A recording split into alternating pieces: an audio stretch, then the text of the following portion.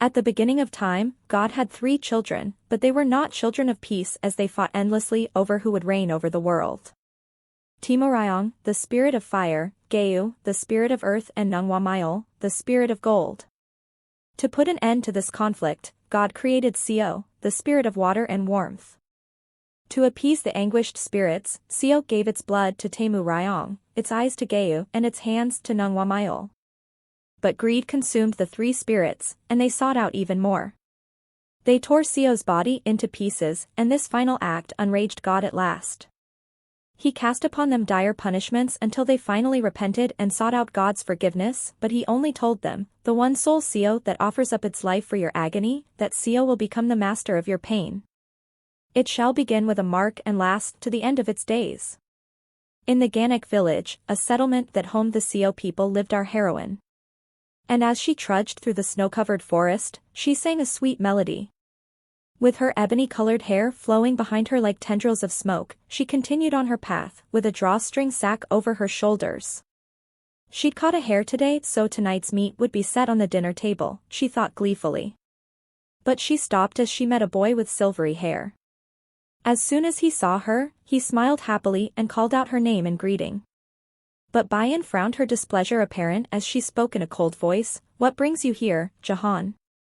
He was oblivious to her cool attitude as he showed her a parcel. It was meat and he handed it to her. But Bayan questioned why he would give that to her, suspicious of his actions. He knew she hadn't gotten any rations and she frowned once more as she asked him if his father knew about his actions. At his look of confusion, she said, "The High Elder's son is stealing precious food to hand to the worthless mutant freak." Her words surprised him, and he disagreed with her vicious words. She wasn't worthless because when it came to healing powers, Bayan possessed the strongest in the village. His words angered her, and she shouted out in a fury, what good was that if she couldn't use it? Her anger couldn't be quelled, and as he spoke of her mother's bad health, she let out another burst of anger as she shouted at him once more to stop prying into her affairs. He'd left after that, and Bayan's anger had not ceased even as she'd reached home. And her observant but blind mother had noticed her bad mood too. Her mother asked her the reason for her anger but then teased Bayan as she said, "No need to remind everyone of your voice so clear and loud, all the critters in the forest went running at your shouting." At her words Bayan turned with an indignant expression as she complained about the annoying boy, and her mother quieted her down as she ordered Bayan to continue her task of chopping. Bayan pouted as she told her mom that she couldn't even see what she did, but her mom sat with her steaming bowl of tea looking all too pleased because while she couldn't see, she could hear. She looked at the parcel of meat on the cutting board. While she'd not wanted to accept it, she had no choice unless she wanted her mom to go hungry. She'd had luck as she'd caught a hare for the day, but she knew once it got even colder, she'd worried how they'd get by. If only she was allowed to join the communal work of the village, she could have at least received rations, but she knew that wouldn't be possible because she'd been scorned by the rest of the village as a dark Seo. And since her mom had lost her healing abilities when she'd lost her eyesight in her youth, the meager rations she received for them were never enough. Bayan squeezed her eyes just hoping to keep her tears at bay because she knew her mom got weaker by the day. She quickly got her emotions under control, and she announced in a chirper voice that dinner was ready. Her mom complimented her food on how good it smelled, and she laughed happily. As her mom nibbled on some, she looked up and praised the food on its taste, and Bayan urged her to have more. As she watched her mom, she thought about how much she hated this village, but she couldn't leave her mom behind. She refused to leave with Bayan, and she was as much a burden to the village as Bayan was. She stared intensely at her mom as she dabbled with the idea of kidnapping her, but she suddenly asked Bayan's reason for staring, and Bayan flinched as she exclaimed loudly, "How can you tell? You can't even see."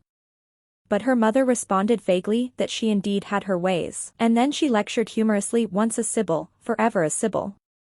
As they got in bed for the night, with her mom by her side, she smiled hopeful once again. When the time came, she would take her mom and leave this horrendous village behind.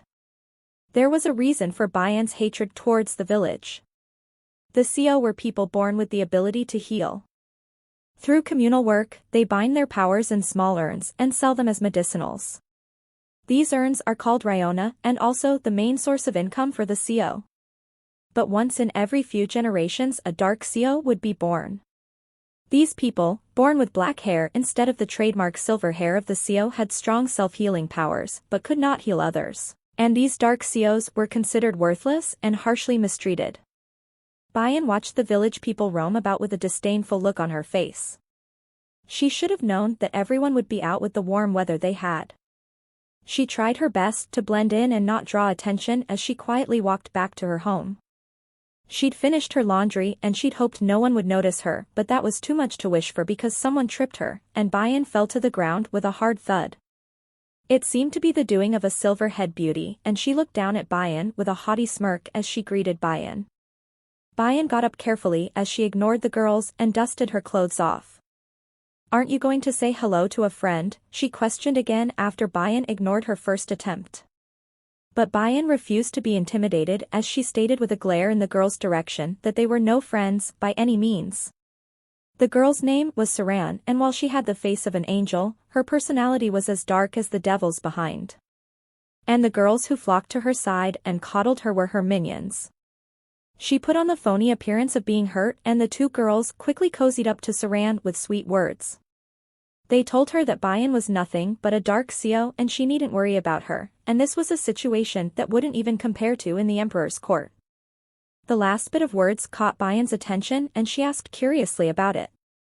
The girls took this as an opportunity to boast as they told Bayan that the great Sun Emperor began his search for new concubines after his return from his recent conquest. And Saran was selected to be sent from the Seo clan since she was the greatest beauty amongst all the people for miles around, and with her beauty she was bound to capture the emperor's heart. If that were to happen, their taxes might be cut, which would do wonders for the village. But Bayan had heard of the Sun Emperor before, and he was described as a bloodthirsty warlord who wasn't quite right in his mind. The girls continued on in their bragging as they told her they'd been selected as handmaidens to the future empress, and Bayan had to endure their nonsense and lack of common sense. Her look of disbelief went unnoticed, and she questioned if that was a good idea to tag along. What if the emperor took a fancy to one of them instead? The girls flinched at her words, and they quickly tried to deny her words before Saran got the wrong idea, but Bayan questioned the one girl, since they didn't know the emperor's preferences, Yul might catch the emperor's eye since she was also considered a beauty in the village. But that was none of her concern, she stated decisively, as she roughly swiped her laundry out from the girl's feet, and the girl shrieked as she fell. After she'd gathered her clothes, she wished them luck and turned to walk away. Saran, who had been quiet until now, carefully considered Bayan as she walked away. The girls called Bayan jealous because of her words as they tried to placate Saran, but she sounded calm as she spoke up and her words surprised the girls. "She's not bad looking for a freak." And she continued her mumbling as the girls looked at Saran, bewildered. What if Bayan took after her mother since she was a promiscuous woman despite having noble Sibyl blood coursing through her veins? And as they watched her walk on, the children of the village pointed and called her names, and they began to chase her as they shouted out loudly, "Worthless dark Seo," and "Dark Seo bum." The girls watched as they called her Seo mutt without an unknown origin on her father's side. Bayan ran as the kids decided to be little menaces as they flung rocks at her. And a few days later Saran left for the emperor's court alone, with no handmaidens in tow. Bayan ran, trying her best to escape Saran's minions, but they were too fast. They soon caught up to her and grabbed her hair, yanked at it violently. She did her best to block against their hands, but it was no use. When they left, Bayan stood aching and throbbing with pain, she shouted out in frustration. They had taken out their anger on her because unlike their plans to go to the palace together, Saran had left them behind. She limped home slowly. She would be sore for a while, she knew, because even her self-healing worked at a slow rate. Something caught her attention as she neared her home, and it was a man. She greeted the man as she asked him what business he had with them. It was unusual to have visitors at their home because Bayan was hated amongst the Seo people. But as the man turned to her, Bayan lost all interest in him. It was Danim, High Elder of the Ganek village. His face soured at the sight of Bayan, and he scolded her on her dirty appearance. He continued to belittle her as he called her a shame upon their ancestors. Why did they have to keep a freak like her in their village? He couldn't stand the sight of her and with a voice full of disdain told her to disappear from his sight. She kept quiet all throughout his rant and then bowed as she walked past.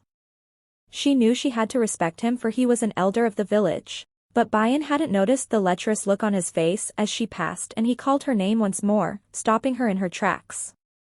She turned around with a wary look unsure what the old man wanted from her, and he warned her not to leave the village. She should be thankful for all that the village did for her despite being ashamed to it, and without their help, she would starve to death anywhere else. But all she said was, "I'll keep that in mind, sir." He huffed and walked away. As Bayan watched him walk away, she thought about his pompous attitude. The Ryona of Ganek village was famed for its particularly high potency and the village people took much pride in it.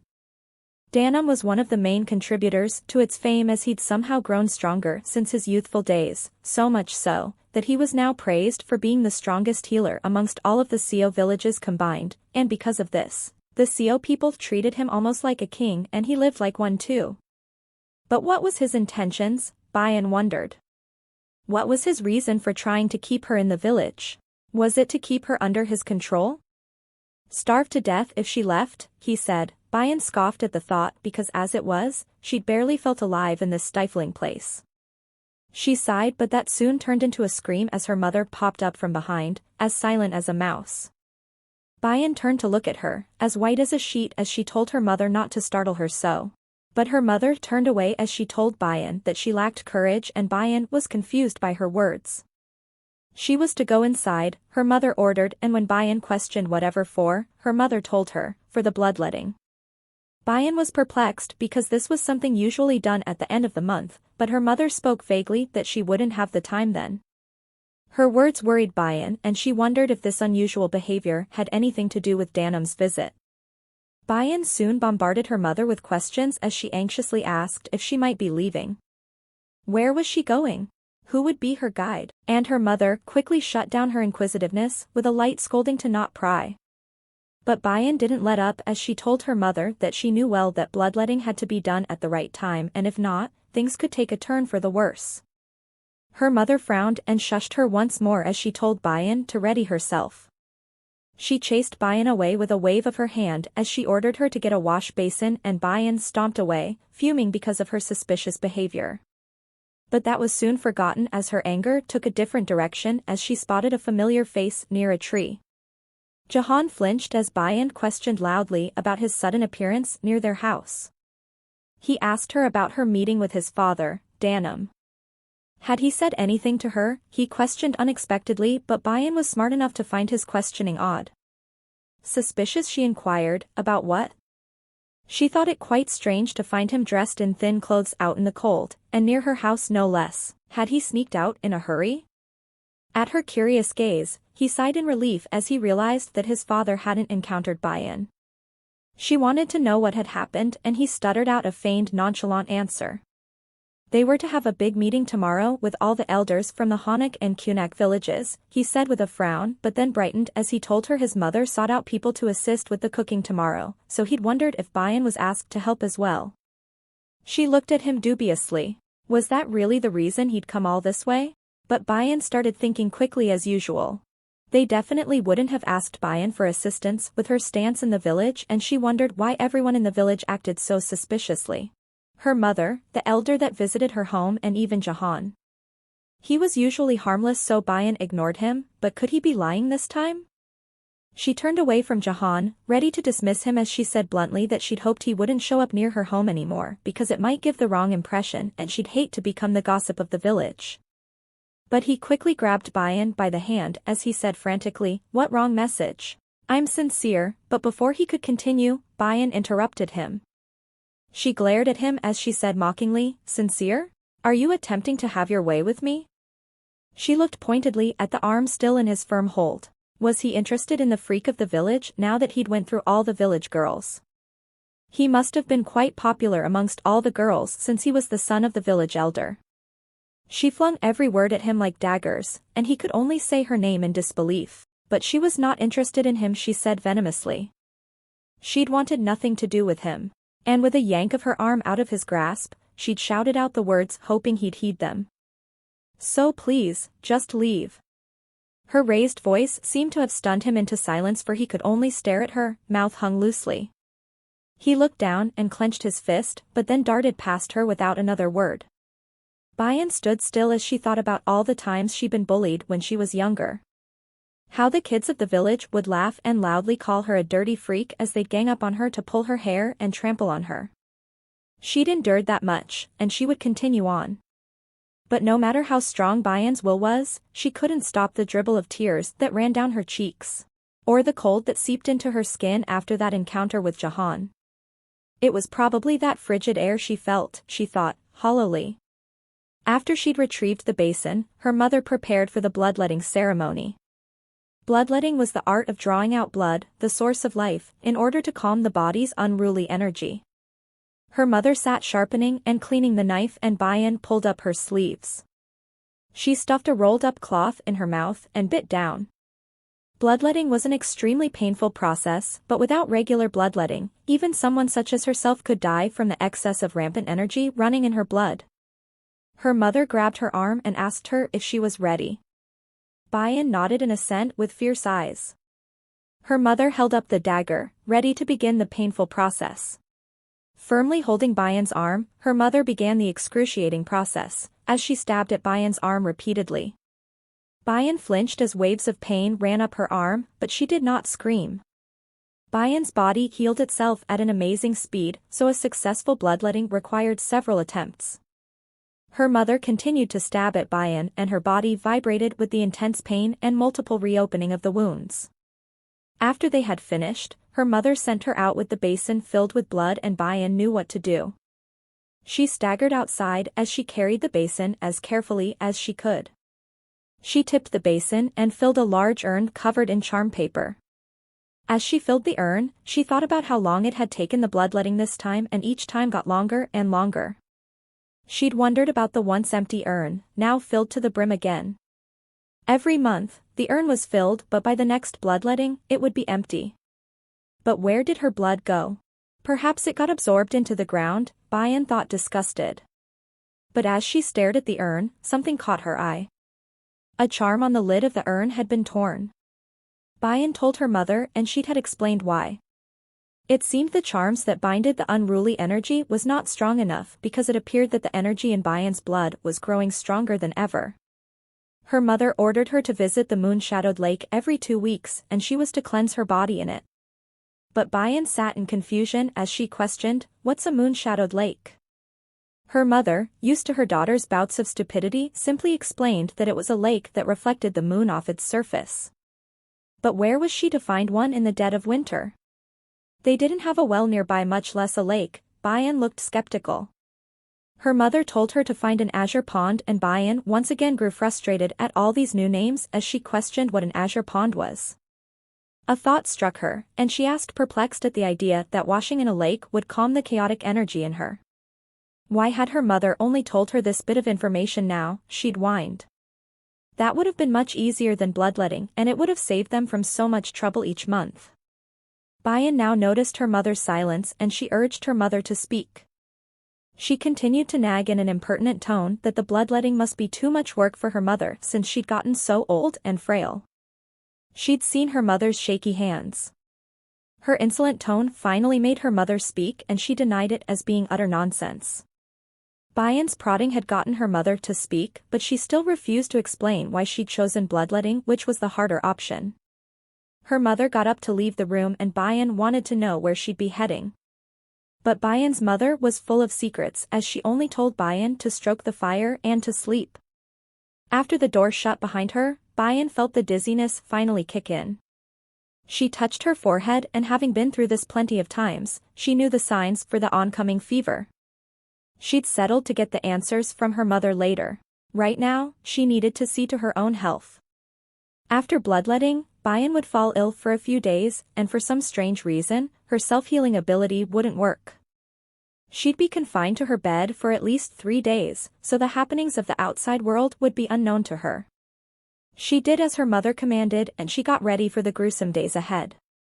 And what a tumultuous time for the village it was. The white-haired Siu lady slumped to the ground in shock as she took in the sight of her daughter. The men quickly ordered for the girl to be covered up as some of them looked at her body, which lay on the ground, lifeless. Covered in blood, they knew the crazy emperor to be the culprit for this ghastly scene, and he'd ordered for another girl to be sent to the palace. But everyone was hesitant as they debated which girl would be brave enough to leave for the palace after Saran, the once considered beauty of the village, had returned as nothing but a lump of flesh. They dare not go against the emperor's orders since they valued their lives.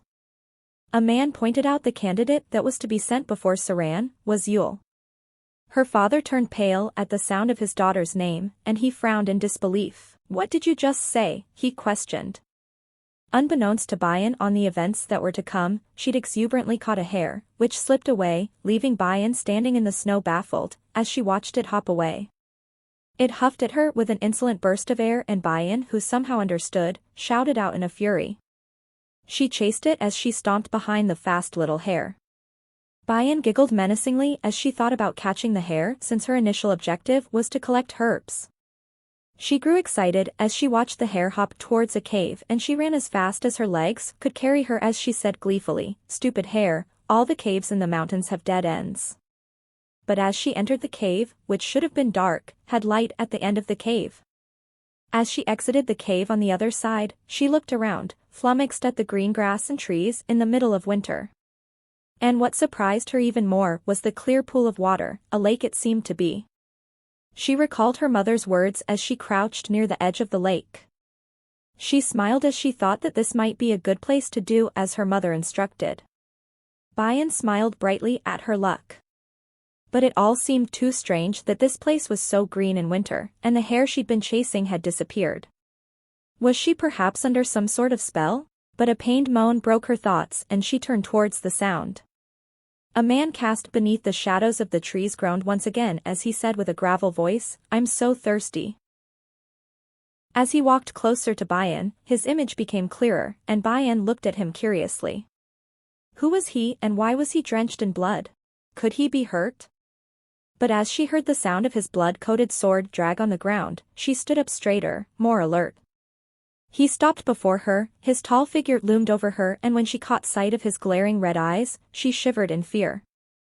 She knew instinctively that this man was dangerous, and Bayan didn't wait around to find out just how much. She turned and ran as fast as she could. But a predator was always faster than its prey, and his strong arms grabbed Bayan in a tight hold. But fear wouldn't control Bayan, and she looked at him as she shouted loudly for him to let her go. But it seemed the man paid no heed to her as he sniffed her hair. But what stunned her silent for several moments was his wet tongue that licked at her neck. And when he nibbled on her neck, the shivers couldn't be controlled. She shouted out as she questioned what he was doing. She tried to push him away, but the man was too strong and instead she lost her footing and plunged into the lake. Bayan, who had no skill when it came to swimming, flailed like a drowning animal. As she managed to break through the surface, she shouted out for the man to help her, but he just stood there, as he watched her with a blank stare. She sunk again and soon she shot upright as she screamed, "Help me out, you jerk!" But the only person to greet her was her mother. She lay there in bed as her mother shook her head in disapproval at her shouting. "Yelling even in your sleep now?" she questioned Bayan. Bayan ignored her mother's scolding as she exclaimed loudly in a questioning voice, "Was that just a dream?" Her mother set a bowl of water near Bayan's bed as she told her to drink some and calm down. Bayan gulped the entire bowl of water down with a fury, and then she threw her arms up into the air as she praised gladly that it was all a dream. Her mother commented with her usual calm tone about Bayan's unusual energetic behavior for someone who hadn't eaten in 3 days. And at her words, Bayan stopped celebrating as she crawled forward on her knees, shocked that she'd been asleep for 3 whole days. But then, how had her mother eaten, she'd wanted to know. Her mother smiled as she told her that Jahan had come every day to prepare meals for her. He'd also tended to the fire in the stove, and what a nice young boy he was. Bayan was confused by his kind actions, especially considering the way they'd parted ways before. When her mother questioned her on her silence, she turned away as she muttered out it was nothing. Her eyes caught onto the torn charm paper stuck to her pillow, and when she asked her mother about it, stuttered out in disbelief as her mother told her happily that it was there to bring her sweet dreams. But she'd instead had a nightmare, one filled with a blood-soaked psychopath. But her mother spoke mysterious words that left Bayan feeling confused. She told Bayan that only time would tell whether that dream would bring about a good fortune or an ill fate. She quickly changed the subject as she told Bayan to go wash, but Bayan whined about the cold. Bayan trembled as she walked slowly outside, dreading the cold bath she was to take, but spotted a pot of hot water boiling away on the stove. She opened the lid to see that it was indeed already hot and ready for her. Could this be Jahan's doing, she wondered. Bayan, being the stubborn person that she was, refused to use the hot water, and she furiously dunked her hands in a basin of ice-cold water instead. But that was a mistake, because as she washed her face, the icy water made her shiver, and she shouted out at its coldness. All the while her mother sat inside, and she scoffed in disapproval at her daughter's strong pride. Once it began to snow as high as the height of a grown man, Bayan would need to gather any provisions for themselves quite early. And this was because Bayan's cottage, which was already a way off from the rest of the village, would soon become even more isolated with the falling snow. As the people of the village gathered to get their rations from one of the elders in the village, Bayan stepped forward ready to receive hers. People all around her whispered, but she ignored them as she focused on the man giving out the rations. It was Yule's father, and Bayan dreaded approaching the man because of his fiery temper. She'd hoped to get rations for at least 2 weeks because of how heavy the snow had begun to fall, but this man would rather chase her off or hand her trash instead. He was once a nice old man, but now he could be considered one of the worst. And just as she predicted, as soon as he caught sight of her, he yelled out as he questioned why she was there. Bayan flinched as she stuttered out her reason. She'd come for some rations, just like everyone else, and a large bag of it fell in front of her. Bayan was astonished by the size of it, unaccustomed to receiving so much, and he said that he'd heard her mother wasn't well. That was 2 weeks' worth of grain and meat, so it would do well if her mother had a pot of delicious broth. Bayan looked at him, puzzled at his uncharacteristic display of kindness.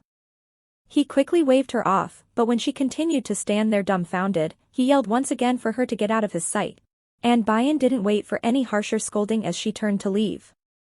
She turned once as she thanked him and ran off excitedly with her rations. As she walked away, she thought about the grumpy old man. There used to be only a handful of people within the village who treated Bayan with some compassion, and Yule's father was one of them. She remembered the way he'd defended her, as he'd given her some corn and young Bayan had thanked him graciously. Bayan smiled wistfully as she'd once foolishly wished for him to be a real father to her. But she quickly shrugged of those burdensome thoughts as she delightedly remembered the heavy weight on her back. In a great mood, Bayan sang as she made her way home, but was soon interrupted by a shrill voice. She turned around to see Galy step towards her. Galy mocked her on her singing as she told Bayan that she sung like a pig about to be slaughtered. She soon quieted down as she rummaged in her sleeve, and she pulled out a small parcel. She urged Bayan to take it, but Bayan wanted to know what it was. And when Galy told her it was meat, Bayan questioned whether it was rotten. Her words sparked fury, and Galy shouted a loud denial. She threw it on the ground and stomped on it in anger, all the while cussing Bayan out. She must have been out of her mind to think of giving a thank you gift to the freak of the village. She'd continued her rant, and Bayan thought how out of her mind she actually looked. But what could she possibly thank Bayan for? Galy told her that Saran had in fact died by the emperor's hand. Her body had been sent back in 5 pieces, and the sight was so gruesome, Saran's mother had fainted on the spot. And it wasn't just her, because all the new concubines and handmaidens had been killed too. The only reason they'd gotten Saran's body back was because she was an official concubine. So she'd wanted to thank Bayan, because if it hadn't been for Bayan's words of being picked by the emperor, they would have joined Saran as handmaidens instead. She smiled as she told Bayan that she'd thought of Bayan as just a useless freak, but she'd in a way saved her life. She huffed arrogantly as she continued. She'd hated owing anyone, so if Bayan wouldn't take the meat, what else could she give to settle her debt? But Bayan barely heard her words, for her mind was still on the fact that Saran was no longer on this earth. Deciding to share some gossip, she told Bayan that Yule's father had thrown a huge fit at the elders' meeting some days ago. When Bayan inquired why, she explained that an order was given to select a new concubine from the village, and it appeared that the unfortunate lady would be Yule. But Yule's father had threatened to leave the village if they sent his daughter, and the elders had discarded that idea. They couldn't afford to lose Yule's father, whose power was on par with Elder Danim. But this was news to Bayan because she hadn't known Yule's father's healing power was so strong. Hadn't he been the laughingstock of the village because he couldn't even heal a minor cut? Would they be sending someone amongst the villages then? Bayan asked, but Galy laughed evilly as she said she had no knowledge on that. With a strange gleam in her eye, she said in a mocking voice that they hadn't decided yet, but they might send off someone they considered worthless. Bayan wanted to know who that could be, but Galy shrugged knowingly as she said, "I wouldn't know." Bayan grew annoyed at her attitude and walked away, not wasting her time on this anymore. But Galy smirked from behind Bayan, and her next words brought Bayan to an abrupt stop. "I heard you're not doing the bloodletting anymore." How did she know about that? Bayan demanded to know. But Galy wouldn't tell her as she continued with her insults. She told Bayan how disgusting it was that Bayan couldn't survive without purging earnfuls of blood. "You really are a freak," she exclaimed. Bayan looked at her shocked by how much she knew, and Galy seemed to take satisfaction from Bayan's startled face. She told Bayan that it was no secret because everyone in the village knew about her bloodletting. And her next words horrified Bayan even more. "We all drink it together," Galy was happy to inform Bayan. Back at home, Bayan dug into the ground frantically with a shovel but then resorted to digging with her hands, but what she looked for couldn't be found. The urn that was supposed to be buried there was gone. In fact, there was no trace of it, but who could have taken it? Galy's words rang in her head. Was what she spoke the truth? Did the village people really drink her blood together? She rushed into the house as she shouted out for her mother. She wanted to know where the urn was. When her mother seemed confused, she explained, the urn with her blood that was supposed to be buried in their backyard. But at her words, her mother turned away as she said, she had no idea where it could be. But how could she not know? Bayan was alarmed. And her next word cemented the truth for Bayan. She told her daughter that Danim or Yule's father might have it. Horrified, Bayan looked at her mother as she said, "So you knew that they're taking my blood and drinking it together?" she questioned. And her mother agreed that it was indeed true. She explained that Bayan's blood before she came of age had the power to strengthen the Co people's healing abilities. It was like a special potion that they drank. Bayan realized now why some of the elders' healing abilities suddenly grew stronger. Bayan already knew, but she asked anyway that the reason they tried their best to keep her here was because of her blood, and her mother confirmed her suspicions. She was practically feeding them with her powers, and they wouldn't want to lose Bayan to another village. But why? Why did they still treat her existence like an abomination? Why did they still treat her like filth? Bayan flinched as a thought came to mind. Her mother always refused to leave the village whenever Bayan had asked.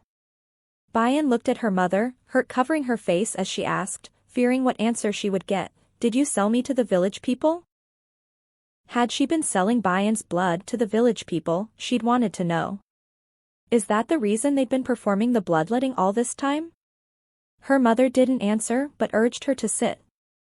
Bayan did so hesitantly, and as she did, her mother whacked her on the head with her knuckles hard enough to surprise Bayan with a burst of pain. Bayan clutched at her throbbing forehead and her mother scolded her for asking such an insensitive question. Her fury unleashed, she shouted at Bayan, because how could she ask her own mother such a question? How could she draw her own daughter's blood to sell?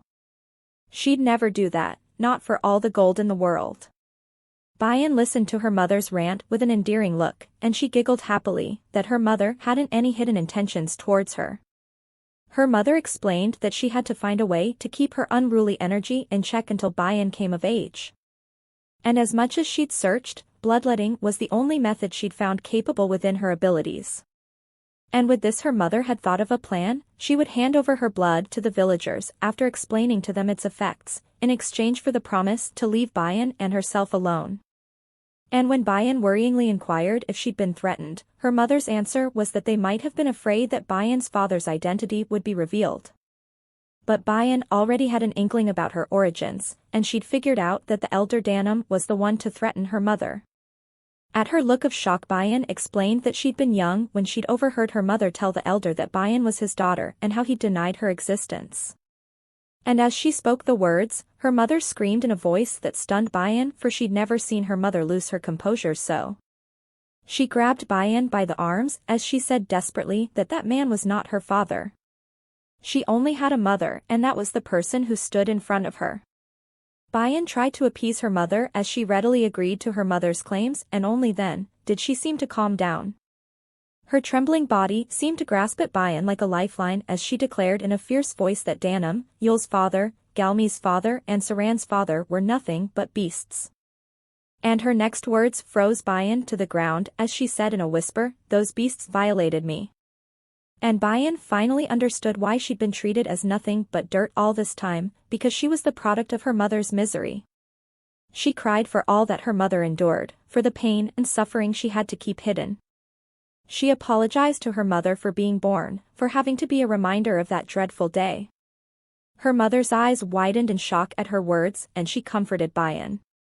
She hugged Bayan close as she told Bayan that she had nothing to apologize for because she'd never regretted having Bayan, not for a single moment. Bayan wailed into her mother's chest at her mother's acceptance of her. How could she accept Bayan when she'd been through so much?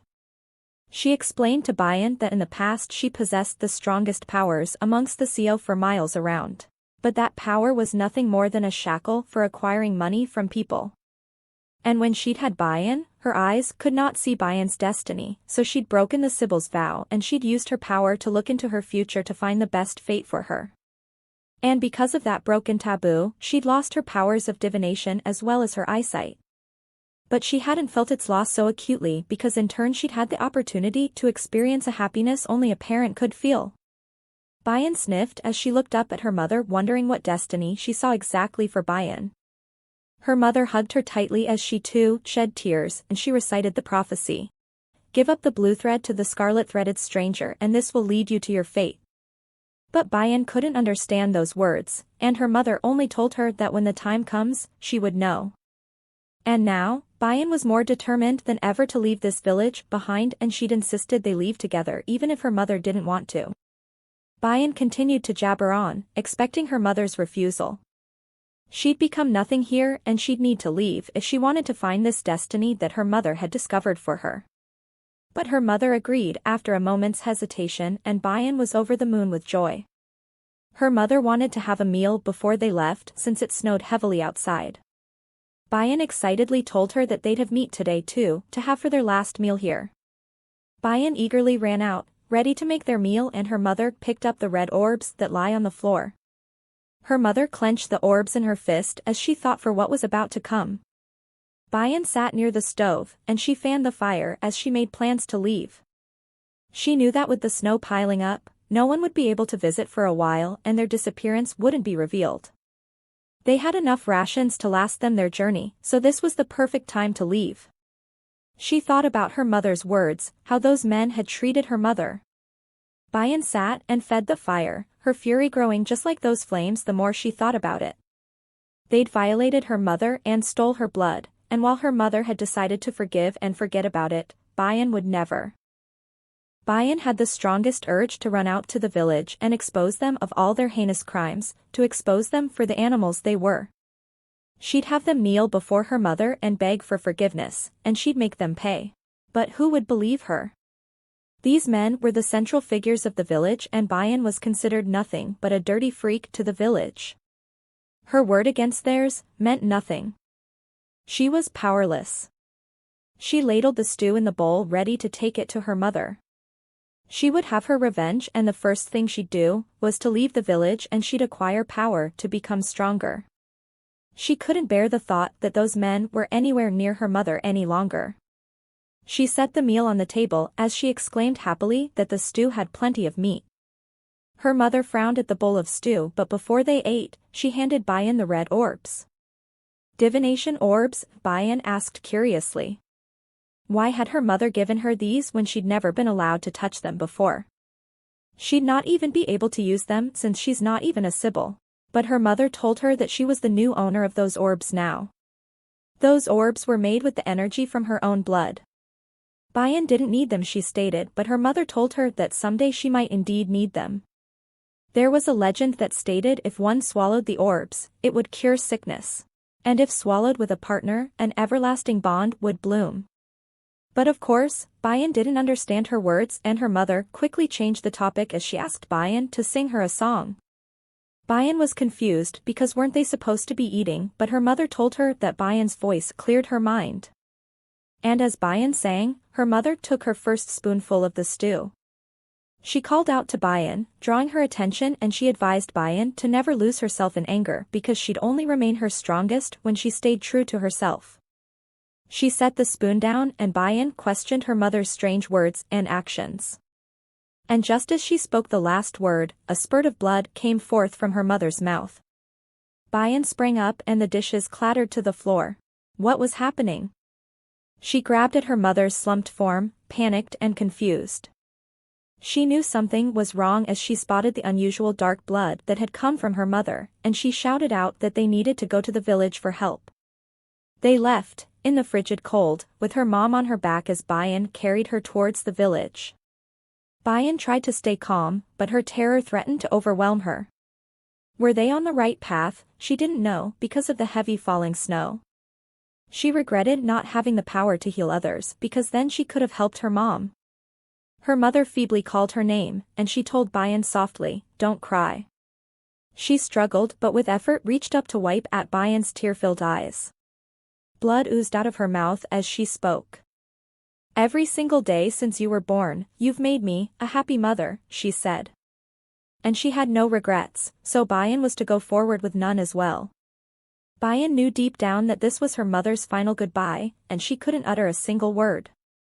And as she said her final words, whispered in Bayan's ear, "A happy birthday," her hand dropped limply to her side. Bayan's eyes rounded in dread. She shouted out as she called for her mother, hoping for a response, but none came. She put her mother's still body on the ground carefully as she kept calling out to her. She shouted out until her voice turned hoarse, but a response never came. And as the snow finally let up, Yul's father, Chan, and Galmi's father Youngo sat near a boulder. It was the only exit out of the village down the mountain, and they'd been ordered by Elder Danim to keep an eye out for Bayan. She couldn't have run off in the passing blizzard, and if she tried, they were to seize her. They wondered if they'd succeeded in their poisoning attempt. Chan grinned evilly as he said that the poison was strong enough to melt a body's insides in an instant, so a little Sybil like Bayan's mother wouldn't have been able to heal from that. And if they both ate it, all the better, they laughed. Bayan's blood was amazing, but they knew that once she became of age, her blood wasn't worth anything. They thanked the divine beings that Bayan had become of age when the Sun Emperor needed a second concubine. They'd been generous enough that they'd allowed Bayan to be raised in their village. They joked about Bayan's mother cursing them as she took her last breath, but they knew that wasn't the case. If she'd still had her powers, she wouldn't have handed her daughter's blood to them. As they laughed jovially about the demise of an innocent woman, Jahan stood, concealed beneath the trees as he listened to them. They continued on in their speculations about the Sun Emperor. It's said that the great Sun Emperor slaughtered many people every day, and thereafter would rejoice over their still bodies with a glass of liquor. And while he didn't act this way on the battlefield, the old tales of the Sun Spirit, Pt1-18, could indeed hold a glimmer of truth. Since the Emperor was a descendant of this spirit, it's said that the stronger their powers, the worse their madness proved to be. A madness that appeared to run in many previous emperors that ultimately led to their deaths. And with the way Saran had been sent back to them, the Emperor's madness consumed him. Who would dare to send their daughters as a new concubine to the mad Emperor? The two men spoke about having their way with Bayan since she was already to be sent to her death as the new concubine, and they might as well have their way with her since she'd grown into such a stunning beauty, a beauty just like her mother. Jahan could bear to listen to their words no more, and he interrupted their musing as he called out to them enthusiastically. They flinched at his sudden appearance, afraid at having been overheard, and they asked him why he'd come to see them. Jahan told them that his father requested their presence, and Jahan relayed the vague message that they would only understand. They were to meet to discuss what to do at noon. They looked at each other nervously, and when Jahan questioned their reason for guarding the entryway, they responded that they were keeping an eye on the snow in case of an avalanche. Jahan urged them to be on their way, and after he'd let out a violent sneeze, Chan offered to heal him, but Jahan turned his offer down since his father would heal him later. He would watch in their stead while they were gone, and as they left, they speculated if he was the boy who usually clung to Bayan, but they seemed unsure. He sneezed once again, looking frail and feeble, and that seemed to lower their suspicions of him because even if he had an inkling of their plans, he couldn't do anything about it. Jahan sat on the stone seat, keeping up his act until they'd walked far enough, and then he sprang up and sprinted to Bayan's home. He burst into Bayan's outhouse, the usual burning fire, extinguished. Had they left? He'd hoped so, but that thought was soon dashed away as he opened the door to her home. Bayan sat, eyes unclear, fingers cold enough that it appeared to show signs of oncoming frostbite, and a bundle of something held tightly in her arms. Their home seemed to be as cold as outside, but Bayan showed no reaction to the bitterly cold air. And his presence seemed to go unnoticed to her insomniac state, but when he grabbed her arms intending to shake her out of her daze, Bayan reacted violently, and she screamed at him not to touch her. She hit him repeatedly as she shouted out for him to leave, but Jahan refused to move a muscle. He urged her in a frantic voice to run away as he told her about their plans. They were sending her off to be killed by the emperor, so she couldn't stay here any longer. Bayan, silent for a brief minute, muttered out in a broken voice, "My mom is dead," as her eyes fell onto the bundle in her arms. Jahan was confused, but soon his eyes widened in shock as the blanket fell back to reveal Bayan's mother's still figure. She squeezed her close to her body as the cold finally set in, and she told Jahan how cold their home was, and her mother hated the cold. Jahan, at a loss for words, apologized as he gave his condolences, and he leaned forward. He once again asked her to leave this place for the other village men, as well as his father would soon be here to take her. And when they did, she'd be sent to the emperor where she would lose her life. But Bayan said in an indifferent tone as she showed Jahan her hands, that she'd be going nowhere with hands and feet like that. Only now realizing the condition of her body, hands severely covered in frostbite, he healed her with his powers. It shone bright and the skin quickly returned to a healthy color. And as he turned to grab a bag, Bayan, still looking at her hands, commented on how strong his powers had become. He glanced away nervously, and Bayan asked him simply, "Did you drink my blood too?" At her blunt question, Jahan couldn't lie, and he stuttered out in an apprehensive voice that while he'd not known at first, he didn't truly believe it was her blood after as well. But Bayan caught on to the context of his sentence because that meant he'd known after some time, and he still willingly drank her blood. Her tired, empty eyes held a viciousness that Bayan had never felt before, and she sprang up in a hurry. She marched out of her home, an action that had surprised Jahan, and he rushed out after her. She rummaged in the outhouse, and just as she'd suspected, the meat she'd fed her mom had been poisoned. She'd been so happy to receive the meat, not knowing their plans, and it brought her fury to an unsurpassable high. She grabbed a knife just as Jahan walked in, and he anxiously asked her what she planned to do with that. Face red with the cold, Bayan's eyes reflected the determination she felt to make them feel even a shred of her pain. She refused to run away because she'd make them pay for what they did to her mother. Bayan stared at the knife in her hand, her intention clear, but Jahan was too oblivious to her raging emotions because he still didn't understand how she planned to get her revenge. Bayan told him that the elders would have to send another woman as the emperor's concubine. And it soon clicked as Jahan realized that Bayan planned to take her own life for her revenge. He gasped in shock and tried to persuade her to leave with him since it was still uncertain if that would work, but Bayan was determined in her fury, and she couldn't be swayed.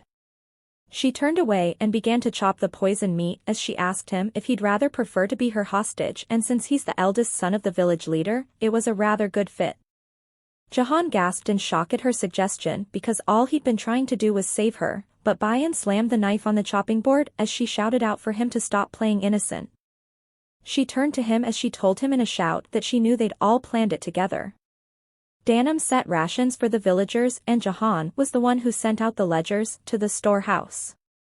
That was the only way he'd been able to sneak out portions of food for her all this time, but she knew that the extra rations she'd gotten that day couldn't have been one person's doing. It was all planned from the beginning. Jahan tried to explain that he'd had no part in this because while he knew the rations were bigger than usual, he didn't know that they'd poisoned it. But at the look in Bayan's eyes, she looked far from being convinced. He flinched at her next question, having been caught. "How did you know my mom died from poison?" she asked. She mocked him as she asked if drinking her blood had given him the ability to see the future as well. He admitted that he'd had a suspicion that something was going to happen, and while Bayan had been unconscious from the bloodletting, he'd visited her mother.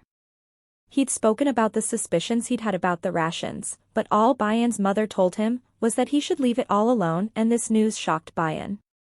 Jahan had thought that Bayan's mother had a plan, but it seemed like she knew about the future that would unfold. Bayan tried to deny it and she screamed at him to stop his lies, but Jahan swore all that he'd spoken was the truth. Jahan apologized to Bayan for not telling her sooner, but Bayan could barely hear as her mind raced with the possibility that her mother knew she'd lose her life this way. A sudden thought, and she quickly asked Jahan what day it was, and when he told her it was the last day of the month, she recalled her mother's words. Bayan fell to the ground in dismay as she realized her mom really knew she'd be leaving Bayan behind. Jahan rushed forward, alarmed, and urged her to snap out of it, but Bayan was oblivious to it all. But it was all in vain because soon the elders walked in and ordered Jahan to move, but he refused and hugged Bayan tightly to his body, protective of her. His father grew annoyed at his childish behavior and told him that she needed to leave for the court in a few hours, and Jahan begged him to reconsider. But his father wouldn't listen, and he ordered the men to seize Jahan. They grabbed him by the arms and legs as they hauled him out, and he squirmed trying to break free, but it was pointless. He shouted at his father as he pleaded to let Bayan go after all they'd done to her mother. Wasn't he ashamed to take advantage of the weak? Jahan flung insults at Danim, but he ignored Jahan. He muttered out that if Bayan's mother had been alive, they wouldn't have been able to send Bayan to the emperor, and those words sparked something in Bayan. She'd remembered her mother's words about how she'd found Bayan's destiny as she'd used her powers to look into her future. Was this what her mother had planned from the beginning, at the cost of her own sight and even her own life? She stood up abruptly and Danim looked at Bayan curiously. "Let's get going then," she murmured. They looked at her, her sudden willingness to go, peculiar. She said that she wouldn't fight them, but they were to let Jahan go, and they did as she requested.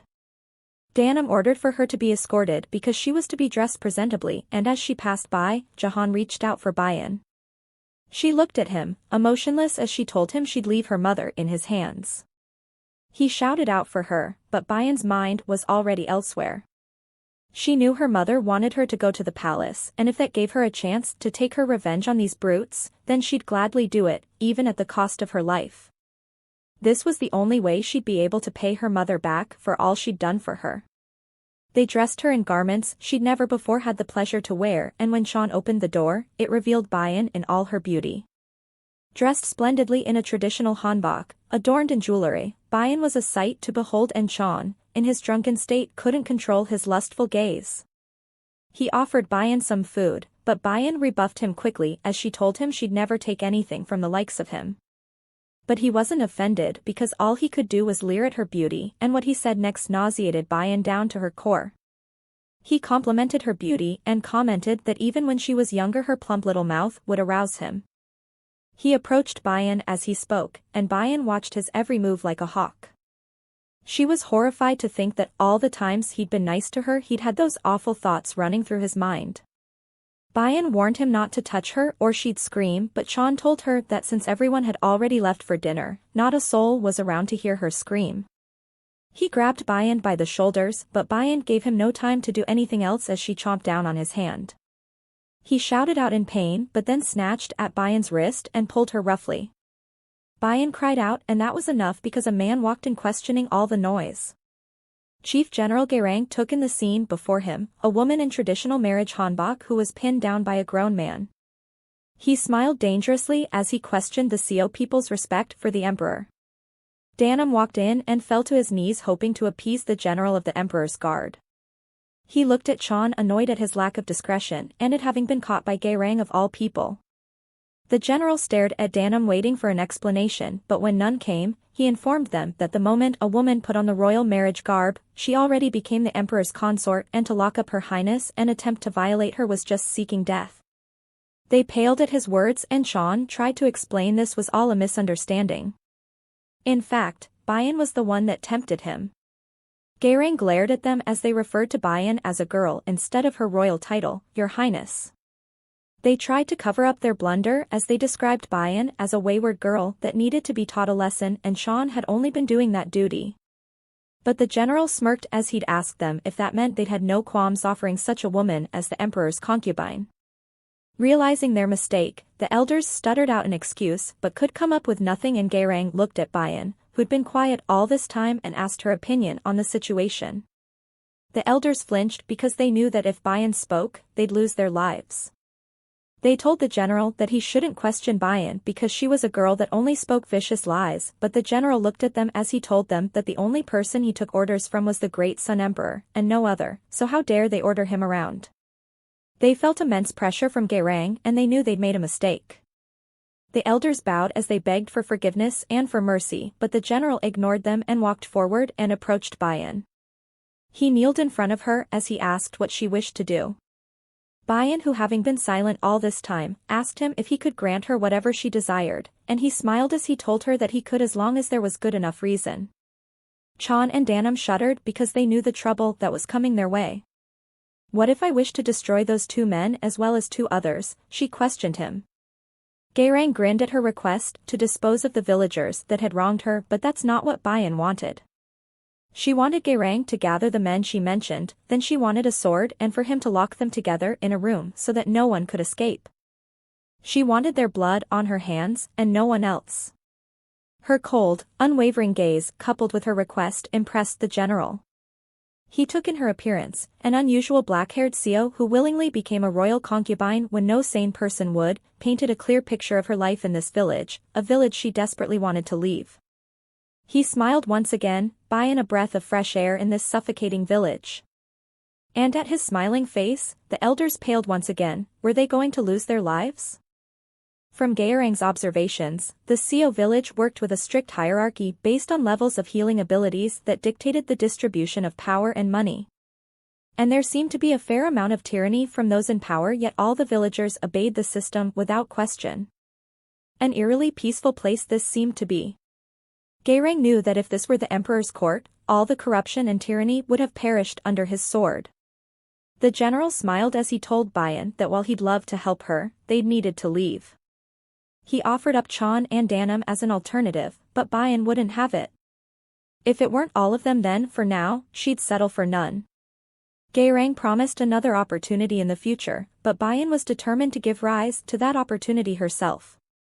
Danim instinctively knew that something about this entire affair was strange, yet he couldn't pinpoint what it was. But he relied on the assurance of Bayan's death by the hands of the mad emperor. Danim gritted his teeth and glared at Bayan as the general laughed lightly with her. He put on his mask of a polite leader and called out to the general, urging them to be on their way. He pulled out a little bag packed with gold coin, a bribe, and handed it to Galy, but the general did the unexpected and he flung it out the door. The bag flew into the air but quickly disappeared as a black shadow snatched it as it darted past. Danim stood bewildered at what just happened. It moved so fast he couldn't even tell if it was human. Galy smirked, already aware of his thoughts, and as he turned ready for them to leave, he caught sight of Bayan's curious gaze. He found it endearing that she'd been vengeful minutes ago, only to look like an innocent wide-eyed village girl the next. They approached the royal carriage and Galy offered his assistance, but in the blink of an eye, Bayan slammed the carriage door closed, having already boarded. Galy laughed in embarrassment at his still outstretched hand being ignored and at Bayan's eagerness to leave. He got onto his horse, ready to leave, but as soon as he sat, the throbbing pain shot through his behind and he trembled with the pain. His reason for coming here was hoping the CEO people would cure him from his problem, and while they'd stopped the bleeding, they couldn't heal him thoroughly. Jahan came running forward, out of breath and dirty, as he called out to Bayan, and she opened the curtain to speak to him. She took in his dirty appearance as she asked him about her mother, and he said that he'd buried her by the olden rocks. She murmured out her thanks to him, but he shouted for her to stop. He looked at her, eyes brimming with tears as he apologized again. Bayan, will you be able to forgive us? Jahan asked, not only for himself but also for his people, and his words couldn't have shocked Bayan more. She remembered all that she'd been through in this village, the bullying, the neglect, the unfair treatment, all because of her raven hair. The evil men and the malicious things they'd done to her beautiful mother who'd loved her unconditionally. No, I could never forgive you, she said, but softened the blow as she pinched his cheek. He jumped back at her sudden attack and clutched at his throbbing cheek. She smirked as she said that she was a full year older than him, so he should show his respect. She asked him to call her big sister just once, but Jahan was confused at her sudden request, and when she asked again, he blushed as he refused. She looked at him affectionately as she told him that they looked alike, hinting at their origins, but Jahan remained oblivious as usual. He noticed the sudden affection in her gaze, but before he could ask, Galy announced that it was time to leave. And as the carriage pulled away from the village, Jahan ran after it as he called out her name. He told her that she didn't need to forgive them and that she only needed to survive, and even if she came back for revenge, mattered not, as long as she remained amongst them as one of the living. She sat quiet as she listened to his loud voice, and her eyes widened as he shouted out the name she'd longed to hear. Big sister, he shouted, and Bayan steeled her resolve. Tears threatened to drop, and she vowed that she would come back to this village, and when she did, she hoped to never find him here again. She wished him well, her dear little brother whom she could never affectionately call out to. Bayan opened the curtain and she let out a breath of relief. It had taken her 5 days to get used to the shaky carriage, and at one point she'd almost thrown up. Garang's voice drew her attention to him, and he looked like he was about to drop off his horse at any second and kneel over. He told her how jealous he was that she'd finally felt relief, because in his case, each passing second felt like it got worse. He wanted to make a short stop, but when Bayan invited him to join her in the carriage, he declined. She recited his words back to him with annoyance, words he'd said countless times on their journey. She was not allowed to sit alone in private with any man except for the emperor himself. Bayan wondered what type of disease could be ailing the general, but she recalled his vague explanation of the cause as riding his horse for too long. An idea came to mind, and she asked Galy if it would be okay if 3 people were in the carriage. So if she were with 2 other people, she wouldn't be alone with a man, Bayan explained, having found a loophole. He wanted to refute her, but she had a point, he agreed. But Galy still hesitated because as he looked at the dangerous-looking man that accompanied them on their journey, he shook his head at the thought of these undignified men keeping Her Highness company.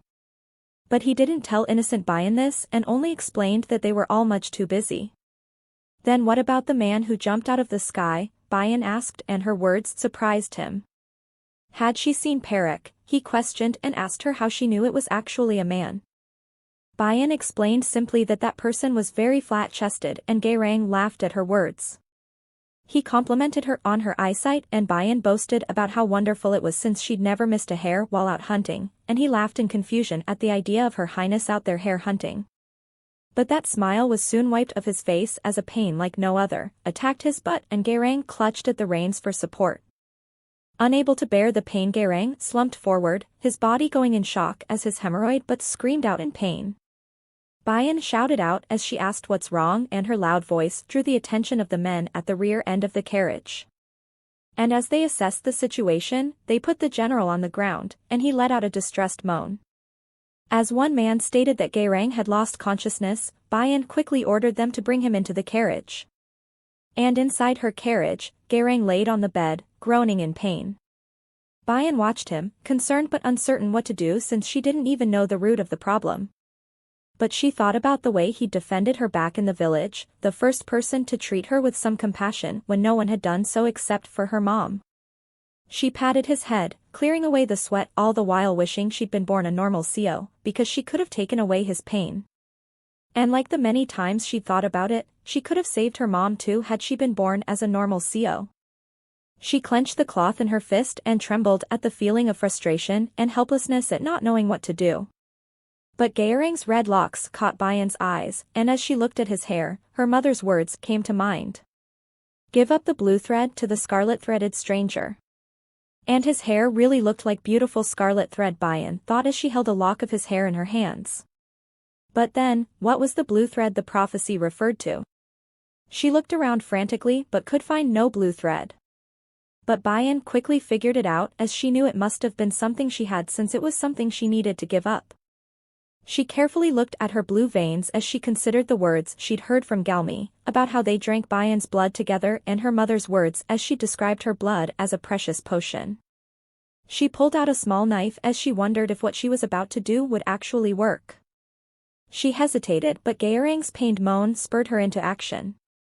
She squeezed her eyes closed as she stabbed at her finger, hoping the small wound would stay open long enough to feed him the blood, because she wanted to save this person, the first person who'd showed her kindness. She fed him her blood, and as it dripped into his mouth, he unconsciously swallowed. The dribble of liquid into his mouth brought him back from his unconscious state, and he looked at Bayan, who leaned over his prone form while holding her knife, and the sight confused him. Moments before, in and out of consciousness, Gaerang recalled everyone he'd come across who'd told him that they either couldn't help him or gave him feeble answers to solve his hemorrhoid problem. But would he really have to live with this pain forever? Gaerang couldn't bear the thought. But as something trickled down his throat, the pain began to disappear, and as his eyes shot open, he turned just in time to see Her Highness stab herself with a knife. He grabbed her hand to stop her as he questioned her actions, but Bayan smiled as she exclaimed how happy she was that he'd awoken. But he kindly asked Bayan to put down the knife that was still held tightly in her hands. But she couldn't put it down just yet because Gaerang needed to drink a little more, and she needed to reopen the wound. But he was confused. What did he need to drink? And when she simply stated "my blood," his mind blanked completely for a second. But that was soon replaced with a look of utter horror as he jumped back. Why would he ever drink Her Highness's blood? He questioned. To heal yourself, of course, she said. He drank it already, she told him, and her words surprised him. But what intrigued him more was the fact that she healed with her blood. And as he spoke, it dawned on him that he'd been sitting for a while now without the threat of pain, and when he stated as such, Bayan smiled beautifully, glad that her mom's prophecy was right.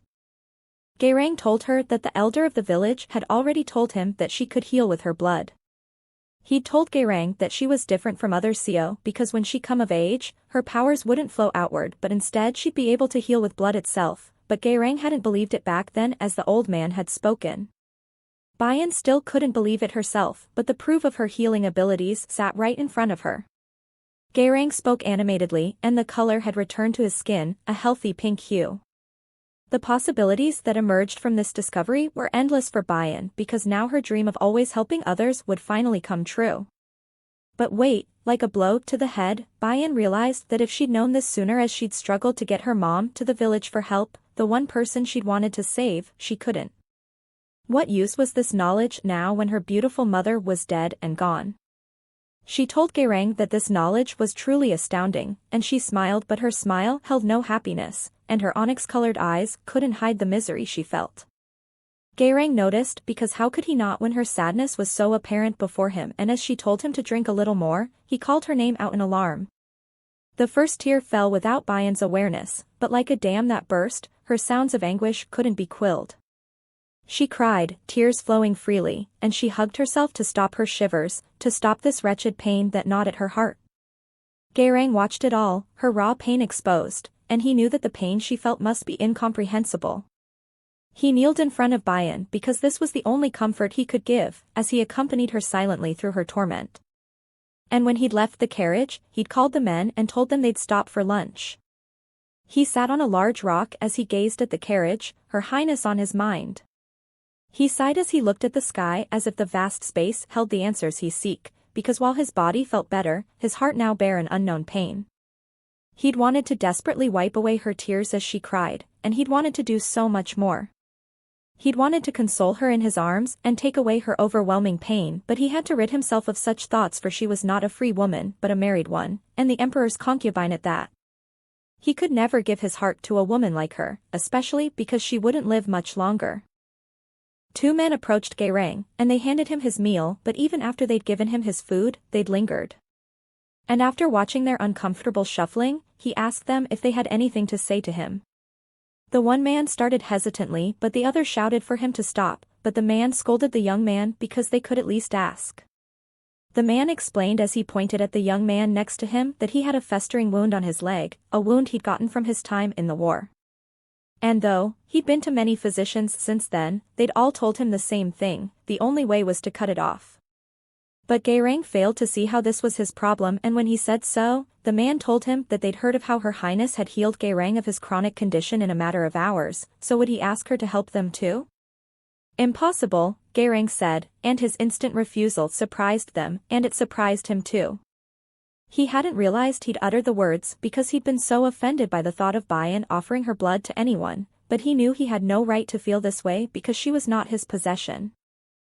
But the man's eyes glowed dangerously at Gayrang's quick turn down, and he asked if he couldn't even ask just once for their sake. Gayrang looked at them warily. He knew they were dangerous men, and this trip had been the first time this battalion had left the Emperor's side to guard a convoy. He was sure the only reason was because they'd been optimistic about getting treated at the CO village. But the CO named exorbitant prices with their greed at the forefront, prices these men struggled to pay, and the CO had gone as far as to lash out when they'd failed at their healing, claiming that they were not gods. But when they'd witnessed how Her Highness had mysteriously healed him, their hope had risen once again.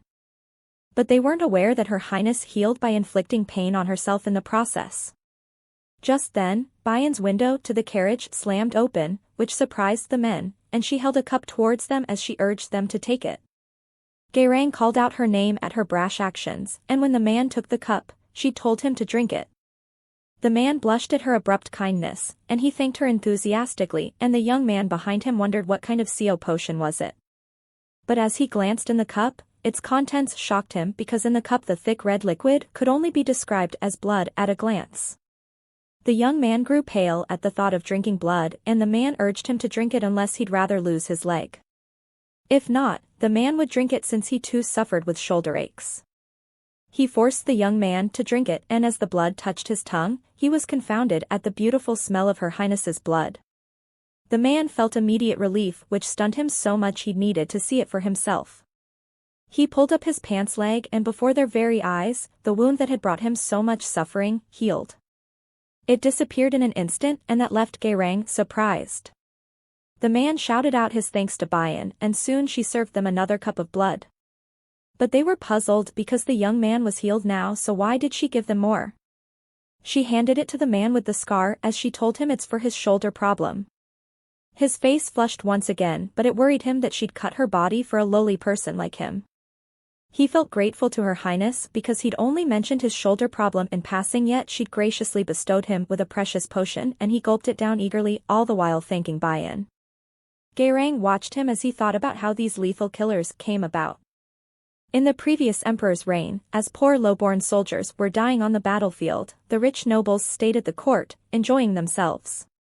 When the great Sun Emperor came into power, he removed the old bureaucratic central army and appointed actual war heroes in its place. Those newly appointed soldiers were entirely loyal to the emperor, who had recognized their worth, and they couldn't be swayed by any nobles.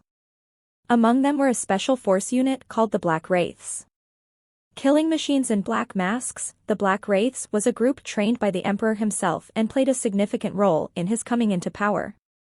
Gayrang knew how important these men were, and he knew that those good-natured faces could at any moment become calculated and cruel behind their black masks. But Gayrang grew annoyed at how openly they were taking advantage of Her Highness's ability. The men continuously came in droves as they asked for Her Highness's blood, and he glared at the man with the scar, sure he must have spread news of Her Highness's ability to heal. He apologized as he failed to realize how many of them there were that needed treatment. He explained that since they'd been curious about how he was healed, he'd only spoken a few words, and the next thing he knew, many of them had wanted to receive the same help from Her Highness as well. And Her Highness did not turn them away, instead she'd graciously accepted to help them all. Since they were all orphans, this was a close-knit group, like brothers to each other, and he was happy to see them no longer suffering. But the man still felt uneasy because Her Highness asked for nothing in return while helping them. Gayrang stood, his displeasure clear because he knew exactly what the problem was. He knocked on the door of the carriage, and when he told Bayan that she needn't accept them all since she must be tired, she told him that she'd been glad to finally have something to do. The look on her face caught Gayrang's attention because as she looked at him, she seemed anything but glad. Bayan looked pale with eyes, wells of sadness, yet she refused to stop. Hassan shouted out at one man as he tried to cut in line, and the man panicked at having been caught. Hassan was diligent in his duty to maintain order, but he was anxious too because he knew that the many men that came for help only made it harder on Her Highness.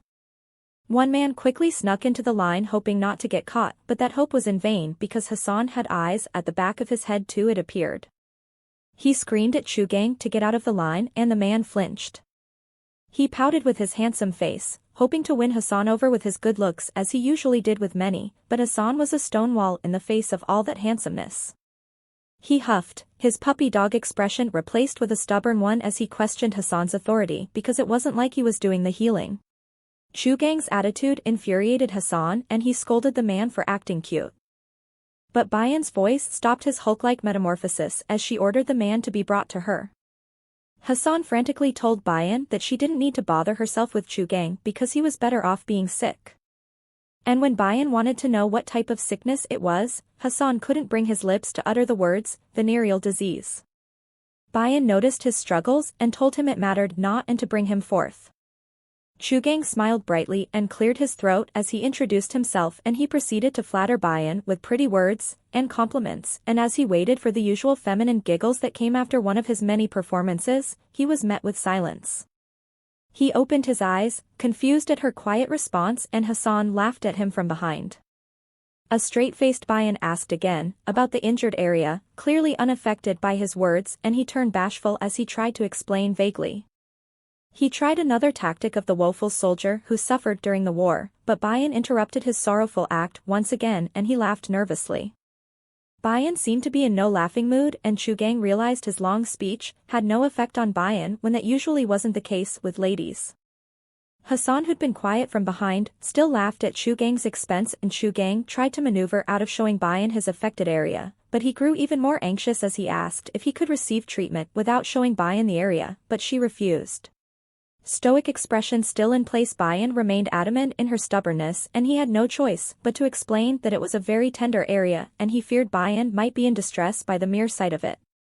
Bayan considered his words and then asked Hassan to take a look on her behalf, and Hassan accepted the order with pleasure. He grinned ominously and Chugang grew pale, and as Hassan commanded him to drop his pants, he screamed out in terror. And when Bayan finally found out that his disease was the cause of his wayward third leg, she sighed as she told him to stop having many bed partners. Her words embarrassed him once more as he accepted the cup from her, and while Chugang's body was healed that day, his ego sustained a great blow. As the day wore on, it brought a chill with it, and Galy decided to camp for the evening. He ordered his men to set up their tents around the carriage. He leaned back against the tree as he watched the Black Wraiths plan out contingency tactics in case of a sudden attack, and they planned to protect Bayan. This had never happened on their trip together, and he found it odd to see the Black Wraiths motivated to protect rather than kill, which was their usual forte. He knew their attitude towards Bayan had changed within the span of a day since they took this trip serious now, and he knew why. They felt overwhelming guilt because while they'd been happy to receive help from Bayan, once they found out what it actually was, they sobered up quite quickly. He grinned because while he'd thought that they'd cut off human emotions, at least they still had a conscience. Later, with the many men asleep and some on watch duty, Galy lay as he watched the glimmering sky. Their journey was almost over, for they would have reached the palace by tomorrow, and then these conflicting emotions would cease to be, as well as his time with Bayan. He closed his eyes hoping to wake into a new day, but his wish was dashed away as his body fought slumber because no matter how he tossed and turned, he couldn't sleep. He stared once more at the sky, and the starlit sky reminded him of her gentle eyes. And that thought shook him so much he sprang up. Clearly, he'd lost his mind to think of Her Highness in such a way. And just as he was determined to sleep the second time around, the carriage door creaked open. At the sound of the door, every man jolted up, alert, and she walked out slowly, unsteady. The men watched her, and as Hassan called out her name, no answer came. She looked ahead, her eyes unclear, raven hair flowed behind her, and her garments hung loose and open as she walked down the carriage steps. As Galy wondered why Her Highness walked about at this hour, Hassan noticed that she'd not worn any shoes. She mumbled indiscernible words, seemingly unaware of her surroundings. Hassan roughly pulled a blanket of the ground and wrapped it around her shoulders as he asked Bayan if she was okay, but she didn't respond. Galy caught on quick, and he knew Bayan was in a vulnerable state as he hushed Hassan and all the other men. He motioned for Hassan to move back slowly so as not to disturb Her Highness and ordered the rest of the men to surround Bayan. They stood a few feet back behind her as she walked single-mindedly, almost as if she had a destination. Her dark eyes held an urgency, but the men knew not what it was for, but soon they found out a few moments later. She stopped and raised her hands to the sky as if speaking to the heavens, imploring them as she said softly, "I'll give all of my blood, so please give back my mom." Tears fell from her eyes that resembled pools of darkness void of anything else but the pain she kept bottled up since that day. She shouted out loudly as she begged with all her might to return her mother that she missed dearly. She cried out in anguish, and the men around her looked on as they felt her suffering, a pain they hadn't realized Her Highness kept hidden all this time. They could do nothing but stand helpless in the face of her misery. And when she woke up the next day, Bayan looked at her dirty socks, confused, having not remembered her walk of pain the night before. A voice informed her that while delayed, they'd be having breakfast in a short while, and she smiled as she gave her thanks. She sat by the window, and unlike the previous day where there had been a line of men requesting her help, today not a single man was in sight, save for Galy. She asked about their whereabouts, and he told her that everyone was out hunting. She was sure they'd still had those meal packs they'd gotten from the previous village, but Galy said the mess officer wanted to make something special today. But this was news to her because Bayan hadn't known they'd had an officer designated to cooking, and she realized it was the officer that had an arrowhead stuck in his back. When she'd healed him, he'd asked her with the sweetest smile to remember his name, Makrim. She watched him as he tended to the fire, and aware of Bayan's gaze, the man blushed, but soon her attention turned to the men as they came back with many hares in their grasp, and Bayan was astonished at their hunting capabilities because she was sure they'd caught every hare in the forest. Hassan came forward and inquired about her night using formal words, and Bayan understood vaguely that he wanted to know how she slept. She smiled as she told him that she'd slept well, and he presented to her a bouquet of wildflowers. She took it, and by the fresh scent of the flowers, she knew he'd recently picked them. And his hard work was evident by the grass stains that covered his hands. Bayan smiled a radiant smile as she thanked him for the beautiful flowers, and Hassan blushed so hard that he turned into a bumbling mess. But he soon flinched as she asked him to bring the rest of the sick men that couldn't be treated the previous day, but Hassan startled, as he told her that there were no more and quickly turned and ran away with the excuse that he'd needed to go skin the hares. Bayan was certain there were still some men that needed her help, and as she pondered their whereabouts, Galy watched her intently. After the night they all had, the men were overwhelmed by guilt and gratitude. They'd vowed not to bother Her Highness with their shameful requests, and above all they were determined to keep her healing ability a secret. Healing others through blood in fact meant she was easing others' pain through her own, and she didn't seem to grasp the implications of her powers because the more people that found out about her, the more dangerous her life would become, and she could even fall victim to the schemes of one's greed. But Galy knew they were limited in their capabilities to protect her without the Sun Emperor's permission. And because she was chosen as a royal concubine meant that her fate had already been predetermined. Their one goal was to make sure that the remaining hours of her life was free from pain and suffering. Back at the palace, bodies covered the floor, blood could be seen on every surface as the emperor went through his spell of madness once again. He dropped the sword he'd used to slaughter the many nobles in his bout of insanity, and he muttered out hoarsely about his unquenchable thirst. But we'll get back to the emperor later. For now, our traveling group sat nervous as they prepared the meal together, and that was because Bayan had questioned them about the reason why no one was sick, when yesterday everyone was eager to be treated. But Chugang, being a man of many words, distracted Bayan as he told her that these men had managed to live through the long war, so survival came as second nature to them. He told her she didn't need to worry about them and persuaded her to keep her power hidden from everyone, and as he entertained Bayan, the men felt relieved, no longer under Her Highness's suspicions. They had no way with fancy words, but Chugang was an entirely different case. But Bayan, being a special case, didn't fall for Chugang's sweet words, and under her weighty stare, he nervously pulled out a batch of berries that he proudly stated he'd found in the forest. He'd eaten it in advance, and the taste was sweet yet tart, he informed her. But Bayan told him that what he'd eaten was in fact poisonous. And the longer she explained, the paler he grew.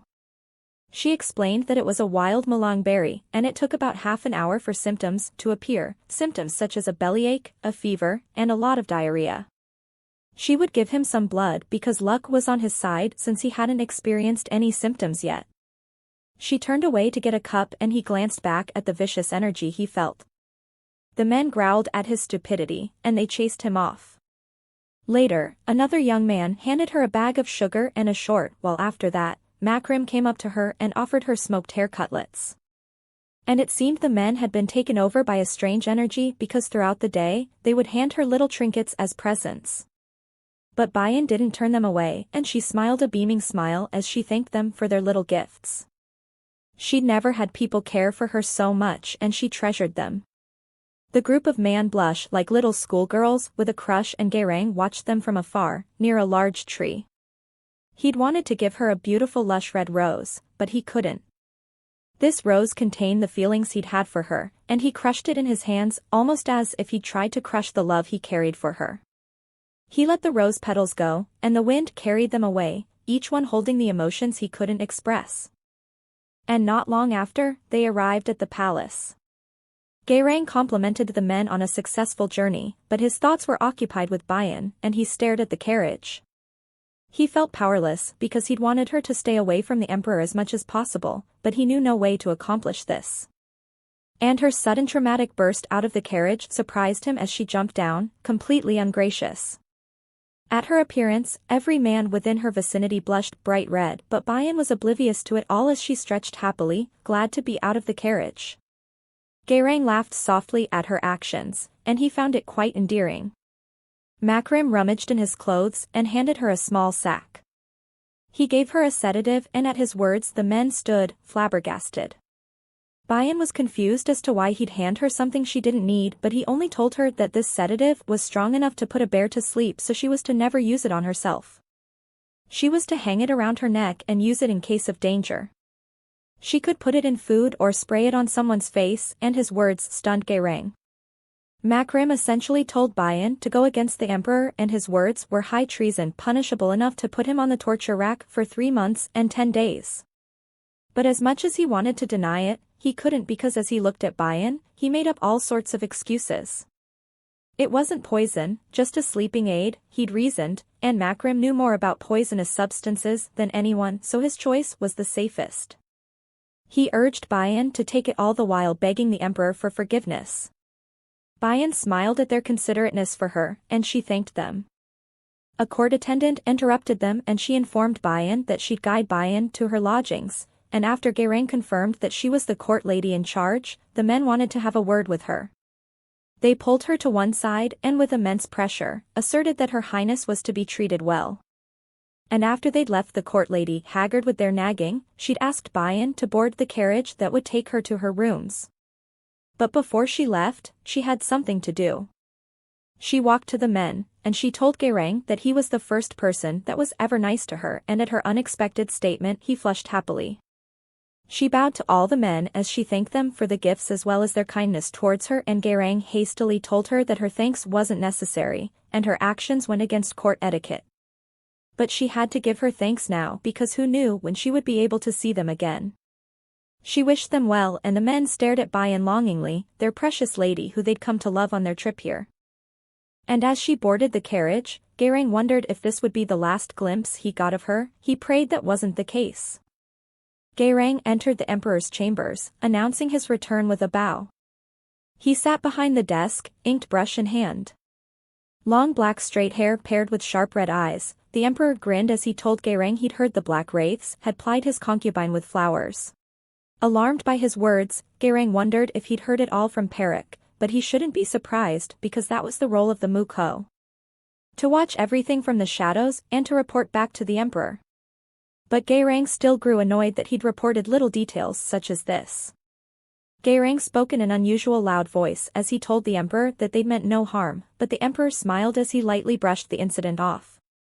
He considered Gayrang carefully, and he grew nervous under the emperor's scrutiny. His red eyes fixated on him made him feel as if all his deepest secrets were about to be discovered. He worried what else Perik had told the emperor, for he knew that they were under Perik's watchful eyes, and he tried to not let his true feelings show, but it still worried him if the emperor had caught an inkling of his feelings for Her Highness. He prepared himself, ready to tell the emperor everything, but the emperor stopped his confession. The emperor told him that he knew Gayrang had only known the battlefield all his life, so he'd had no experience in romance. Pride hurt. Gayrang reasoned that he'd had a little experience in love, and the emperor chuckled lightly as he lazily rested against his hand, an odd position for the emperor, and Gayrang wondered about the reason for his good mood. But when the madness sets in, his face changes and all his beauty and elegance disappears in an instant. He wields his sword with abandon and drinks the blood of his victims, and Gayrang knew Bayan would soon be on his list. But the emperor pulled him from his thoughts as he told Gayrang not to hold romantic feelings for him, and his words baffled Gayrang. Lost in his thoughts, he'd stared at the emperor as if he'd fallen for the emperor's charms. Gayrang quickly apologized, and the emperor asked Gayrang about his impression, and Gayrang answered with a blush about how lovely Bayan truly was, and at the look on the emperor's face, only then did he realize his mistake. The emperor grinned, and Gayrang instinctively recognized his blunder because the emperor hadn't been asking about his concubine but about a report on the Seo people. But now that Gayrang had mentioned her, the emperor grew curious as he commented that while she wasn't a real Seo, the Seo people had sent her as a concubine. Gayrang told him that Bayan didn't have silver hair like other Seo, but hair as dark as ebony. The emperor wondered if this was reason enough to conquer them, since they'd sent a dark Seo with no healing powers. And this was the consequences of their ignorance, because since they'd interpreted the imperial order according to their own wishes, they'd sent an outcast of their community as a concubine, which was equivalent to sending a lowborn. Nuptial arrangements were a way for the empire to put pressure on the few nations and tribes that had survived the conquest. The Great Sun Emperor would request concubines of these nations and tribes, and thus force them into a relationship with the empire, while drastically reducing their liege taxes. The concubines enlisted would arrive at the imperial palace and be shut into their designated lodgings, and on some unlucky day, they would receive the emperor on the days his madness enveloped him. With the concubine's death, the taxes would soar once again, and the empire would request a new concubine, and none could refuse, for the moment they did, they would either face excessively high taxes or a bloody conquest. Dan, the Great Sun Emperor, knew how to use his own madness for political benefit, removed any roots for vassals to claim favors through marriage, and throughout the history of the Wadam Empire, not once has this happened. The concubines were human sacrifices to appease his madness, and at the same time they were another foundation for bolstering imperial authority and an entryway to claiming rightful conquest. But the fact that they'd sent a flawed Seo was ample ground for pressuring the Seo. And Gayrang knew that would become an excellent pretext, so he'd accepted Bayan from the Seo without a word of complaint. That was how he'd felt in the beginning, but now it was different for Gayrang, and as he watched the emperor, it seemed he knew nothing of Her Highness's immense healing abilities, but why hadn't Perik mentioned this to the emperor? He recalled Bayan's determined gaze to get her revenge on the Seo people, a revenge she'd wanted with her own hands, and so he decided. He told the emperor that the situation may not warrant the judgment that the Seo treated the empire with disrespect because Her Highness had healing abilities, perhaps the strongest compared to regular Seo despite her raven hair. Gayrang told him that she'd healed him of his condition when the Seo village had failed to do so. This new information greatly intrigued the emperor, and he smiled mysteriously.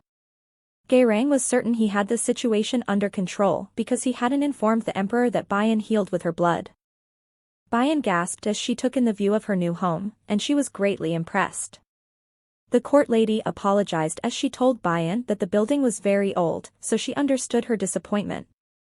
But while old, it was very spacious, and in just a few days they'd have the place sparkling once again.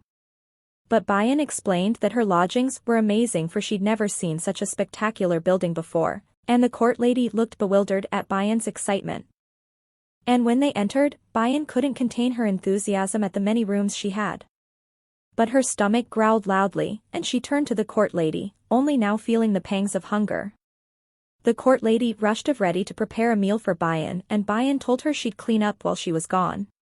But the court lady quickly detoured back, and she told Bayan she was not to touch a mop with her dainty extremities, but Bayan didn't understand a word she spoke. The court lady told her, her hands was not to touch anything to clean. And after she'd left, Bayan sat down on the bed with a sigh. The entire journey here she'd never been alone, but now that she was, she could finally cry in peace with no eyes on her weakness. Bayan wondered why her mom never mentioned a word of her plan. Had she not been afraid to sacrifice her life? Bayan couldn't understand. She thought about her calm and composed mother who hadn't shown a shred of fear, but Bayan knew that her mother must have been scared deep down. She'd held it in and hid it for Bayan's sake. Bayan wished she could turn back time, so she could save her mother from the horrible pain she'd gone through. She cried for her mother that she missed because without her, she now felt the deep-seated loneliness she knew her mother's absence would create. She called out to her mom, allowing herself to cry one last time. She hugged herself and she wept for the mother she would never see again. She'd fallen asleep like that, and when she'd awoken, her attendant told her she'd slept for the entire day, news which surprised Bayan because that explained her growling stomach that she hadn't fed since the previous day. But what confused her were the soiled skirts she'd woken up with. The attendant said that since she'd taken a long trip to get here, her clothes had been through a lot, and Bayan accepted her words easily. She clutched at her throbbing shoulder, the rest of her body feeling much the same, and Bayan put it down to having slept for too long since the past couple of days. She'd felt the same. Her attendant offered to comb her hair, and when Bayan politely refused, the young woman insisted. And as she attended to Bayan, the young woman looked at her sadly, and that was because she'd never expected to see her lady in such despair. She'd heard about it from General Galy, but she'd never thought she'd see her lady rambling on all night, tears dripping from her hollow eyes. She knew her lady must have gone through something very traumatic for her to sleepwalk like that, and to see a smile on Bayan's face. The women complimented her hair as she told Bayan how soft it was, just as silky as a flowing river. Bayan indeed smiled beautifully as she thanked the lady for her words, never having been complimented like that. But as she brushed Bayan's hair, she inquired curiously about her black-colored hair. Wasn't Her Highness a Seo? Bayan told her she wasn't sure what she was exactly, but she was from one of the Seo villages. Bayan spoke with a serious voice, and the attendant was smart enough to recognize that her question had brought on unwanted memories, and she grabbed at Bayan's head, gently squeezing and pressing, not knowing what else to do to distract Bayan from her burdensome memories. Bayan smiled at the unexpected massage, and her attendant giggled happily with her. After cleaning up, with a bath and a change of clothes, Bayan was a splendid sight indeed, and her attendant thought so too as she stated as such. Bayan blushed at her words, but that was soon forgotten as she sat down, ready for her meal. She gasped at the array of dishes set on the table ready for Bayan to enjoy. She drank the water handed to her and thought that even the water tasted great. And as she took a bite of the plain rice, Bayan almost wept at the taste of greatness that exploded on her tongue. She said quite loudly in an excited voice, about to tell her mom how delicious the rice was, but stopped at the attendant's voice. She looked just as shocked as the attendant as her mind registered her words, and she quietly brushed it off. As her tears came once again, her attendant dabbed at the dribble of liquid, and Bayan looked at her silently for a moment before she laughed as she tried to convince her attendant that what made her cry was not her mom's absence but rather the delicious food. And her attendant understood too that Her Highness did not want to speak about her mom, so she didn't pry further. Bayan wanted to know what was her name, and she said it was Su Suyan. But then she called out to Bayan in an unusually serious voice as she told Bayan that a maid would soon visit them, and she would need to prepare for this because this was not an ordinary visit. She would arrive with a little urn from which Bayan would need to draw lots to decide her turn. And when Bayan asked curiously about the reason for drawing lots, Suyan told her ominously, for receiving the emperor. But Suyan thought Bayan didn't understand the weight of her words because during the 5 months that the great Sun Emperor had been in power, the concubines had become the most pitiable beings of all. Rather than being beloved wives of the emperor, they'd become human sacrifices for the emperor's madness. The order in which they received the emperor meant the order in which they would lose their lives. And when the maid with the urn arrived at Bayan's little palace, she came with a swollen beat-up appearance. Bayan wondered at the sight of her swollen face, but said nothing as the urn was presented to her. And when she pulled out the piece of paper, she seemed confused because that was the only paper in the urn. Suyan, shocked at Bayan's words, demanded answers from the beaten-up maid, and while she tried to lie that the reason was because Her Highness was the last concubine to arrive, Suyan wouldn't fall for it. She knew that the other concubines must have bribed the maid, and as she tried to deny it, Suyin urged Bayan to put the paper back because the other concubines must have gotten the best lots through bribery. But Bayan got to thinking once again, and she reasoned that her lot, while it wasn't the best, it could have been worse. She told Suyin that by the look of the maid's face, someone must have given her a tough time, and that could only be the concubine that pulled the worst lot. Her calm deduction surprised Suyin, and she agreed with Bayan. But Suyin wouldn't let the maid off so easily, and with a look of great annoyance told her to get out of her sight. As the maid bid a hasty farewell, she bowed and turned ready to leave, but the hand on her shoulder stopped her, and the maid flinched. Could she be in trouble yet again? But Her Highness only smiled warmly as she told the maid that she would heal her before she left.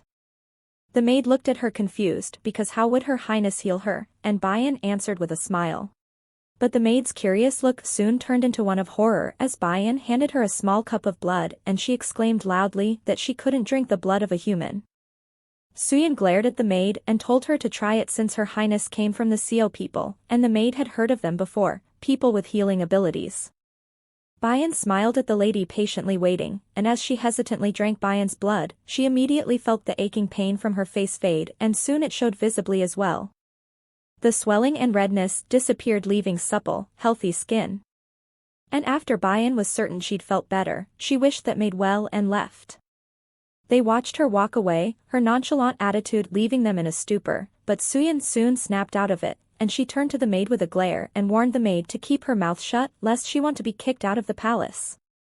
The maid paled at her words and readily agreed, and with a quick bow, she left. And when Suyin returned, Bayan wanted to know what the note said since she couldn't read, and Suyin told Bayan that she was second in line. And while Bayan pondered her words calmly, Suyin knew Bayan only had 2 months left to live, and she was surprised at Bayan's serene attitude. Could it be that no one told her what was to come on the nights she received the emperor? Suyin had heard of nobles buying poorer nobles' daughters to be their fosterlings that they can send as concubines in their own daughter's stead, and she wondered if this was the case as well. She looked at Bayan warily, not sure how to explain, but gasped in surprise as Bayan appeared close, wondering about her thoughts. Suyin stuttered out an excuse claiming it was nothing, but Bayan already knew Suyin worried she was second to receive the emperor. She promised to send Suyin away that day, and Suyin realized her assumptions were wrong. Bayan told her she knew that some of the court ladies got killed alongside the concubine they served if things went awry, but Suyin couldn't understand Bayan's calm attitude to the entire situation. Was she not sad or angry that she'd been brought here to die in the bloom of her youth? How incredibly unfair this all was. Suyin vented out her anger at the situation, and Bayan gently soothed her. Bayan told her that if this was her destiny then she would follow it as just that, and Suyin cried at Bayan's acceptance of her impending death, but Her Highness couldn't just give up. She needed to find a way to live, but Bayan never said she'd give up, and her words were a happy surprise to Suyin. Bayan said with certainty that she wouldn't die, especially not like this, because she knew this couldn't be her real destiny. This was but a path to the destiny her mother had discovered at the cost of her eyesight, and that destiny would be what Bayan grasped and held on to. The emperor grinned, delighted as he said softly, "Second, I see." He wouldn't have to wait long, and Galy grew anxious at his words. He wondered if his words had anything to do with the concubines that had already drawn their lots, and he hoped Her Highness wasn't the person the emperor spoke about. He collected the stack of books required and stiffly asked Juhil, the emperor's advisor, to move out of the way, but the man glared at Galy and stepped away, but it seemed to not be enough because Galy still bumped shoulders with him, and Juhil fumed at Galy's intentional actions. Soon a petty battle of bumping each other ensued between the two. They bickered and argued, and the emperor watched it all but said nothing in the face of their childish actions. Instead, what intrigued him was the list of lots the concubines drew, and Juhil told him that he'd been right in his prediction that they'd fight amongst themselves for the last spot, and the only way they could have accomplished this was through much bribery and backing of the nobles. It appeared the last lady had the strongest familial and financial background, but the emperor found it strange that with such support, she'd not found anyone to take her place here. Juhil inquired if he should arrest those involved with the rigged lots, but the emperor told him to let them be because they were his people as well, and as emperor, he had the responsibility to keep an eye on their needs. But the men in the room understood that while his words sounded like a caring monarch, beneath it all, he was just waiting until he caught them all at once.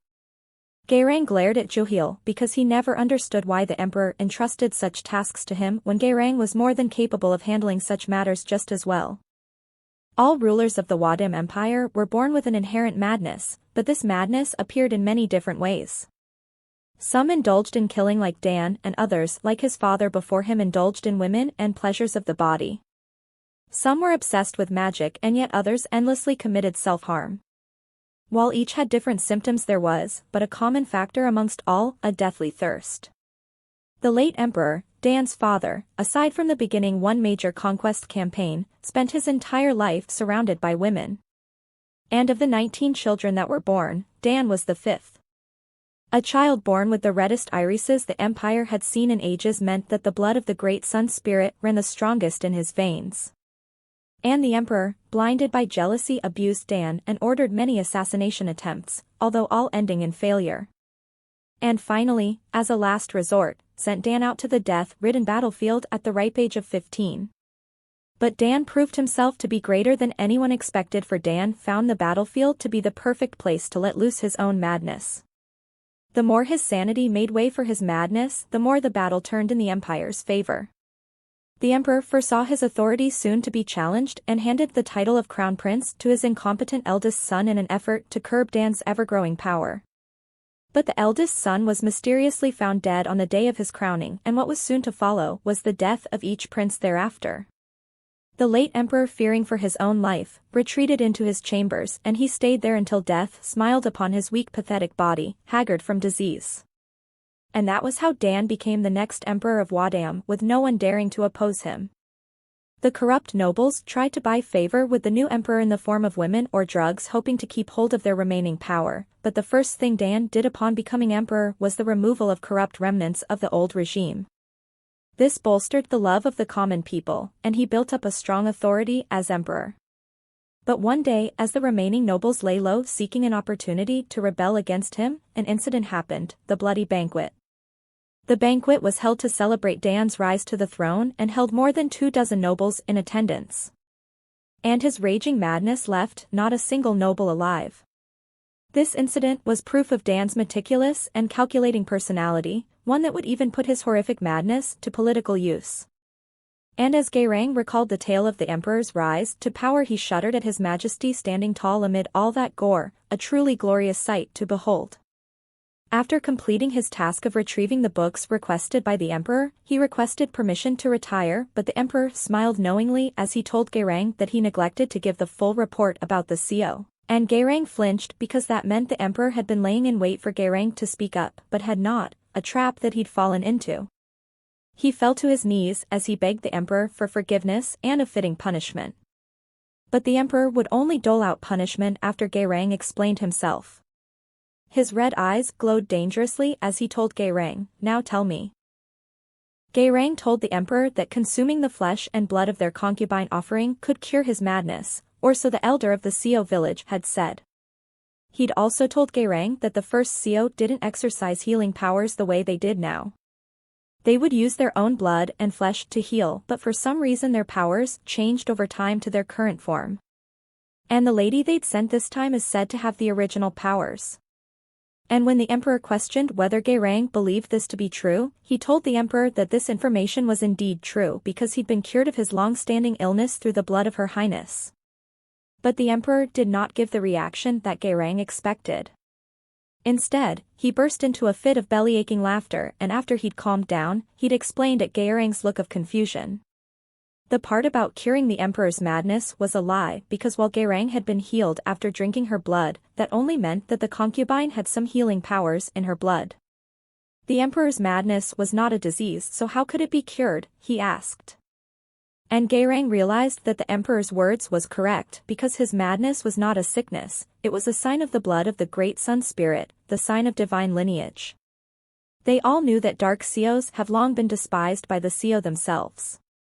They were willing to take any plain girl because they needed an excuse to attack the CO, but they didn't know that, and they tried to make their offering look as worthy as possible, and so they'd come up with a legend of her blood and flesh being able to cure the emperor's madness. Gairang bowed as he apologized for his lack of insight, unaware that Juhil pondered his words. He told the emperor that it would do them well to try at least, even if they'd not believe the words of the CEO, but the emperor smiled once again as he asked Juhil if he knew how his madness came upon him.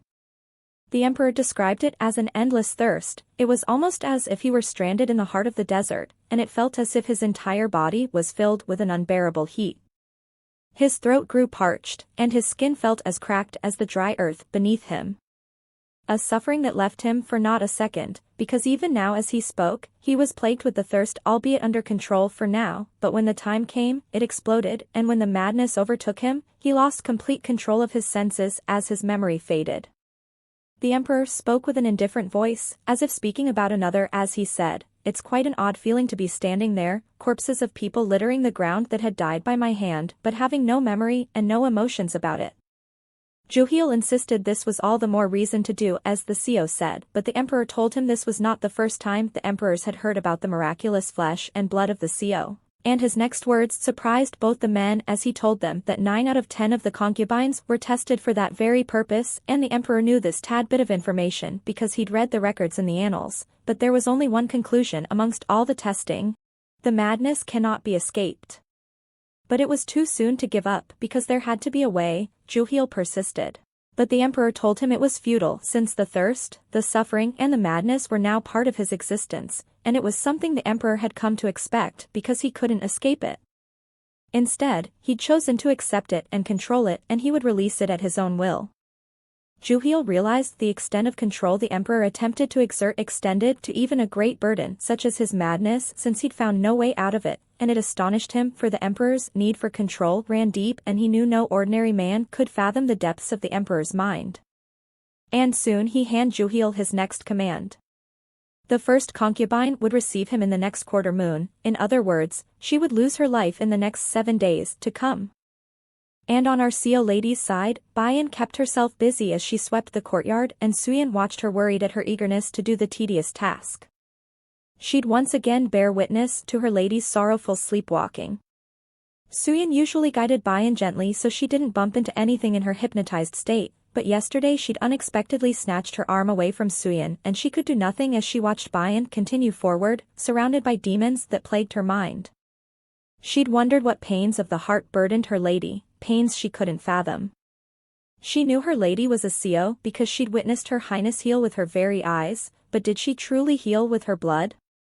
Suyin wasn't sure since she'd not seen any cuts on her lady's body.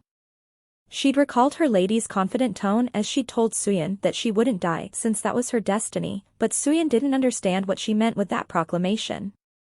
And soon she clutched at her throbbing head, giving up on all that she couldn't understand, and Bayan noticed her pained look and quickly asked her if her head pained, but Suyin denied it. But Bayan told her it was foolish to hold it in and insisted she tell Bayan if she felt any pain. Suyin asked her, "If I say I'm sick, will you heal me?" And Bayan answered quickly with an affirmation, and when she asked if it would be with her blood, Bayan happily said yes, but stopped herself, sure Suyin would find it disgusting. Suyin looked at her warily because she'd confirmed that she really did heal with her blood, and she couldn't believe how generous her lady was when she'd heard that the CEO charged extravagant prices for their healing services. Suyin held her hand out for the broom as she told Bayan not to worry about her, and Bayan knew, but she'd still asked why. Suyin told her that the servants could do the cleaning and Bayan was not supposed to since it didn't befit her station, but Bayan pouted because she'd only been cleaning her own house. What did her rank have to do with it? When Suyin tried to grab the broom, Bayan resisted and turned away. At Suyin's questioning voice, Bayan told her that she needed to stay on her feet because if she didn't, she'd lose her mind. She looked at Suyin apologetically and then turned, as she continued her task of sweeping her yard. Suyin couldn't understand her lady's mind and she'd wondered if maybe she was actually terrified, although she didn't let it show on the surface. And as a comfort she'd offered to put some books in her highness's room to pass the time, but Bayan looked at her curiously as she reminded Suyin that she'd had no aptitude for reading since she'd never learned. Suyin gasped and quickly apologized for her slip of the tongue, but Bayan brushed off her mistake. Bayan wanted to know if there was a lake nearby, one that reflected the moon of its surface, and when Suyin asked if she meant a moon-shadowed lake, Bayan was pleasantly surprised that there really was one here. Suyin realized that only the palace people knew about the moon-shadowed lake, and she grew curious about how her highness knew about it. She explained to Bayan as she pointed at a forest of trees that concealed the small lake. She told Bayan that the thick foliage covered the sky, but the moon still shined on the water at night. She recalled her mother's instructions to bathe in the moon-shadowed lake every half a month to cleanse her body, but she didn't let on to her thoughts as she smiled innocently at Suyin. She'd have to wait for Suyin to fall asleep before she could sneak away, but Suyin knew Bayan well enough now and she advised against leaving her palace, at least not today, because as she pointed at the hanging lamps, she explained that today was the day the emperor made a visit to the lady who'd drawn the first lot to receive him tonight, and on those nights, Bayan was to never venture outside. Bayan agreed too easily for Suyin, and she stressed the urgency of her words with a screech, and Bayan agreed quickly to appease Suyin. Bayan got back to her sweeping and Suyin held her throbbing head, hoping Bayan stayed true to her word. But soon enough Suyin was set with worry for another reason, because her highness did not look well. A little red in the face, Bayan told her she'd felt a bit drowsy, and Suyin suggested they retire early to bed. They both went to sleep, but not long after they'd been lulled deeper into their dreams, Bayan's eyes popped open, and she shot upright as she gasped out in pain. She knew this feeling well, her energy ran rampant in her body, but that shouldn't have been the case, because it hadn't yet been a month. She'd wondered if her last bloodletting hadn't been done at the right time, and that was the reason for her wild energy now. She got up and staggered to the door, trying to be as quiet as possible so as to not wake Suyin, and once she was outside, Bayan ran as fast as she could to the moon-shadowed lake, but Bayan failed to realize she'd made her way along the lit pathway that was set out for the emperor. And not far off, he dragged his sword against the stone walkway as he made his way to his next victim, his mind overcome with madness. The thirst gnawed at his gut, and he could think of nothing else but to quench this deathly thirst. He knew the only way to stop this unbearable pain was to find his long-awaited sacrificial victim at the end of this scarlet trail, and he walked with a single-mindedness to claim his victim that would grant him momentary reprieve from his all-consuming thirst. But he stopped abruptly, for something else drew his attention, and that was another creature on the scarlet trail, one who was not his sacrificial victim. Bayan, not knowing what lay ahead, ran as fast as her legs carried her, hoping to find the lake, and the more time passed the more she led of a scent so decadent, the emperor's eyes flashed even brighter as her scent surrounded him. He knew this scent, a scent that was carved into his memory from eons ago. A scent that aroused him the moment he'd gotten a whiff of it, and it captivated him as if engraved in his very being. Bayan veered off the scarlet trail, and the emperor knew instantly. He paused as he decided. The sacrifice assigned to him for the night waited for him at the end of the trail, and he was to only take the chosen sacrifice at the chosen time, a pledge he'd made to his other self, the sane side of him. But he was helpless to resist the delightful scent that suffused the air around him, and he turned following his new prey for the night. Perek watched from a safe distance all that had happened, and he followed the emperor on his new trail. Bayan gasped as she finally reached the lake, and she wasted no time. She jumped into the lake, hoping to control her wild energy, but the longer she stayed underwater the wilder the energy seemed to get. She clutched at her throat, her energy strangling her, and she choked on the water. She made her way to the surface, and as she broke through the water, she gasped for air. She dropped to the ground, unable to bear the excruciating pain any longer, her body feeling like a ball about to burst. But hadn't her mother told her this would help her? What should she do now? Bayan cried out in pain. But the scraping of his sword alerted her that she was not alone. She got up and looked to see a man approach her, and they stared at each other, Bayan bewildered at the appearance of this man. She'd recognized him from her dreams. This was their first meeting, a meeting that would change both their fate and interlock it tightly, for better or for worse. His red eyes glowed as he stared down at Bayan, and she was left utterly confused as she looked at the man she'd only seen in her dreams. And she knew from the way her dream had went, her meeting with him would be anything but good. She got ready to run, but his fierce eyes trained on her, rooted her to the ground. Coupled with the pain, her body trembled, and she cried silently. Was this truly how she'd lose her life, the life her mother had sacrificed so much for? Eyes clenched in frustration, she hadn't seen the hands that reached for her, and her eyes widened as his strong arms coiled around her waist. He lifted her off her feet and pulled her into his arms. And it all happened so fast, Bayan had no time to react, and she flinched as he nibbled on her neck. She pushed him back with all her might, but it was pointless in her weakened state. He squeezed her body tightly to his and Bayan cried in frustration as she begged him to let her go because she needed to go back, but he silenced her with a kiss. Tongues intertwined, Bayan received her first kiss from a stranger. He gently bit her lip but soothed it with little licks and his actions shocked Bayan quiet. He pulled Bayan closer to his body, and Bayan stood stunned, unable to move. "You monster," she said, but the emperor wasn't offended. No, he grinned delighted at her words and he leaned forward as he kissed her once again. They kissed for a long time, it could have been minutes, or seconds, Bayan couldn't tell. They broke apart, gasping for much-needed air, but the emperor could resist no more and he bit down on Bayan's neck, and he drank her blood, the blood he'd been craving all along. Bayan flinched at the sudden pain, and she moaned. She winced as he pulled the blood from her body, sucking out copious amounts. But Bayan couldn't deny the feelings coursing through her body that felt hot and strange, a feeling she'd never felt before. But her pain far outweighed anything else, and she tried to think of a way to escape. It suddenly came to her, the memory of Makrim giving her the sleeping aid in case of danger. She pulled the small pouch from around her neck and threw it at the emperor. The powder caught him in the face, and he staggered but didn't faint as she'd expected.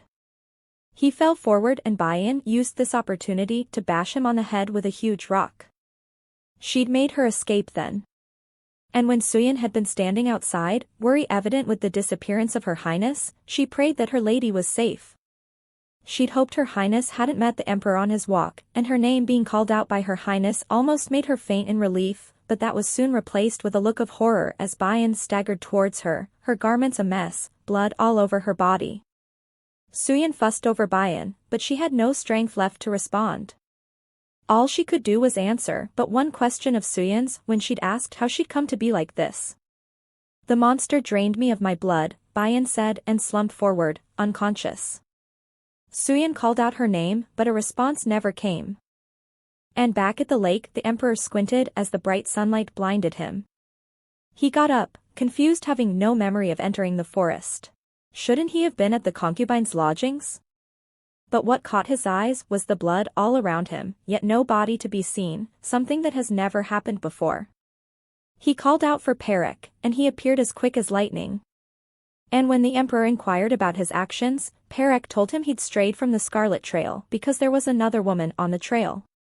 Perek's words surprised him because everyone knew the trail lined with hanging lights were meant for only the emperor and his victims, so no one dared to walk upon that trail when he was in his state of madness.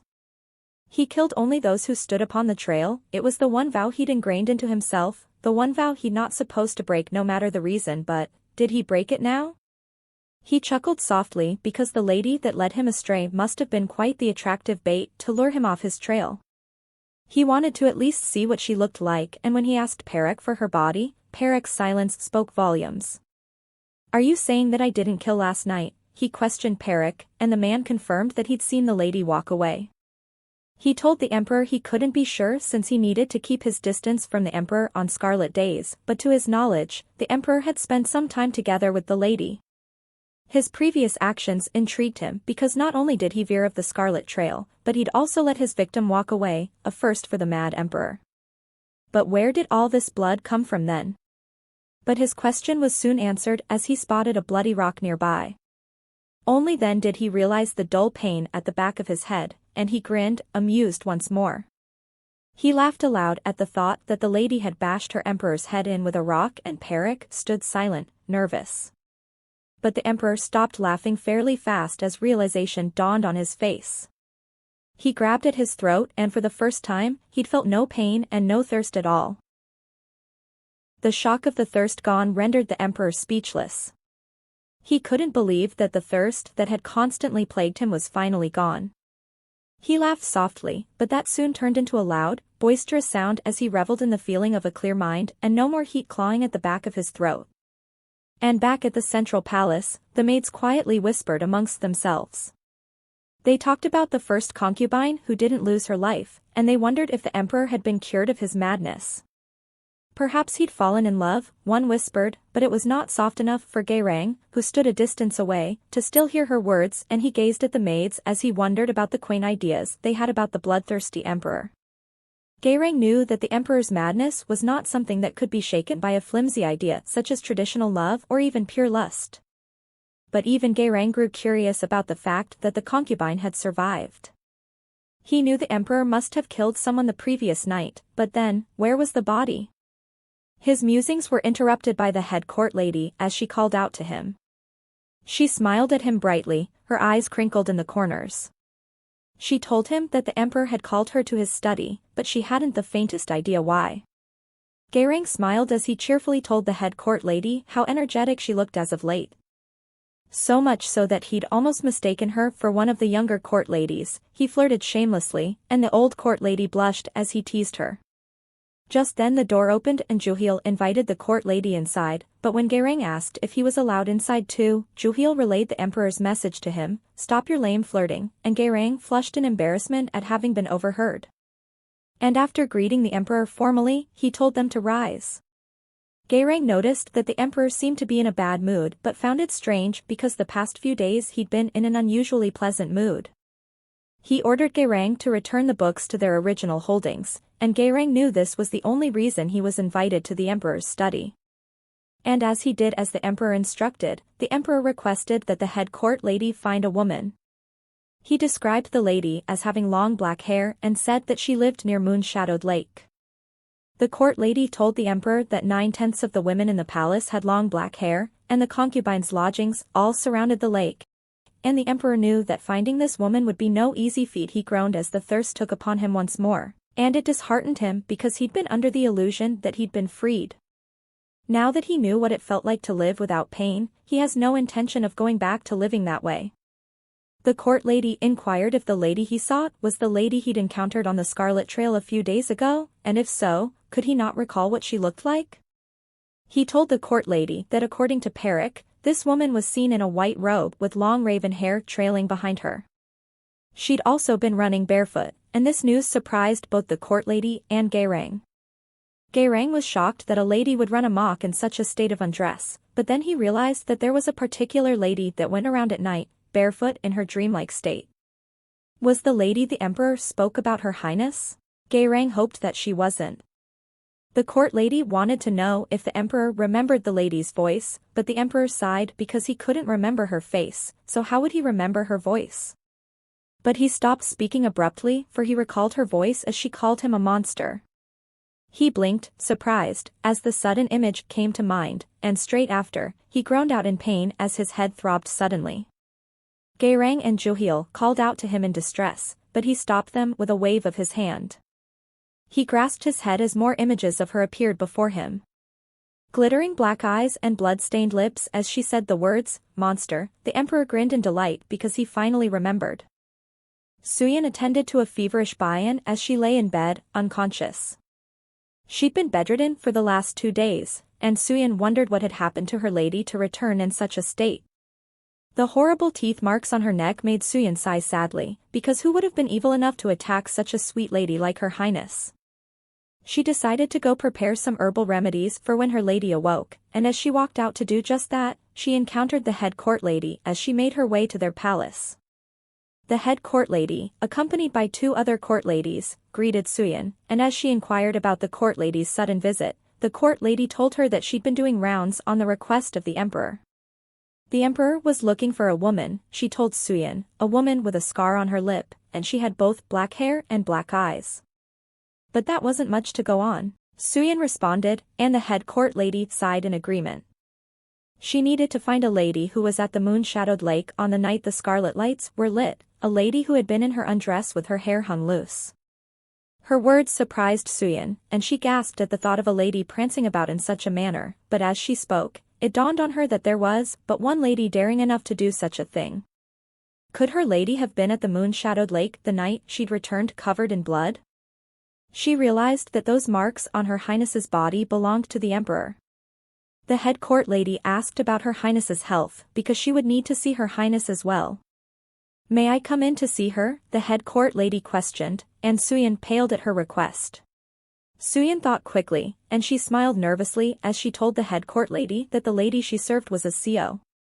The head court lady realized that since the concubine was a CO, she ought to have silvery hair instead of black, so there was no reason to confirm that she was the lady the emperor sought out.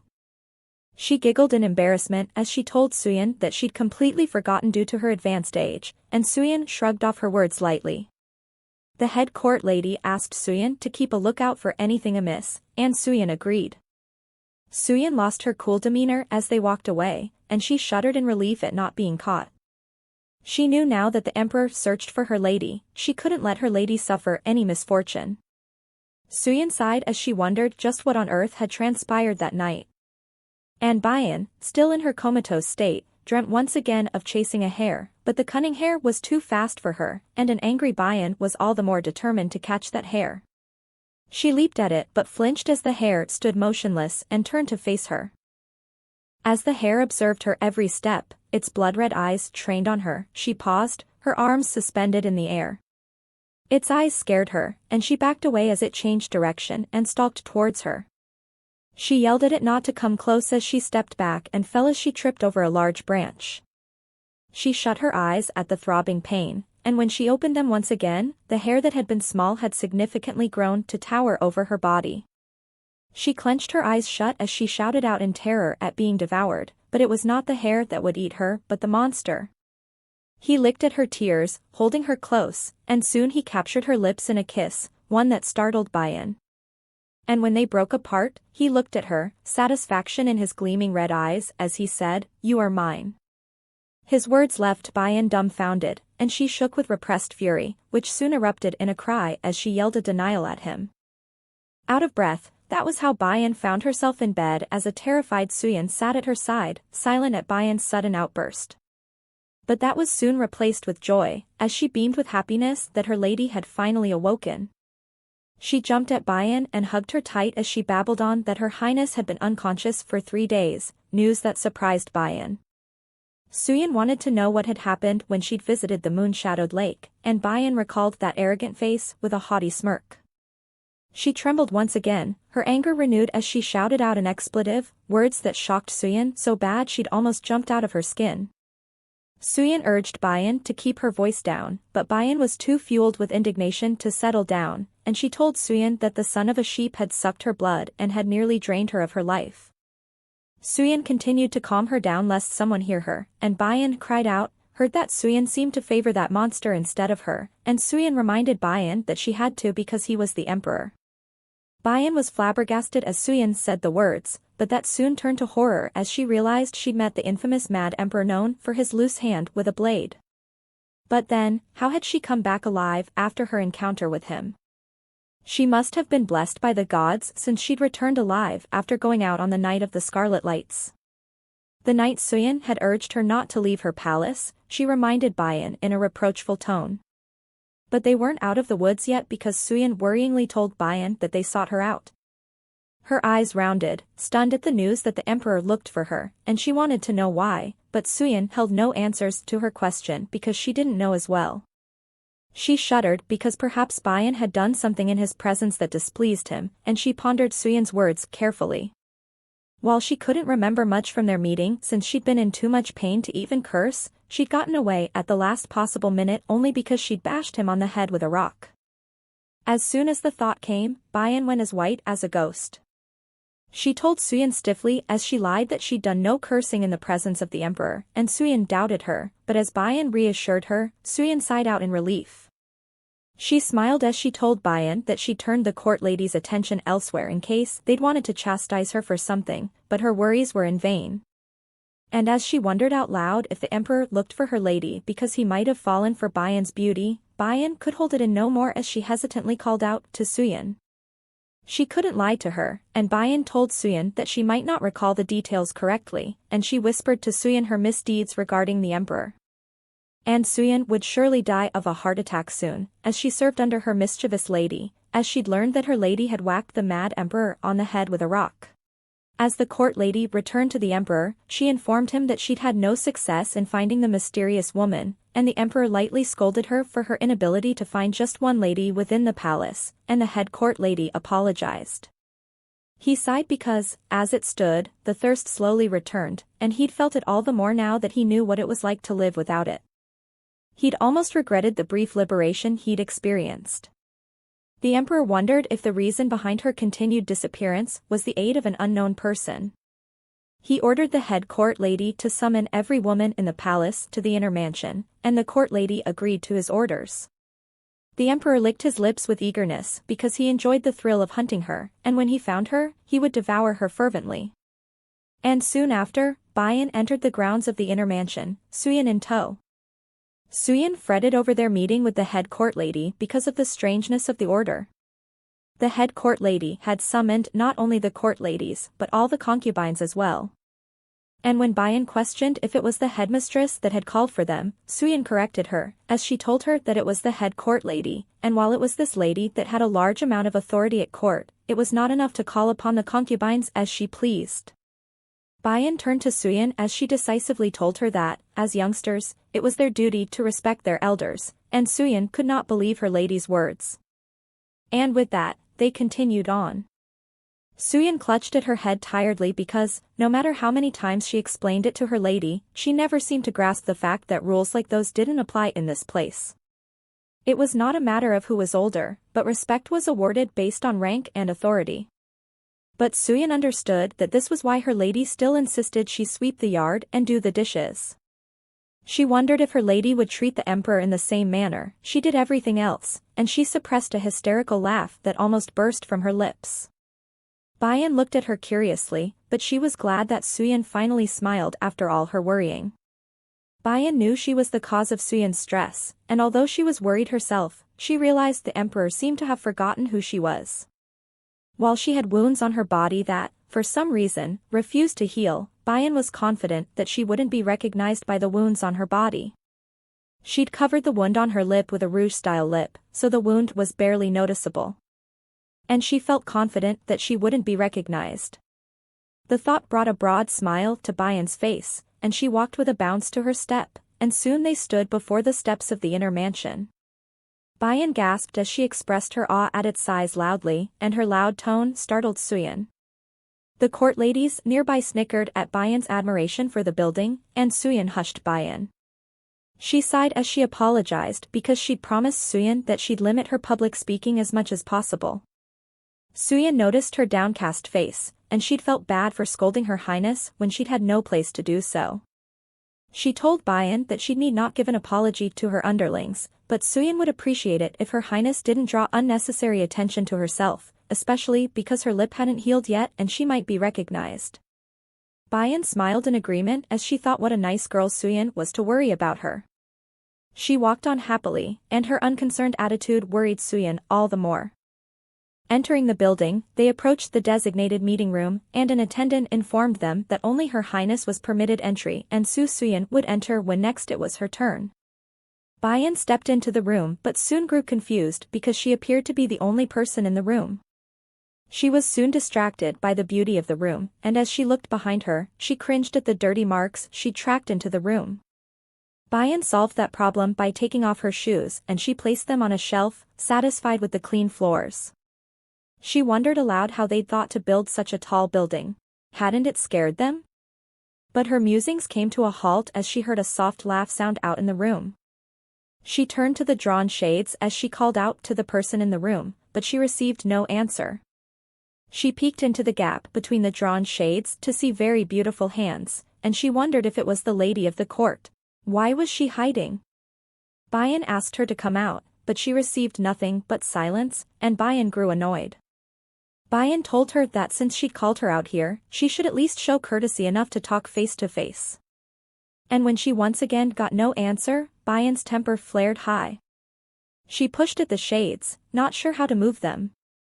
She pulled up her sleeves, ready to use her strength if necessary, and she hit the shades hard enough for them to spring up, but Bayan didn't expect the shades to draw up suddenly, and she fell forward. She closed her eyes, prepared to land on the hard surface, and while she indeed landed on a hard surface, it wasn't the floor as she expected. She looked at the black cloth draped over thighs, and she patted them just to be certain. It was solid to the touch, but it didn't hurt. A groan drew her attention upwards, and as she did, her eyes clashed with the red eyes that had haunted her dreams. He smiled at her, and she knew she'd come face to face with the monster that had almost killed her, the bloodthirsty emperor. She almost said it out loud as she questioned why the monster was here, but she quickly stopped herself, certain she'd lost her mind, as she'd almost called the emperor a monster to his face. He smirked as he watched her with that all-knowing gaze. He reached forward and rubbed the artificial color of her lips. And soon, her wounded lip was revealed. He grinned smugly because he knew the wound would be there. And as he ordered her to say it, his words startled Bayan. She nervously played coy, knowing what he wanted her to say, and she looked away, but he said it for her. He told her that the word she'd been looking for was monster, and Bayan flinched. The emperor noticed her startled appearance, and he told her it was okay to say it since he'd given permission. Bayan glanced away uneasy, but the emperor, who'd still held onto her chin, pulled her attention back to him, and he told her, "Keep your eyes on me." She frowned at his commanding tone, and the emperor thought as he praised Bayan for not even attempting to hide her displeasure. He'd had an inkling since she'd tossed off her shoes, but perhaps she was the woman he'd been searching for, and when he ordered her once more to call him a monster, Bayan hesitated. His deep voice, as he said now, had Bayan shaking in fear. She closed her eyes tightly, afraid because she knew he remembered that night, and she saw no way out of this sticky situation. She stuttered out the word, barely audible, and his red eyes radiated the heat he felt as the last syllable left her lips. He grinned as he said, "So it is you." He patted her head reassuringly as he asked her name, and she told him, all the while perplexed by his gentle patting. He asked her if she was a CO, and as she answered, he let loose her raven locks. Bayan sat, puzzled at his actions, but his next words struck a nerve as he said, "Pretty dark," referring to her hair, which was unlike the trademark silvery hair of all CO. She quickly stood up and informed him that she was a CO and that, although she didn't know what had happened to cause her to have black hair, there had previously been COs with black hair. He questioned if she had found it in books while gazing at her as if engaging in a toddler's tale, which caused Bayan to stammer out hesitantly. Despite never having read it herself, she was aware of it and was sure that it was true. He leaned back against his hand and observed her intently, wondering whether she was attempting to trick him. Bayan claimed that she wasn't, with an indignant voice. The emperor was aware of the history of the Dark CO, but he'd enjoyed playing with her because her reactions were so entertaining to watch. Bayan realized how she could prove her origin as a CO, and she asked the emperor if he felt unwell, and when he told her he had a slight headache, she excitedly told him she could heal him, and she'd make it go away in no time. She spoke animatedly, and the emperor smiled as he told her to do as she needed. He was thoroughly entertained by Bayan, and he watched as she rummaged in her sleeves. Before she could pull out the knife she needed to cut herself, Bayan found herself surrounded by men in black clothes, all of whose swords pointed in her direction. It all happened so fast she couldn't even scream, and she froze in terror. The emperor told her that no one could hold a blade near him, and Bayan wondered how she'd do what she needed to do, and he told her that in his arms was a different story. He ordered the men to release her and told her to do it in his arms, which Bayan readily agreed. She sat down on the emperor's lap, and he grabbed her around the waist to steady her body, and as she looked at the men again, she was surprised to find them gone.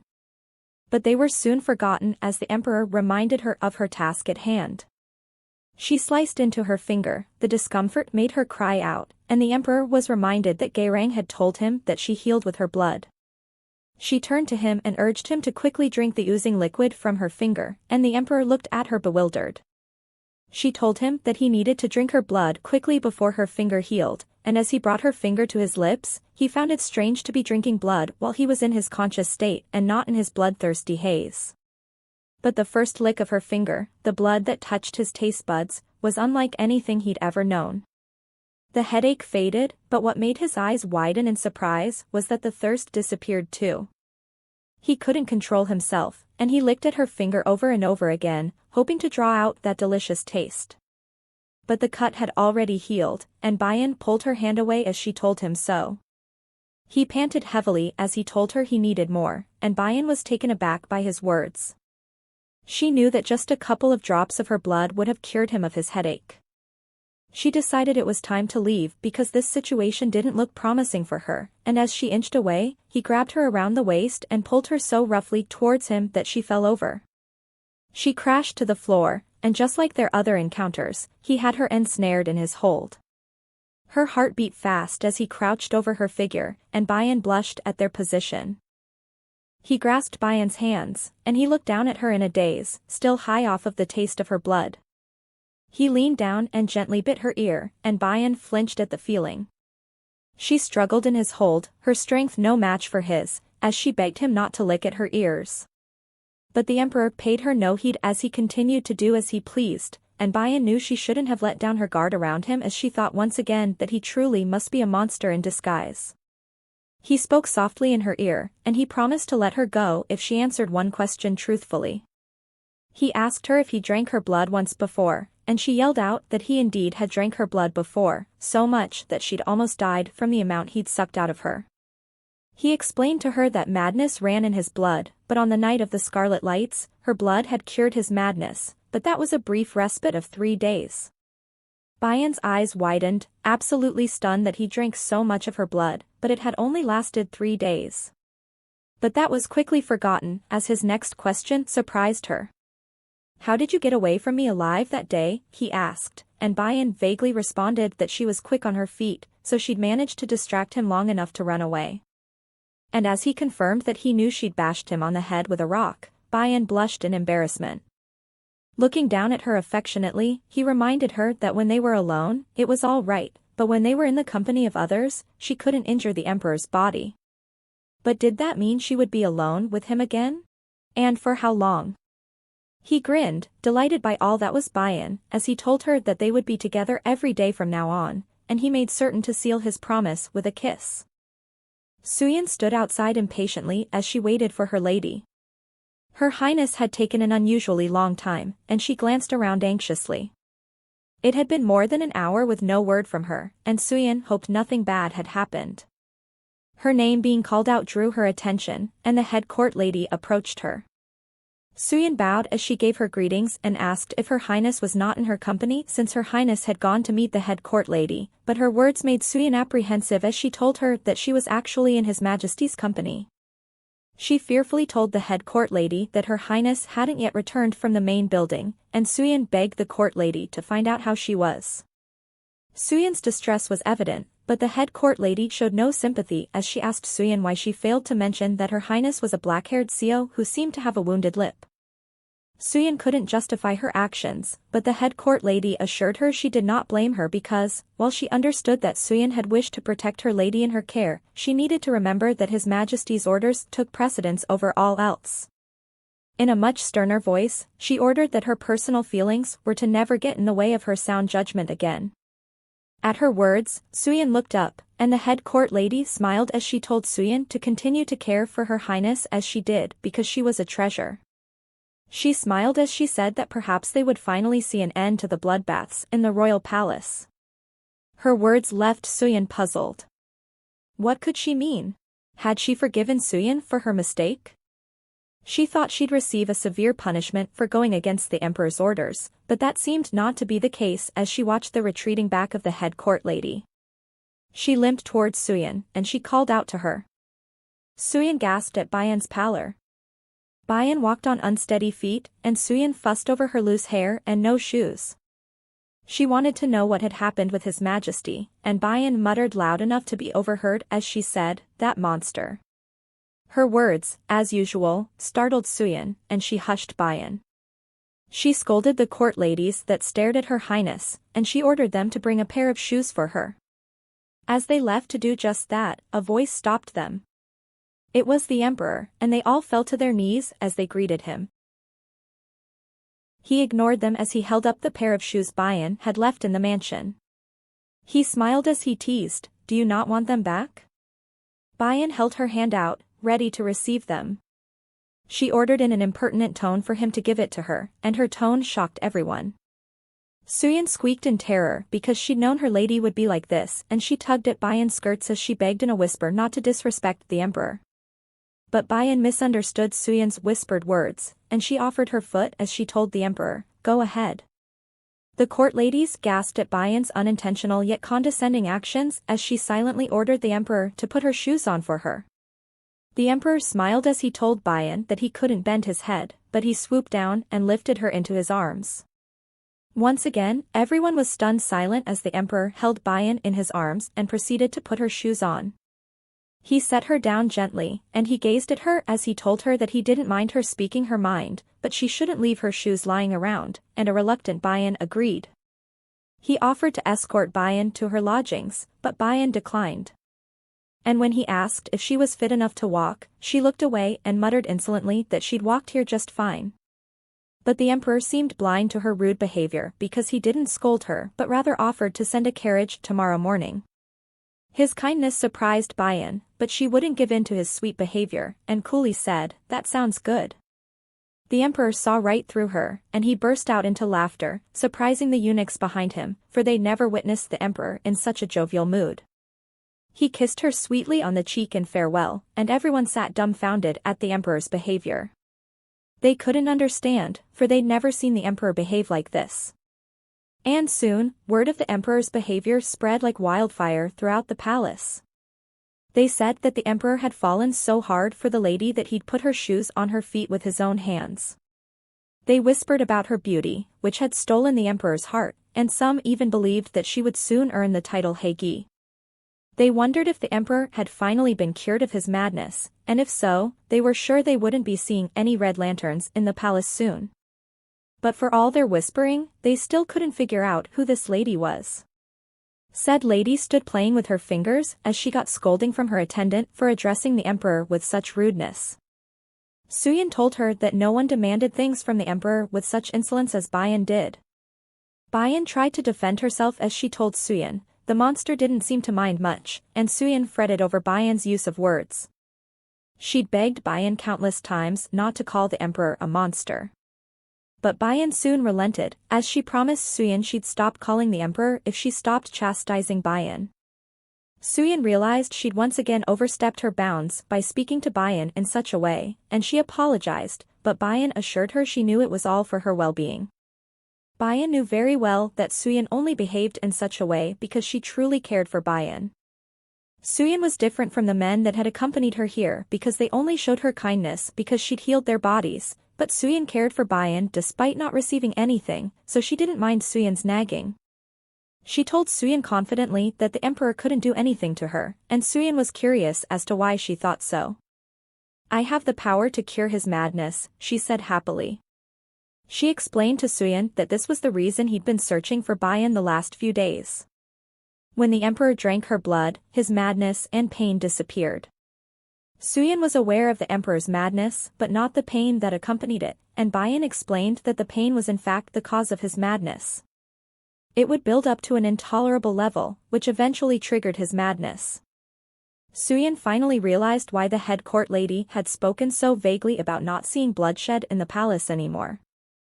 She hugged Bayan, her excitement evident, and her joyous mood was contagious because Bayan laughed too. Suyin stated how happy she was that her lady had captivated the emperor, but Bayan told her that, by right, her blood was his to take since she was his property. Bayan knew that the only reason she'd been spared was because of the power her blood contained, and she knew that as long as the emperor had access to her blood, she wouldn't need to fear for her life. Bayan would willingly give her blood to the emperor because she couldn't afford to lose her life just yet. Suyin watched her, and she wondered what her words meant. She knew Her Highness didn't state that simply because she was not afraid of death, but it sounded like there was more to it than that. And Suyin was not entirely convinced that the emperor treated her lady so well just because he needed her blood because she knew how cold-hearted the emperor truly was. Just as Her Highness had said she was his property, all the emperor needed to do was give out the order to drain her of the blood he needed. That would have been a more sensible act for their mad-ridden emperor. He didn't need to woo her to receive Her Highness's blood, but he'd made it a point to openly shower her in affection, and everyone knew what that meant. Well, besides her naive lady. And because she would soon be known as the lady who held the emperor's affection, everyone would soon fawn over her to get into her good graces with all kinds of riches, but Suyin knew Her Highness had no intention to take advantage of this. But a thought stopped Suyin in her tracks. What if His Majesty grants Her Highness the title of Empress? Suyin was sure he'd be willing to look into her past and help her. Suyin was hopeful he'd be able to cure her nightly symptoms, and she enthusiastically told Bayan to leave everything to her, for she would make sure that the title of Galy went to Her Highness.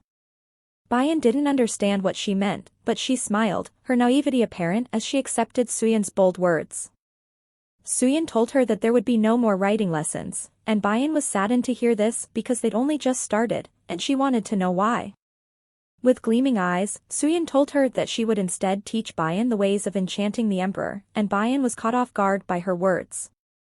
And Suyan began her plans of making her lady all the more seductive to lure the emperor. She'd just gotten done bathing, and Suyan walked in with crushed cherry blossoms, and she informed Bayan it was time to brush her teeth, but Bayan pouted because they'd already done that earlier in the morning. Suyan insisted that they do it again because she had an audience with the emperor coming up. And after Suyan slithered Bayan in rose-scented perfume because she had to smell her best for the emperor. Suyan also gave Bayan a brew that Bayan gulped down hurriedly since the taste was not pleasant. She also gave Bayan some lip stain to color her lips, and after all that, Bayan flopped down on the bed, utterly exhausted. Suyan left to bring her outfit, and Bayan sniffed herself, the scent of roses wafting all around her. She knew the emperor didn't mind her natural scent, but as she looked out the window, she thought about her original intention of meeting the emperor. She wondered why her mom urged her to go to the moon-shadowed lake because, while her wild energy had calmed down, she knew it was because of the emperor and not because of the moon-shadowed lake. Had her mother known that she would meet the emperor at that lake? And was it all just a coincidence that the emperor looked exactly like the man from her dreams? The charmed paper that she found on her pillow after she dreamt of the emperor and her mother, who told her it was for sweet dreams, just what was her mother's true intention? She couldn't understand her mother's actions, which baffled her all the more. And soon she was on her way to meet the emperor in a carriage he generously provided. They had gone quite a distance, and she wondered how far the emperor's office was. Suyan told her that most of the emperor's living quarters were found in the center of the palace grounds. And it was their luck they'd gotten a carriage to ride in since it was usually only the royal family that got to mount the emperor's carriage, and Suyan reminded Bayan to thank the emperor profusely, to which Bayan reluctantly agreed. Her stubbornness had Suyan once again scolding her as she told Bayan that this time she needed to be careful since staying in the palace was not as straightforward as it appeared to be. She told Bayan that the palace was full of power struggles and that her actions could cost her greatly. She was especially susceptible to drawing the wrong attention since she was now at the center of the storm. Some would want to befriend her, while others would only show jealousy, and they would jump at any opportunity to bring her down. So she needed to be extremely careful, Suyan said as she ended her rant, and as usual, Bayan agreed readily to appease Suyan. Bayan looked out the carriage window, and what she discovered made her gasp in surprise. She'd never seen flowers grow in water, and Suyan told her the name of the flower, the blue water lily. The azure lagoon full of lilies was one of the palace's most famous sights, but Bayan paid particular attention to the name Suyan had just mentioned. Azure lagoon, Bayan questioned, and it sparked a memory. Her mother had told her to find herself an azure pond if she couldn't find a moon-shadowed lake. But it couldn't be. Was this the lake her mother had spoken of? Bayan stared so intently at the pond that she drew Suyan's curious gaze too, and she asked Suyan if the emperor came to visit the pond often. Suyan told her that he indeed visited the pond often, so much so that the pond's gazebo was solely reserved for the emperor, and she wondered how her highness knew that tad bit of information. Bayan laughed nervously as she told her it was just a random guess. The more she thought about it, the more it became clearer to Bayan that the moon-shadowed lake and the azure pond were all places to meet the emperor, and it was likely that this was her mother's intention. Bayan had pondered the thought of making allies through her healing abilities, but what if she made the emperor her ally? Her revenge would no longer seem so out of reach for her, and if possible, her wish of wiping the Ganek village from the face of the earth would come true. With determination in her gaze, she knew she needed to get the emperor on her side. Juheel read aloud from the report in his hands about his findings to the emperor. According to his sources, the concubine who picked the final lot came not from one of the smaller tribes, but from the royal family of Rayon. The emperor wanted to know if she was indeed a royal member of Rayon and not a stand-in, and Juheel confirmed that while his informant couldn't see through the veil she wore, her hair color was ash, the color unique to the royal family of Rayon.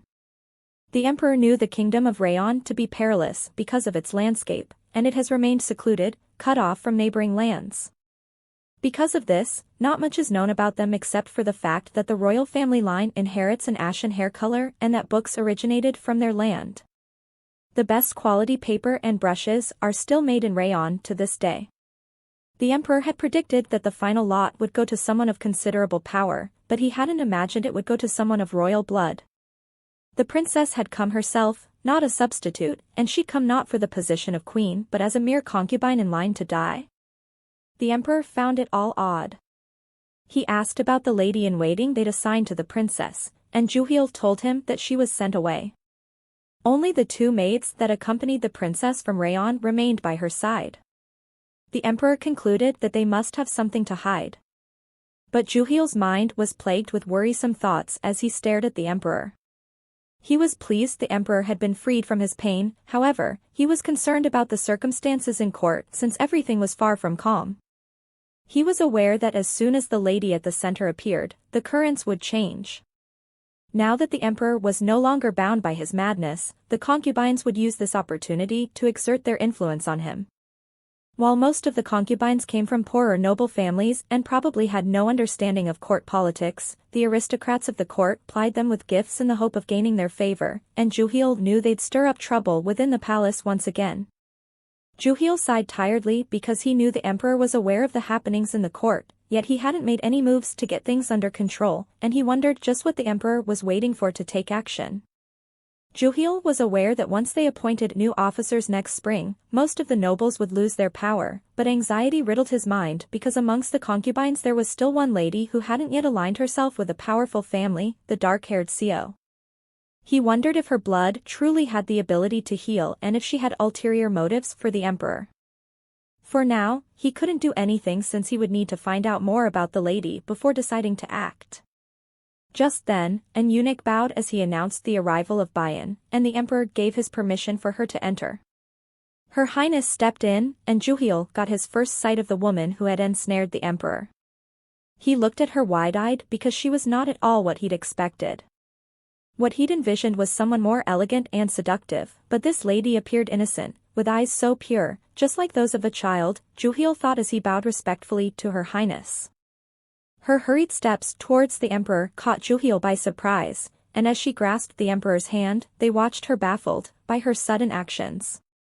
With big, gem-like eyes, she watched the emperor intently, and as time passed, the emperor eventually asked if she had something to say, but before the last word left his lips, she interrupted as she said loudly, "Yes, I do." Juhil watched it all, his shock evident in Her Highness as she cut the emperor off before he finished speaking. But the emperor only grinned, not at all perturbed by Bayan's rudeness. He opened his arms, invitingly, and she knew of no safer place, thinking back on her experience with the men that jumped out at her with their swords drawn. She sat herself on his firm thighs, and he grasped her around the waist, steadying her as he asked her about her question. She requested a favor, and the emperor smiled, caressing her cheek as he said, "Let's hear it." Bayan looked at this man with the same red eyes that she'd once thought to be something out of nightmares, and she wondered if this was the same man she'd until recently called a monster. Indeed, he was a good-looking one, she thought, and her thoughts surprised her.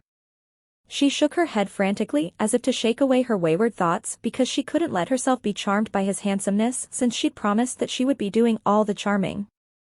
But Bayan was uncertain how to go about charming the emperor because she knew she wasn't clever enough to come up with some elaborate plan to convince him to ally with her.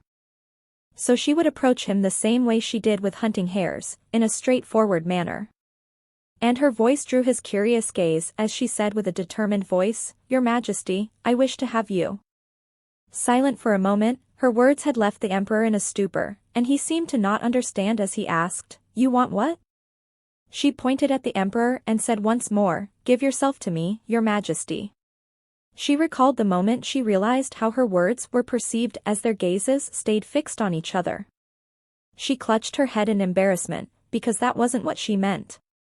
Just then, Suyin walked in, and she fussed at Bayan's tousled hair because she wasn't supposed to touch it since it needed to be perfect for tonight. She offered Bayan some chestnut and rosehip powder, claiming it softens and brightens the skin.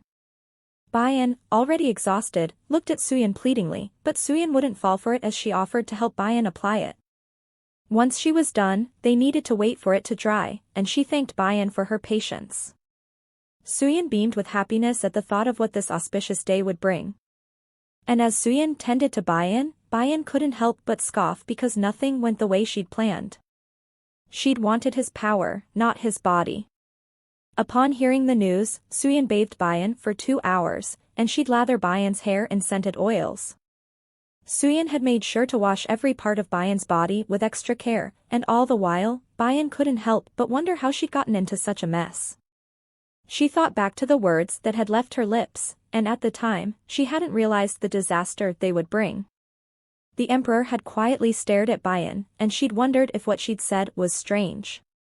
She looked at the emperor's aide, and he looked horrified, but Bayan couldn't understand why. She looked back at him as the grinning emperor called out to his aide. Juhil bowed, ready to receive the emperor's command, and what a shocking command it was. He told Juhil to inform the inner mansion that there would be a consummation. And when Juhil wanted to know if he should ask them to set an auspicious date for the consummation, the emperor told him there would be no need since it would happen tonight. But try as she might, Bayan couldn't follow their conversation because consummation was a new word to her. "What's a consummation?" she asked the emperor, and his eyes widened in surprise. He burst into a fit of laughter, and Bayan's face reddened in embarrassment. She grew angry the more he laughed, and she told him how serious her question really was. After he'd calmed down, the emperor stared at Bayan once again, and she grew nervous. He pulled out her hairpin, and the tendrils of black strands fell loosely. He held strands of hair in his hands as if holding something precious, and he told her he hadn't realized how much his sweet concubine admired him. But his words confused Bayan even more, and she looked down at his random statement. He smiled devilishly as he told her, "A favor like that, I must grant." Bayan realized then that something wasn't quite right, and she hurriedly told him to wait because she knew it had to do with that unknown word, consummation. She asked him what it meant once again, but he didn't explain and only told her, "You said it was me you wanted, so I will give it to you." Bayan asked if what he just said was truly what consummation meant, and the emperor simply responded with a yes. Bayan looked suspiciously at him, determined to see if he lied, but he didn't so much as flinch. She turned away as she thought about it. She knew something didn't add up, but she couldn't pinpoint what. The emperor patted her head, interrupting her thoughts, and he told her he looked forward to tonight. Bayan stared at his smiling face as she wondered what tonight held in store for her. And once again, lanterns were hung to celebrate the night of the emperor and his concubine. Suyin was occupied with brushing Bayan's hair, and Bayan sighed because she shouldn't have accepted his explanation so easily. Her face flared up in embarrassment, and she now knew what consummation actually meant. But she was not to blame for her lack of knowledge, she reasoned, because, living the way she did, she hadn't had any time to expand her vocabulary. She'd been too busy trying to survive. Suyin finished her brushing as she reminded Bayan that she was the first amongst all the concubines to receive His Majesty, so she needed to make the most of this opportunity. Suyin reminded her to keep all her advice in mind when serving the emperor, but Bayan looked away from Suyin's worried stare as she hesitantly said, "Okay." Night fell upon them, and the emperor arrived in his carriage. He stepped out, and as his arrival was announced, Suyin and another court lady bowed as they greeted him. He asked about Bayan, and Suyin informed him that she awaited him inside, but the emperor doubted that. He laughed because, knowing her personality coupled with the fact that she might have figured out what consummation meant by now, he knew she must be fuming, and he smiled at the thought of her shocked face. Walking inside, he noticed how small and undecorated it was compared to the other concubines. He'd heard that they had gold and riches piled up to the ceiling, and he wondered why that wasn't the case for Bayan since he'd made his favor for her quite clear. But he knew after tonight she'd be bombarded with gifts. How long would she be able to hold her innocence in the face of riches and glory, he wondered. But should he really be worried about her innocence being ruined by greed and power when he'd just been bothered by her bare lodgings? He grinned at the irony. Soon the consummation room was upon him, and as the attendants held the curtains open for him, he stepped through. Bayan sat in the room, quietly mumbling to herself as she tried to remember the correct way to speak, as Suyin had taught her, but her nerves got the better of her. The waiting made her more nervous, and she couldn't stand the anticipation of what was to come. She looked at the beautifully crafted vessel, and she remembered Suyan's words. She'd told Bayan that the emperor and herself would share a drink from the flask, and once they did, she would be more than an offering to be killed off, she would truly become the emperor's woman in essence. Bayan had only ever thought about how to continue living, and it never once crossed her mind about what it would be like to be the emperor's consort. She wondered how she got to this point because all she'd wanted was for him to lend her his power in exchange for her blood. Should she just be truthful and tell him she wants his help to attain her revenge? But she discarded that idea because she couldn't put her trust in anyone after all the betrayal she'd gone through. She thought about the elders in the village and how much their greed had cost her. In the end, she needed to look out for herself because everyone did the same, their selfish choices leading them like dogs on leashes. The worst possible outcome, the emperor might try to stop her, but she needed to take her revenge with her own hands in the end. She turned as she heard quiet, light footsteps, and the emperor entered. She bowed on her knees, just as she'd been taught, ready to give her greeting, but the emperor's words stopped her. "Get up," he ordered. At her look of confusion, he told her that there was no need for formalities from now on. At his words, she wondered if there would be other times when they would meet. But as she got up, prickly sensations coursed through her legs. She groaned because she'd sat too long on her feet, and now she had cramps. She could bear it no more, and she staggered towards the emperor. She fell into his arms with a loud squeak, and he caught her. He grinned and sat them down, and she blushed, mortified. He asked her to pour him some cordial, and Bayan quickly followed his order, nervous from his close proximity. The scent of magnolias permeated the air, and the overwhelming scent made Bayan dizzy. She wanted to move and sit further from him, but the emperor's strong grip prevented her from doing that. And as she watched him sip on the red wine, she couldn't help but notice what a pretty color his lips were. Could it be the wine that made it so, or was it naturally so red? "You can lick them if you want," and those words stunned Bayan out of her thoughts. He smiled knowingly as he told her that she'd been staring so hard at his lips that she ought to take them. But Bayan turned away as her denial flowed like water from her lips. He wondered what happened to the brave woman who'd laid claim to the emperor, since she looked so nervous now. Bayan flushed at his words but told him the truth instead. When she'd said that, she hadn't been referring to Consummation at all. The emperor had suspected that much, and when he inquired about her meaning, she said she wanted his power. Although shocked by her words, he showed no signs of it as he asked her, "So you want the emperor's seat?" Bayan gaped at him as she quickly told him that wasn't the case. She stuttered, trying but failing to articulate her response. She found it difficult to explain all that was on her mind, and for once, she'd wished she'd been more intelligent to communicate better. She looked down, her eyes once again sad, as she told him that she hated being weak and powerless. Because when something unfair happens to you, you can do nothing else but bear it, and if you try to fight back, it makes no difference to the stronger. She wanted to become strong, and while that didn't mean she wanted a whole empire like him, she wanted enough power to pay back all the people who had wronged her terribly. The emperor watched this woman, who usually seemed strong and carefree, now look as fragile and delicate as glass. He knew that since she was born a dark Seo, her life couldn't have been easy. He began to understand her and her feelings. He knew all too well what it was like to bear the unfair treatment of something out of your control. In his youth, the late emperor hated him with a passion, simply because he had the reddest-colored eyes amongst all the royal children.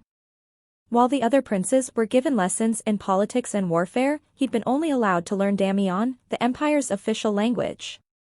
And he was only offered one opportunity to memorize anything, for if he made even a single mistake, his attendant Myanga would be beaten and whipped for it.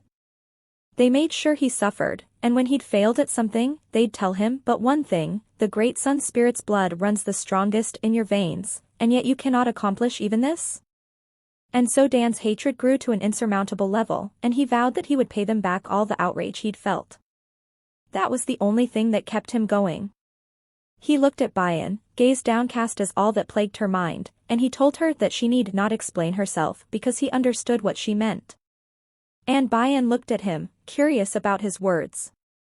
But he only stroked her cheek, and she recalled why they were in this position.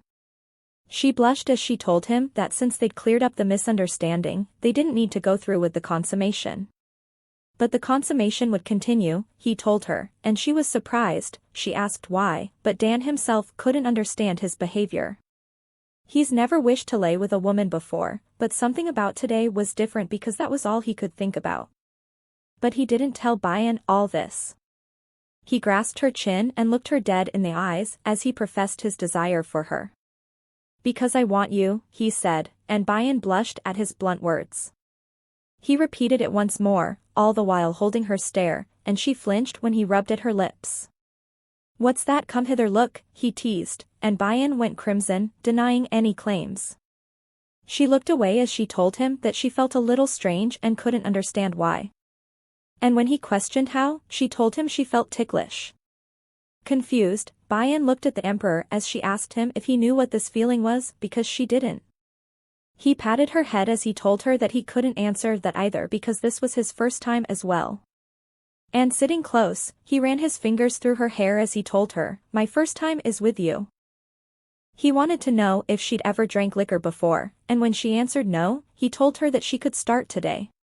He drank some from the little cup, and then he grasped her by the chin and kissed her. Bayan sat still, his sudden kiss had taken her by surprise, and it surprised her even more as her mouth filled with the sweet, aromatic liquid. She swallowed as he fed her liquor with his mouth. The red liquid spilled from their interlocked lips and trickled down her chin. She flinched as it dripped onto her hand, and when they broke apart, Bayan sat in a daze, her mind unable to comprehend what just happened. And when she did, she gasped, her eyes rounding in shock. When she questioned him about his abrupt actions, the emperor explained that it was customary to share the consummation cordial as a man and wife. But the emperor wasn't done because, clasping her cheek once again, he leaned close as he kissed her for the second time, and Bayan squirmed as his tongue darted out to lick at the dried wine still on her lips. She shivered, never having felt this way before, unaccustomed to having a man touch her so intimately. As if he couldn't get enough of her, the emperor wouldn't let go of her as he continued to kiss her, and Bayan looked at this man who devoured her.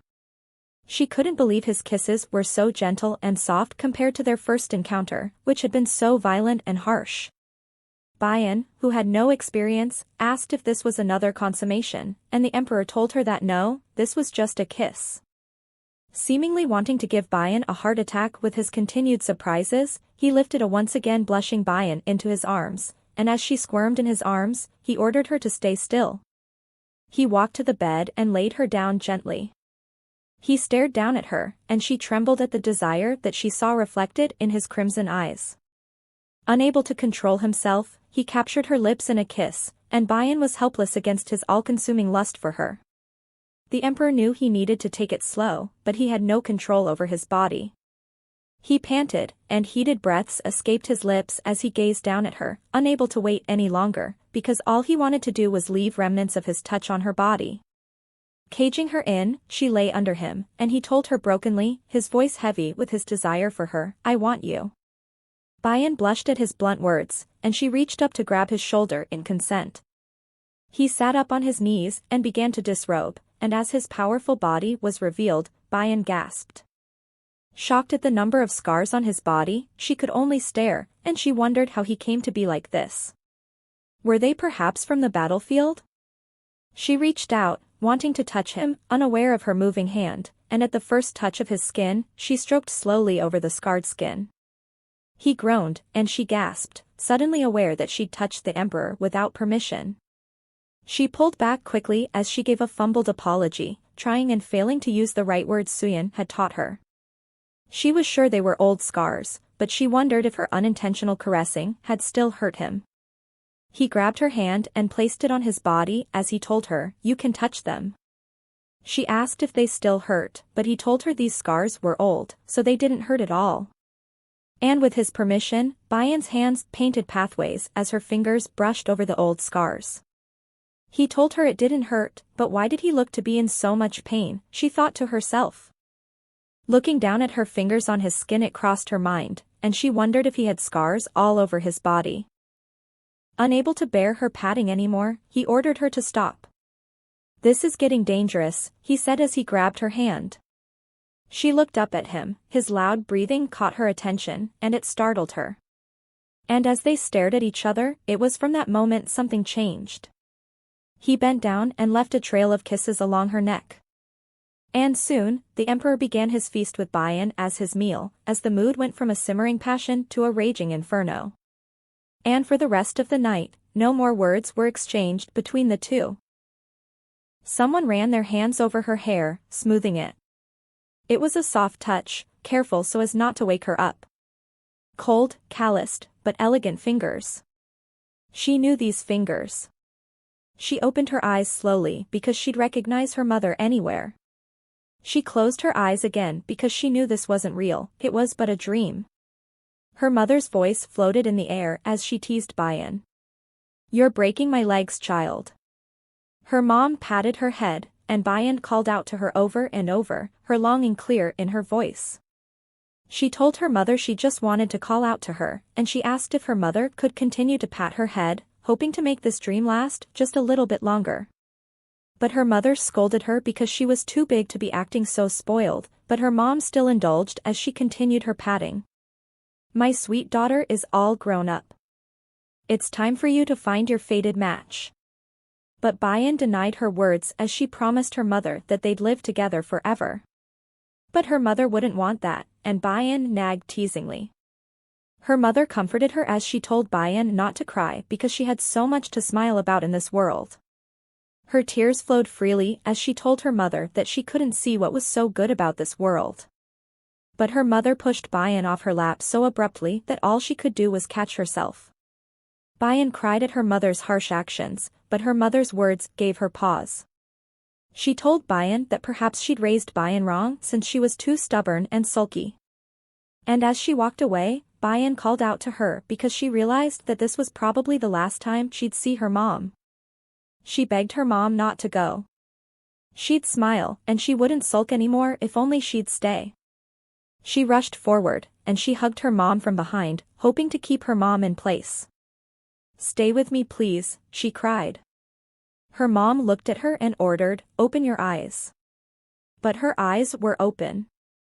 Her mother repeated the words, and then she told Bayan that was her last wish. She suddenly disappeared, and the world went dark. Bayan searched for her mom in the darkness, and as she called out to her, Bayan never got a response. He'd been dressing, but Bayan drew his attention as she spoke in her sleep. He smiled at her sleep-talking, and he found it another endearing trait of hers. He smiled at her sleeping form, understanding she must have been exhausted from all their nightly activities. They couldn't get enough of each other, and they'd only closed their eyes in the early hours of the morning. He touched her shoulder, and he gently shook her as he called out her name. But the emperor knew something was wrong when she called out to her mom with tear-filled eyes. She cried in her sleep, tears running down her cheeks as she called out to her mom. The sight shocked the emperor, and he gathered her into his arms, trying to wake her. When she opened her eyes, the first thing she saw was the emperor, and they looked at each other, confused. She drew her own conclusions, and she snatched the blanket as a shield between them. She scurried back, afraid the emperor might want to do it again, and she told him that they needed to stop. And when he told her he hadn't said a word, she made sure to inform him that she was done for the day. He ignored her dramatic remarks and asked how she felt. She told him if they didn't do anything more, she'd be fine. Satisfied with her answer, he gave her a sweet kiss in response. He got up and told her he would send a carriage for her at noon. And when she wanted to know why, he asked her, "Didn't you say you wanted my power?" She leaned forward, excited, as she blurted out many questions. Was he really going to help her? He looked at her gaping robe, and it revealed all his previous night's work on her body. He wondered why all those marks hadn't healed yet when they'd healed so quickly from their last encounter. She told him that her body takes longer to heal after she's lost a lot of blood, and he wanted to know about their meeting at the lake.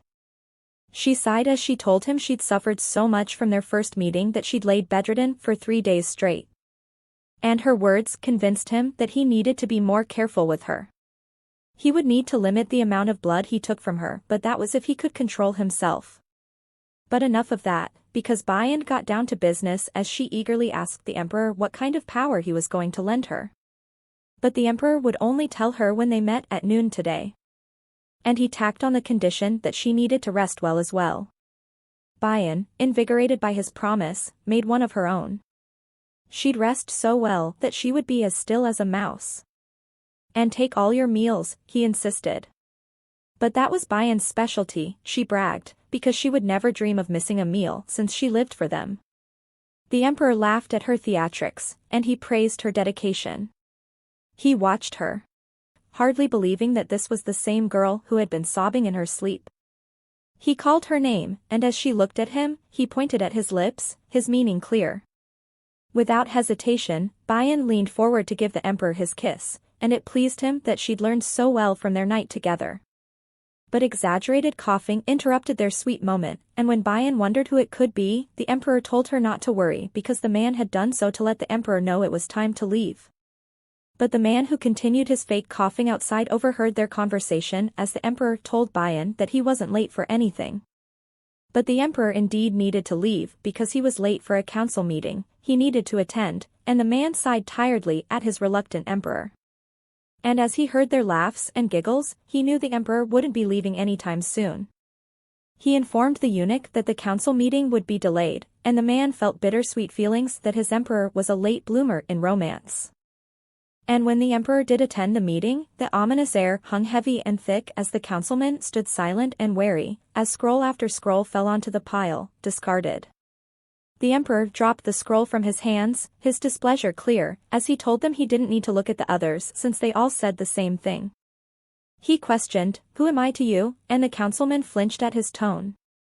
He answered cautiously that he was the son of the empire, his imperial majesty. His red irises glowed, and the councilman knew that any wrong answer would cost them their lives. "Am I some kind of breeding horse?" he asked them. The man bowed and trembled in fear as he denied the emperor's words. The man told the emperor that as his humble servants, they spoke for the empire's sake and that they pleaded for the emperor not to take offense since the future of the empire depended on the emperor's kin. "Take the concubines to bed," they beseeched, and the emperor knew that the greedy councilmen had finally made their move. They implored the emperor to take the concubines to bed. So many concubines awaited the emperor's gracious attention, and it was time for the emperor to produce an heir. They told the emperor it was all for the sake of the empire. "We beseech you," they chanted, and the emperor knew this was not a plea but an order that he couldn't refuse lest he cause chaos amongst the aristocratic faction, and it was not time yet to confront them. Power naturally followed the concubine, who gained the emperor's attention. Looking at their faces, he knew this was on their minds and not for the sake of the empire, as they claimed. Mayanga poured a cup of tea for the emperor, and as the emperor picked up the cup, swirling the red liquid, the soothing scent of Danang drifted up to him. He knew it was Myoga's way of telling him to keep his composure. His long-standing attendant knew right away about his chaotic emotions, and the emperor understood that he couldn't lose his temper in front of these men. He sipped on the tea, silent as he watched them. And the weight of his gaze made the councilman shiver in fear. When he first came into power, he'd executed all the blatantly corrupt nobles, and he'd let the pettier ones live. But it seemed his mercy was in vain, because now it seemed they were back to their ways of trying to achieve power through dirtier means. He sighed because he knew it was the emperor's duty to take the concubines to bed, but he had no desire to take anyone to bed. Her image came like a vision, her hair flowing wildly, and he knew that the only woman he wanted in his bed was his sweet, innocent Bayan. "Choose a suitable date," he said, and the noblemen flinched in surprise. They hadn't expected the emperor to agree so easily, and they bowed as they praised the emperor for his gracious decision. But he told them that there was no grace to be thankful for, and when they looked up at his words, his smirk made them cower as he told them that soon they would understand why he'd accepted their pestering so easily. And while the emperor dealt with annoying little flies, Bayan examined her body. She still bore the evidence of their nightly escapades, and she wondered if the emperor had drank less blood this time around. She'd thought for sure he had, but she felt none of the usual symptoms that accompanied the loss of a large amount of blood. Other than the little bruises on her skin, she knew she hadn't lost as much blood as what she lost during her bloodletting, but she'd expected to be bedridden for at least 3 days as she had been the last time after her visit to the moon-shadowed lake. What she'd begun to notice, though, was that she now took longer to heal after the Emperor drank from her a certain amount of blood, and while it was normal to lose her healing abilities like that for bloodletting, this time it felt like she'd lost it entirely. But Bayan, being the optimistic person she was, chose not to dwell on it and promised herself that during times like this, she would be extra vigilant with her safety. She ran outside, hoping to keep herself busy sweeping the yard, before Suyin caught her. But Bayan was late because, as soon as she peeked outside, her court lady walked towards her. And accompanying her was another court lady. Bayan curiously asked about the lady next to her, and Suyin told the lady to greet Her Highness. Nervous, the young girl stuttered, but whatever she was about to say was lost because Bayan recognized her. She was the lady who brought the jar upon her last visit. Suyin told her that she'd brought the girl to greet her since she'd been stationed at Bayan's palace. The girl hesitantly asked if she could kneel to receive her blessing, but Bayan waved her request off. Instead, Bayan wanted to know her name, and she stammered out Manhwa. Bayan noticed her stutter and asked if that was how she usually spoke, and as if to prove Bayan right, she stuttered once again. She'd thought she'd done something to anger the royal lady in front of her, and she dropped to her knees in a bow as she apologized for the way she spoke. To persuade Bayan to keep her, she told Bayan that while she may stutter, she would remain a faithful servant to Bayan, and so she begged for just one chance. Manhwa cried because she knew that, by some miracle, she'd been stationed at Her Highness's palace, and now that the Emperor's madness had subsided, it was her only opportunity to leave the hellish life she'd endured. She was happy when Lady Suyin noticed her. She'd seen Manhwa's good side, not the stuttering mess everyone accused her of being. Lady Suyin had chosen her to work at Her Highness's palace, and she desperately wanted to stay. Just as she was about to plead once more, Bayan readily accepted her, and Bayan's quick answer took her by surprise. She looked at Bayan, bewildered, and Bayan thanked her in advance for her service. She told Manhwa to get off her knees, and she asked for her age, which Manhwa told her to be 18. Bayan happily told her that since they were the same age, they should be friends, and Manhwa gasped at the idea. But Suyin reminded Bayan that the palace people would think it strange if she treated her underlings as friends. Bayan smiled as she told them that if that was the case, they'd just keep it a secret between them. And Suyin knew that somehow this would get to the rest of the palace, so she whispered a warning to Manhwa that no matter how lenient Her Highness was, Manhwa should remember to stay in line, and Manhwa quickly agreed. Noise from outside drew their attention, and Suyin ordered Manhwa to go see what it was about. Bayan decided to tag along, as she told Manhwa that it might be a carriage for her. And with that, Bayan rushed outside, with Manhwa trailing behind her. Suyin smiled at Her Highness's eagerness to meet the Emperor, and she recalled the time Her Highness had fervently referred to him as a monster. She was relieved that they were closer now after their night together.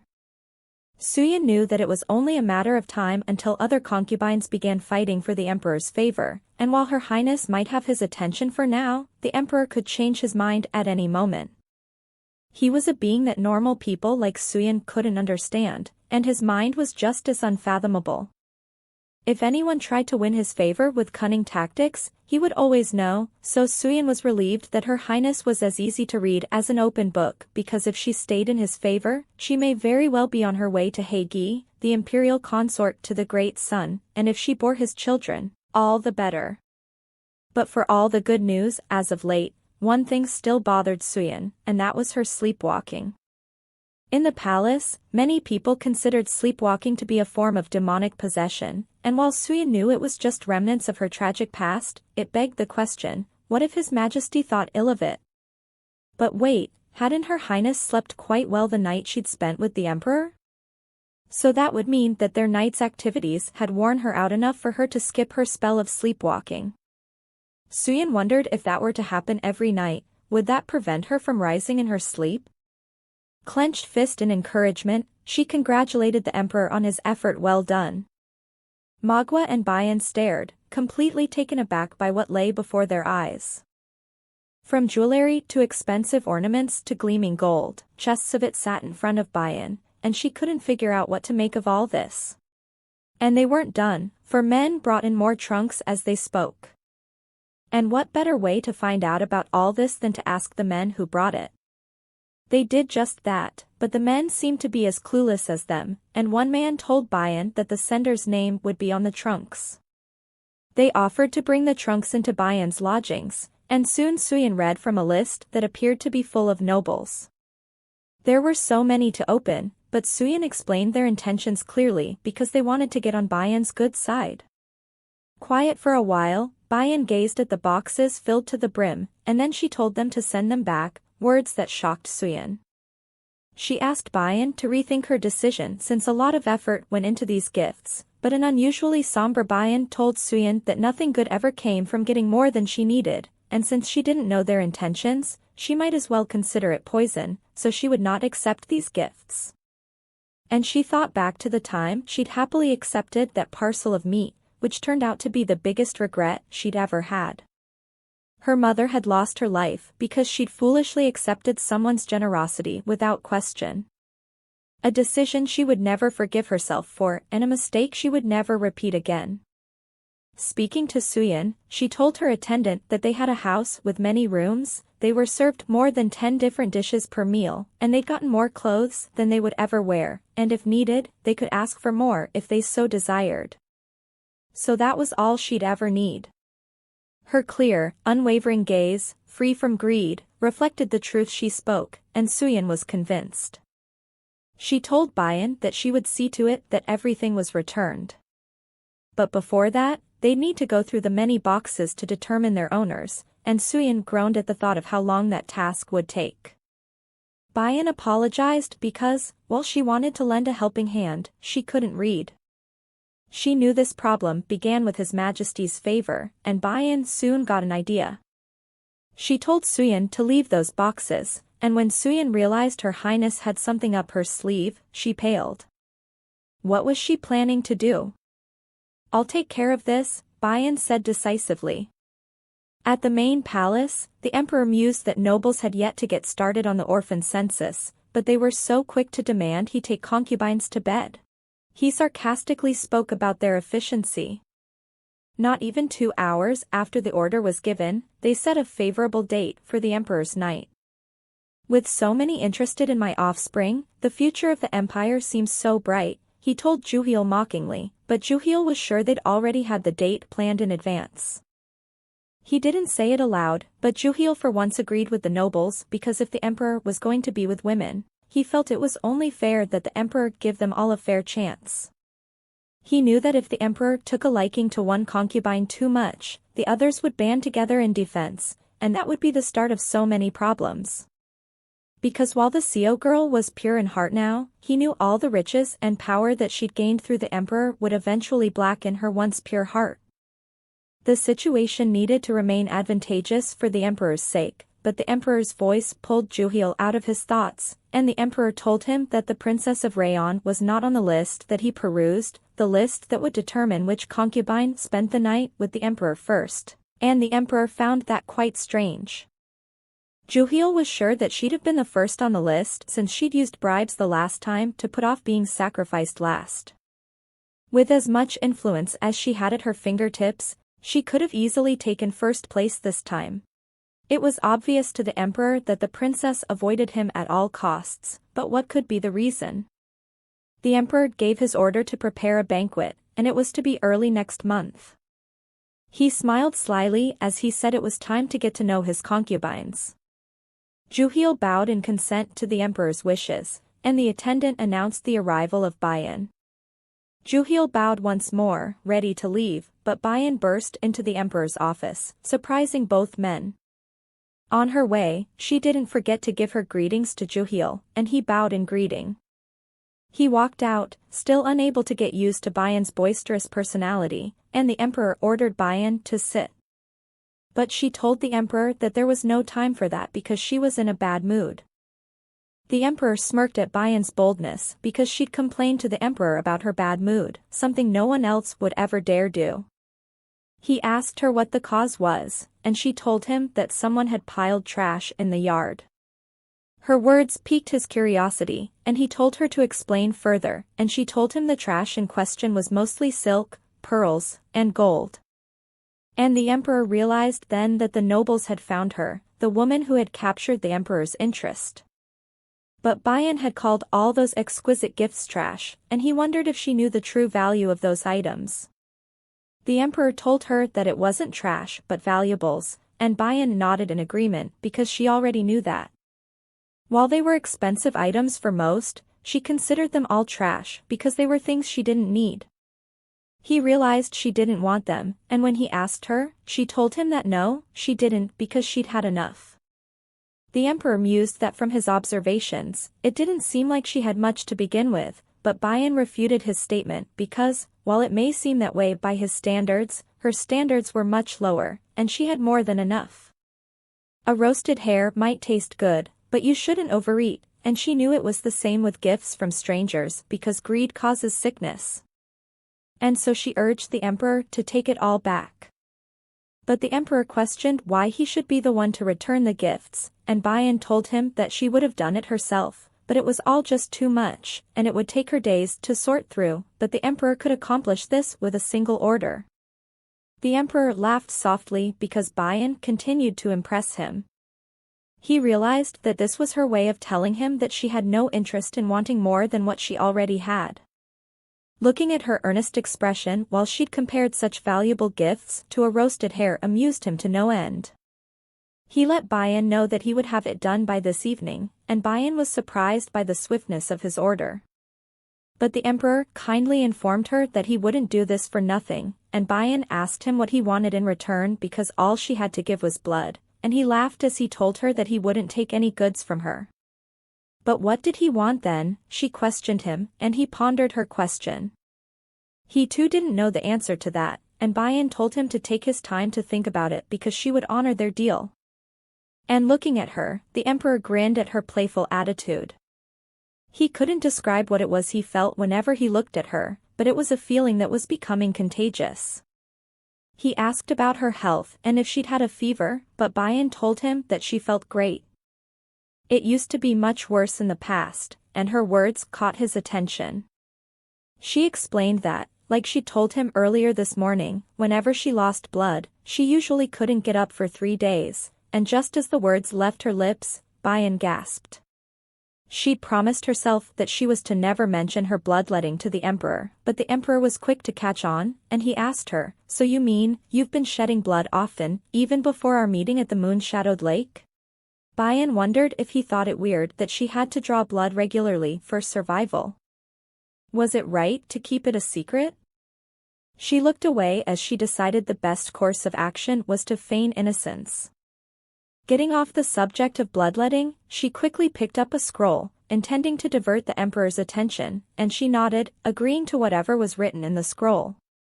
The emperor smiled as he reached for the scroll because, out of all the documents, Bayan had decided to pick the emperor's private documents. He plucked it from her hands and flipped it around as he informed her that she'd held it wrong side up, and Bayan flushed in embarrassment at having been caught. The emperor laughed at her silly antics, and Bayan hid her red face in her hands, mortified. The emperor knew that just by her actions, it was apparent that she desperately wanted to avoid answering his question, and he would have to look into it later. To make her feel better, the emperor joked that letters from nobles looked the same regardless of how they were held, so she didn't need to feel embarrassed. He picked up his brush, and he began to write, drawing Bayan's attention. Looking at it, he told her he'd written his name, and when she asked curiously if it was any different from his name, the Great Sun Emperor, he told her that the Great Sun was his byname and not his actual name. This was his true name, his why. But why did he have 2 names? He explained that the emperor's name couldn't be used lightly, and that is why people use his byname instead. She wanted to know why he'd chosen to show his true name to her, and he said simply that he wished to hear her say it. Smiling warmly, he said that no one has called him by his true name in a long time, and he wanted Bayan to do so. She blushed and admitted that she didn't know how to read, and when he asked why, she told him that her situation at the time hadn't allowed for much education. Saying the words aloud caused Bayan's flushed face to turn a deeper shade of red, but the emperor didn't laugh or criticize her. Still looking down, he simply told her that she was not to worry because he would teach her the sounds. Dan in the Damayan language meant son, he explained, and in the priestly language, it meant first or beginning. When he wrote, he explained to Bayan patiently, and she observed him, not expecting him to let her lack of reading skills go so easily. He pulled her out of her thoughts as he told her to say it so she wouldn't forget, and she asked for permission once more just to be certain. And when he gave it to her, she said his name softly. He leaned forward, a satisfied smile on his face, as he commanded again, and Bayan said it once more. He ordered her to say it again, and she complied. And when he said it one more time, he cupped her cheek, and his actions cut her words short. His fingers traveled to her lips, and he rubbed them gently, surprising Bayan, and her heart began to beat erratically. "Shall I teach you?" he asked, and through her muddled thoughts, she asked about what. He told her how to read. But she told him that she'd already begun lessons with Suyin, and the emperor realized she spoke about her court lady. But if she managed her lodgings, she should have been far too busy to teach Bayan. Bayan recalled that Suyin seemed busy all the time, and Bayan had always felt bad. And while she thought about it, the emperor grinned at her contemplative face. At last, she spoke, and she told him, "I guess you could, if you really want to." He smiled at Bayan, but he didn't respond verbally, no, he responded with a deep kiss, and he pulled her closer. But Bayan tried to stop him because they weren't alone. Myoga stood silent in the room with them, but the emperor didn't care, he squeezed Bayan tightly to him as he continued to pepper her with kisses. Bayan struggled to break free, but she couldn't, and eventually her struggles ceased. Her hand held on to him as they kissed, and when they broke apart, they looked at each other, dazed from their all-consuming kiss. The emperor called out to Myoga, and Myoga bowed, already knowing what the emperor wanted. He walked to the door, and Bayan watched him go. As the door shut behind him, Bayan asked the emperor to please keep his wayward actions to a minimum when they had company, but the emperor slyly told her that they were alone now. Bayan turned away, pouting as she told the emperor that the damage was already done, but the emperor ignored her remark. He wanted to know if she still felt any pain, and when she asked him what kind of pain it was, he told her it was the pain inside her body after their night together.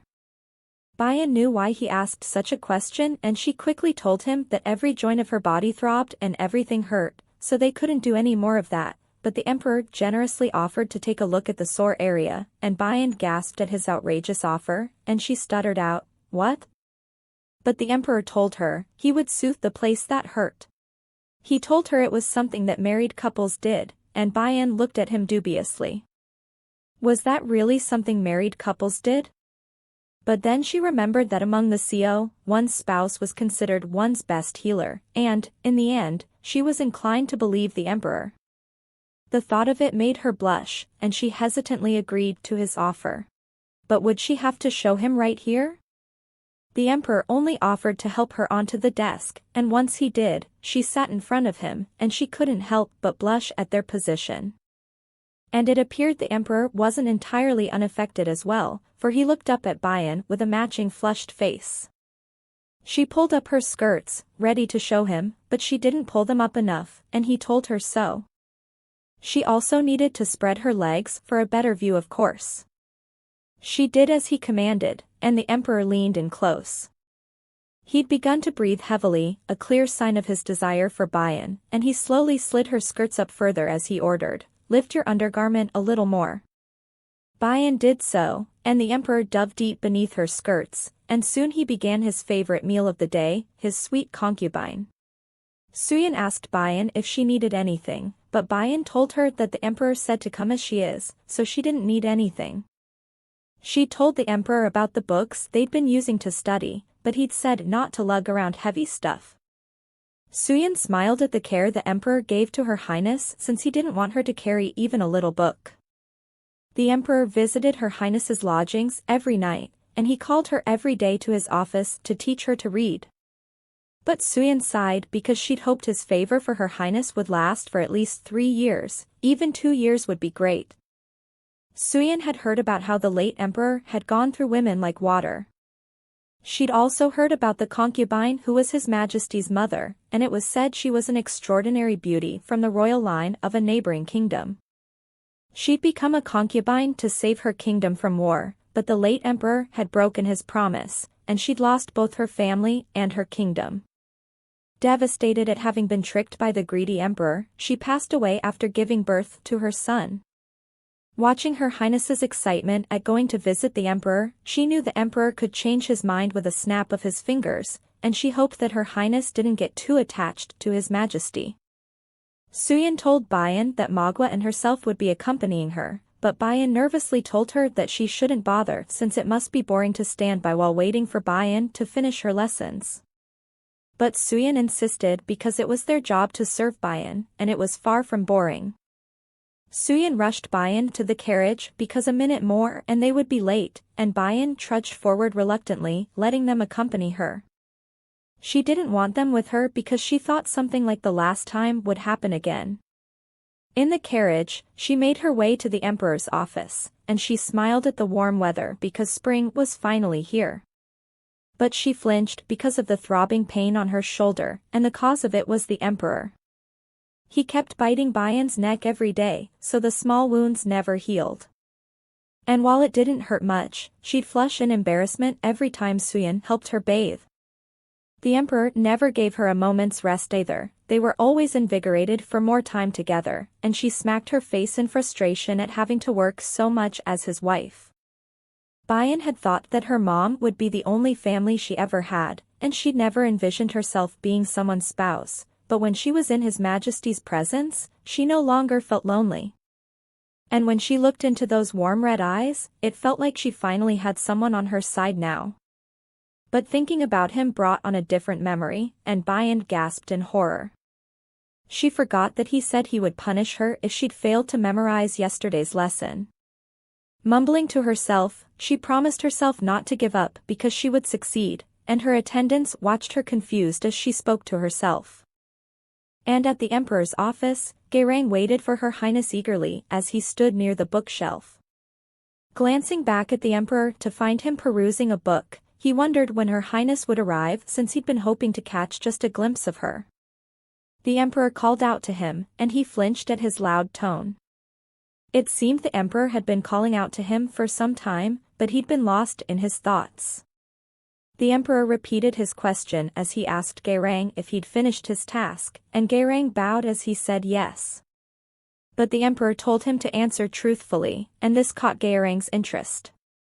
"Are your thoughts still on her?" the emperor asked, and the color drained from his face. He stuttered out an excuse as he denied the emperor's words and explained that he'd only been wondering how Bayan was doing. "What is this woman?" he asked Galy, and he answered that Her Highness was the emperor's concubine. And the next words that left the emperor's mouth was a warning. "Don't let me ask this question again," the emperor said, and Galy promised not to forget his words.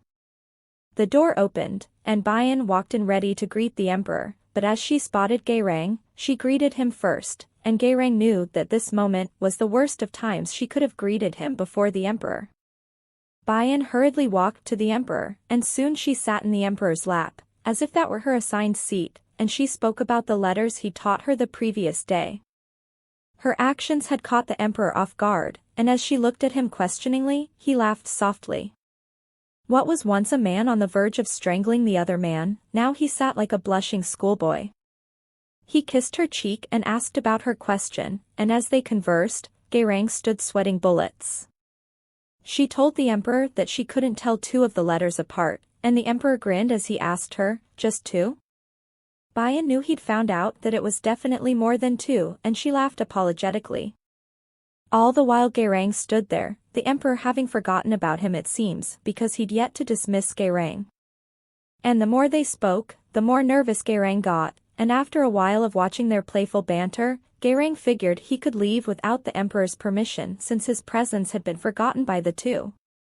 After some time, the two had gotten serious, and Bayan sat practicing her writing, her hands stained black with ink. The emperor watched as she focused entirely on her writing, and he smiled in approval. He'd given her a lot to learn, and she'd gotten just about all of it right, and he recognized the effort she'd put in. He stared at her as she examined her work. She was about to give it to him for grading but pulled back a second to stare longer at her work. The emperor told her that staring at her work wouldn't change the outcome, and she fussed, hesitant to give her work to him. She finally gave it to the emperor, and he told her she'd gotten 4 incorrect. Bayan gasped, shocked that she'd gotten so many wrong, and the emperor showed her her mistakes. He explained slowly for her to understand, but in the end, he'd praised her for a job well done and she blushed at his words of approval. But you know what's coming, he told her, and Bayan smiled in acceptance. She would keep her promise, she told him, and the emperor informed her that since she'd gotten 4 wrong, she was to receive 4 punishments to match. Will you be able to stand it? The emperor asked, and Bayan told him, defeated, that she had no choice but to accept them since she'd gotten some wrong. She wondered if the emperor would box her ears, but his words confused her as he asked for a few kisses as punishment. 1 kiss for 1 wrong answer, he said, but was that really the punishment she'd be receiving? The emperor grinned slyly as he told her the twist to the punishment. This time, Bayan would kiss him first, and she couldn't believe her ears as she shouted aloud, "What?" And soon, the emperor had Bayan on his lap as she trembled from embarrassment at his sudden order, or, as he put it, a punishment. She told the emperor she'd rather he box her ears, but the emperor told her that he'd never hit her. But wasn't that how parents taught their children? But while others may do that, it was something he would never do. But why was she so embarrassed at the thought of kissing him when they'd done it many times before? Bayan insisted it was different when she had to do it. But if it was too embarrassing to kiss him, there were other things they could do, and Bayan eagerly jumped at the opportunity to do something else. He whispered in her ear an alternative punishment, but Bayan thought that to be a much worse punishment because her face burst into flames, and she readily decided to kiss him instead. The emperor grinned wickedly as he told her he wouldn't mind doing other things, and she refused fervently. She readied herself to kiss the emperor, and as she puckered her lips, going in for the kiss, the emperor laughed, knowing he must have lost his mind since he found even her duck face so cute. Her eyes closed, and she didn't see the emperor as he leaned forward. Her eyes shot open as pain burst along her lower lip, and the cause was the emperor as he bit her lip. She cried as she told him to stop biting her since it hurt so much. With a devil-may-care grin, he told her that, of course, he didn't know such pain. Deciding to teach the emperor a lesson, she leaned forward and bit his neck in retaliation, an act that took the emperor by surprise. But it suddenly occurred to Bayan that she'd just bitten not just any man but the emperor, and her actions could be considered rude. She laughed uneasy as she told him, "See how it stings?" But the emperor was unusually quiet, and that worried Bayan. And when he finally spoke, his voice carried with it a foreshadowing. He cupped her cheek as he told her that he'd really been trying to hold back, but she'd provoked him first. His words startled Bayan, but it was too late, for the emperor already had Bayan on her back, and he loomed over her body. She'd wanted to know what she did, but he said that she could think about it because, while she did that, he would feast on her body. She knew the emperor wanted her, and she desperately asked if they could do it later since the sun still sat high in the sky, but he immediately shut her request down. He began to disrobe, as he told her of his impatience and with his desire-laden voice, he said, "I can't wait." And after the emperor had Bayan for an afternoon snack, Suyin sighed as she looked at the group of giggling court ladies, lanterns in hand. Bayan drew her attention as she wondered aloud about the sudden liveliness of the palace, and she asked Suyin about it. Suyin offered to go find out for her, but Bayan told her that there was no need for that. Bayan went back to her writing, and Suyin sighed once again as she watched Her Highness. She'd of course known about the sudden noise in the palace, but she didn't have the heart to inform Her Highness. She knew that Her Highness must be the only one in the palace who didn't know the meaning behind those lanterns.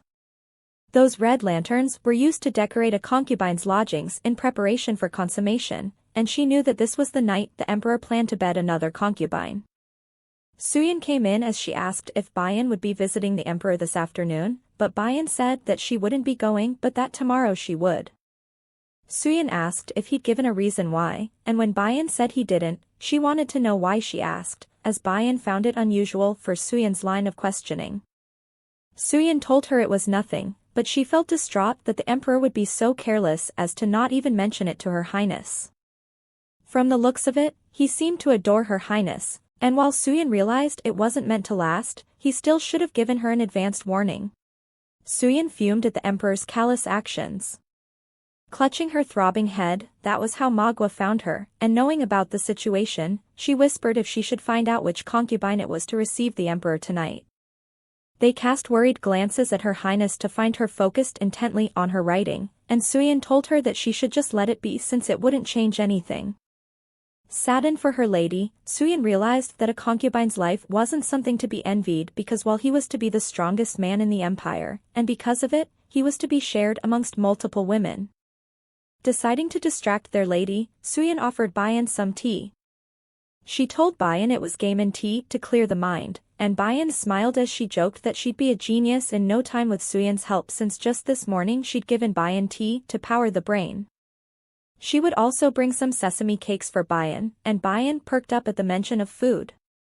Suyin explained that sesame cakes were a favorite snack of the highest scorers on the national writing exam, and Bayan smiled as she realized this was Suyin's way of helping her study.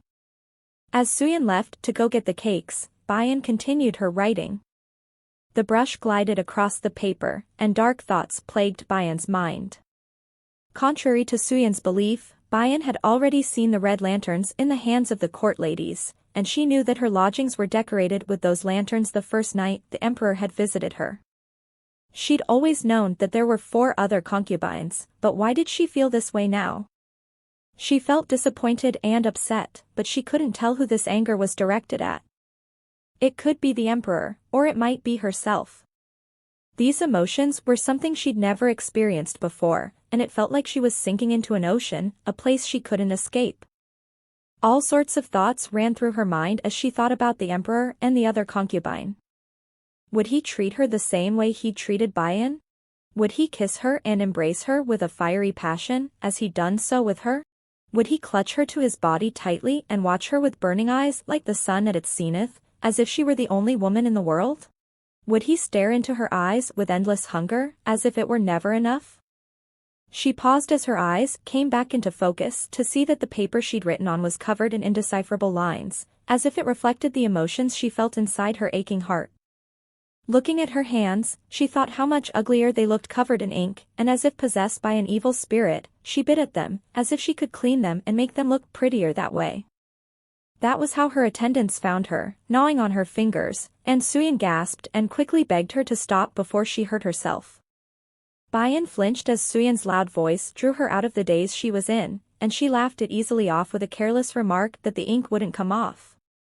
Distressed by her lady's actions, she told Bayan that she'd wash it off for her, and she begged once again for her lady not to hurt herself. Setting the little plate on the table, she offered it to Bayan, and Bayan nibbled on them as she mumbled to herself that snacks tasted better when they weren't good for you. Anxious, Suyin told her she didn't need to force herself to eat it if she didn't like it, but Bayan was vehemently against leaving food behind, and she offered to share. She handed one to Magua, but Magua instead handed her a small bowl filled with golden liquid, as she suggested Bayan dip the snacks in it. And as she did, her attendants awaited her verdict, which was a resounding approval, as she turned to them to ask if the golden goodness was in fact honey. Magua told her it was the best quality honey made from wildflowers, and Bayan eagerly wanted to share this amazing treat. She enthusiastically waved them closer as she told them to have some too. And as Suyin looked at her bright, cheerful lady, she hoped that she wouldn't be hurt any more than she'd already been. Night soon came, and the lit lanterns hung all around the concubine's lodgings. The emperor arrived much like he'd arrived at Bayan's lodgings before, except this was a visit he didn't look forward to. And it crossed his mind that the absurdity of it all, that he, the ruler of a great empire, couldn't freely choose his bedmate. And much like other times, she randomly came to his mind, and he wondered at that very moment what she did. He couldn't bring himself to utter the words of tonight's consummation, but he knew his bright, smiling lady would have found out by now. And he wondered, was she in tears? Or perhaps she'd gone off to bed without sparing a second thought to tonight. While he'd hate to see her cry, he couldn't help but hope she hadn't shrugged it off either, and he knew Bayan not to be the jealous type but a fleeting hope that maybe she felt a smidgen of sadness that he would be spending the night with someone other than her. He closed his eyes, disappointed with his selfishness. Calling out to the emperor, they told him it was past midnight, and he knew it was time. Upon entering the concubine's lodgings, he first noted rooms filled with treasure chests, almost as if to show off. He arrived at the concubine's room and was greeted by an elderly lady, a lady who was not one of the palace ladies, and he could tell just by the luxurious hairpin that adorned her hair that she was no mere serving maid. Ladies belonging to the court were not permitted such lavish trinkets. The emperor concluded that, going by her age, she might be the concubine's lady-in-waiting or a nanny from the concubine's youth. The emperor found it strange that a concubine would bring such an old woman with her to her near demise, and as he entered, he decided to see just what this concubine was like. Concubine Sama Hyan smiled graciously as she greeted the emperor, but the emperor didn't spare her a glance as he sat down opposite her, and his actions surprised her. She watched him, and as he helped himself to the ceremonial liquor, she grew more anxious. He hadn't told her to rise from her bowed position, and he poured himself a drink, his demeanor standoffish. But Hyan reminded herself that she needed to keep her composure since she couldn't allow room for any mistakes. She, unlike the other concubines, was not here against her will, she hadn't been sold off for money.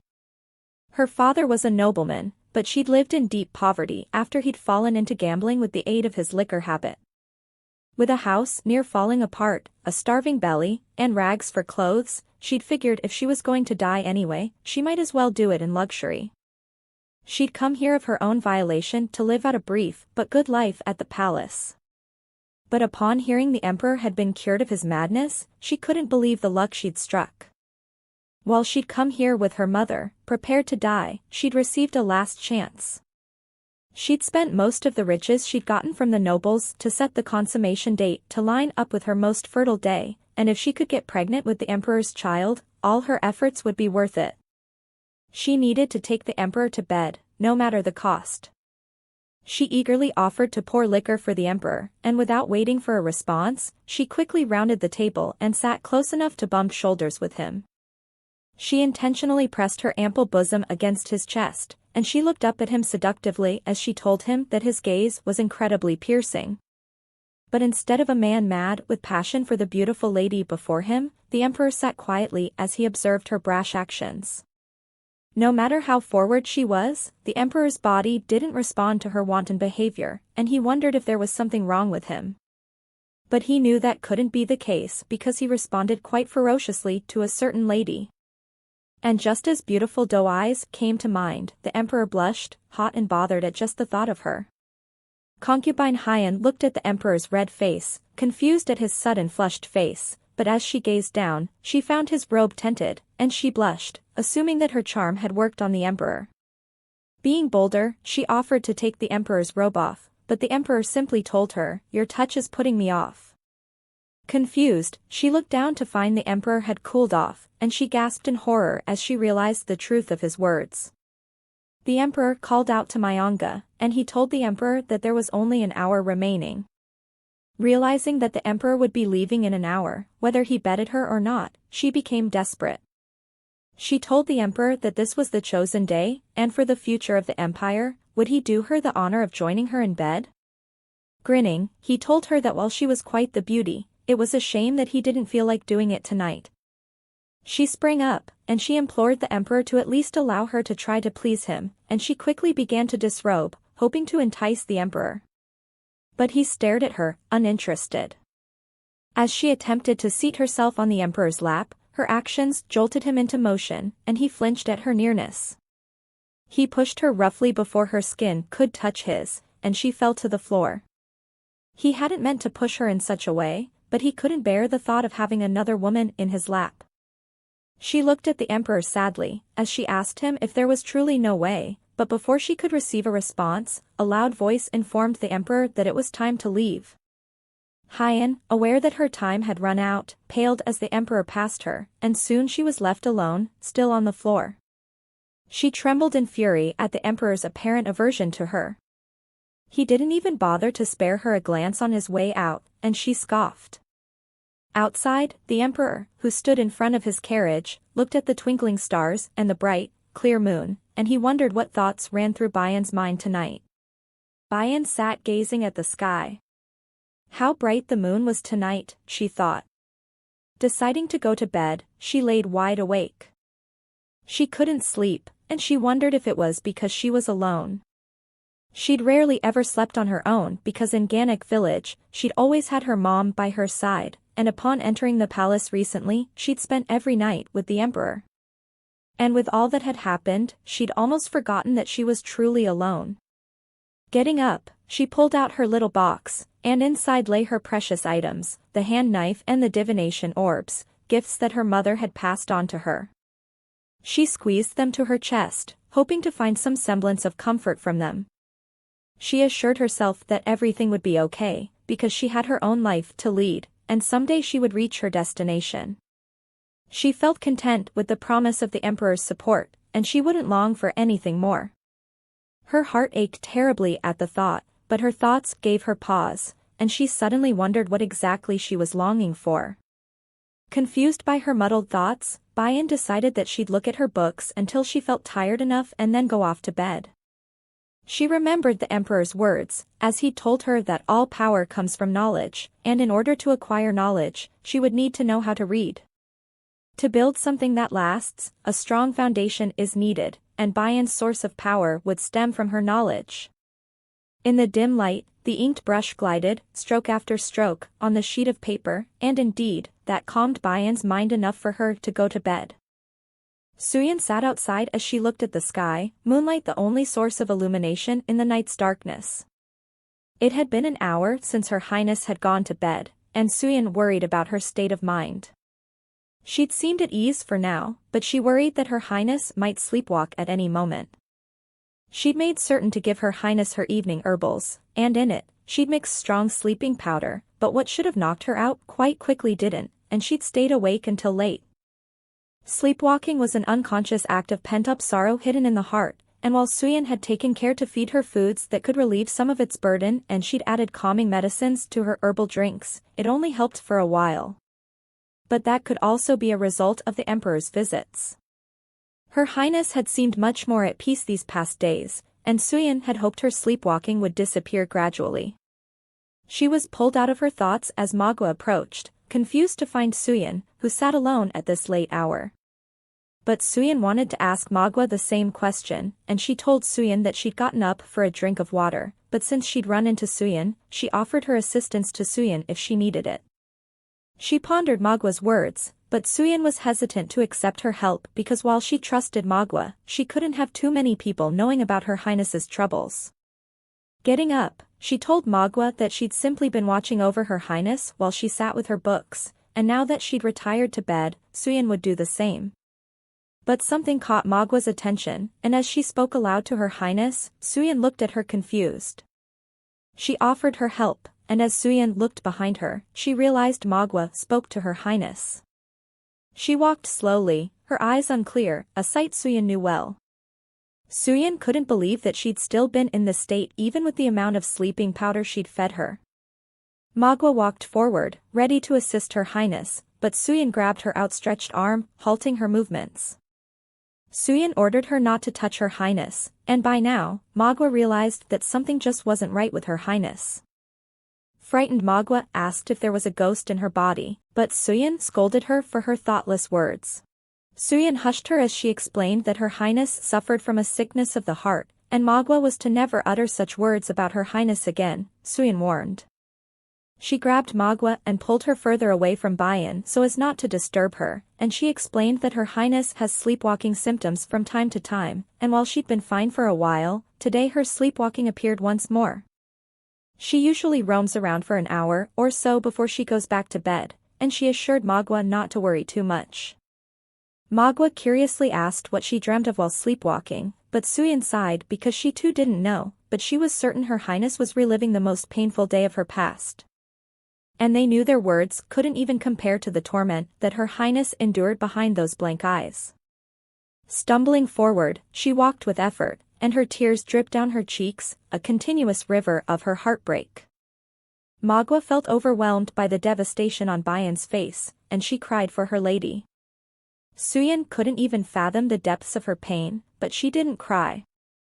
She'd witnessed this scene one too many times, and she'd promised herself that she wouldn't become too emotional, but her heart couldn't bear to see Her Highness like that. Her small figure, stood alone as she drowned in her grief, was a sight that would always stir Suyin's heart. Magua gasped as she called out to Bayan in worry. Her tone caught Suyin's attention, and she looked to where Magua pointed. Unlike all those other times, this time a dreaming Bayan clutched a knife in her hand. And not far off, the emperor traveled back to his palace, but his mind was still on his beloved Bayan. And it occurred to him that since their first proper meeting, he'd gone not a day without gazing upon her lovely face, and today would mark the first day he went without seeing her. Most of their time together was spent teaching her how to read, and while it had made his day infinitely busier, the emperor didn't mind because any time he spent with her was the happiest he'd ever been. And he knew he had to admit the truth, at least to himself. The simple truth was that the reason she felt special to him was not because she calmed his madness. Just her presence created a want in him that he couldn't control. He wanted to hold her in his arms, not anyone else but her. Her breath, her mouth, her small plump hands and long black tresses, and her heart, he wanted it all. Decision made, he knocked on the carriage window, and he ordered Mayanga to turn the carriage around because he would be going to see Bayan. And back at Bayan's palace, her attendants worried about their lady with a weapon in her hand. Magua cried, distressed, that her lady might hurt herself, but Suyin scolded her for speaking such words. But as much as she tried to remain calm, Suyin too was afraid because this was the first time Bayan had ever been like this, and she didn't know what to do. Suyin recalled that whenever she was sleepwalking, she would act as if she were hitting her wrist with some object. It alarmed Suyin to think that that object could potentially be a knife she was holding in her dream. Magua suggested she try to take the knife from Bayan, but it worried Suyin that the struggle might harm Bayan. It concerned Suyin that if she were to be disturbed in the state she was in now, how would she react to outside stimuli? They decided the best way was to wait until she went inside, and then they would try to rid her of the knife. For now, they would just watch her, and Magua nodded in agreement. But a voice spoke up from behind them, and he wanted to know why they stood outside at this late hour. Suyin turned, horrified to find the emperor approaching them, and they bowed respectfully as they greeted the emperor. He soon spotted Bayan behind them, and this was his first glimpse of Bayan in her sleepwalking state. He flinched as he took in the sight of her tear-stained face, and he rushed forward, but men cloaked in black appeared before him, creating a barrier between himself and Bayan. Enraged, the emperor demanded to know the reason for their actions, and they simply told him that Bayan held a knife in her hand. It shocked the emperor, and he felt it was all the more reason to get to her quickly, but the men refused to move. He ordered them to move, but they would not because they couldn't allow harm to come to the emperor. Outraged, the emperor told them that it was not him that was in danger but Bayan. "Who is your master?" he shouted, and when they answered that it was none other than the emperor, he stated that it was his wish as their master that they disappear from his sight, for he had no use for disobedient underlings. Before blood could be shed, Mayanga told the emperor that Bayan seemed to be sleepwalking, and in such cases, it was said that one must stand back and observe, but the emperor stressed the point that she was holding a knife and at any time she could hurt herself. But Mayanga said that it was all the more reason not to disturb her in her dreamlike state because their intervention could cause her to harm herself. The emperor trembled, trying his best to keep his body from doing what his heart wanted, which was to soothe Bayan, and he felt frustrated by his helplessness. He asked Suyin if what Mayanga said was true, and she said yes, since even the court physician recommended the same. But how could he leave her like that, he thought when she was in such agony. Holding the knife to her palm, Bayan cried as she begged for her mom not to die, and everyone stood back as they watched her, tormented by her past. Her attendants cried as she offered all of her blood, the only valuable thing she had, in exchange for her mom's life. And all around her, they saw but a glimpse of her tragic past, of her pain and suffering that she hid behind her cheerful smile and kind personality. But the more she cried and begged, the more the emperor had to restrain himself as he watched her, his heart shattering with every pleading word that spilled from her lips. And soon her movements turned aggressive as she shouted out her plea, and everyone gasped, knowing she intended to hurt herself, but the emperor jumped in front of her and grabbed the knife, stopping her. Blood spilled from where he grasped the knife, his hand injured. They rushed forward, the emperor wounded, but he shouted for everyone to stay where they were. She looked at the emperor with unfocused eyes, but she hadn't seen him, still immersed in her grief as she implored her mom not to leave her because she didn't want to be alone anymore. "Don't leave me," she screamed. The emperor tried to get her to respond to him, to pull her out of her nightmare as he shouted that he was there, but she wouldn't listen, still begging for her mom. He ordered her to open her eyes for him, who stood before her. To see that she was not alone and that he was by her side. Looking into her glassy eyes, he apologized for being late when he knew how angry she was, and he promised he wouldn't be late again if she would just look at him. "I'm right here, so won't you call out to me too?" "I'm here next to you," he told her thickly, his voice shared in her pain. He asked her to say his name, the name he taught her last time. "Call my name Bayan, I beg you," he implored softly, and finally, she said it. Her eyes regained their focus, and soon she said his name quietly, confused, and Dan smiled in relief as he answered, "Yes, it is I." The moon hung above them, and the starry sky glimmered as if it too was relieved to have overcome the obstacle they'd faced. She opened her eyes slowly, and as she came out of her drowsy state, she realized the warmth that lay behind her and, accompanying it, the scent of magnolias. She flinched as she realized just who lay behind her eyes rounding in surprise. Jumbled thoughts raced through her mind as she wondered what had happened for him to be with her, when he was supposed to be with another concubine, and what worried her more was that she'd slept through his arrival. Her face flushed a deep red, and her heartbeat picked up its pace as she thought once more that he'd come to visit her. She turned to look at him, but he didn't wake upon her shuffling, which Bayan found strange since he usually got up at sunrise. She reached out to him as she noticed his pallor, but she stopped as her hand caught her eye, or, to be precise, the blood that rubbed off on his face, blood from her hand. Unable to comprehend what she saw, she paled as she saw the blood that coated her hands. She looked around in alarm, trying to find the cause of all this blood. She knew it couldn't be hers, and so she pulled the blankets back, already knowing what she'd find but still dreading it all the same. She screamed out his name in terror, and her loud voice alerted the attendants that something was wrong. They rushed in to find a distraught Bayan covered in blood and an unconscious emperor in bed, and they panicked too. Mayanga assessed the emperor's state, and it was indeed a dire situation, as he announced that the emperor had lost too much blood and shouted for someone to call the court physician immediately. Blood flowed freely from the emperor's hand, and Mayanga tried to stem the wound until the physician came and he poured medicinal powder on the emperor's bloody hand. And soon enough, the physician arrived, and Mayanga informed him of the situation. He'd used blood stopper powder and their best quality Riona. But the physician told him that Riona wouldn't work in the situation. He pulled out his acupuncture needles and strategically applied them to the emperor's body, and Mayanga fussed behind him until he could take it no more. He gave Mayanga a good scolding, and he asked how Mayanga could be so negligent as to leave his majesty in such a state. Had Mayanga forgotten the fact that his madness returns whenever his body is in a state of extreme blood loss, and not to mention that his reprimandable behavior had put Her Highness in jeopardy as well? Mayanga could only stay silent in the face of his fury because he knew the court physician was right, He hadn't thought that far ahead, and he wondered if all this would have been avoided if he'd taken better care of the emperor the previous night. Thinking back, he recalled the moment the emperor had held an unconscious Bayan in his arms, and as he'd walked back to her room, Mayanga had worryingly called out to the emperor as he suggested they treat the wound on his hand, which still bled heavily. But the emperor had brushed it off lightly as he told Mayanga, no need. And watching them leave, their attendants stood pale and anxious. Suyin had asked Mayanga if they should treat the emperor's wound, but Mayanga sighed, exhausted as he knew about the emperor's bullheadedness, and he told Suyin so. They wouldn't be able to convince him to leave that room before the night's end because the emperor's stubbornness was an especially rare case.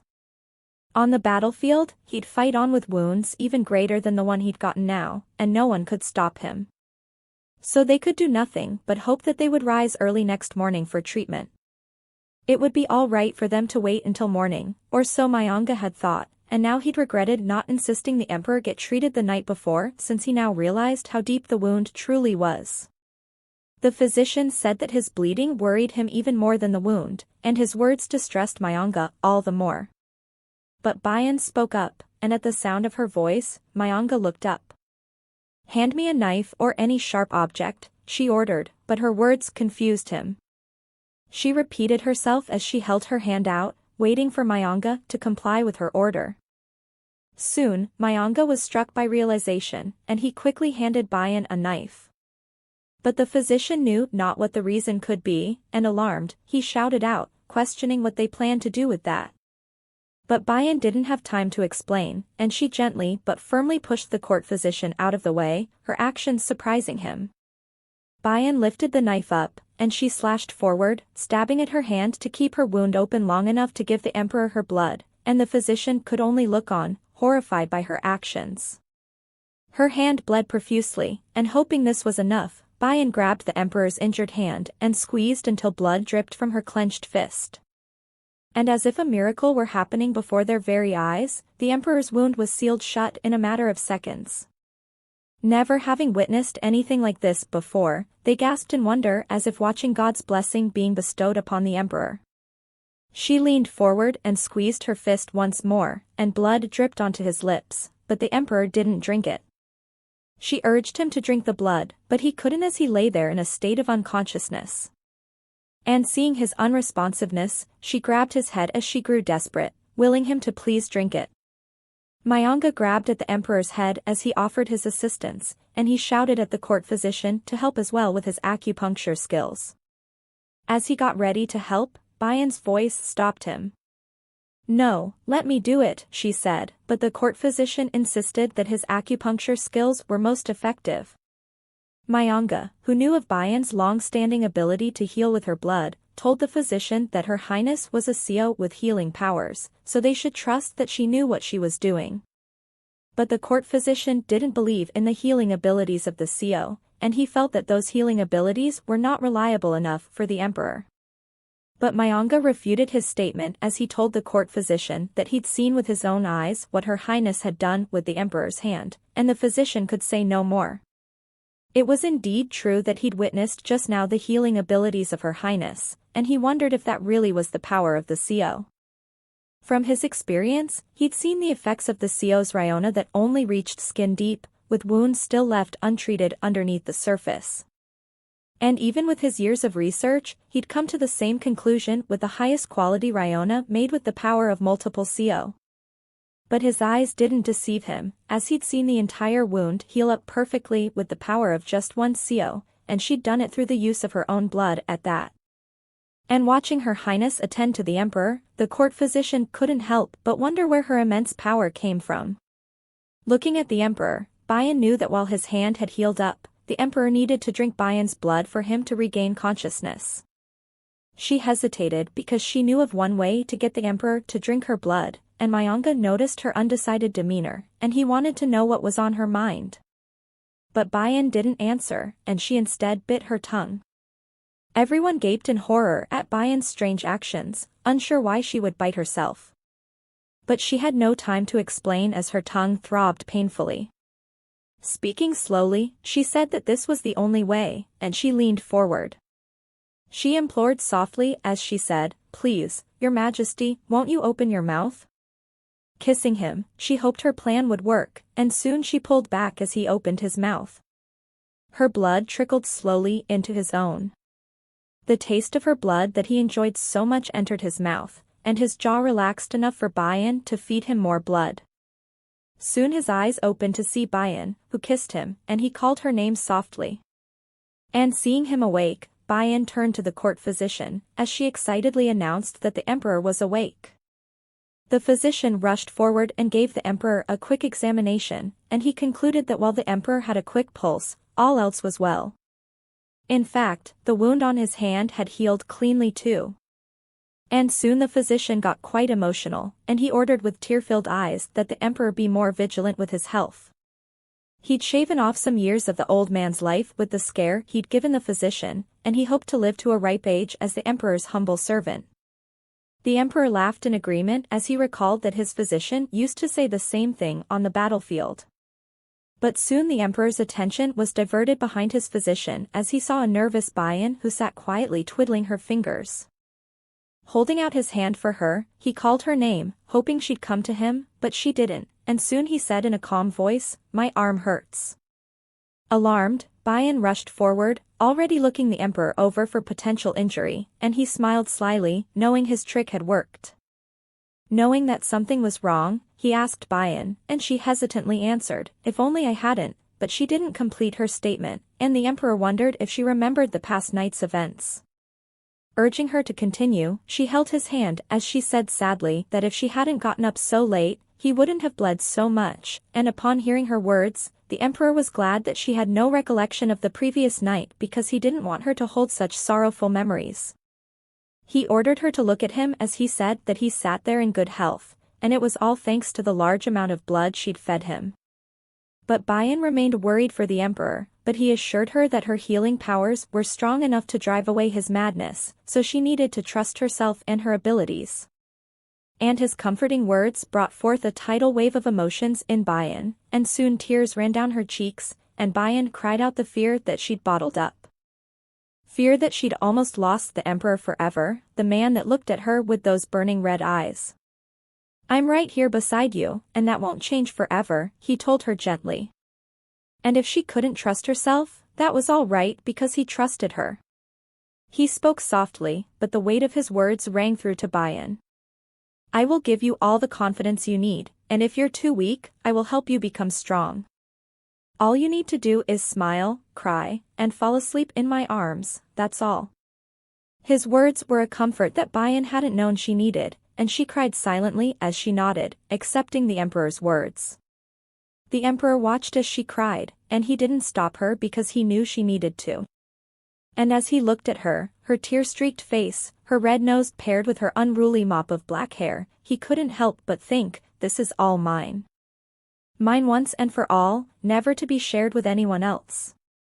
And later in the day, Bayan sat gazing out the window as she listened to the sounds of chirping birds and nothing else. She'd found it unbelievable that so many things had happened just this morning. The emperor had explained that the bloodletting had made her a bit feverish, and he'd ordered her to rest inside for the day. He'd given her a sweet kiss on the brow, and he'd left. And the innocent gesture still made Bayan blush uncontrollably, so much so that she dove onto the table to hide her flushed face in her arms. She recalled the night her mom had died, and all she could do was sit there and cry. How terrible it was to see your loved one die in front of your eyes and not be able to do anything about it. And Bayan didn't want to feel that way anymore. It was the sense of powerlessness that overcame her being when she lost someone dear to her, and that was the reason she tried so hard to heal anyone who was hurt, because it helped her forget the despair she'd felt that day. But today was different because the moment she realized she might have lost the emperor, her mind went blank, void of any thought, and all she could do was save him. But just what was the emperor to her? The more she thought about it, the more confused she became because she couldn't understand her actions or her emotions. Glancing down at the blank sheets of paper, she thought back to a saying she'd heard. There are fools who don't know their own minds, and she knew now that she was one of them. She was but one of the 5 concubines of the emperor of a land in which it's normal for one man to have several wives. She sighed tiredly because how could she ever think of possessing him solely? And her sudden thoughts surprised her so much that she sat up straight. Did she want his majesty? She was already his concubine, but he had 4 more, and that was something Bayan didn't like. And she now understood her chaotic thoughts because she didn't want to just have him, she wanted to possess the emperor thoroughly. She wanted him to be solely hers and hers alone. Bayan finally understood the feelings that had bloomed in her heart, feelings that had crept upon her and surprised her. She knew now that it was not enough to just have him. She needed him to be hers entirely because she'd fallen deeply for him. She thought back to the words he said as she'd cried in front of him, and by his words, Bayan was certain that the emperor held at least a bit of affection for her. Questioning herself, she grew frustrated at her thoughts, and she groaned, hoping that what she thought wasn't just wishful thinking. At the time, the words he'd spoken sounded like a marriage proposal, but she knew he could have just said those words to calm her down. She sighed, wishing there was someone she could confide in about her jumbled thoughts, but alas, she didn't have anyone like that. Looking ahead, she looked for the trinkets her mother had left, and when she couldn't find them, Bayan screamed for Suyin panicked, and Suyin rushed to Bayan, worried at her unusually raised voice. She came into the room, and she'd found a trembling Bayan with a fearful gaze. She'd wanted to know where the red orbs and the jade knife she'd left on the table were, and she told Suyin that they were gifts from her mother, gifts she couldn't lose. And at the thought of those items being lost, her fear overtook any rationality, and she cried. But Suyin quickly assured Bayan that her precious items weren't lost because Suyin had simply held on to them for safekeeping. She explained that since there were many people coming and going into their palace, she'd moved them out of the way in case they'd gotten lost. And as she pulled out a small brown bag, Bayan smiled and thanked Suyin. But soon her emotions overcame her at finding her mother's gifts, and she cried tears of happiness and relief as she expressed her gratitude to Suyin, but Suyin waved her gratitude off as she instead apologized to Bayan for giving her such a scare. But Suyin knew she couldn't reveal the truth of that night. She'd taken those items to clean the blood off, but she'd forgotten to put them back after the commotion. If she'd known that those items were keepsakes from Her Highness's mother, she would have been more careful with them. Smiling, she told Bayan that the bag that contained her precious items was rather worn out, and Bayan explained that the bag too came from her mother, and she couldn't bear to part with it. Rummaging in her sleeves, Suyin pulled out a pretty pouch, and she offered it to Bayan. Bayan could keep her gifts in there, and when Bayan hesitated to receive such a gift, Suyin insisted that she accept it. At her insistence, Bayan took it, and she smiled sweetly as she thanked Suyin once more. And upon noticing Bayan's tousled locks, Suyin offered to comb them. And as she tended to Bayan's hair, she couldn't help but notice the joy Bayan radiated from the gift she'd received from Suyin. She fiddled with the little pouch, never once putting it down, and Suyin knew she would have given it to Her Highness sooner had she known that she'd like it so much. But curious about those red orbs, Suyin eventually asked about them, and Bayan told her they were divination orbs that she'd received from her mother, who was a sibyl. Suyin was astounded by the special aura they gave off, and Bayan proudly stated that her mother was a very powerful sibyl. She told only 5 fortunes a day, and when she was younger, people would come from far and wide just to wait in line. Amazed once more by Bayan's story, Suyin wanted to know if those orbs had strong powers as well, but Bayan laughed, unsure herself. Her mother hadn't used those orbs for fortune-telling, and when Suyin wanted to know the purpose of those orbs, Bayan pondered it for a while before she admitted that she too didn't know. She recalled the words her mom had spoken as she'd explained to Bayan the meaning of those orbs. Her mother had told her that they could be swallowed to cure sickness, or one could swallow it with their partner to become one with their soulmate. But before she could tell Suyin any of this, she gasped as realization dawned on her. Suyin, unaware of Bayan's thoughts, asked if she liked her hairstyle, but she didn't answer. Instead, she'd sprung out of her seat so suddenly, startling Suyin. "I've got to go," Bayan exclaimed, and a surprised Suyin wanted to know where. She turned and made her way to the door, as she said she needed to go to the emperor's office. Suyin wanted to call a carriage, but Bayan hurriedly said that there was no need since she would go by herself. Suyin sat confused by her sudden actions and called out to Bayan, but she'd already left. At the emperor's office, the men lined up and waited anxiously for the emperor to address them. Galy wondered the reason for calling on all of them since this had never happened before, and he wondered if perhaps they'd committed a mistake that needed berating. Or could he have special orders for them? All the men in the room were high-status officials, including Juhil, the court physician Gangyom, and Makrim, one of the Black Wraiths. And as the emperor sat in silence, reading through a document, the more nervous Galy grew. He was sure that he'd done nothing wrong, but he knew there were a few reasons for his guilt, so could it be that which the emperor wanted to scold him about? His voice broke the long, stretched silence, and the loudness of it in the quiet room startled Galy. The emperor asked Makrim if his sister had the sleepwalking sickness as well, and his question caused Galy to flinch because he knew now that this was about Her Highness. Makrim hadn't spoken up for some time, and the emperor commanded, "Answer me." Makrim bowed slightly as he answered, "Yes." The emperor wanted to know what type of symptoms one would have with sleepwalking sickness, and Makrim explained that his sister would get up during the night and she would walk around the house, almost as if she were seeking something, and he'd never asked, but Makrim was sure that she looked for their parents. Galy knew a little bit about Makrim and the story behind his parents' murder. He'd heard that his parents were murdered by thieves and that his sister had had the misfortune of being the one who'd found them dead. The emperor didn't get into all the grim details and simply wanted to know about the treatment. Makrim explained that during the times he was at home, he would ply her with sleeping powder to keep her from sleepwalking, but after he'd gone to war, she'd gotten betrothed. But it seemed like ill fortune followed her because after her in-laws found out about her sleepwalking, they turned her away, thinking she was possessed by a demonic spirit and unable to bear it anymore. She'd taken her life some years ago. As they listened to Makrim, the men in the room all thought the same thing. How sad and unfortunate a tale it was, and all because so many still believe that sleepwalking is an act of devilish possession. It was for this very reason that many people still hid their illness from doctors, lest it become public knowledge. Gangyom knew that it was not a matter of a devil's act, but simply an illness, yet he also could not help but be wary after he'd heard about Her Highness's illness. Gangyom informed the emperor that there were records of Her Highness's lady-in-waiting visiting the apothecary for several herbal concoctions along with the usual teas ordered. Most of them were sleep aids or herbs to calm the spirits, and from the looks of it, she'd made several attempts to help Her Highness. The emperor concluded that, despite her many attempts, she'd failed to heal Bayan of her illness. And looking at his palm, he thought about his lady once again. A lady he'd thought of as innocent and pure, but he now realized how wrong he was. He recalled her asking for power, but how could he have known the reason behind it was something that ailed her so much? He'd been oblivious to the pent-up emotions and angst she hid behind that bright smile. Gangyom said as much to the emperor.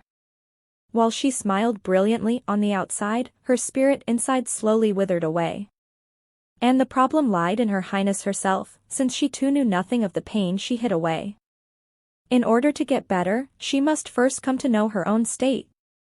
The emperor asked Gangyom if those symptoms only appeared on certain days, and Gangyom explained that when the patient is tired physically, the symptoms may not appear. Thinking about it, he realized that Gangyom's words rang true since, the days they spent the night together, she didn't exhibit any symptoms. Wanting to know the possible treatments, Gangyom told the emperor that it was not a matter of medicines but more of physical therapy, and that was to tackle the very root of the illness. The emperor didn't say it aloud, but he wondered if it would be a better idea to wipe out Ganek village since that could be the root of Bayan's illness. And it would be easy enough to fabricate any number of reasons to annihilate them. But was that truly what Bayan wanted? Unsure, the emperor would first have to find out about her past and the cause of her trauma. Especially about the incident related to the mother that she cried out in longing for. Confirming once more, the emperor asked Gangyom if Bayan's lady-in-waiting had been procuring herbs for her, and when Gangyom said yes, he ordered that Gangyom give Bayan a thorough examination, and he was to treat her with his best medicines. You may use all ingredients, the emperor commanded, and Gangnam flinched, taken aback by the emperor's order. He knew the weight of those words. The emperor had essentially commanded Gangnam to use precious medicines that were held on reserve only for treating emperors. He bowed in consent, all the while thinking that the emperor must truly care for his concubine. Next, he turned his attention to Galy, and the emperor told him that he should already be aware of the reason he was called in. But Galy had no idea why he was there. He understood why the rest were called in, but he was uncertain of his role in this meeting. But the emperor informed him anyway, and he told Galy that tomorrow he would be leaving for the Seo village, and he would be accompanied by 2 of the Muko. Galy was surprised by this order, and the emperor continued to explain. He was to gather information about Bayan's past, and the emperor wanted every bit of information. From her birth up until the moment she'd left the village, nothing was to be left out. But Galy was still stuck on the fact that he was to leave to gather this information. The emperor ignored his confusion and told him that his mission was to remain a well-kept secret since her past could potentially become her greatest weakness. But for what reason did the Muko have to accompany him, Galy wanted to know. They would be fulfilling separate orders, and while they completed their tasks, Galy would speak with the people of the village to acquire knowledge on Bayan. But Galy was to also keep them distracted, and this shouldn't be too hard for him since he'd already met them once before, or so the emperor believed. Galy grew anxious because, contrary to the emperor's opinion, he didn't have the most pleasant memories of the Ganek village. In particular, the scene he'd walked in on as Her Highness had almost been violated by one of the village elders, and as soon as that memory popped up, Galy gasped as he recalled that village man's violent attack on Her Highness, and at the time, there hadn't been enough time to take care of that incident. He knew that when he showed his face once again, the men of that village would be none too pleased to see him, and they would most likely grow suspicious of him. If that were to happen, there would be no way they'd share any information about Her Highness. Galy understood that he was not the right person for this job, but he couldn't explain this in front of the rest of the men in the room since this could reflect badly on Her Highness. He decided that he would inform the emperor about this when it was just the 2 of them, but he was uncertain on how to ask the emperor for a private audience. He told the emperor that news of Bayan had surely traveled far and wide by now, and if it so happened to have reached her village, the village elders wouldn't speak freely about her, but the emperor told him that those were not the people he'd be gathering information from. This drew Galy to a stop, and he looked questioningly at the emperor. The emperor explained his clever plan to Galy. He would first tell them that the emperor adores his concubine so much that he decided to lift the taxes on the village, and hearing this news, they would celebrate joyously. Galy gasped, shocked that the emperor would lift their taxes, but the emperor smirked slyly because, no, that was not something he would actually be doing. Upon hearing his words, Galy sighed in relief, but he was still unconvinced that the emperor's plan would work and that the village people would offer up information on Her Highness. But the emperor suggested asking village girls of similar age to Bayan because, since the once weak, bullied dark Seo of the village had suddenly become the beloved concubine of the emperor, it was unimaginable that they would be happy with such news, and Galy could use that to play on their jealousy. But the emperor may spare the life of one, if Galy found someone who held true happiness for Bayan. His red eyes glowed dangerously at the thought of retribution he would soon unleash upon that village, and the men in the room stood silent, on edge, despite the emperor's delight at violence not being directed at them. Galy knew by the look in his eye that he'd already set his sights on destroying the whole village, and Galy realized now that seeing Her Highness in such a state of distress had truly provoked the emperor. And it made him all the more determined to tell the emperor about the incident at the village. He called out to the emperor, and he bowed, formally requesting a private audience. Silent for a beat, the emperor then ordered everyone out of the room aside from Galy and Myanga. Once alone, Galy stood quietly, but his nervousness was apparent. He told the emperor that he would be of no help in speaking to the villages since he'd seen too much of those villagers' misdeeds, and the emperor ordered him to explain. Galy told the emperor that the day they left the village, Her Highness was violently attacked by a village elder, and she was possibly molested.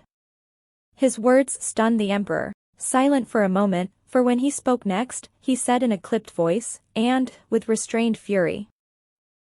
His expectant voice caused Galy to look up in confusion, and the emperor asked him what he had done about Bayan's attackers. Galy paled, and he stuttered out that he'd asked Her Highness how she'd wanted to deal with the elder, and she'd told him that she'd wanted to kill that man along with a few others. The emperor was surprised that there was more than one man and that she'd wanted to kill them with her own hands no less. Galy told the emperor about the conviction she'd spoken with as she'd uttered those words, but since they were short on time, they'd left, unable to deal with those men.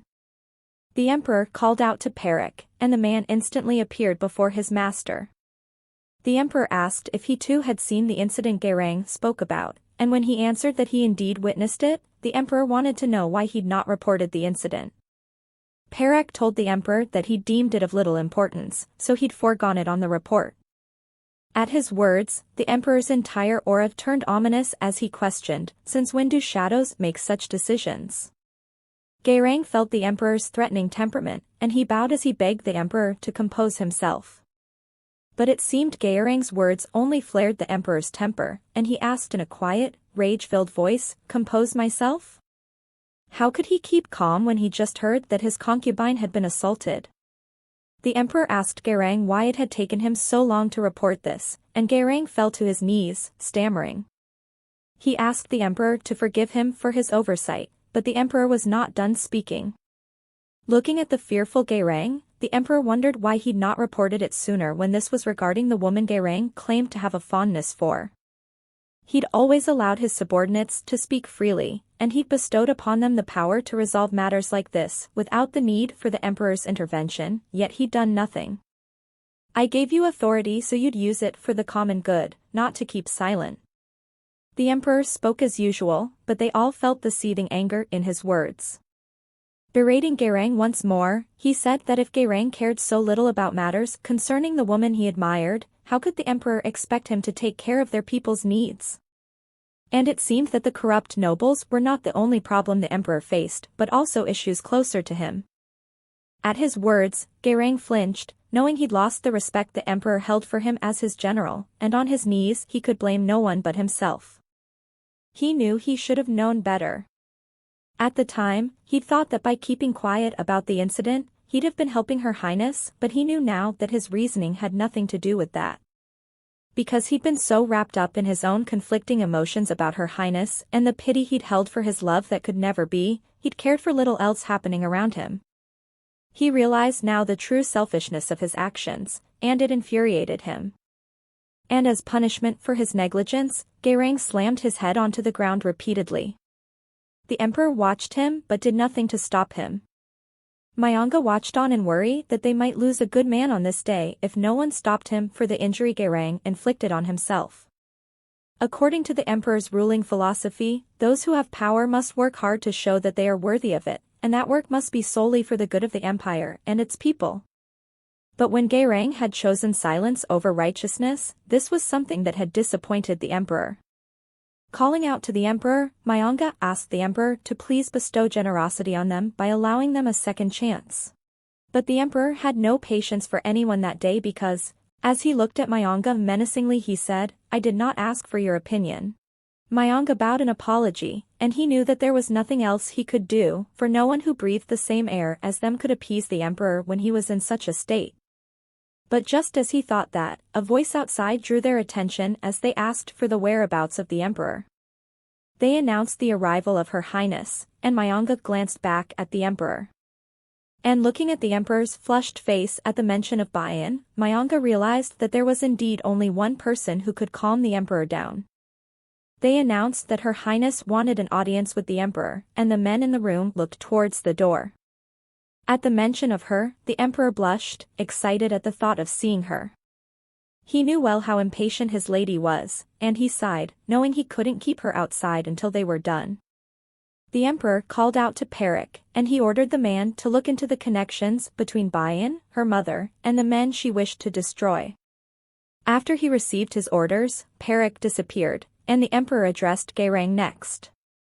The emperor told him that he would temporarily release him from his duties, and he ordered Galy to join the Black Wraiths. Gayrang knew this order meant that he'd been stripped of his title of chief general, but Gayrang was not disappointed. He knew this was the emperor's way of giving him one last chance to redeem himself, and he didn't care what status he had as long as he continued to remain one of the emperor's men. He bowed as he thanked the emperor for his boundless generosity, but the emperor's attention was soon drawn to the door once again as the guard told Bayan to please wait patiently for permission to enter. But Bayan's loud voice could be heard clearly as she worriedly said that the emperor might be too ill to speak up. And when the guard told her that her words made no sense, she exclaimed loudly that the emperor had almost died just this morning. The emperor, who'd listened to their exchange, laughed at her words, and he knew she would barge in any minute now. And just as the thought crossed his mind, the door to his office slammed open, and Bayan came in a rush as she called out to the emperor. Seeing the emperor at his desk, perfectly fine, she shouted loudly wanting to know why he hadn't let her in sooner. They looked at her, shocked that she dared to shout at the emperor, but Bayan didn't let their stares deter her. She rushed forward, her aim the emperor. She grabbed his face, and her sudden actions surprised him and everyone in the room.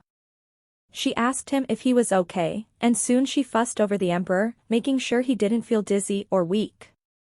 And as she announced anxiously that he might have a fever, the emperor laughed softly at her worried face.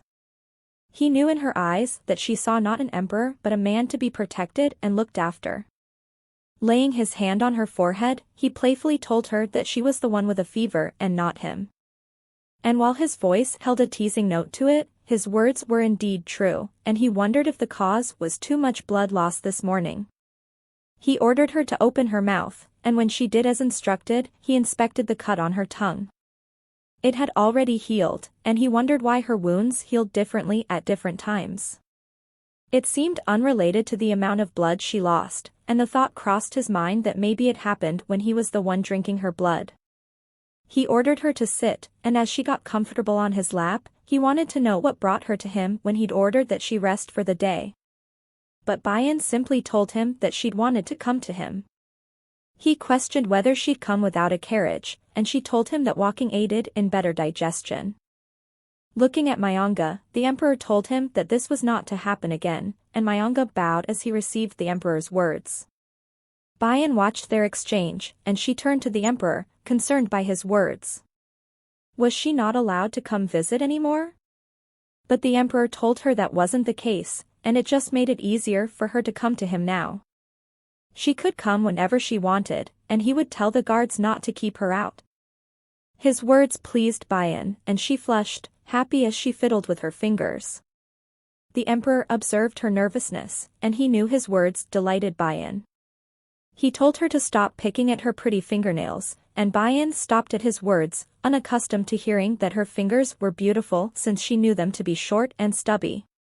But the emperor felt differently and picked up her hand and kissed them sweetly as he told her that her hands were small and adorable with cute fingers and pretty fingernails. With every word he spoke, he kissed her hands, and Bayan flushed deeply at his actions and embarrassing words. And when he wanted to continue praising her hands, she slapped her hands over his mouth, and she shouted loudly, "Stop." The emperor did something even better, as he licked at her palm, and Bayan flinched at the feeling of his wet tongue against her skin. Looking away, she pouted all the while, wishing he'd keep such talk inside their private chambers. But soon her attention was diverted to Gayrang, who still sat on the floor, and she wondered when he'd arrived. He told her that he'd in fact been there the whole time. But what she wanted to know about was the blood that dripped from his forehead. Gayrang lied as he told her that he'd run into something that caused the injury, but it was okay, now. But Bayan was not convinced, as she said the wound looked new.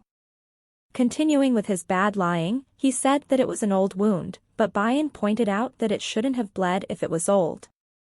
Realizing that he'd been caught in his lie, he could say nothing in response, and he worried that she would try to heal him with her blood, and he knew this would spark jealousy in the emperor once again. She told him that he would need to get help from the physician because, while it may look like a small cut now, it could later become something serious. He bowed in agreement but stopped because surely he'd heard wrong. Did she order him to have a physician look at it? And she wouldn't tend to his wound herself? He asked as much, still very confused, and Bayan told Galy that the court physician took care of everyone in the palace, so he'd be in good hands. The emperor agreed with Bayan's words and dismissed Galy. And as he took his leave, he couldn't help but feel the sting of rejection from Her Highness because, while he knew this was how it should be, he couldn't stem his disappointment at not having her take care of his wound. And as the door closed behind him, Bayan let out a heavy sigh as she said, "I'm so mean." Curious, the emperor wanted to know why she'd said that, and she explained that while she could have healed Galy's forehead, she didn't. And when the emperor wanted to know why she didn't, she looked away as she told him that she felt that she needed to save her blood since the emperor was such a clumsy man.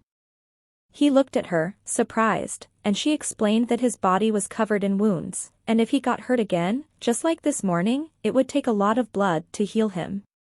But of course, if someone was gravely ill, she would have to heal them, but the general's wound didn't seem that serious. Caressing her cheek, the emperor asked if she regretted not healing Galy, but no, Bayan held no feelings of regret, and that surprised her even more. Her mother once told her that she could have a nasty heart when she wanted to, and Bayan now realized how true her mother's words were.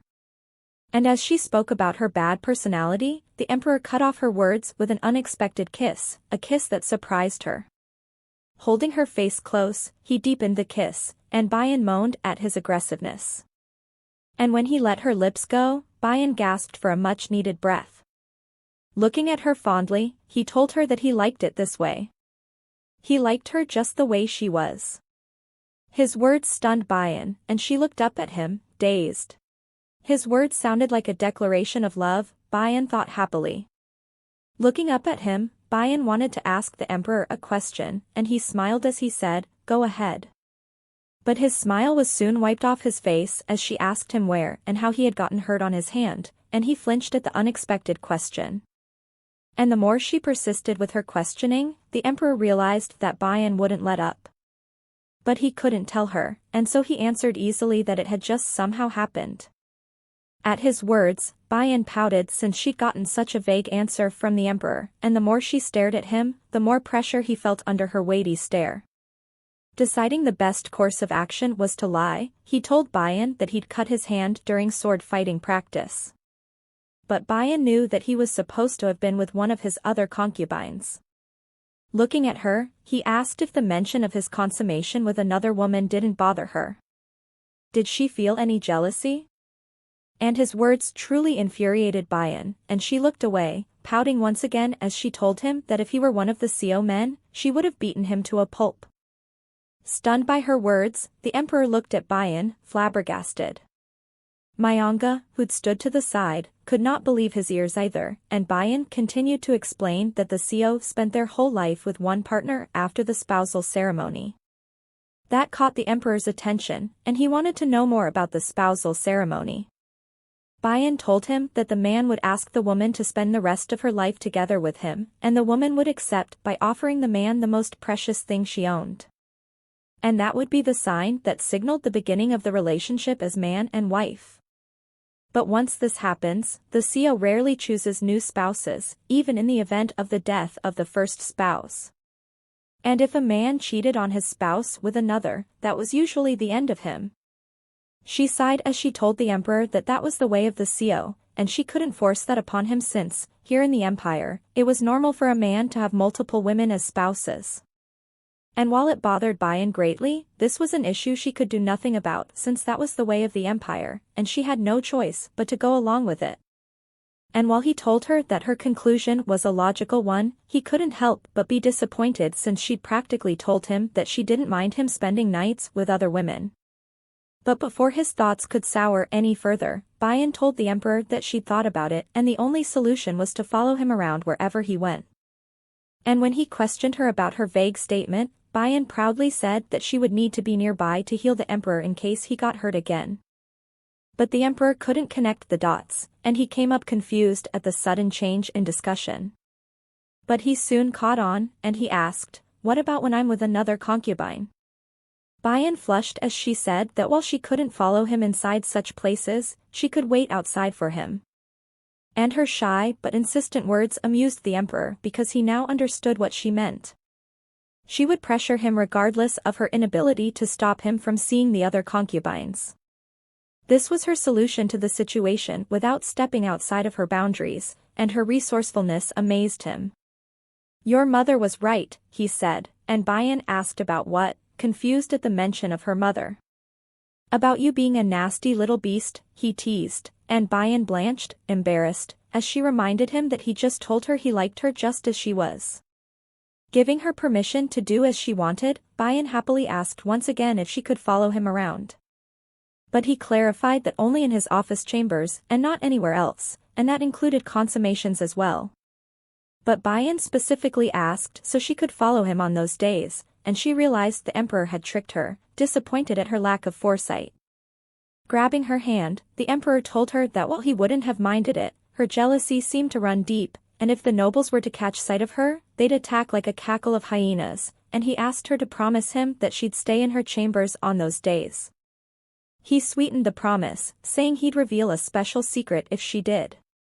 And when she asked, he told her his secret. "You're the only woman who can embrace me." His words confused Bayan, and it showed clearly on her face. He laughed but didn't explain further. Instead, he told her to stop biting her nails, and she accepted his order. But the emperor had a question of his own. "Am I your spouse?" he asked curiously. But it should have been obvious, and Bayan reminded him that he told her to spend her whole life in his arms. And she demanded to know if that was a marriage proposal. Afraid to correct any of her assumptions, he simply agreed with her words, and Bayan sighed in relief as she said, "Good, you scared me there for a second." The emperor recalled her explanation of the spousal ceremony and told her he hadn't yet received anything from her. Rummaging in her sleeve, Bayan pulled out a red orb and presented it to the emperor. At his curious look, she told him that it was a divination orb and that it was a keepsake from her mom. It was one of its kind, with none like it in the whole world. Not expecting to receive something so precious, the emperor warily asked once again if she truly meant to give him that, and she smiled as she said with certainty, "Yes." Looking down at the orb in his hands, the emperor was stunned that Bayan would give him a keepsake from the mother she wept for in her dreams. And as he told Bayan how much he would cherish it, she interrupted as she ordered him to eat it. Left stunned once again, but for a different reason, the emperor could only repeat Bayan's words in puzzlement. Wouldn't it be enough to just carry it on his person if it was a love token? But Bayan told him that eating it was the same as carrying it with him. And the emperor gazed at the orb, considering her words. Bayan realized that ordering him to eat it must have been strange for the emperor, but how could she explain it to him? Even with all the studying she'd done, she knew her explanations wouldn't be able to get her message across to the emperor.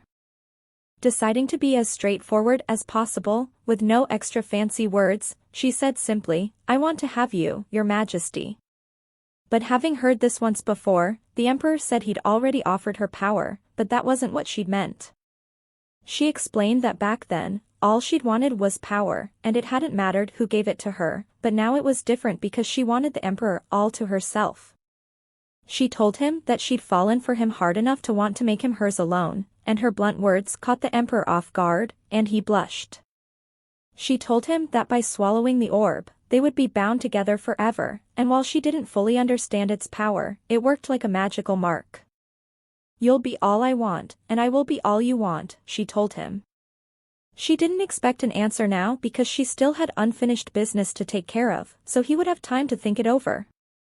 She squeezed his hand reassuringly as she told him that once he'd made up his mind, he could tell her, but before then, he could keep the orb with him because she would wait for his answer. In a quiet voice, he asked her, "You really want to bind yourself to me forever?" And she just said as much. Laughing, she let out a breath of relief at having finally said it, and as she spoke about her uncertainty about mentioning her feelings, the emperor cut off her words as he pulled her to him in a tight hug, taking her by surprise. She squirmed, trying to free herself from his embrace, confused by his actions, but the emperor wouldn't let her go.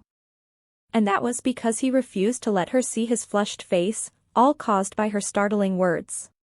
Gasping for breath, Bayan begged the emperor to release her, as she'd felt his hammering heart too, and she hoped he wasn't sick. Myanga smiled knowingly, and Bayan continued to squirm in his embrace as she told the emperor that she could actually hear his beating heart as it raced. She announced that they needed to call the physician right away, and her words only made the emperor's blush deepen. Myanga laughed softly, and the emperor looked up. He called out to Myanga, and he knew what the emperor wanted.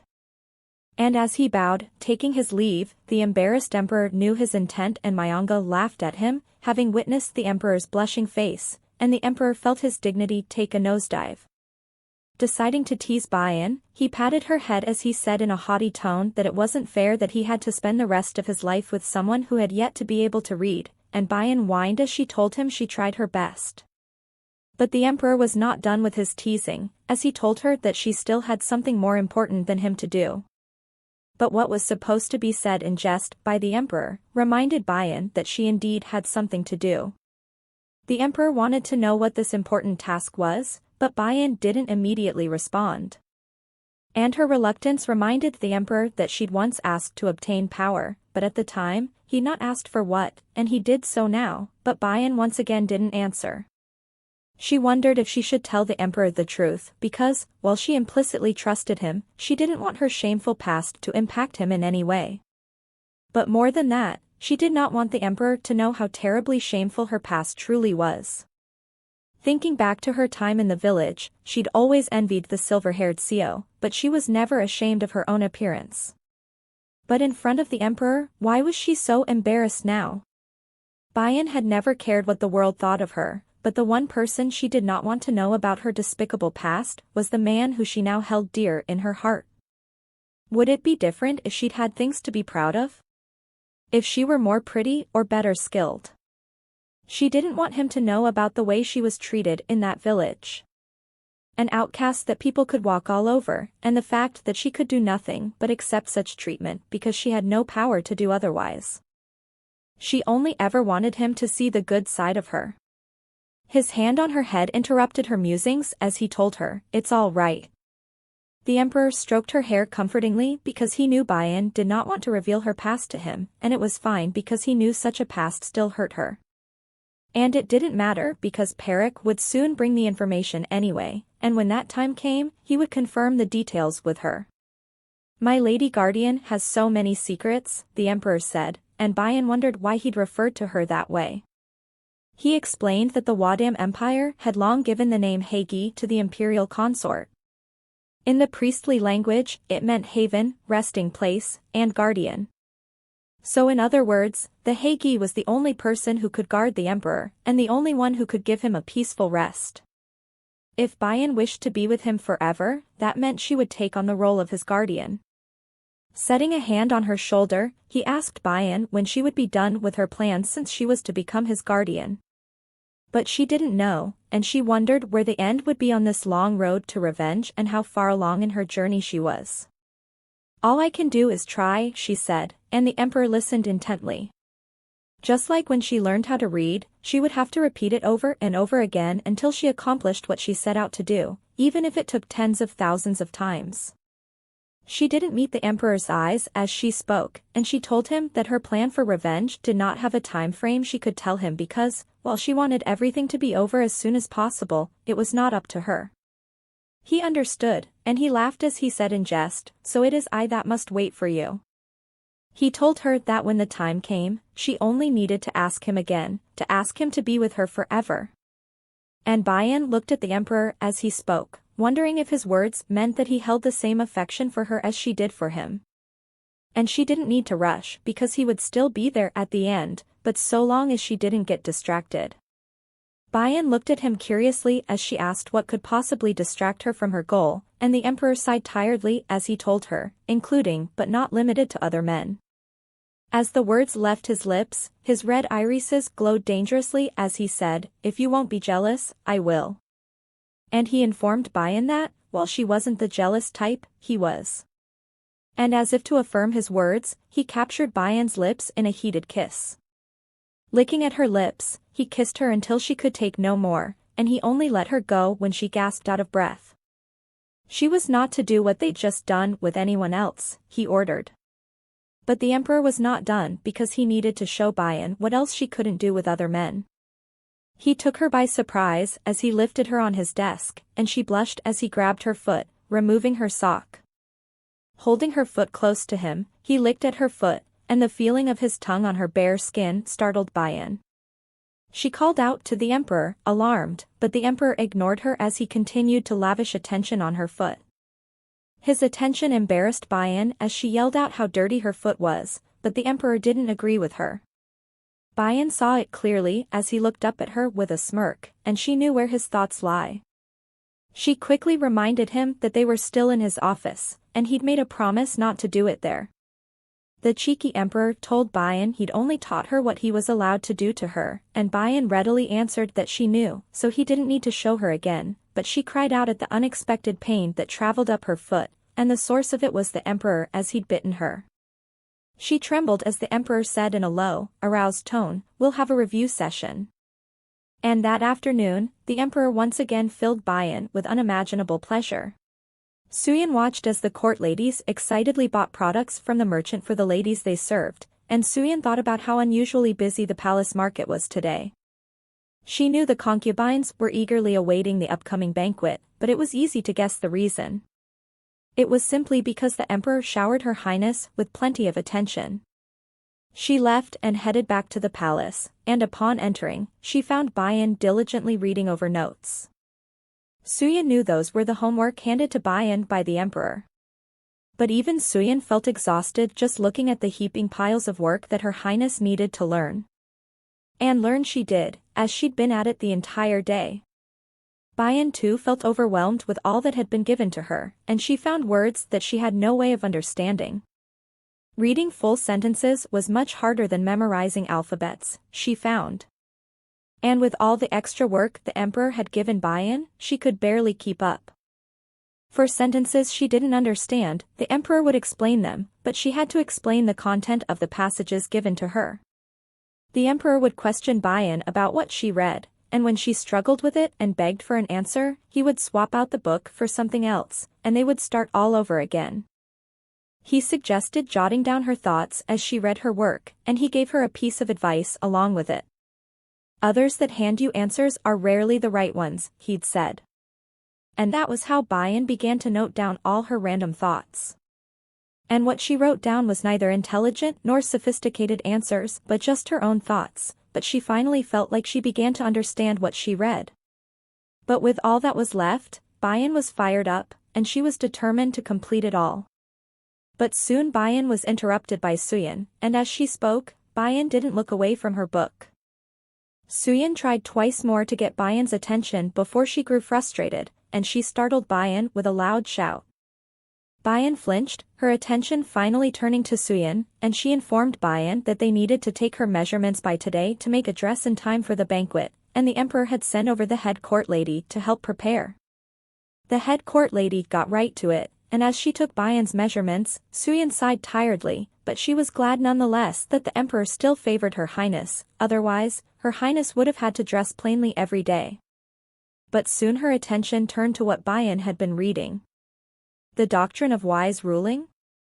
But why was her highness given this to learn? And it seemed much too hard for her highness to learn. The more Suyin thought about it, the stranger it seemed. All that homework and all those late nights with the emperor barely left any time for her highness to eat or sleep. And while it seemed her busy schedule had reduced her sleepwalking symptoms to almost nothing, she'd lost much weight in the process. Suyin told Bayan that it was about time for her usual meet-up with the emperor, so she would put the books away, but Bayan wanted to read over everything once more. And looking at Suyin packing away her books, Bayan was disappointed because she hadn't gotten to finish everything for the day, and while she knew she could ask the emperor for more time, she didn't want to ask for any favors because she'd told him that she would give it her all, so she would try her very best. And she would continue to do so until all else failed. In a book she'd read, there was a phrase just like that. A true ruler must take one step forward each day. And she understood it to be that the present her needed to be better than the her of yesterday, even if by an increment. And she would strive to be that type of person. A person who moved forward every day, one step at a time.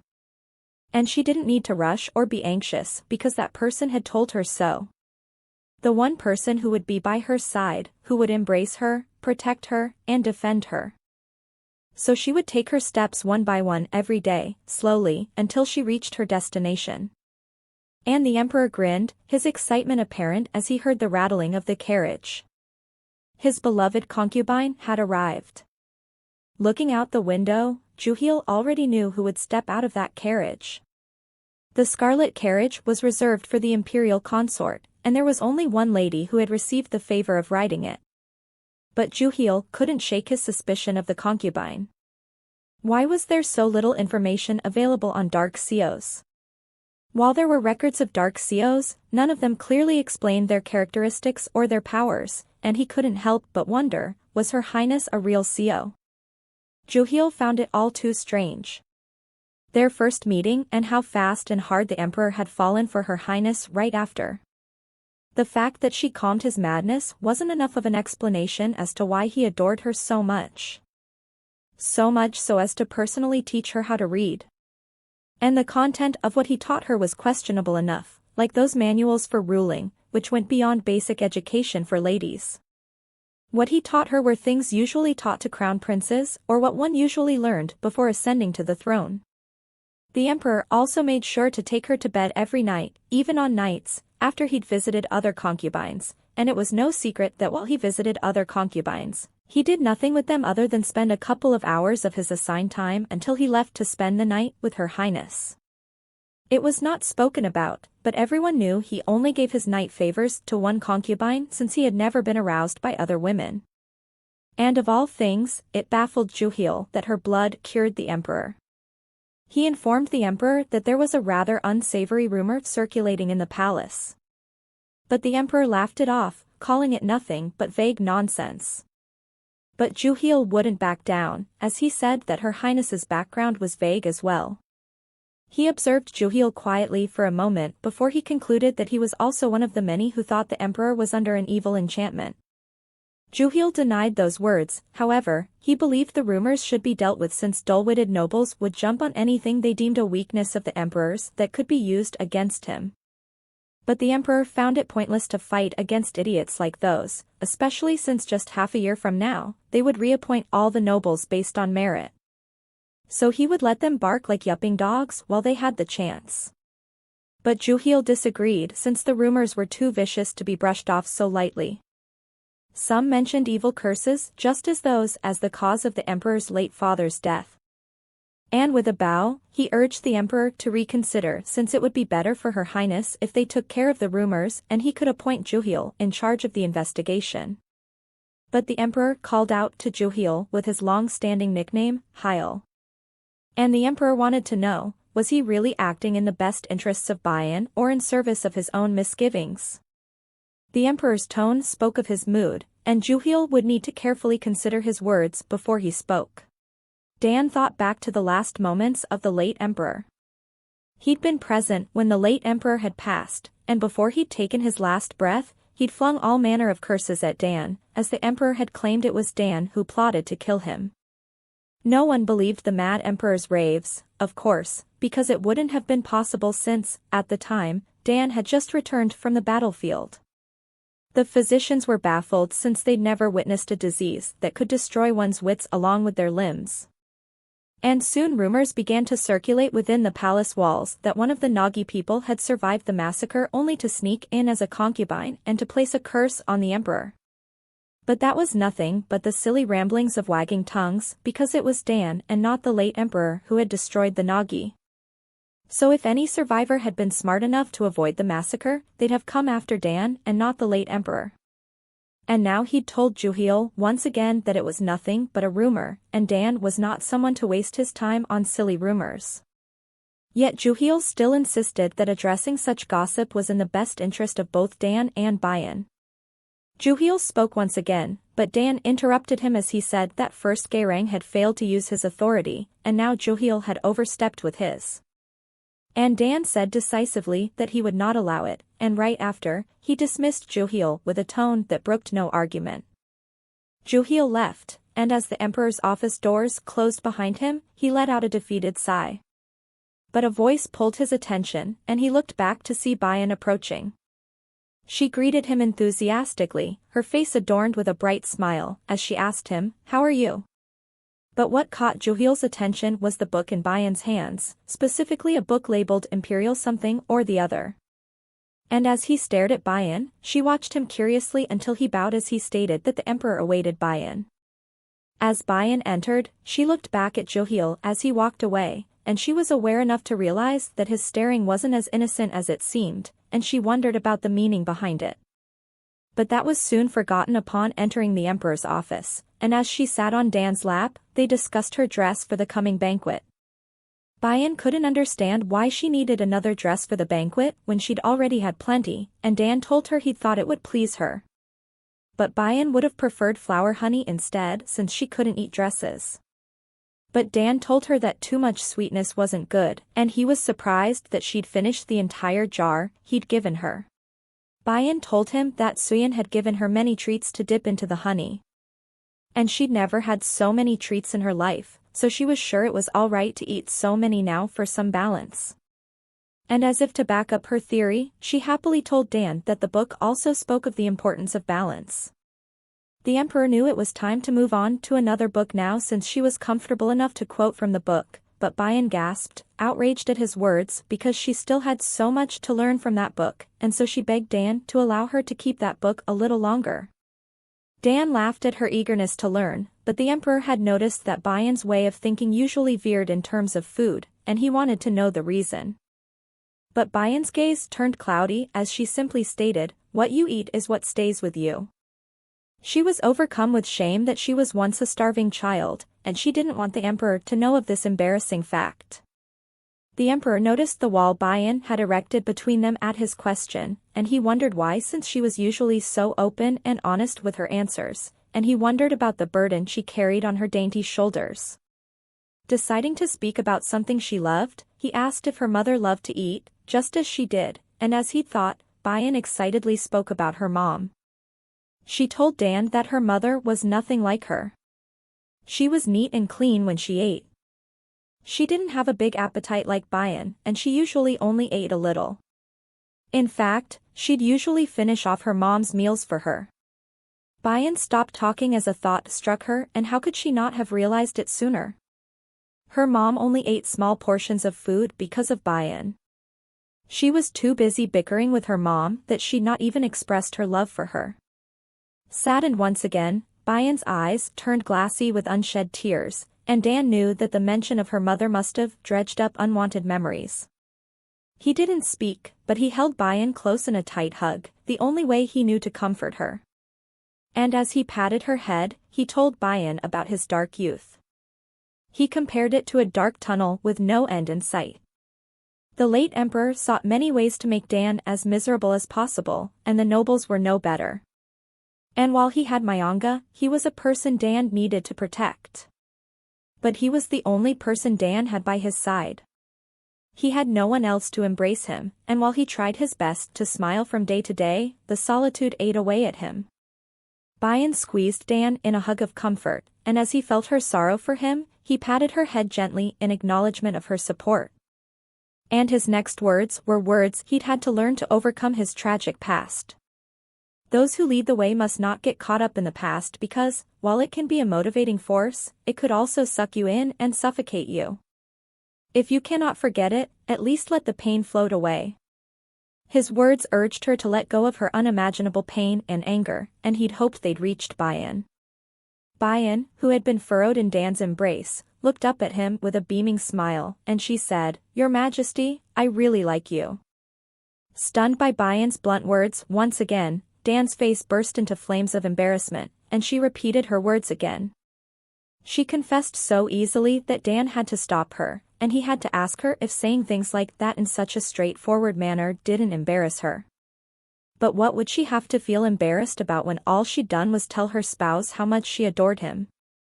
She said as much as if it didn't require much thought, and it made all the sense in the world. Bayan told Dan that she didn't know what tomorrow would bring, and she didn't want to live with regrets for not speaking her thoughts aloud. She realized now that she shouldn't hold back on her words, so she would keep saying them whenever she wanted. And watching her, Dan was once again enchanted by the beauty before him, an enchantment he hoped to never escape. Because he knew it now, with the orb or without it, he was already bound to Bayan. And soon after, the day of the banquet was upon them. A last touch to Bayan's makeup, and Bayan was indeed a sight to behold. Draped in rich fabrics and adorned in jewelry, Bayan was a stunning beauty, and her attendants thought so too, proud of their hard work. Just about done, Suyin told Bayan to wait a moment because she wanted to wipe Bayan's hands in case of any ink stains. But Suyin inspected Bayan's hands and she noticed a cut, and she wanted to know when she'd gotten hurt. Looking at it, Bayan wasn't sure herself and said it could have been during the morning, and Suyin fussed that she needed to be more careful since she'd noticed Bayan's wounds healed much slower these days. But enough of that, because Suyin gave Bayan words of encouragement and said that Bayan should walk proudly since she held the emperor's affection, not to mention the power to calm his madness. So she was not to let other concubines discourage her because the only person ranked above her was the emperor. And the crowd soon gathered when they spotted the scarlet carriage used only by the royal family. They whispered about the special lady, a lady who hardly ever set foot outside the palace, and they were excited to finally get a glimpse of her. And as the lady was revealed to be Bayan, they spoke about her dark hair, and they questioned if she was truly a Seo. The crowd was unimpressed because what they thought was an outstanding beauty enough to have the emperor dot on her, did not match up to their expectations. And soon they whispered if it really was witchcraft that ensnared the emperor. Having heard them, Suyin looked at the crowd angrily, and Bayan noticed her mood. But Suyin laughed it off as nothing when Bayan wanted to know what had soured her mood. And upon entering, the banquet hall was filled with court officials on one side and the concubines on the other. And at the sight of the big hall, Bayan struggled with the choice of where to sit. She spotted an open seat, but she hesitated as she spotted quite the arrogant-looking lady next to the empty seat.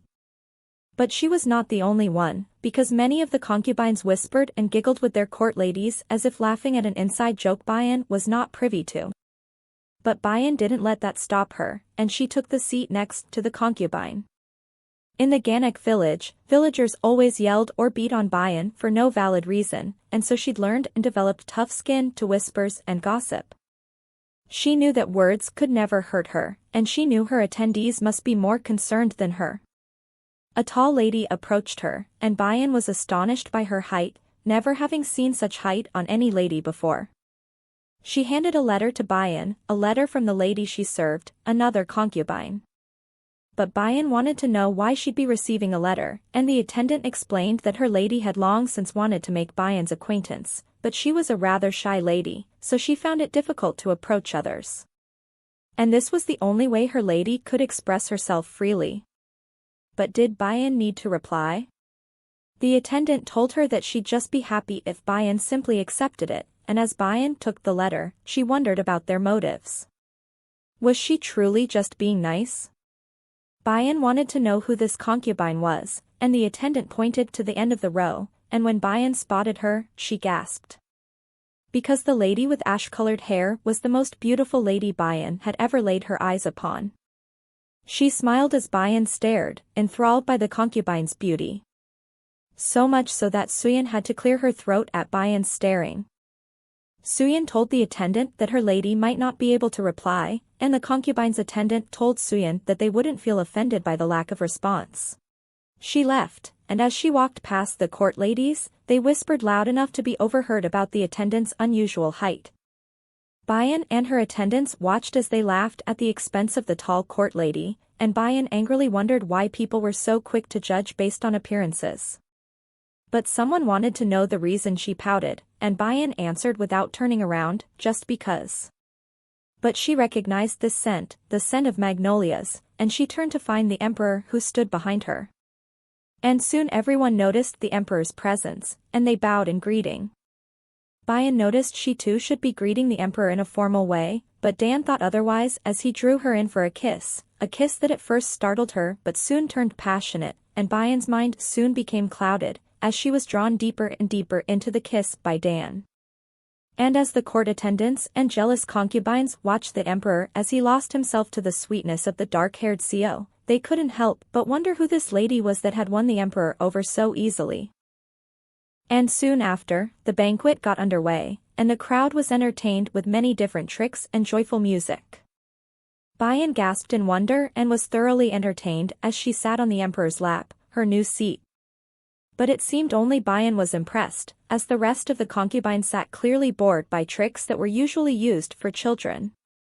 And as the concubine let her bored gaze roam around, her eyes snagged onto the emperor as he looked at her, and as he grinned, her excitement grew at the emperor's attention. But the concubines couldn't let their boredom show in front of the emperor, so they feigned joy at the parlor tricks. But Dan saw their boredom that they could barely hide. And as he glanced back at Bayan, who wore genuine amazement on her face, he grinned at his lady, who hadn't even spared him a glance since the show had begun. He recalled their conversation back at his office, as he'd asked her what she'd wish to see at the banquet. But Bayan couldn't tell him anything in particular because she'd never been to a banquet, and she was surprised to find there was more to it than just dining together.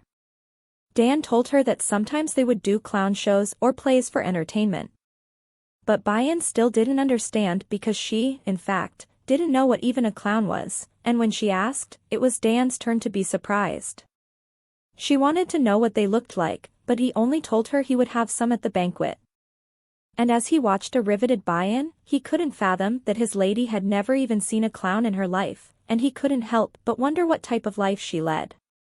Did it have something to do with the bottomless sadness she'd held in her gaze the night he'd first seen her sleepwalking? Pulled out of his thoughts as Bayan exclaimed loudly to be careful, she then laughed, delighted, as the man balanced on the ball. Dan laughed at her reactions, and he wondered if he should take her to see a puppet show next. Feeling the gaze of someone, Dan turned to find a concubine as she stared at them. But she soon looked away, and he couldn't help but think how beautiful she was. And despite his lack of interest in a woman's appearance, he knew that there was something strange about her. And something about her disturbed Dan, but he couldn't pinpoint exactly what felt off about her. I hadn't realized I had such a grand lotus in my garden, Dan said, and Mayanga knew he referred to the concubine from Rayon as he compared her tall stature to the largest flower of all, the grand lotus.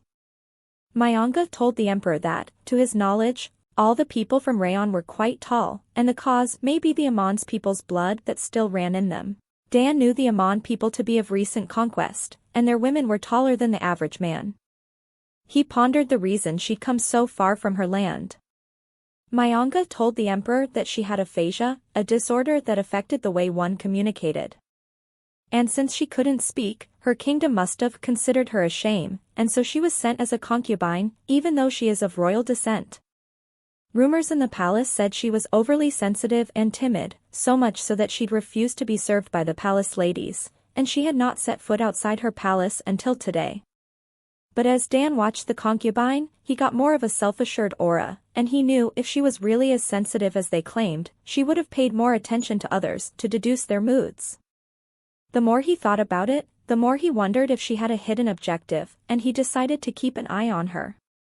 Bayan clapped happily as the show came to an end, and it saddened her that it had already come to an end. Dan leaned close as he teased, looking so hard at another man already, but Bayan knew it to be a joke, and she instead thanked Dan for showing her something so fun. The emperor had thrown this performance just for Bayan, and she knew this because how could she not since everyone else had looked so bored? Dan told her he would show her a puppet show next time, and she wanted to know what kind of dolls they would be. But he quipped, "Little troublemakers like you," and Bayan pouted at his jib. But then he told her the dolls would be just as pretty as her, and Bayan blushed already, knowing what the emperor planned to do, and she begged him not to do it in public. Dan told her that they were the only two people there, but Bayan clearly pointed out that lie as she told him that there were hundreds of people around them. "None of them matter, except you," he said, and Bayan flushed at his affectionate words. He noticed her red face, and he wanted to know if they should retire for the day, but would that be okay? Bayan wanted to know. Dan told her that if she wanted it to be so, it would be so, and Bayan nodded, ready to be alone with the emperor. But a noble interrupted as he bowed, and he told the emperor that such a fine occasion should be graced by the finest flowers and mentioned that at the late emperor's banquets, the concubines each took a turn contributing to the festivities. But the emperor knew that the banquet would go on well into the night if each lady performed, and the nobleman said that these ladies would only be given a chance to perform their arts. The emperor thought about it, and since the nobles must have each allied themselves with different concubines, he knew that they planned a lot out of sight to make sure that their chosen concubine bore him a child. There are rumors that talc, an aphrodisiac for men, the forbidden herb koken, which causes miscarriages in women, and even rubin, the skin-burning powder, have all made their way into the palace. Dan knew all this because it was a trick used among the many concubines of the late emperor. Koken, in particular, was a poison used on Dan's older brothers. The very fact that these dangerous substances were allowed into the palace meant that many nobles were involved. Dan knew that if he left the hall with Bayan by his side, they would spread terrible rumors about her, and he didn't want to give them any more means to criticize her. "I'll allow it," he said, referring to the concubines' performances, and the concubines smiled, pleased that everything seemed to be going according to their plan. Bayan listened to their exchange, and she wondered if she too would need to partake in the performances. The nobles expressed their excitement to see the concubines perform, and one in particular thanked the emperor for his generosity. But it was not without motive, and he said that since the concubines would be perplexed by this sudden announcement, wouldn't it be fitting to extend some encouragement? And the noble suggested granting a wish to the lady who performed the best, and the emperor knew that this was their plan all along.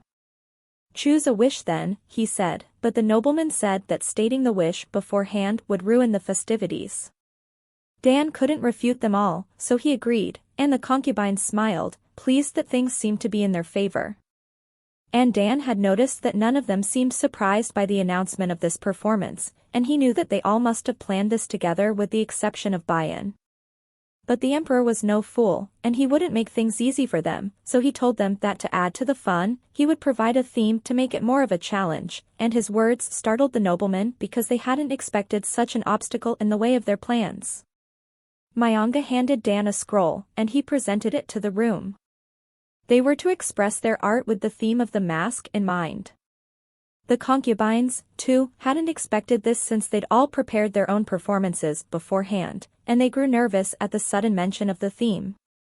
One concubine grew worried over the topic, but she reassured herself that she could adjust her performance to suit the theme perfectly.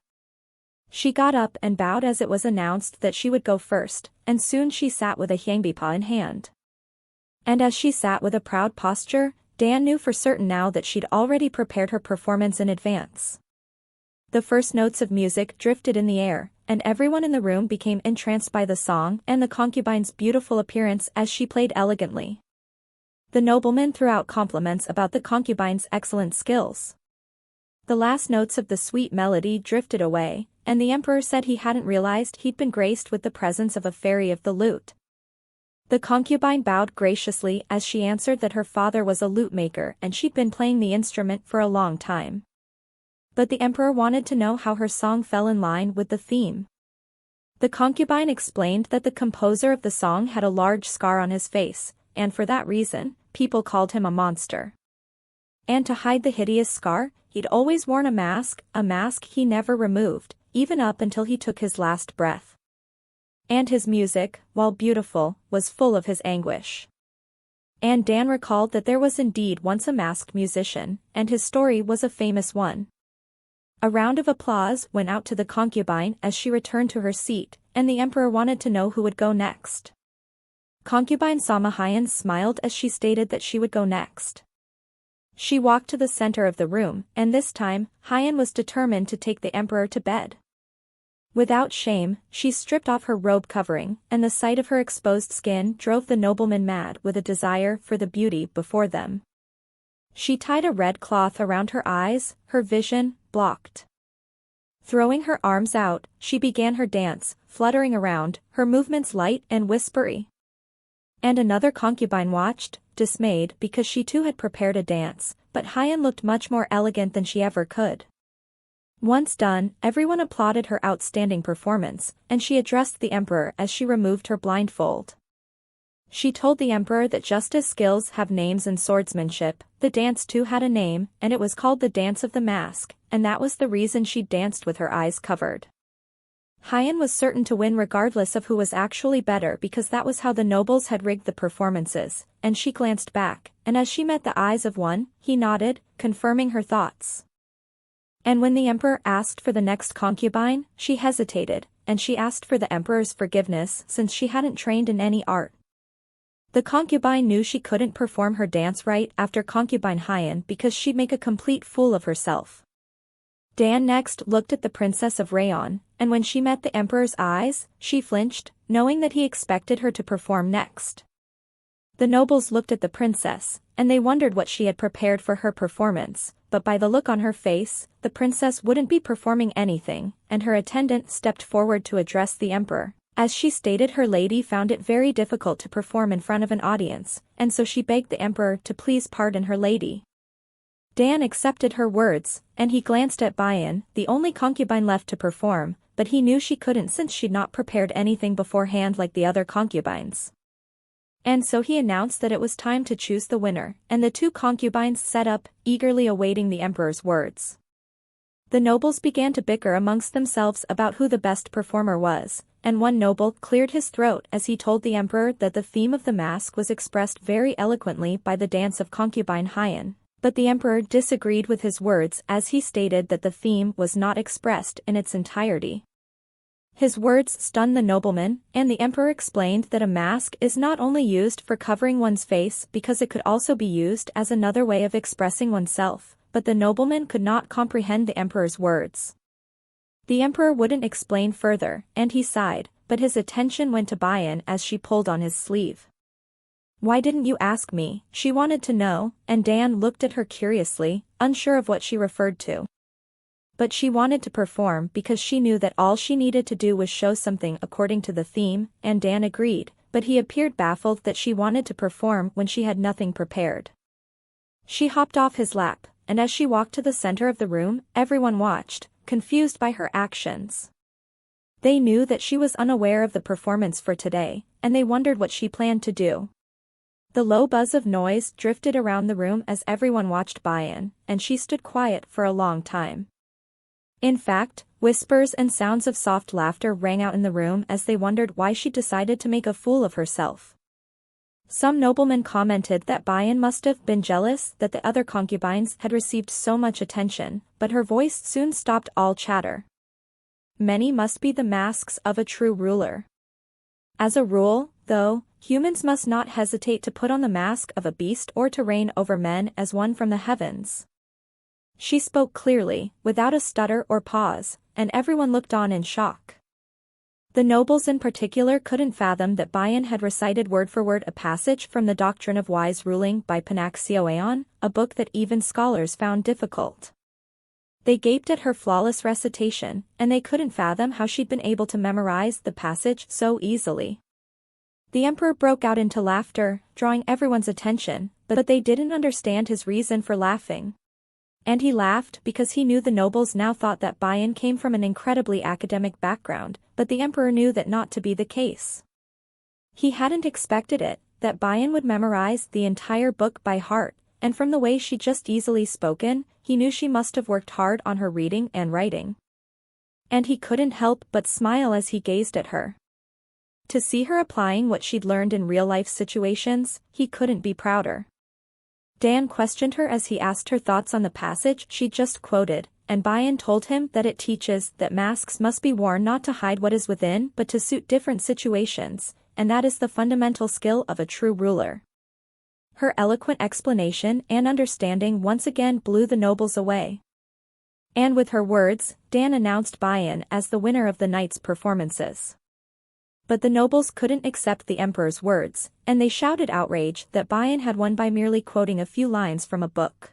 Shouldn't there be more proof if she'd learned from the books as her art? Bayan was not offended by their remarks, and she confidently told them that she could recite other parts too at their command. But no, she decided to start from the beginning, and soon Bayan began to quote word for word from the book, and as she spoke, everyone could only look on in wonder. The emperor laughed once again as he commanded her to stop because if he didn't, they would be feasting all night just like the banquets of the late emperor. Waving her forward, he ordered, "Come, tell me your wish." And as she settled again on the emperor's lap, she whispered her wish in the emperor's ear while the rest of the concubines looked on, envious. Dan was surprised by her wish, and he made certain to ask if that's all she wanted. Bayan nodded, wanting only as she'd stated, and Dan commented about how little ambition she had. Looking to the room, the emperor announced that concubine Bayan was to be awarded the rank of Chayan, which was of the 4th degree. Everyone gasped, horrified that Bayan had moved up by rank and not just by 1, but by 2 ranks at that. The nobles couldn't accept that she'd been awarded a title they'd aspired to for the concubines under their command, and they stated that such a wish was too much to be granted for a little show put on to liven up the banquet. But the emperor reminded him that he'd offered to have them choose a reward in advance, but they'd declined. But still, the man insisted that all Bayan had done was recite a few lines. The emperor laughed as he said in a jib that during the time of the late emperor, dancing and singing were enough to confer a few degrees, and then, the nobles hadn't a problem, so why now? The man trembled, infuriated by the emperor's words, but he could say no more. As the banquet came to an end, Bayan joined her attendants to the side, and they excitedly looked at Bayan as they asked how she had been able to memorize such a tough book. Bashful, Bayan explained that she'd not had the whole thing memorized, but Suyin insisted that it was still more than enough. Suyin was also curious about the wish she'd asked from the emperor, a wish that had gotten her promoted, and she asked Bayan. But it was nothing as cunning as Suyin had thought it was. As Bayan explained, she'd simply asked the emperor to return home with her, hand in hand as they walked leisurely. And they looked at Bayan, bewildered that she'd wasted a wish from the emperor by just asking him to go home with her. Bayan told them that when she'd stepped forward, she hadn't had the time to think about a wish because she just wanted to prevent the emperor from leaving with another concubine. Suyin gasped, shocked that that was the only reason Bayan had joined the contest unprepared, but she was also surprised by Bayan's awareness of the other concubine's intentions. But how could she not be, Bayan said, since they'd been looking at the emperor as though he were a juicy piece of meat. It was time to leave the banquet hall, and everyone walked solemnly because the night had not gone the way they expected and because the 2 individuals walked ahead hand in hand, contented looks on their faces. Concubine Hyand passed by, and she smirked as they looked at her. And seeing that cunning smile, Bayan frowned in response. Dan noticed her frown, and he grabbed her hand, laying a kiss on top of it as he wondered if Bayan felt jealousy while facing the other concubines. But soon his attention was drawn to the scar on her hand, which was strange for Bayan since she possessed self-healing abilities. But before Dan could ask about it, Mayanga came in a rush as he called out to the emperor. He had an urgency about him, and as he spoke softly to the emperor, Bayan wondered what this was about since she couldn't hear their conversation. And it appeared to be something terrible because the emperor's face darkened as he said, "I see." He told Bayan she would have to return to her lodgings alone because there was a matter that needed his attention, but he assured her he would be with her later, and so he asked her to wait up for him. She looked at Dan, and as he caressed her cheek gently, Bayan wondered about the anxious look on his face. And so the emperor left in his carriage, and Bayan watched his departure all the while wondering what could possibly make a calm man like the emperor worry.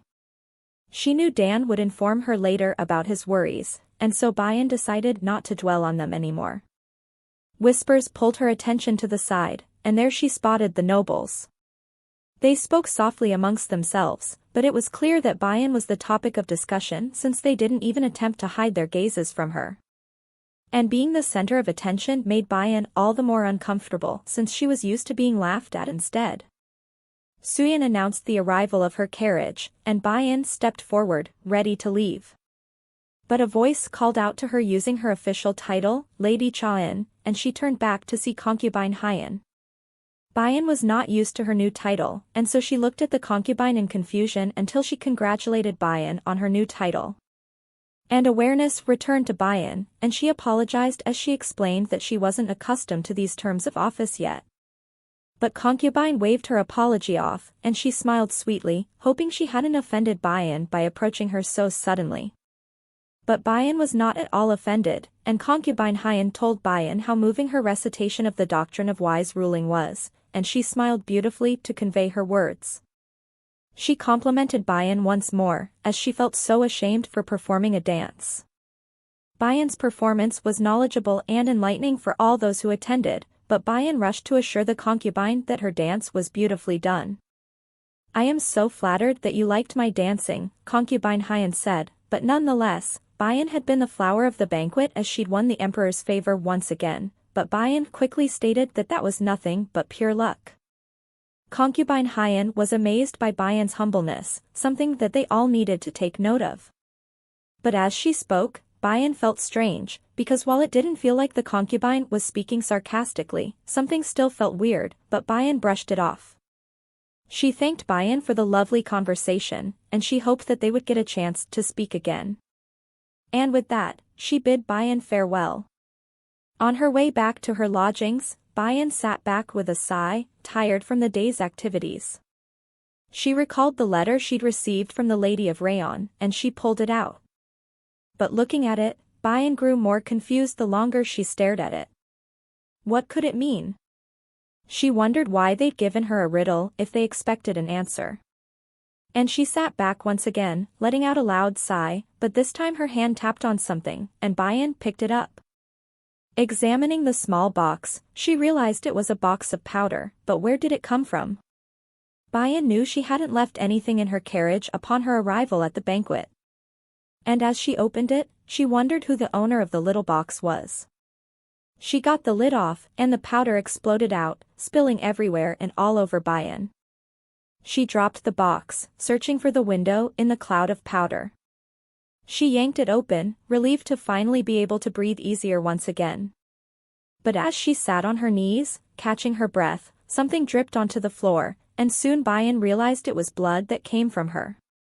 Covered in blood, the pain finally registered, and Bayan became aware of the tight burning sensation on her skin.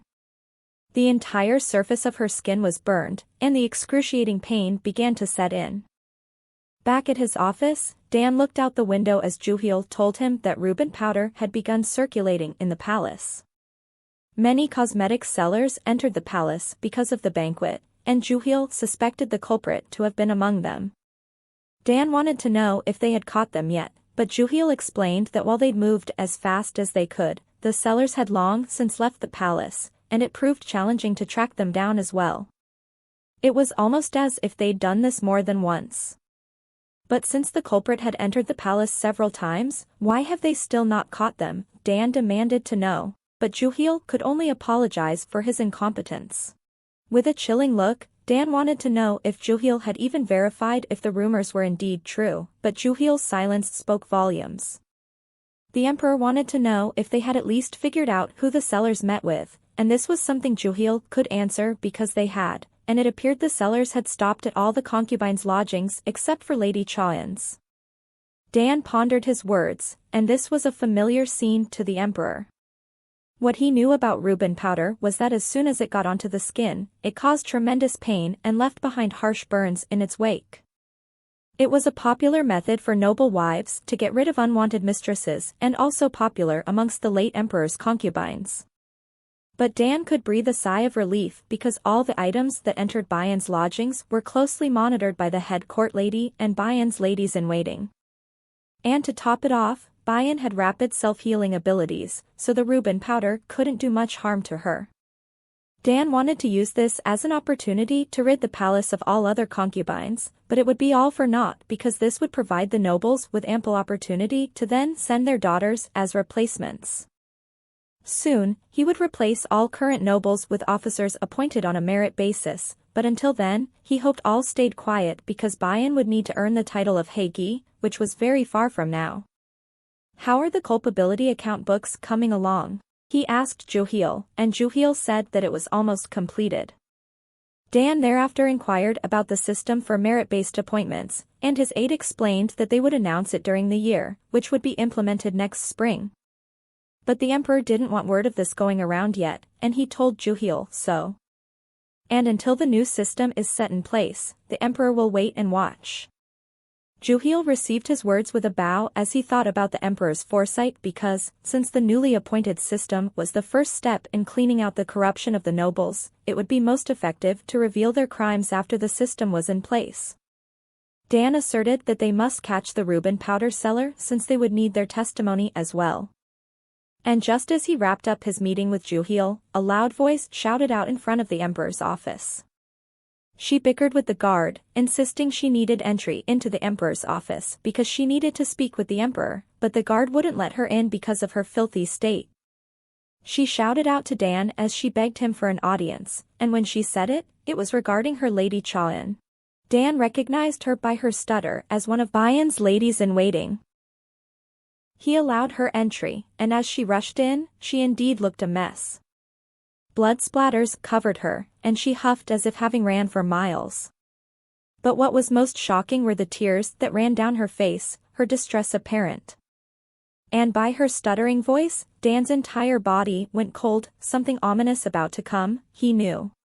At Bayan's lodgings, Suyin shouted out at the lady, wondering why the painkillers weren't working, and she'd explicitly asked the court lady to keep her lady's pain at bay until the court physician arrived. But the court lady couldn't understand it herself because this was something unexpected, and she'd advised that maybe the effects were coming on slowly. At her words she'd said before, Suyin burst out in anger, and she ordered the lady to use a different medicine, something stronger if she could. But the court lady explained that what she'd already used was the most effective herb they had, and since it included a hallucinogen, she couldn't use much of it for her highness's safety. And her words made Suyin all the more heartbroken because she couldn't bear to see her lady in such pain. Suyin knew her highness felt immense pain because, while she didn't scream or writhe, she clenched her teeth so hard that her mouth bled. Seeing this, Suyin let out a sob, unable to hold it in anymore. She was aware that her highness's self-healing powers weakened when she'd spent the night with the emperor, but she couldn't understand why even the painkillers were ineffective on her highness. But a thought came to Suyin, and she remembered the night she'd given her highness sleeping powder, yet she'd still walked in her sleep. And now she wondered if all medicines didn't work on her lady. The door opened, and the emperor came in a rush, along with the court physician. Rushing to her bedside, the court physician examined her pulse as well as her skin, and he said with certainty that those marks were clearly remnants of Reuben powder. But they could touch no more than this because if they did, she would experience unbearable pain. And listening to the court physician, the emperor felt utterly helpless. Bayan mumbled out brokenly as she called out to the emperor, and upon hearing her voice, Dan said her name desperately, hoping she knew he stood by her side. But her next words almost broke the mighty emperor as she said, it hurts so much." He trembled in suppressed fury as he wondered, how had it come to this? How had his lady gotten injured so badly, and at his powerlessness, unable to do anything, shook him all the more. He recalled the scar on her hand, a scar that should have healed long ago but didn't, and he wondered why. He ordered the physician to use forbidden herbs to relieve her of her pain, but the court physician wanted to feed her painkillers first. The court lady called out to him, and she informed him that she'd already gone that route, but it hadn't worked. And at his questioning gaze, she said she'd used mason. The court physician paled because even mason, which was so potent that it was only ever used on the battlefield, hadn't worked. He quickly ordered to feed her some more sleeping powder so she could drift into sleep and questioned how Bayan had initially been fed the powder. Suyin explained that she'd mixed it into water and spoon-fed Bayan, and she'd swallowed it, so she must have still been awake. The more he thought about it, the more unfathomable the situation became because others would have fainted from the pain by now, but her highness remained awake. He decided to do as Suyin had done, and so he ordered that sleeping powder, dissolved in water, be brought to him. And after some time, he said with a futile sigh that the sleeping powder had no effect on her highness because, judging by her pulse, she should have long since fallen asleep, but she still remained awake. And from everything that they'd fed her, the court physician concluded that there was no medicine that worked on her body. But Dan couldn't accept such words because he couldn't stand and do nothing. Was there nothing else that could be done? But the court physician shook his head because they'd exhausted all methods. Dan looked at Bayan as he explained softly that none of the medicines worked on her, but he gritted his teeth, unable to tell her to hold on for dear life. "What would you like me to do?" he asked Bayan, and his anguished voice rang out softly.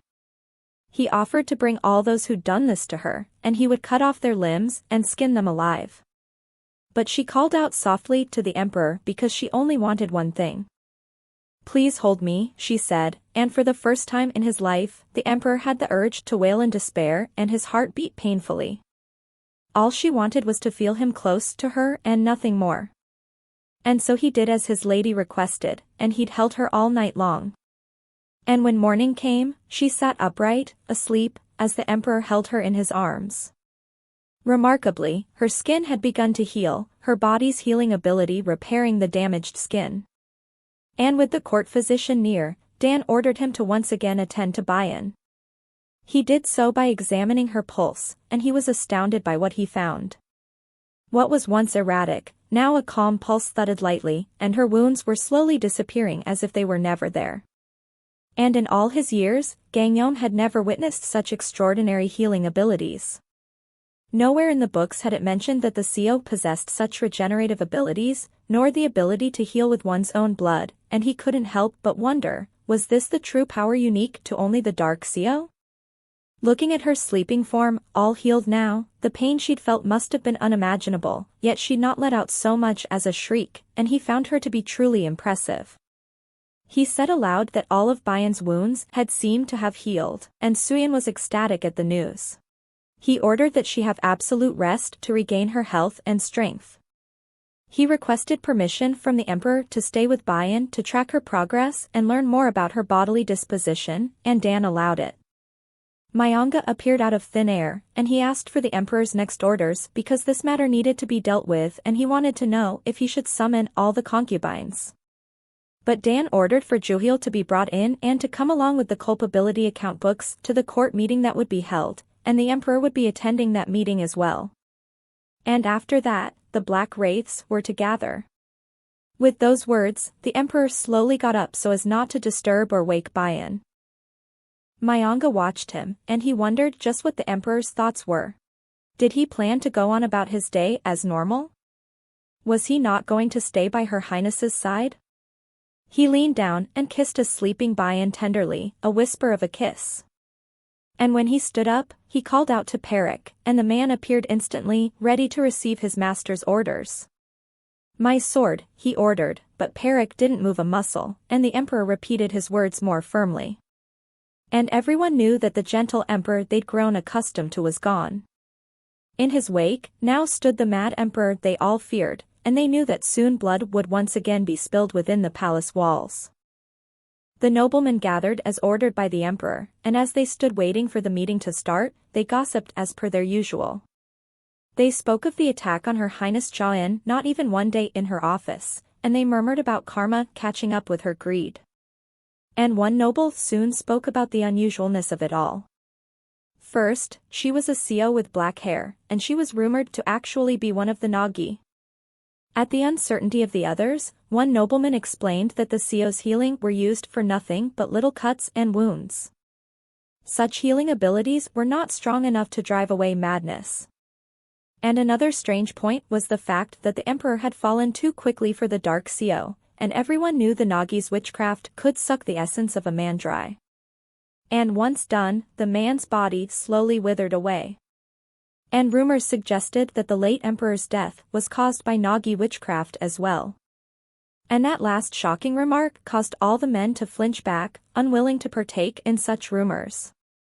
He emphasized that this was all purely speculation, and they laughed uneasy. At the announcement of the emperor's arrival, the nobles lined up and bowed to the ground in greeting.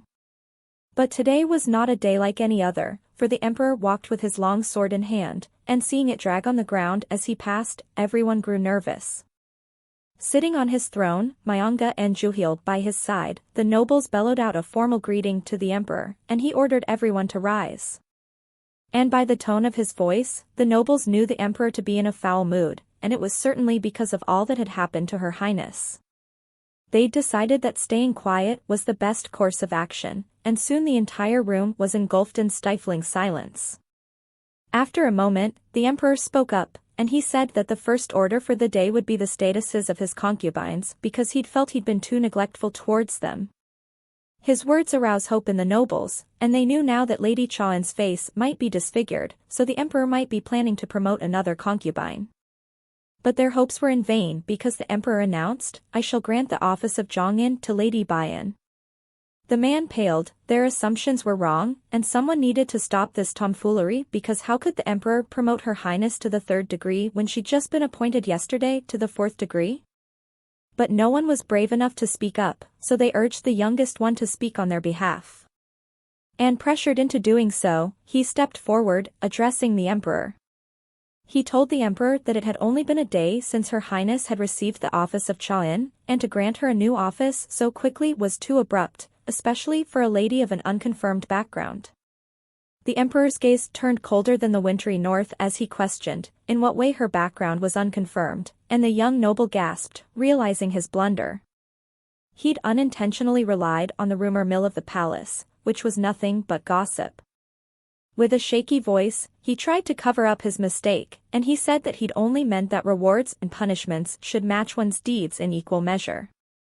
The emperor put on a show of considering his point, but then he called out to Juhil, and Juhil knew it was time. He pulled out a book, and everyone turned as white as sheets of paper, already knowing what was coming. "Cha Sagan," he said as he addressed the young noble, and the man looked up, startled. Juhil began to list all of his misdeeds, and with every word, the man trembled in uncontrollable fear. Tax evasion, acceptance of bribery, and sexual assault of women were punishable by the removal of nether parts with no medical relief. Juhil listed the punishment for each misdeed as well. But the emperor scoffed, as he felt the punishments weren't harsh at all. Juhil corrected that there were 3 cases of assault, and the actual punishment was death by dismemberment. The emperor told Cha Sagan that his deeds didn't balance out his misdeeds, and he'd committed so many crimes without receiving punishment for them. And the emperor's grin was not a pleasant one, as he said, "It's time to set the record straight." But Cha Sagan wouldn't admit his wrongdoings, and he denied it as being nothing but slander by evil beings. But how could the emperor's Mu code be evil, the emperor wondered aloud. And at the mention of the emperor's secret guard, Cha Sagan knew he'd been caught with no way to escape, and so he dropped to his knees as he pleaded for mercy. The emperor stood, and the man flinched, knowing something terrible was about to happen. The emperor explained that their crimes meant nothing to him because they would have faced punishment in due course. But they'd overstepped, and now his patience hung by a thin thread. And with each word he spoke, the nobleman realized their lives were on the line. He explained that if Bayan hadn't been keeping his madness at bay, many of them would have already been entering the afterlife. "Yet you fatten your own bellies, and seem to have forgotten who I am." His words, coupled with the look in his eyes, sent pure, unadulterated terror coursing through their bodies, and they shouted out their innocence in the matter. They'd had no involvement in this, and no one knew who the culprit was. And they beseeched for mercy from the emperor as they vowed to find the man who committed the crime. But the emperor broke into a chuckle, and his mad laughter rang out in the room because how could criminals offer to catch themselves? His eyes glowed, and the emperor's aura changed to that of something sinister the more he spoke. He knew the culprit must have learned of Reuben powder from one of them who stood in this very room, but the men all denied it as they backed away fearfully. The concubines must have learned about Reuben powder from them since it only grew within the empire, and it could have only been acquired with a small fortune, something the poor concubines didn't have. And in their silence, the emperor knew them to be accomplices, at least since they'd empowered the concubines with knowledge of the Reuben powder as well as wealth to buy it. And so he warned them that if even a hair on her head was harmed, they would rue the day they'd come into existence. And they were to take what was about to happen as a lesson to figure out who it was they had to protect with their lives.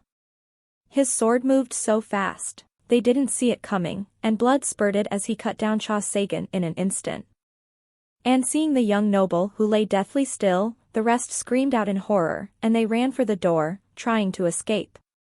"Scream, shudder, and screech all you like," he said, "for you will still be far from feeling even half the horror I felt last night." And with those words, more blood flowed like a river on that day. And soon Gayrang returned, only to pass by a lady who held bloody rags. The sight drew his attention, and he couldn't help but wonder what had transpired since he left. He returned to Hassan's side as he said that there was a strange air in the palace. And at Hassan's curious gaze, Gayrang said that things around the palace were quiet and everyone seemed tense. But Hassan put that off to everyone being busy. But with his use of an informal tone, Gayrang wanted to know when they'd gotten so familiar with each other. Hassan told him he was now one of the Black Wraiths, and so he would treat Gayrang as he did the others, and Hassan didn't fail to remind Gayrang that he'd gotten kicked out of his position as chief general. Gayrang scowled in response, as he stated that it was only temporary. Hassan walked ahead, and he said nonchalantly that he would be temporarily informal until Gayrang reclaimed his position, and his words annoyed Gayrang. He wondered why he had to be placed with the Black Wraiths, who, from his observations, had no sense of manners, and he regretted not joining the Gumwi Guard instead. The guard announced their arrival, and the emperor gave his permission to enter. And upon entering, their first glimpse of their emperor stunned them silent. For the emperor was covered in blood from head to toe, a sight they hadn't witnessed in quite a while. They greeted the emperor formally, and they bowed, but he ordered them to rise. And looking at the emperor, they wondered if his madness had returned, but then what of Her Highness, who had kept it in check? Dan informed them that from this day forward, they would take on the role of royal guard. Surprised, they wanted to know who they had to guard. And when Dan told them, the person in question was Bayan, Gayrang gasped, shocked that the emperor would allow her male guards. But he restricted their access, as they were only allowed up until her front yard. But Gayrang still held worry as he explained that their presence around her may cause unnecessary speculation about Her Highness, and he wanted to know the reason for guarding her. Dan's face darkened as he simply stated that Reuben powder had entered the palace and had also made its way to Bayan. And both men gasped, their distress clear, as they worried for the lady they cared about. They wanted to know who was behind such a cowardly trick, but Dan told them that all nobles were in it together. But that didn't matter, because what did matter was the excruciating pain Bayan had felt the night before. And because of that, the emperor cut off the heads of 3 nobles. And with such a small number of deaths, the men knew that the emperor must have done it as a warning to the rest. Gayrang questioned if the emperor's warning was not enough to scare the rest away from using such petty tricks as Reuben powder again. But Dan knew that it would only be for a short while, at least until the merit-based appointment system was set in place. A merit-based appointment system meant that any citizen of the empire could take an examination to gain office, and it was the first step in doing away with the corrupt nobles. And in order to replace the nobles with skilled new officers, Juhil had spent months drawing up the culpability account book. But Gayrang was left stumped as to what that had to do with guarding Her Highness, and why had the emperor decided to act so soon with the new system. And after today's incident, the nobles were now aware that something was about to happen, so they may pretend to be obedient while they plan to rebel just to survive. And because they were aware that the emperor was always guarded by the Mukho, they would use Bayan as a hostage to make demands, as the emperor believed. But Gayrang knew that the Black Wraiths had no experience guarding and that the Mukho were better suited for this job. Dan explained that they would be a secondary layer of defense after the Black Wraiths, but they would hide in the shadows and not reveal themselves. And the ruthless look in the emperor's eyes was that of a man filled with vengeance. He wanted them all to know with their own eyes just how precious Bayan was to him, and they were to know the consequences if they were to ever dare lay a hand on her again. Gayrang now realized the emperor's plan to use the Black Wraiths as a warning signal and not really as guards, since they were trained to be nothing but merciless killers. Gayrang suggested the Gumwi guards since they were experts at guarding, but Hassan stepped forward, finally speaking. He disagreed with Gayrang, and he said that they were much better suited to guard Her Highness since they'd had unique skills that could be useful in unexpected situations. And as the emperor was aware, most of them had already been healed by Her Highness's powers and were aware of her abilities, of which the Gumwi guards were not. And Hassan was right, as Dan stated that no one else was to know of her powers. Hassan, satisfied with this, agreed that many factors favored them for such a task. Hassan spoke eloquently, and Gayrang was awestruck by the sudden change in Hassan, something he'd never witnessed before. Dan turned away as he entrusted them with guarding Bayan, and they were to start tomorrow at daybreak. Gayrang tried to protest, but the emperor's tone brooked for no argument, as he said, whether it was illy intended or not, he would not allow any more of her blood to be shed. And after they'd left the emperor, they stood with Mayanga outside as they demanded to know what exactly happened in the court regarding the nobles. The merit-based appointments were set to be revealed next year, and Gayrang wanted to know why the emperor had decided to rush things. Mayanga sighed as he explained that the nobles had in fact seen the culpability account book, and the news alarmed Gayrang. Mayanga said that the nobles had realized that all of their misdeeds had been recorded and that the book was going to be used against them. The emperor felt the need to do something immediately after seeing his lady in such pain. Gayrang finally understood the reason for the emperor's hasty actions, and he came to the conclusion that the merit-based system couldn't be hidden away any longer because they couldn't allow the nobles extra time to plan their exit. And while they could remove all nobles from their posts if they so wished, that would cause utter chaos in the empire. And a system that was supposed to benefit the people of the empire shouldn't cause more pain. Gayrang wanted to know how many of them the emperor planned to remove, and Mayanga said with a low voice, all of them. And the two men were shocked once more by the emperor's ruthless ambition.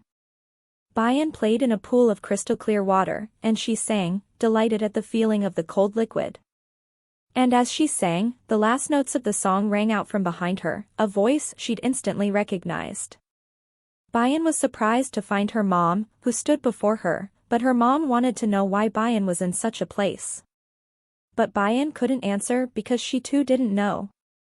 Are you feeling less pain? Her mother questioned her, but Bayan didn't know what pain her mom spoke about, and instead she happily invited her mother to join her in the water. But her mother furiously asked how she could be so cheerful when her mother shed tears of blood. Her words startled Bayan for a moment before she remembered that she had a goal she had to reach, and that was her mom's revenge. And she'd promised again to make them pay for their sins. But her mother screamed, the loudest Bayan had ever heard her scream as she asked, whoever said I wanted some petty revenge? Her strange behavior caught Bayan's attention, and she wanted to know why her mom acted this way. But her mother told her that there wasn't much time, so Bayan needed to open her eyes. She repeated her words, and the urgency in her voice confused Bayan. Open your eyes, that is your mother's true wish. Her mother said the words with her eyes wide open, and her ice-blue eyes stunned Bayan. As she mumbled in her sleep about her mom's open eyes, she blinked her own open, still drowsy from sleep. But the emperor, who stood by her side, drew her attention, and he smiled down at her, happy to see her awake. But the first thing she did upon seeing the emperor was assure him that she felt fine now. Warm, red eyes gazed at her fondly as he said, good. She said it once again, and she felt the need to because, looking at Dan's face, Bayan wondered why he looked as though he'd experienced such horror when she'd been the one unwell. Sitting up, she wanted to share a story with him. And with a bittersweet smile, she told him a little about her past. When she was little, they were always short on food, and anything she'd found in the mountains that looked edible would disappear into her mouth because she'd never had anyone to teach her what was good enough to eat. And because of that, she'd once eaten plump-looking berries, unaware that they were dangerously poisonous. Shocking pain shot through her body, and she'd grabbed her belly as she'd fallen to the ground. But because of her healing abilities, she'd waited and bore the pain as her powers healed her body. She'd lay there quietly, suffering through the pain, because she couldn't cry out in fear of wild animals finding her. But it was also because she was used to such painful sensations. She didn't hate it, or was it something that made her unhappy because Bayan had always quietly accepted it? But the only reason she accepted it so easily was because of the one person who always stayed by her side through it all, her dear mom. When in pain, she would always hug her mom's small frame tightly, and suddenly, as if by some miracle, Bayan found the pain bearable. And when she'd wake up the next day, she'd feel brand new, ready to take on anything. Dan had gotten closer and he'd taken a seat beside her, and he pulled her close as he reassured her that she now had him to hug. And she looked up at him with a bright smile at his words. And looking at her lovely smile, Dan couldn't help but think how brave she was, yet his heart still ached immensely for her. He knew that he would not be able to hold a rational thought about anything concerning Bayan. But he couldn't help but wonder, would she still look at him so beautifully after she'd witnessed him in his haze of murderous rage? But something was more pressing, and he needed to ask her. He leaned close, and he wanted to know why her healing abilities had taken so long to return. At his question, Bayan flinched back. Silent, Bayan was unsure how to respond, and Dan told her that he needed to know everything about her, irrelevant information included. But Bayan stuttered, searching for a believable excuse, but came up with nothing, so she went silent once again. And her silence confirmed what Dan had suspected all along. And he said aloud, "I see. It was because I drank your blood." Bayan tried to wave off the truth she'd already known, but he quieted her down with a firm hush. And as he looked at her somberly, he couldn't help but think that all this was truly his fault because he was the reason she'd been attacked as well as the reason she'd not been able to heal and she'd suffered through such pain. If he hadn't been born a royal, which eventually led to his becoming emperor, there would be no jealous concubines to attack her. And if he hadn't felt the need to drink her blood, Bayan wouldn't have had to bear such pain for a long time. And Dan felt deep regret for being born as a descendant of the great sun spirit. He wondered if he walked the thin line between loving her and destroying her, because if not, why was he always so eager to take her blood? So in a rage, he'd unleashed his anger on the nobles without realizing that he was the true threat to Bayan. And he knew that, because of his failure to realize this sooner, this was the consequence of his selfishness. And so the emperor had come to a decision. He forbade her from entering his office chambers for the time being, and Bayan gasped upon hearing his words. But what had she done wrong, she demanded to know. But the emperor told her that the fault was with him and not her.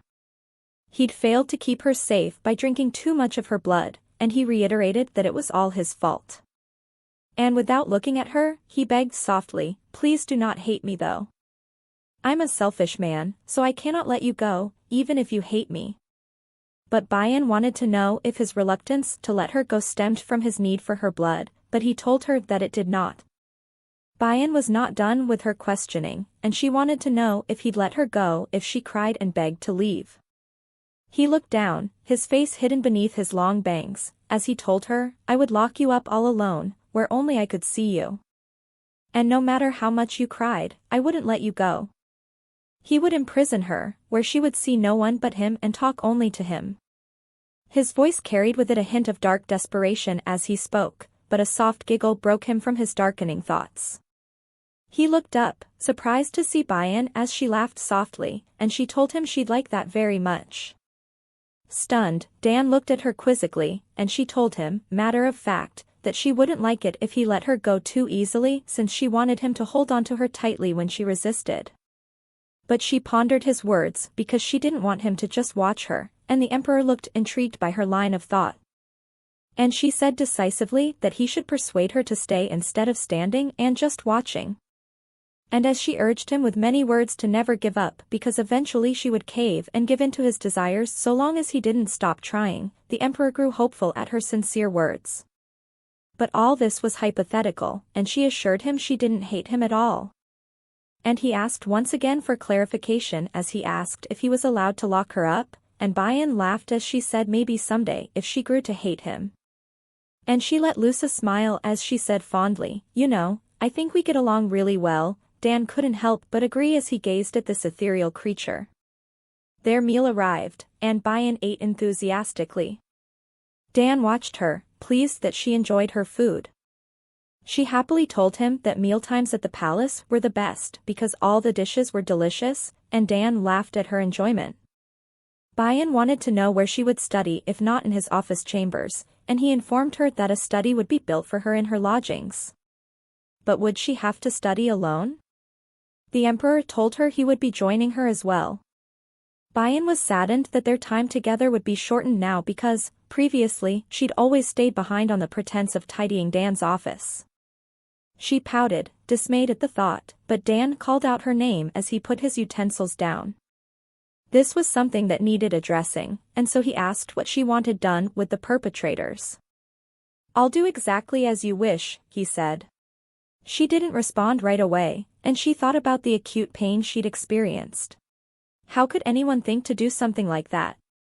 Coming to the palace, she'd met worse people than the Ganek villagers, something she hadn't thought possible. And without her healing abilities, Bayan was aware that she'd have been severely scarred for life. But Bayan's ugly rage reared its head, and she wouldn't let this go because they'd picked the wrong person to provoke. Looking at the emperor, she wanted to know how much power the office of Chaen possessed, but the emperor informed her that she no longer held that title, for she was now Zhongin. News that took Bayan by surprise, and she wanted to know when this had happened. Dan said it all got formalized early this morning. But was that a higher office than Chaen, she wanted to know. And he explained that yes, her rank awarded her more power than the previous rank. But she wondered if this meant everyone was to obey her orders. Dan grew weary of her words, and he wanted to know what kind of orders, but Bayan hadn't yet decided. And when she looked at him, her expression of determined revenge shone brightly as she said that no matter what, she wouldn't let their actions slide. And so she asked the emperor not to restrain her as she reminded him that she indeed had a rotten personality. But what gave her that idea? Dan questioned her, and he gave his permission for her to do as she pleased. But he knew she'd probably take some time to catch the culprit, so he offered to do it instead. But Bayan refused because she wouldn't want to burden him, and her words caused him to flinch back. "Burden me," he exclaimed loudly. But that could never happen because, even if she killed off all other concubines, it wouldn't be a burden, he said so earnestly. Bayan felt touched by his words and show of support, and she smiled, pleased. Dan stared at Bayan, utterly confused by the sudden appearance of her innocent smile, and he sighed after a moment's silence as he informed her that from tomorrow, the Black Wraiths would be her guards. Dan also stated that she may do as she wants so long as she doesn't leave her quarters. As he spoke, he picked up a napkin and wiped her face. This place was the safest place for her, and so he'd put off moving to her new lodgings that would match her title, but it was only for a little while. He reminded her that the Black Wraiths were the men who had escorted her to the palace, and she grew excited as she recalled those nice men. She wondered about their well-being, her question was enthusiastic, and the emperor stared at Bayan. He poked her nose, catching Bayan by surprise as he stated, "Do not test me." But Bayan hadn't understood what she'd said wrong, and so he explained he hadn't liked the interest she displayed just now, interest directed at other men. Bayan was confused because these were men who would protect her, but that didn't matter to the emperor. And with a pout, Bayan wondered if he was a little too jealous, but Dan reminded Bayan that he'd already warned her about the type of man he was, a man that she'd accepted. His gaze turned dangerous the longer he stared at a huffing Bayan, and after a minute, he got up as he said, "If you're done with your meal, shall we proceed?" But Bayan was sure they'd had nothing planned. But at the sight of his grin, paired with that look in his eyes, a look Bayan knew all too well, she flushed, because she knew what the emperor wanted. But Bayan tried to talk her way out of it as she rushed to ask if he'd be busy this afternoon. "I'm never too busy to be with you," he said, and soon he surprised Bayan as he placed her on his lap. He grinned, holding her firmly, and Bayan's heart took off like a racehorse. He kissed her, and she flinched at his eagerness but didn't pull back. No, Bayan matched the emperor's energy, and she dove in for more too. Their lips stayed locked together as he began to undress her, wanting more of Bayan.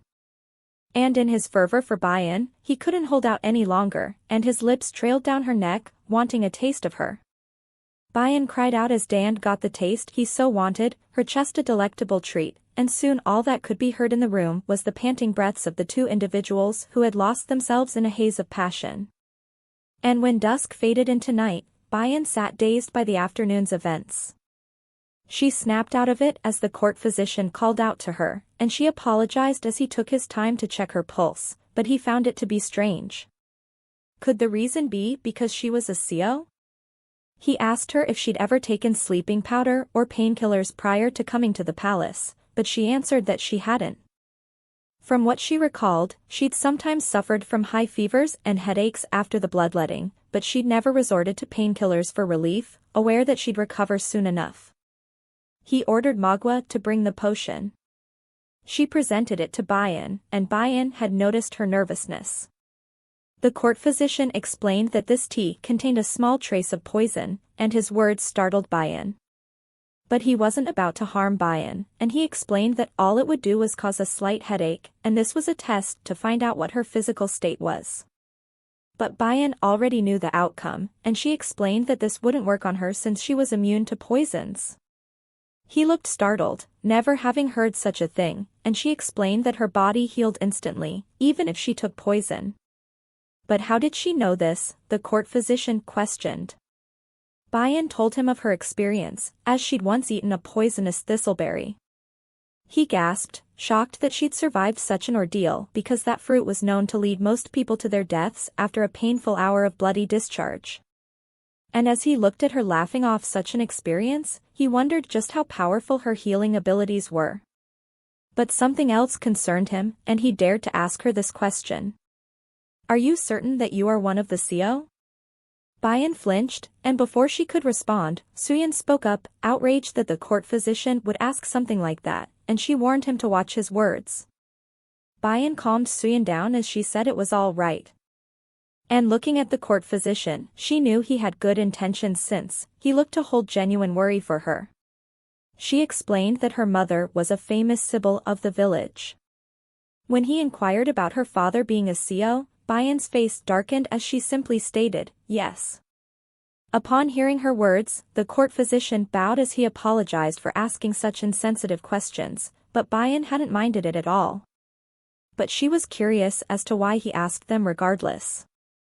And he stated simply that there had never been a CO that possessed the kind of powers Bayan did. From his knowledge, CO didn't use blood to heal as Bayan did, nor were they able to heal grave wounds perfectly. And self-healing powers were practically unheard of. And he'd never witnessed such a thing as someone who could heal themselves of scars from Reuben powder in a matter of hours. If people were to learn of her powers, it would raise not only awe and respect in some, but it may also provoke malicious intentions. Bayan, at this very moment, was the target of much jealousy, and the incident of yesterday at the palace had already spread beyond its walls. If any ignorant gossipers were to see her unscathed without the knowledge of her powers, their wicked tongues would spread malice far and wide. But Bayan couldn't possibly think of anyone who would do that, but the court physician advised that evil hid well out of one's vision. He told Bayan about the rumor, as people stated that she was not of CO descent since she had black hair and that her presence was more of something sinister.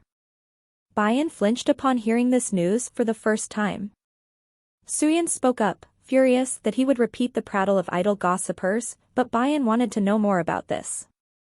She asked the court physician if, by sinister, he meant that she was of the tribes that used dark sorcery, and he explained a little about them.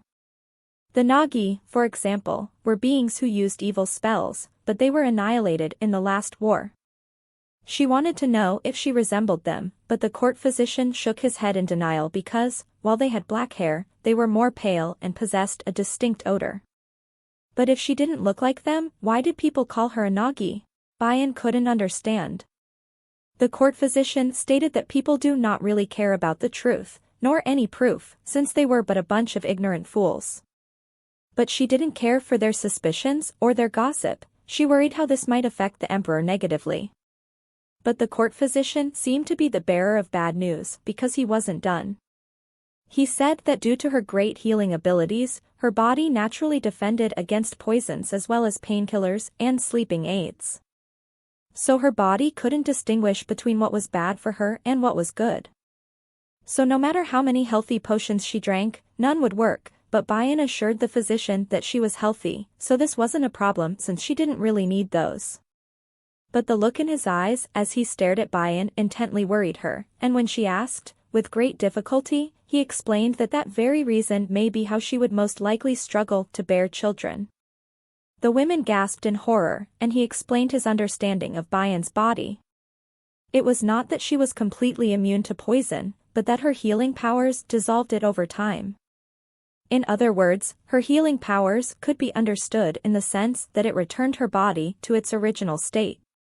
And while it may be good initially because no poison could truly threaten her, if she were to hold a child in her womb, her powers would try to return her body to the state in which it was not there, since it would perceive the baby as an unnatural object that shouldn't be there.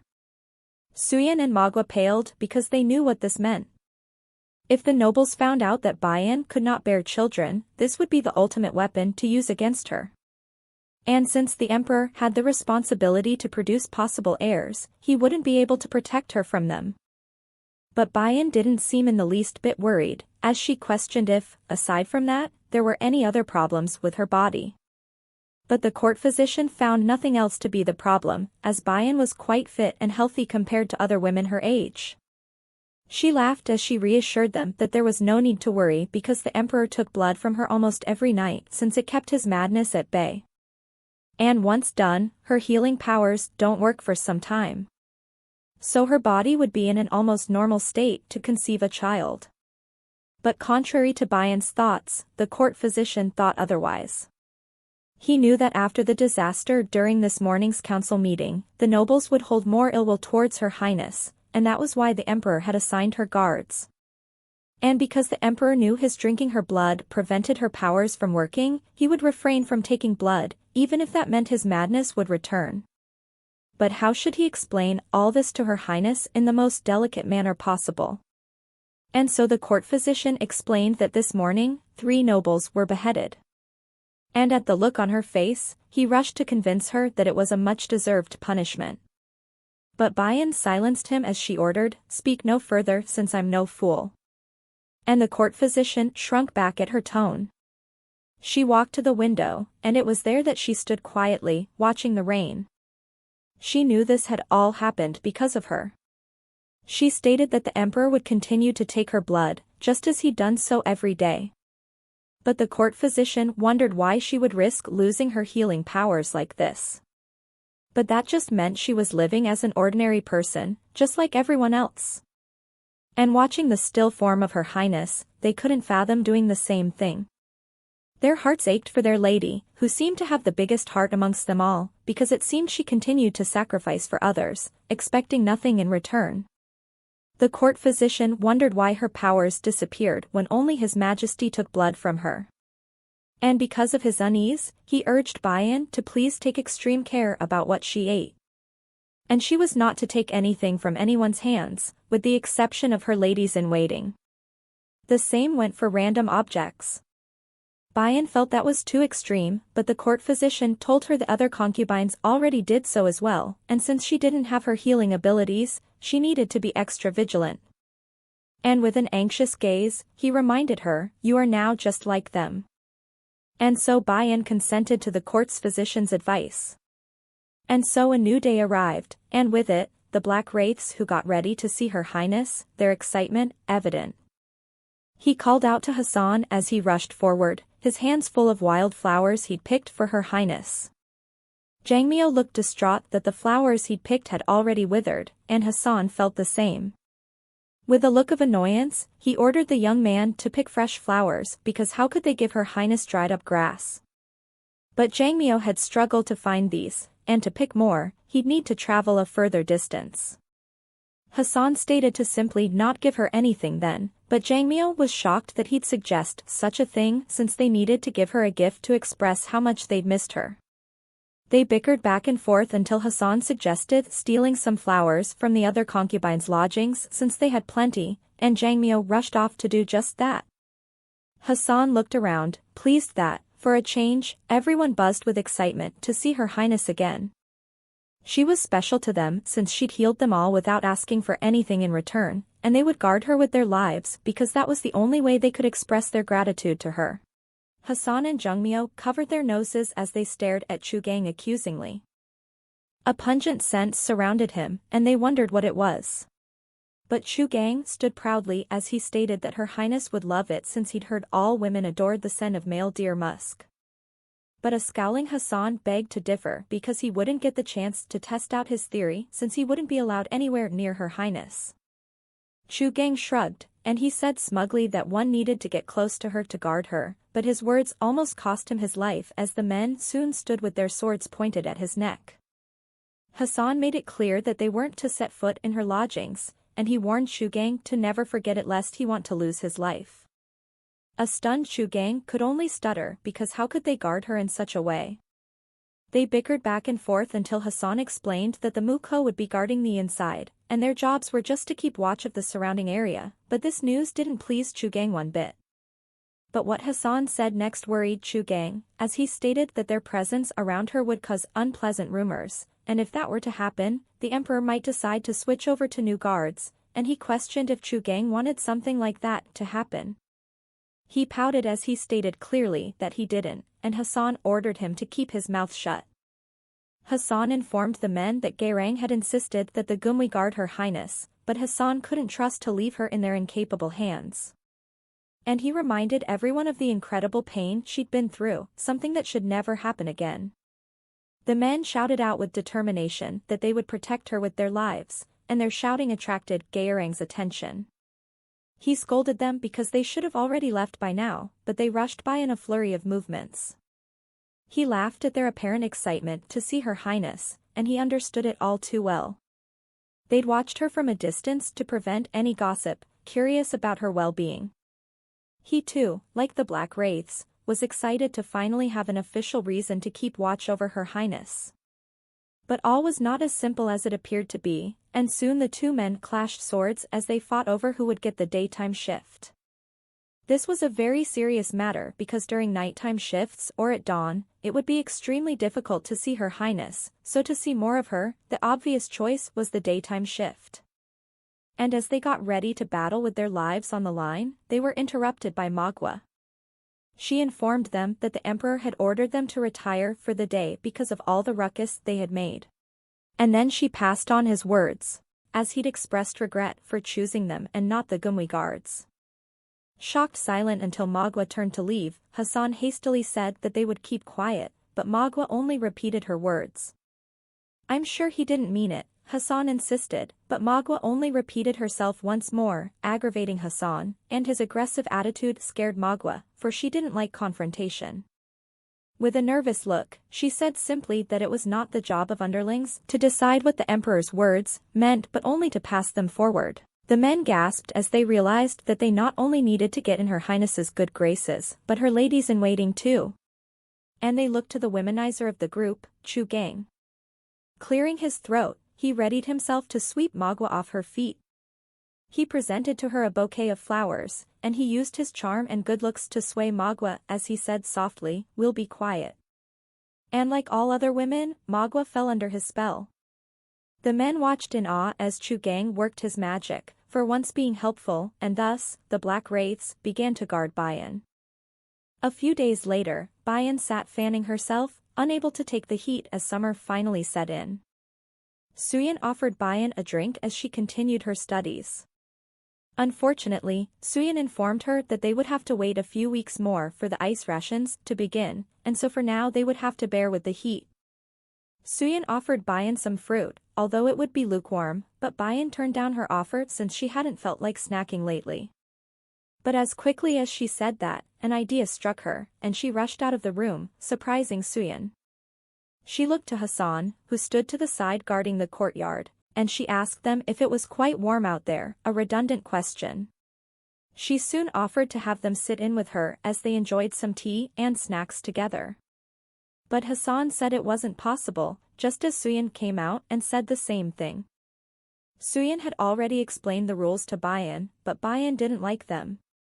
She looked back at the Black Wraiths, knowing how tough it was to stand all day in black robes that attracted the blazing heat, and she felt as though she'd burdened them.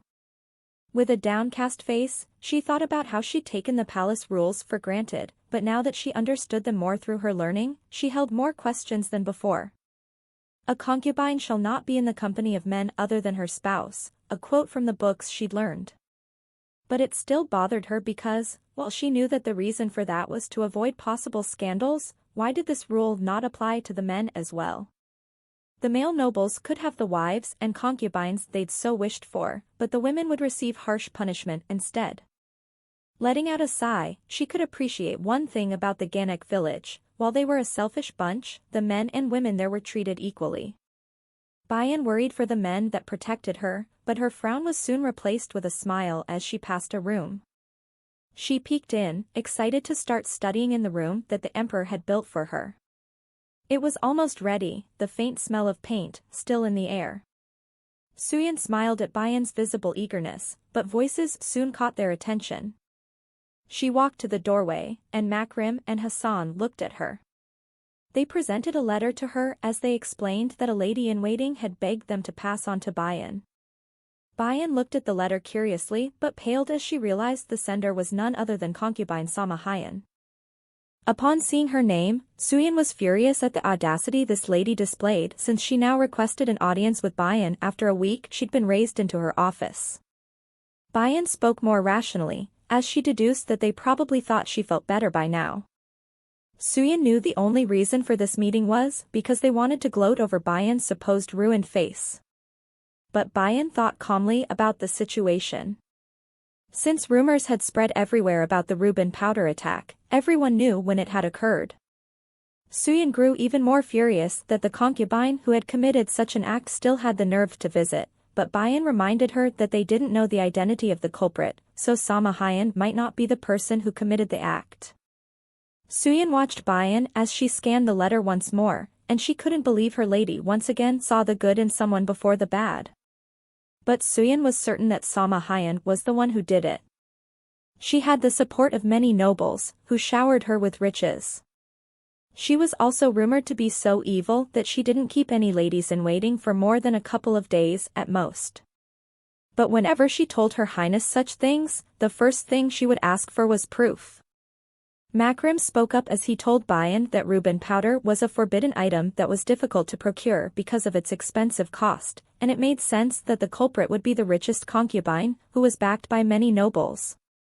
But Bayan still wasn't convinced, as she said that the emperor had stated that every concubine had Reuben powder in their possession. And while she might be the richest concubine, they couldn't jump to unconfirmed assumptions. Makrim realized that Her Highness was right because they had no proof yet that the concubine committed the crime, and he knew not to point fingers randomly since he knew the feeling of being cast out just because of one's appearance. Suyin insisted that Samahayan had to be the perpetrator because she had the aura of an evildoer, but Bayan stopped her rant as she clasped Suyin's hand with her own. She smiled gently at Suyin, and Bayan shared a story with her.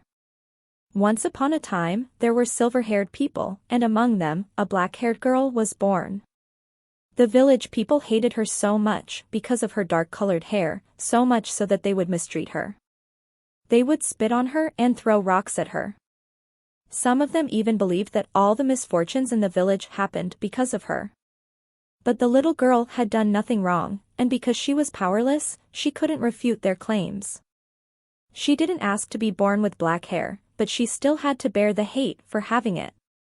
And once she was done with her story, she found Suyin in tears, and she begged Bayan to forgive her. Bayan, of course, forgave her because she knew Suyin never intended to hurt anyone with her words. But she'd hoped that Suyin wouldn't be so quick to judge based on appearances anymore, and Suyin readily agreed. Bayan would write a response, and she asked Suyin to deliver it. She also wanted to know if Suyin had gathered the things she'd asked for previously, and Suyin said yes, but she was still worried about Bayan's meeting with the concubines, and she said so. Bayan smiled, confident, as she said that she was eventually going to meet them. Her statement confused Suyin, and Bayan explained that it was the rule of the palace that greetings were given to those of higher office. But Suyin was surprised that Bayan had predicted exactly when they would request a visit. Bayan explained that she'd asked Makrim how long it took to recover from Reuben powder, and he'd said it took about 6 days. She looked to Makrim for confirmation, and he said that while that was true, it varied from victim to victim. And so Bayan smiled with a nonchalant shrug because she'd expected them just about now, and she actually found this easier because they might have been suspicious if she'd contacted them first. Suyin was surprised that her lady wanted to call them over, and at Bayan's smug smile, Suyin wanted to know if the reason was to punish them. Bayan looked at her, baffled, because why else would she call them over? And at her ruthless words, Suyin gasped in awe at this unexpected side of her lady. But she thought her lady would have just let it go, and she'd naggingly asked why Bayan hadn't informed her about such an important decision. Makrim, too, was surprised by her plan since Bayan hadn't mentioned a word of it. But Bayan was more cunning than they thought, and she told them that when an animal hunts in the wild, it hides in the bushes as it lies in wait until its prey lets down its guard. And even if it gets hungry, it will keep waiting, not making a rash move until the right moment was upon them. And then it would pounce and rip out the throat of its prey. They stood in stunned silence as they stared at their innocent lady, because they knew now that she was serious about making the culprit pay. And as she spoke with Suyin, ready to go inside to write a response, the two men stood amazed at their lady's knowledge. But how did she know so much about hunting, they wondered. Before she could leave, a voice announced the arrival of the emperor, and soon, the emperor stood with Myanga, beaming at the sight of Bayan. And Bayan returned his smile with one of her own. Suyin bowed respectfully to the emperor, but Bayan had no time for that, and she rushed forward, throwing herself in his arms. But the emperor hadn't come empty-handed, and Suyin wondered what the emperor had brought with him. Not in the least bit shy, they embraced and shared a passionate kiss, happy to finally be in each other's presence. And when they broke apart, Dan questioned if she'd eaten differently because he found it strange not to get the taste of sugary sweetness on her tongue. His words startled her, and she pushed him away in embarrassment as she stated that she didn't always eat sweets, but he grinned as he teased, "You ate them often enough for me to wonder whether I kissed a woman or a sugar plum." Ignoring his remark, she looked at the dripping parcel and wondered what it could be. Ice, he stated simply, and Bayan was surprised because she knew that they had to wait another month before they could get any. But Dan said that there were always exceptions to the rule, clearly showing his play of favoritism with Bayan. And as he laid a gentle kiss on her cheek, she couldn't help but wonder at his display of affection for her because Suyin had told her that it was rare for the emperor to bestow so many gifts of food on a concubine, and not only that, but he always brought them in person. Could it be that he always happened to be passing by, or were there other reasons for what he did? But Bayan needed something else other than ice, and Dan curiously awaited her words. She'd wanted a canopy built for the front yard since she wanted some shade to escape the scorching sun. But when he wanted to know if it was for her, she hesitated, not wanting to answer. The emperor already knew her intentions, and he laughed as he ordered Myanga to let it be done. And as they spoke about the book she'd finished, their subordinates looked on in wonder at their interaction. Bayan retracted her statement as she said that while she'd finished the book, that didn't mean she'd understood everything, and it was only good enough to recite to someone else with no level of understanding, as she explained using the proverb, learning of the mouth and ear. He grasped her by the waist as he praised her for using the proverbs with understanding, contrary to what she'd said, and Bayan smiled broadly at the compliment. With that, they decided it was time to get to studying. And a few days later, Bayan's lodgings buzzed with noise at the arrival of carriages, and those carriages belonged to the emperor's concubines. They spoke about the guards dressed in black that surrounded Lady Zhongin. Concubine Pt1-18 wondered why no one came to greet them, and she concluded that they must have retired for their convenience. The rattling of a new carriage drew their gazes, and they knew who it was. Concubine Samahayan had arrived. And upon seeing her new carriage, Concubine Hanbia wondered just where she got all that money, whereas after the incident that day, all three of them were abandoned by the nobles. Concubine Hanbia watched, annoyed that she'd come late when she begged them not to enter Lady Zhongin's lodgings without her. Pt1-18 said that many messenger boys were spotted leaving Samahayan's lodgings, and Hanbia responded snarkily that was how she'd gotten her new carriage, no doubt. But they looked to the quiet concubine, her lack of input on the matter apparent. Pt1-18 curiously asked if Karen didn't feel a bit warm with that head covering on in such heat, but her only response was a nod of her head. Observing her quietly, Pt1-18 thought that the rumors about her deteriorating health must be true since she chose to keep herself covered up to her neck with a veil. And she pitied the concubine, who had a beautiful face but couldn't speak.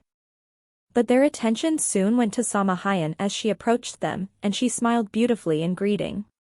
They exchanged pleasant formalities until Samahayan brought up the dreadful incident some days ago involving Lady Chaoyan, but Han Bia corrected her as she stated it was now Lady Zhongyin. But Sama Hyan chuckled knowingly as she explained that when the nobles were executed, the council meeting was in fact annulled, which meant that other proceedings were marked as unofficial. But she stated that Han Bia could still call Bayan Lady Zhongyin if she'd liked. Her arrogant tone grated on Han Bia's nerves, but she didn't refute her statement. Sama Hyan said that this seemed like an opportunity for the rest of them now that she'd lost her beauty. And while the emperor still frequented her lodgings, it was merely out of pity, and soon, he would turn to one of them. But Han Bia seemed to dislike her commentary and stated that this was an inappropriate discussion then and there. But Sama Hyan wasn't done, and with a calculating look, she said that this had already crossed the minds of all the other concubines, and since they were all here just to survive, she'd felt the need to say it aloud. And with a tone of indifference, she said that while it really was a shame what happened to the lady, the empire was more important. It was their duty as imperial concubines to bear descendants for the emperor, and so she'd written to Lady Chaoyan as a representative on behalf of the concubines. And she'd been surprised to find a positive response to Lady Chaoyan, but Taeim was surprised to hear this, and Sama Hyan explained that Lady Chaoyan had probably thought one of them to be the culprit. Han Bia knew that to be true, though, but Sama Hyan disagreed, and her reasoning was that everyone thought to be involved had already been punished. She grinned triumphantly, and Han Bia knew this was her way of placing all the blame on the dead nobles. But this time, Han Bia denied Sama Hyan's reasoning, and soon the two faced off in a battle of wit as Sama Hyan smugly stated that it was pretty easy for someone to cover their tracks. And so she informed them that, while she didn't need to do such things, she owned an interesting document. And when Taeim looked at her curiously, she responded vaguely that it was just something she'd acquired. A document called the account book of the powder seller, and they grew pale as Sama Hyan spoke, and they knew what this meant. That book contained all the details about who had bought the powder, when, and how much they'd bought. Han Bia knew this was Sama Hyan's form of blackmail because both she and Taeim had bought Reuben powder through the seller.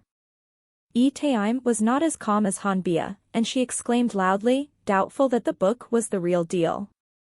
But Sama Hyan confidently told them to think about what they'd like, and she said what mattered wasn't whether the account book was real but what it revealed.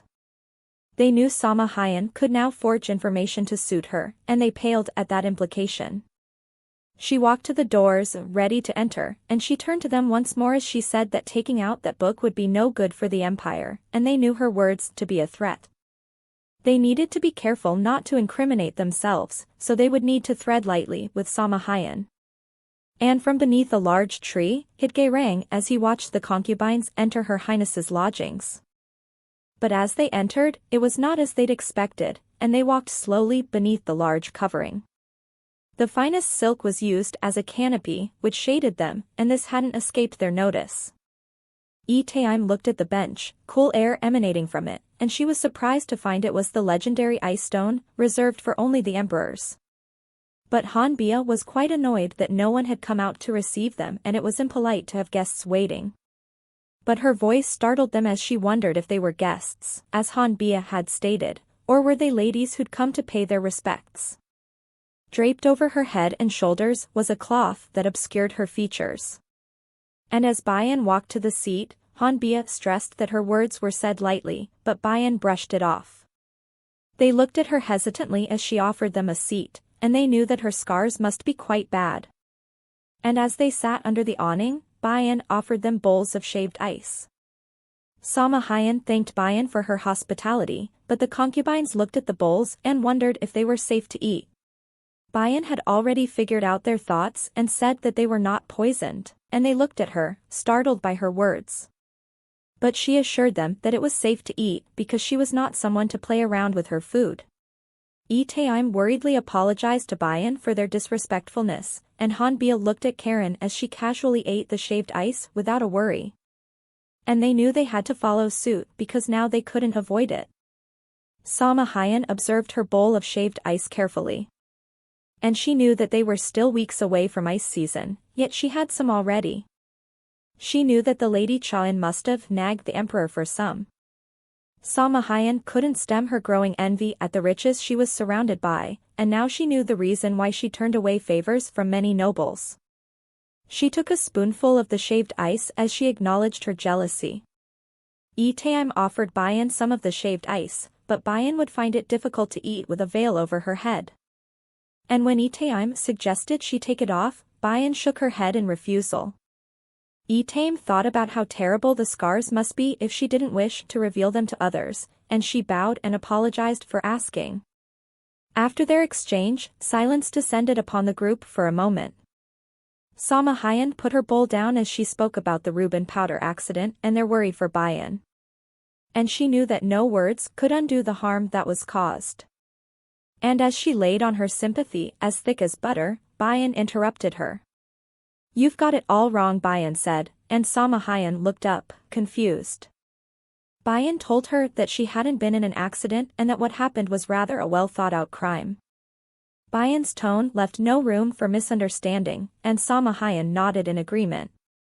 "And it was also a crime of particularly evil intentions, don't you think so?" Bayan probed, and the concubines grew visibly uncomfortable.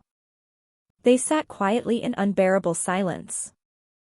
But Bayan's next words eased their minds as she shrugged, stating that she didn't wish to speak about her own injuries because it wouldn't make a difference when compared to the pain she'd endured. Samahayan wondered if she'd really meant to let go of the accident with such ease, but then she smiled slyly because it didn't matter so long as Samahayan convinced her to do so.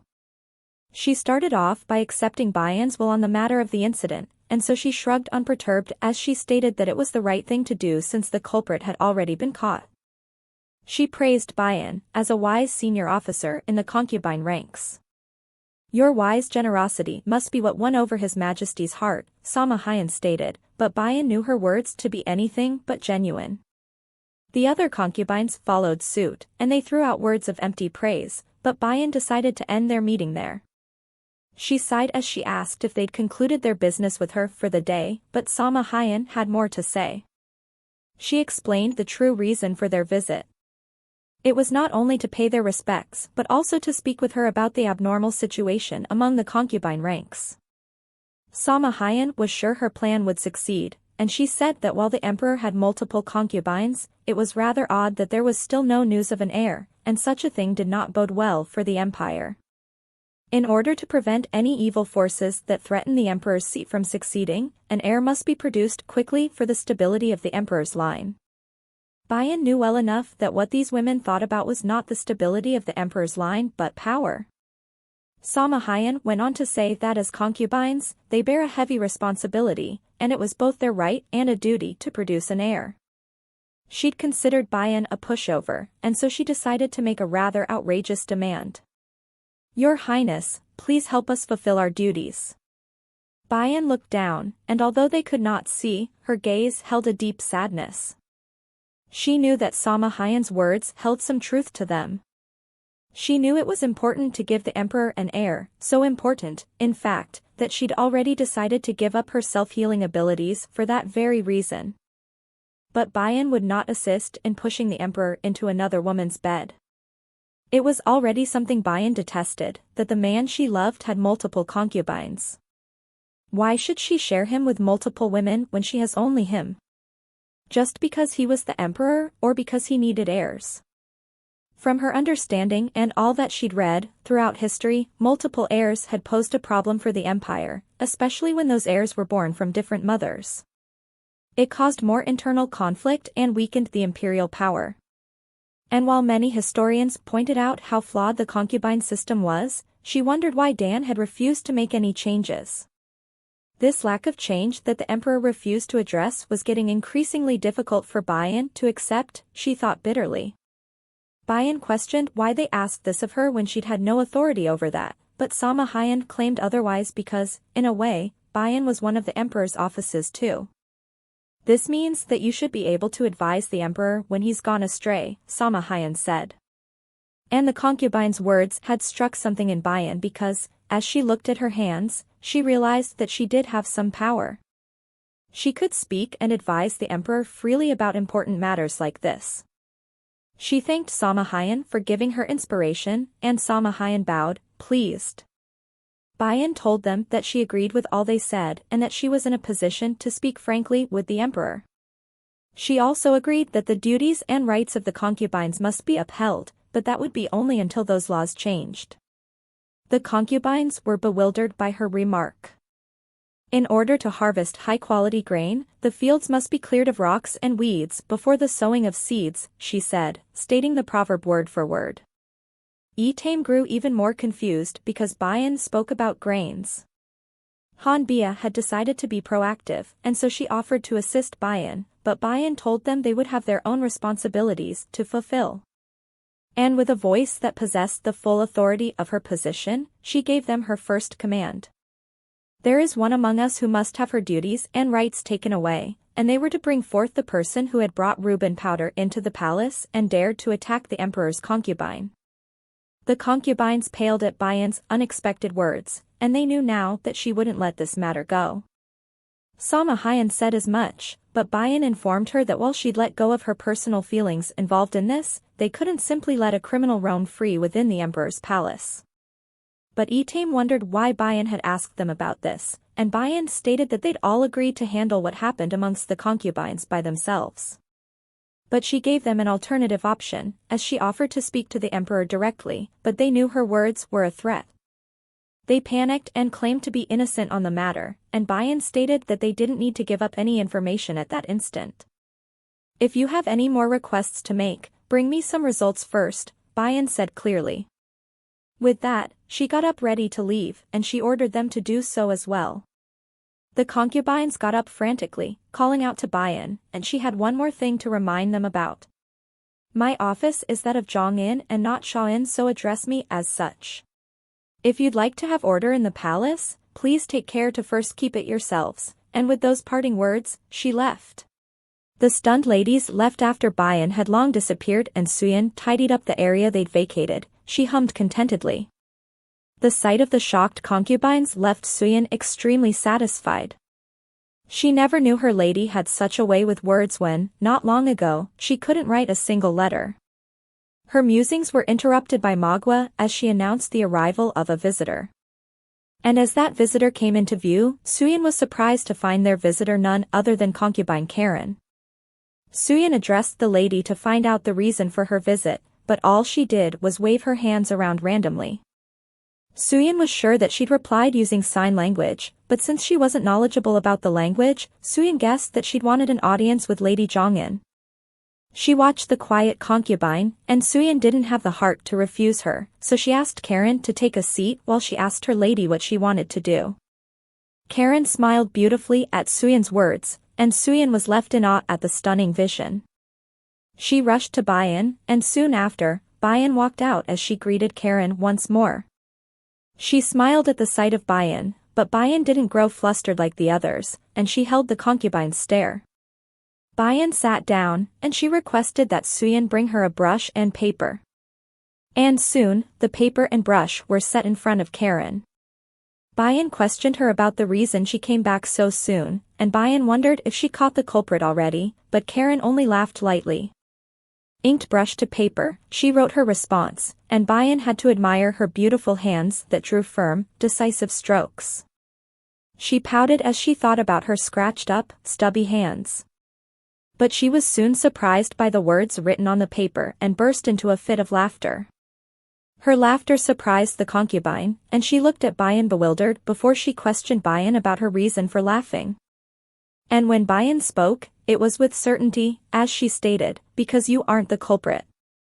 How can you be so sure? The question appeared on the paper, and Bayan explained that at the banquet, Karen had initiated contact between them with a note. And if Karen had wanted an answer, she wouldn't have harmed Bayan.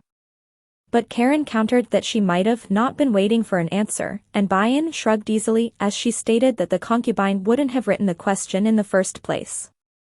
Karen had wanted Bayan to respond in some way, and Bayan could tell this from the way she'd written her note. There were pieces of writing that encouraged the reader to respond rather than those that stated nothing but facts, and Bayan found those books to be extremely dull. Because even if the content proved to be good, it was no use if it failed to stimulate the reader to respond.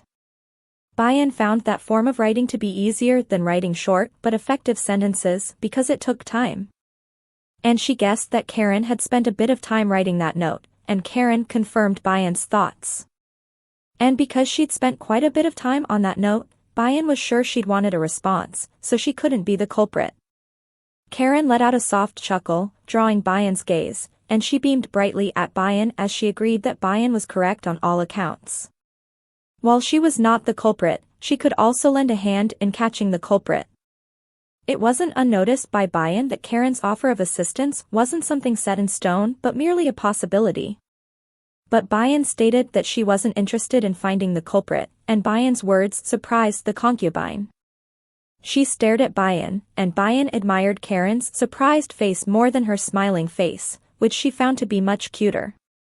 But Bayan stopped her thoughts as she recalled that Dan didn't like it when she paid much attention to other people, but since this was a lady, Bayan was sure it would be fine. She told Karen that she didn't want to catch the culprit too soon, and Karen stated that she could be of help to Bayan. She explained that her memory was in peak condition, so she recalled countless things easily, and if Bayan kept Karen by her side, Bayan would have her utmost support. And she said that upon her next visit, she would tell Bayan about the many things she remembered. And Bayan could refuse her help if her abilities weren't to Bayan's liking. She looked at Bayan surely, and Bayan found her confidence to be strange, and her words too. Why the words, "I remember" and not "I know"? Bayan insisted that she didn't need the help, but Karen said that Bayan would soon be in need of it, and her words confused Bayan. It didn't sound like Karen was trying to curry favor with the emperor through Bayan, but she still found Karen's words suspicious. "Why are you offering me this?" Bayan questioned her, and Karen stated that she wished to be close to her. Bayan wanted to know why, and Karen wrote down her response. And when Bayan read the words written on the sheet of paper, her eyes widened in surprise. Bayan looked up, baffled, at a smiling Karen, and she wondered what ran through the concubine's mind. And after that confounding meeting, a new day arrived, and with it, warmer mornings.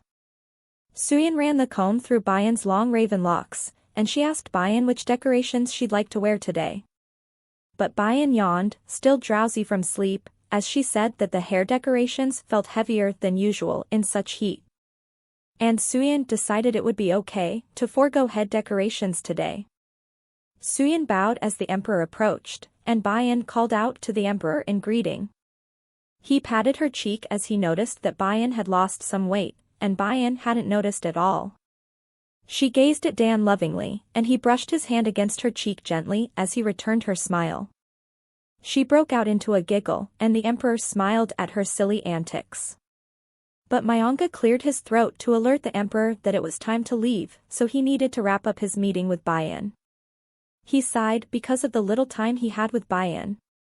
Recently, his workload had doubled with the preparations for the merit-based system, and he hated how little time he had to spend with Bayan. And when he did leave his office to teach Bayan, Juhil glared at him since he thought that was wasting time they didn't have. But Dan knew he couldn't put off teaching Bayan because soon she would take on the office of Hagi, and she would have to oversee all domestic affairs as the head of the concubine's ranks. From budgeting to hiring, she would have to take care of all duties in the palace. Her duties would mostly consist of stamping her seal of approval on documents prepared by others, and she would need to be able to assess the content and exercise sound judgment. And so no matter how exhausting the emperor found it, he would continue to teach her to the best of his abilities until the day she obtained the respected rank of Hagi. He nagged that she was not to skip any meals, and Bayan looked at him confused before she self-assuredly asked, "Did you ever see me skip a meal?" But Dan had noticed that these days she'd eaten more shaved ice than full meals. "Did you think I wouldn't know?" he questioned back. Bayan flinched and turned away with a pout at having been found out, and the emperor doubted his decision to send her all that ice. He reached out and grabbed her face unexpectedly as he turned her face towards him, and he squeezed her plump cheeks. He leaned closer, his mouth already open, and Bayan knew what was coming, and soon she shouted out in pain as the emperor bit her once again. "Oh, did it hurt?" "Sorry," he apologized in mock sympathy, but Bayan knew he wasn't sorry at all. His face still close to hers, he kissed her softly, But Bayan surprised him with an attack of her own, and she chomped down on his lip. Her sudden actions surprised him, and he looked at her, stunned, as she triumphantly stated that if he bit her, she would return the favor. "Do it," he said, and Bayan's victory was short-lived as she looked at him, confused. His gaze turned calculating, and with a grin, he told her, "Go on, do it to me." But Bayan refused politely because, by his ominous grin, Bayan knew that would be a bad idea. But the emperor urged her to do it and even went so far as to say that Bayan could draw blood. Bayan refused to fall for Dan's trick, and so she tried to change the subject as she asked if he wasn't busy. But Dan stated easily that he could make time for her if she wanted to bite him, and he leaned closer as he whispered, only for her to hear. "Feel free to bite wherever else too," he said, and Bayan pushed him away in embarrassment. Dan laughed, but a clearing of the throat interrupted them, and she looked to see an equally embarrassed Mayanga. She understood that he wanted Bayan to end their conversation because Dan clearly had no intention of doing so. She looked back to the emperor, who still laughed freely at Bayan's reaction, and Bayan wondered why he was so different from other men. She'd overheard the women in the Ganik village as they'd spoken about the love of a man, which was wafer thin. That type of love that cracked with the slightest pressure, but this man's love seemed to grow drastically with each passing day. Where he'd showered her with lots of love before, now his love seemed to flow out with abandon. And it amazed Bayan just how much love the emperor held for her, a woman from a random village. And while she loved him just as equally, she wasn't happy because her beloved was the most powerful man in the empire, the emperor, with unfathomable piles of work to be done. And if he paid her too much attention, nobles would kick up a fuss. She thought about her mother, who had suffered so much because of the abnormality that was her daughter, and she didn't want Dan to suffer the same fate. And what's more, all the deeds of the emperor were written down in history. Lists of achievements and failings of past emperors, along with scholars' criticism, and she didn't want to leave a stain on Dan's record. She hoped that he would be recognized as the capable emperor that he was for generations to come. And with a decisive nod, Bayan would make sure that his reputation wouldn't be harmed by her. She looked at Dan and ordered that he give his finger to her because she would show him what a real bite was. And he raised his hand to her without question. She grabbed his hand and chomped down hard, surprising Dan because he hadn't really expected her to bite so hard. He stood stupefied for a moment before he burst into a fit of jovial laughter. His laughter surprised Bayan, and she didn't understand his reason for laughing. But her confusion was soon forgotten as Dan grabbed her and reeled her in for a passionate kiss. And while they kissed countless times, it was no less heart-stopping than any other they'd shared. She'd grabbed the emperor's robe in a bunch as they'd kissed, and she fussed over the wrinkles she'd made. But he laughed it off, and he assured Bayan that he would be back later. She'd hoped the emperor wasn't forcing himself to visit, but he reassured Bayan with a broad smile that he came because he wanted to. Karen walked leisurely, deciding it was time to pay Bayan a visit once more, for she thought with certainty that Bayan would soon be in need of her skills. And Suyin informed Bayan that she'd had a visitor. Bayan knew that Suyin would have sent back most people as she'd told them to schedule an official audience, and by this, Bayan guessed that her visitor was none other than Concubine Karen, and she sighed tiredly as she ordered that Karen be invited in. And sitting across from her, Bayan was once again hidden beneath a veil. As usual, she smiled at Bayan, and she thought once more about how beautiful the concubine was. But she knew hidden within that beauty was a well-thought-out plan she'd committed herself to. Bayan asked her if her needing Karen's help soon, and the emperor, being busy, had any correlations, and Karen nodded, confirming Bayan's thoughts. Bayan knew now that the emperor must be truly busy, even though he hadn't shown it in front of Bayan, and she would have still been in the dark if Mayanga hadn't made it known to her some days ago. He'd bowed as he'd begged for her to convince the emperor to appoint someone else for her lessons, and it was then that she'd felt embarrassed for her ignorance of the situation. But how did Karen come to know this information? And so she'd told Karen that at the time, she hadn't needed her help, only patience and effort, and nothing else mattered until yesterday, but now she felt differently. And while, depending on her abilities, Karen may indeed be of help to Bayan, she held no trust in Karen, and that posed a problem. She would not have someone working closely with her, someone she didn't trust. Bayan suggested keeping fewer secrets from each other to build the trust they needed, and Karen nodded in agreement. To do that, Bayan offered to ask a question, and Karen would do the same, but they could only answer the question truthfully. Karen nodded with a beaming smile in agreement, and Bayan flinched at her easy acceptance. Bayan had many questions on her mind regarding the concubine, but as she'd seen Karen today, she wanted to ask a single question. On the day of the banquet, you'd sent me a message signed Han. Who is Han? Bayan questioned. Bayan's question left the concubine stunned, as if she hadn't expected such a question, and she quickly wrote down her response. She explained that Han was the name she was called as a child in her home country, and it must have slipped out unknowingly as she'd written the message. Bayan watched her with a watchful eye for but a moment, before she concluded that the concubine told no lies. And so it was Karen's turn to ask a question, but before that, she asked Bayan for a favor. She pulled up her sleeve revealing a wound, shocking Bayan because she knew what the concubine wanted, and Bayan recognized the predicament she was in.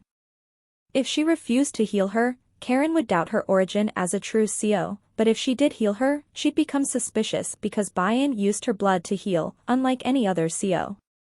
After making a decision, she pulled out a knife and cut her finger. Blood oozed from the wound, and she reached over, ready to heal the concubine. But Karen unexpectedly grabbed Bayan's wrist, stopping her, and they watched as Bayan's cut healed in a matter of seconds. The Black Wraiths, with their sensitive hearing, heard the sudden commotion, and they rushed in, ready to save Bayan, but she stopped them with a flick of her wrist, never once taking her eyes off the concubine. It surprised Bayan, the strength behind the grip of the concubine, but she didn't ask about that. No, she wanted to know what Karen's true intentions were, and when she didn't answer, Bayan ordered Karen to let go of her hand. Karen let go of the hand she still held, and she wrote down her thoughts. What is the reason you wear the veil? She questioned her, and Bayan flinched. That was Karen's question to Bayan. Bayan was unsure if Karen had grabbed her wrist to confirm her self-healing abilities, as she'd watched the little cut disappear, and she was certain that it wasn't enough evidence for the concubine to think Bayan had been healed from the Reuben powder attack. And so Bayan decided to bluff her way out as she shrugged and said that her scars were just too awful to see, and so she wore a veil. But that brought out an unexpected reaction from Karen, and she giggled lightly at Bayan's words. Did we not agree to speak only the truth? Karen questioned her, but Bayan shouted out in anger. Of course Karen knew about the Reuben powder attack, and she knew the horrible effects it caused, so why would she ask such a question? Bayan demanded to know. But Karen explained with a level of certainty that Bayan hadn't expected. Because I know that neither Reuben powder nor any other poison can cause any real harm to you. Bayan denied Karen's words as she stated that while the CO could heal others, they couldn't heal themselves, and she went on to give an explanation for the fast healing of her finger, but Karen interrupted her. And her words, accompanied by her level of knowledge, shocked Bayan once again as she read Karen's response. The CO people were originally blessed with strong self-healing powers. Juhil informed the emperor that the merit-based system would be announced early next month. The examination date had been set 3 months from now, but the emperor ordered it to be set a month from now, and his order shocked Juhil. He couldn't understand why the emperor felt the need to rush.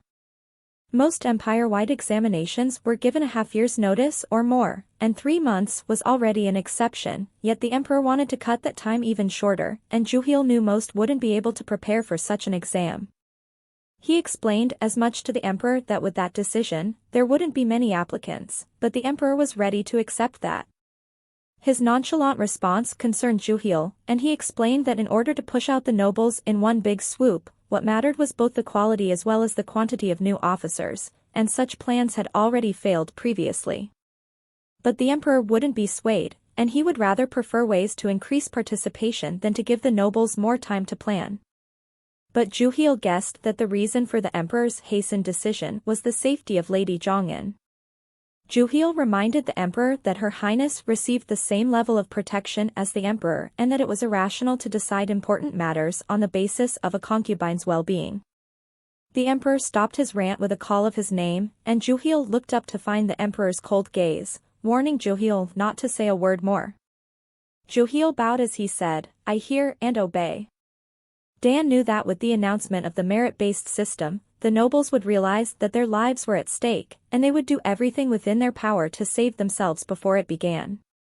That meant the window period for applicants to prepare for the exam also gave time for the nobles to conspire, and such a situation was not ideal for Bayan. They had already conspired with the concubines to send Bayan Reuben powder. And Dan was sure that now, with their lives on the line, they would plan something even worse. And so he had to rush before they succeeded in reaching Bayan. He sighed, exhausted because all his thoughts centered around Bayan's safety, and he too was surprised by this. He knew to Juhil that he looked even more strange, but there was no way to control himself. He knew his obsession over Bayan's safety began the day she was attacked, and even though it had been 10 days since then, he still shuddered at the thought of it. The thought of never seeing her face again sent a chill racing down his spine. And accompanying that feeling were guilt and anger at having failed to protect her, and he vowed to do whatever it took to keep her safe.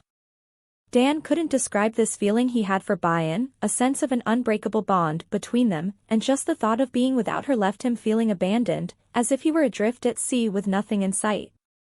It left him terrified, as if he were on the brink of death.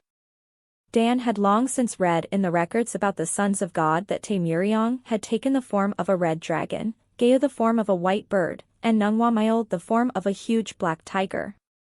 The sons of God were magnificent and mysterious beings, and they'd taken on the form of beasts. The divine beasts possessed so much power that they needed a human to control their instincts, and historians understood this as the divine will to make a relationship between the sons of God and humans a complementary one and not one of dominance. But Dan didn't agree, because if that were the case, Taemuriong wouldn't have chosen the name Hagi when he built the Wadam Empire. The relationship between the sons of God and humans was in fact one of dominance, because what was not common knowledge was that humans were the masters. But then what was the connection between the sons of God, humans, and Seos, Dan wondered. Why did all of it have to do with the fact that he felt compelled to serve Bayan? But in the end, all these unanswerable questions did not matter because, regardless, she would always be by his side. He did not care what unnamed power bound them, because if he were fated to be an animal who must die when his master abandoned him, he would use that fact to make Bayan stay with him even when the flames of her love turned to mere embers. He would go to any lengths to bind Bayan to him, no matter how shameful or dirty he had to play. A member of the Muko appeared before the emperor, pulling him from his thoughts, and he presented to Dan a scroll. And his eyes landed on Peric's signature. He'd sent the man to inquire into Bayan's past, but what he read gave him pause. The emperor's entire demeanor changed in an instant, and he said, in a low tone, "Raise the imperial taxes on the Seo people to 10 times the current rate." Juhil flinched at his command, and he knew that the Seo people would never obey such an order. But Dan said this would be the price they paid for avoiding war, unless they'd preferred to be conquered. But the emperor was not an irrational man, and if they'd like, he would give them a chance to negotiate about the taxes. And he would be there to personally meet them, but the meeting must include the names mentioned in that letter, and since they were the Seo's representatives, it would not be difficult to meet. Juhil noted the emperor's sharp gaze, and he wondered if he planned to lure them in with the excuse of a meeting, and he knew this was a better way than using force since that could spark unnecessary suspicion. Indeed, it was a fine way to take revenge without revealing the true reason to the nobles. But as he bowed, accepting the emperor's command, he couldn't help but think it was all a waste of energy over one concubine.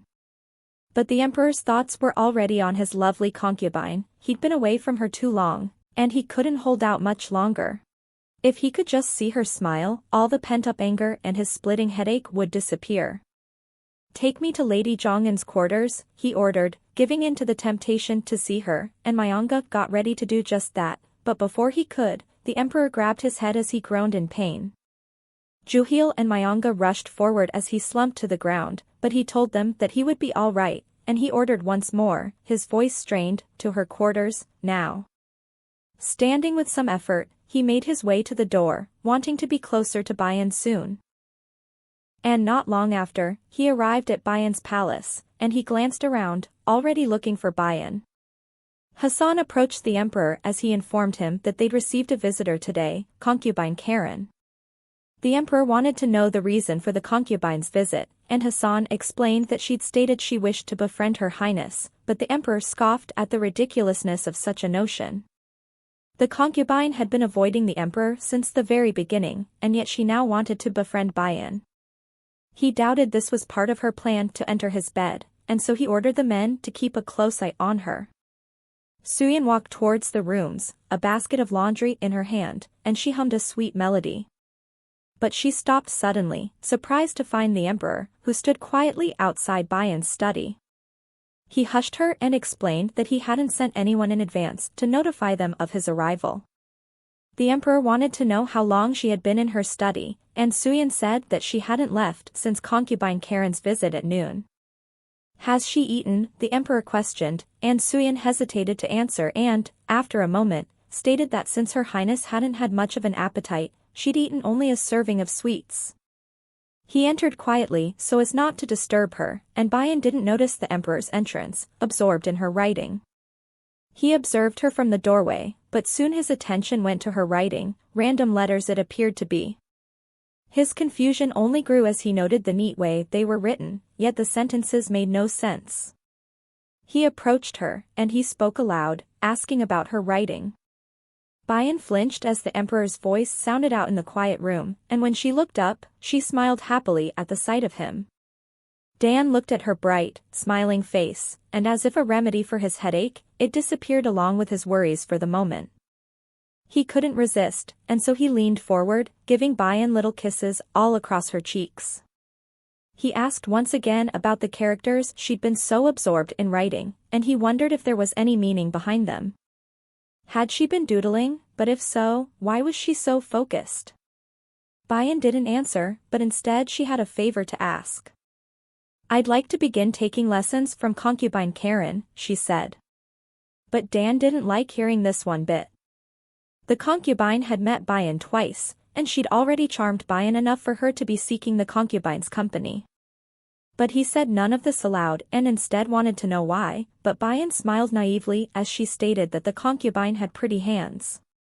The air around Dan turned frigid, and he wanted to know if they held hands, ready to slay the concubine if necessary, but Bayan quickly insisted it was nothing but a joke. She said that she'd chosen the concubine because she was knowledgeable, as she displayed earlier. Concubine Karen knew all of Panaxioyan's work by heart, including the doctrine of wise ruling. Bayan prattled on about the concubine's vast knowledge, and she stated that Karen knew all the old legends as well as the imperial laws, and she was sure that the concubine would be of use to her. This all seemed rather suspicious to Dan because, as far as he knew, the concubine had been cast off by the royal family because of her muteness, so just how was she able to learn all this? And since when had the teaching of the doctrine of wise ruling been extended to females as well?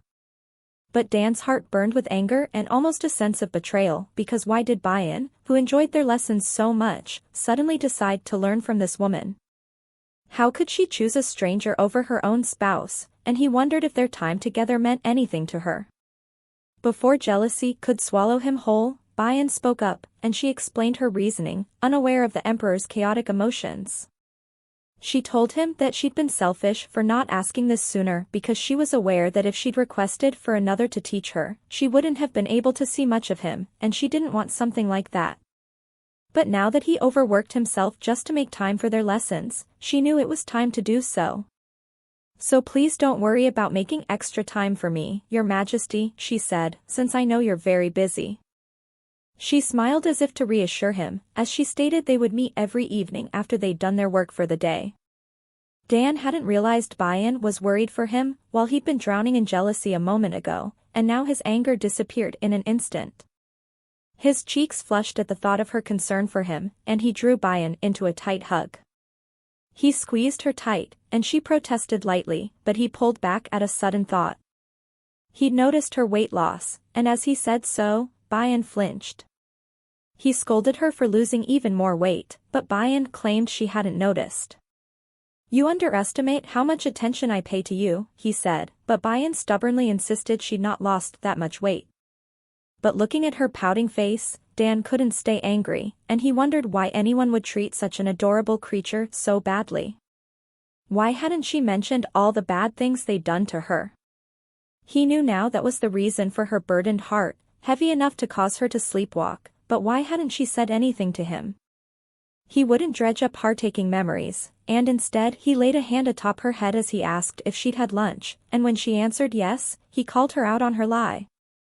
Bayan gasped at having been found out, and she wondered if Suyin had already told the emperor, even though she'd asked her not to. And thus began the emperor's nagging once again, and he said that even the smallest detail about her worried him, and he'd already told her to mind her health. Bayan promised that despite her lack of appetite caused by the heat, she was extremely healthy, and she usually ate well, so he didn't need to worry. But Dan stated that he would check her weight himself, and before Bayan could understand his statement, he lifted Bayan into the air, and she squealed in surprise. He laughed playfully, and Bayan ordered the emperor to put her down. But he instead set her on the table, and she worried about the books. But he stared at her the longer she wiggled around, and eventually he warned her. "Don't tempt me," he said in a low voice, but Bayan hadn't done anything.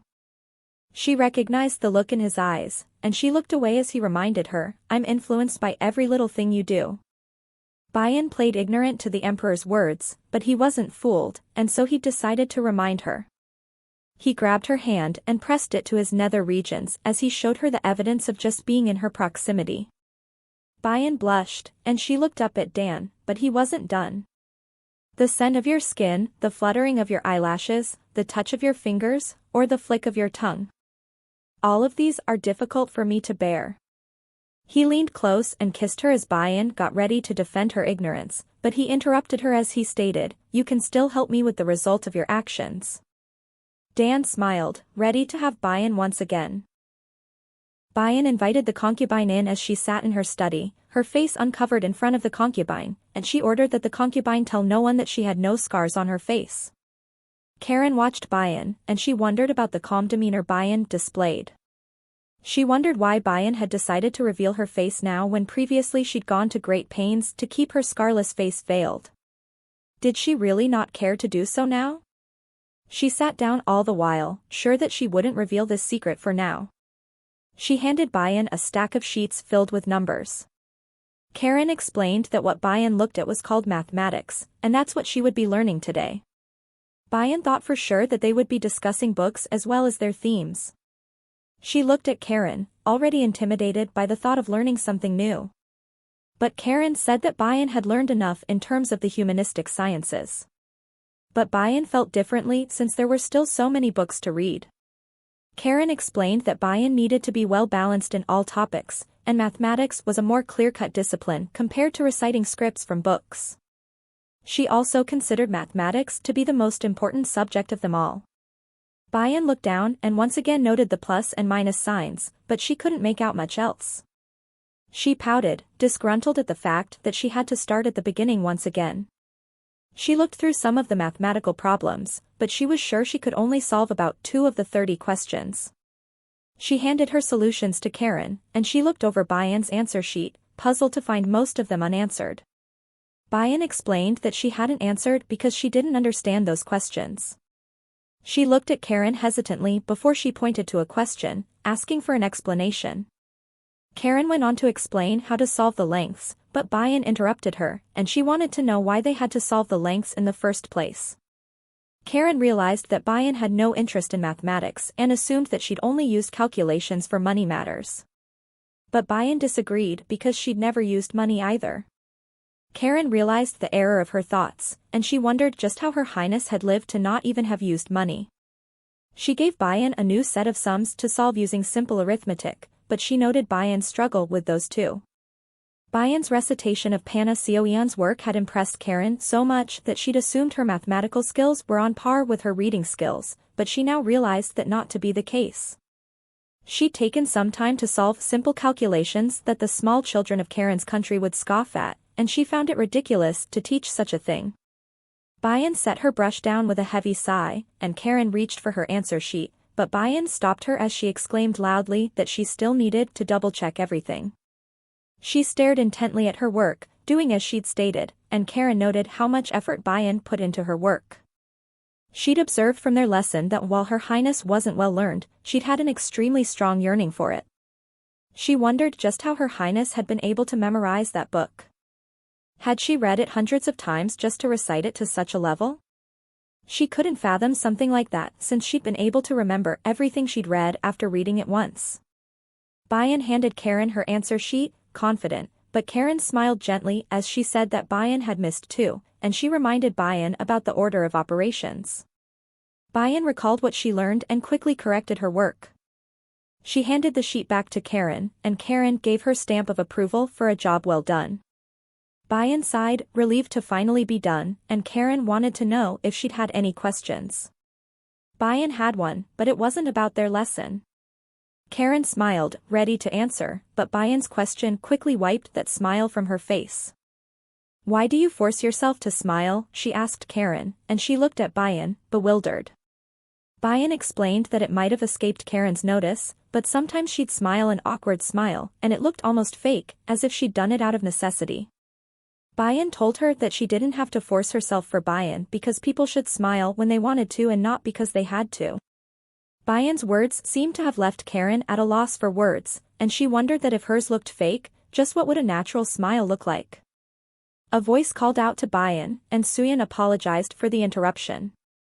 She presented to Bayan a bouquet of flowers, and Bayan smiled, pleased at the pretty-looking flowers. Looking at the flowers, she noted the uneven stems, some dirt here and there, and even some crushed blossoms. She concluded that the Black Wraiths had given these flowers to her, and she told Suyin to thank Hassan for these beautiful flowers. But Suyin's next words surprised Bayan, as she stated that they were actually from the Emperor. Bayan asked once again just to be certain, and when Suyin confirmed it to be true, Bayan's entire face changed. She looked at the flowers in a different light now that she knew they'd come from the Emperor. Suyin decided to share a bit of gossip, and she said that the Emperor was spotted in a robe covered in grass stains, which only meant he'd picked the flowers himself. Bayan gazed at the flowers, glowing with happiness, and her lips pulled back into a beautiful smile. Karen watched her, and she knew now that she didn't need to ask what a natural smile looked like since she witnessed it with her own eyes. Her heart rate picked up noticeably as she watched Bayan fawn over the flowers. A blush broke out across her cheeks, and she laid a hand over her beating heart, wondering just why had she reacted this way. Dusk cast an orange hue over everything it touched, as night was soon to follow.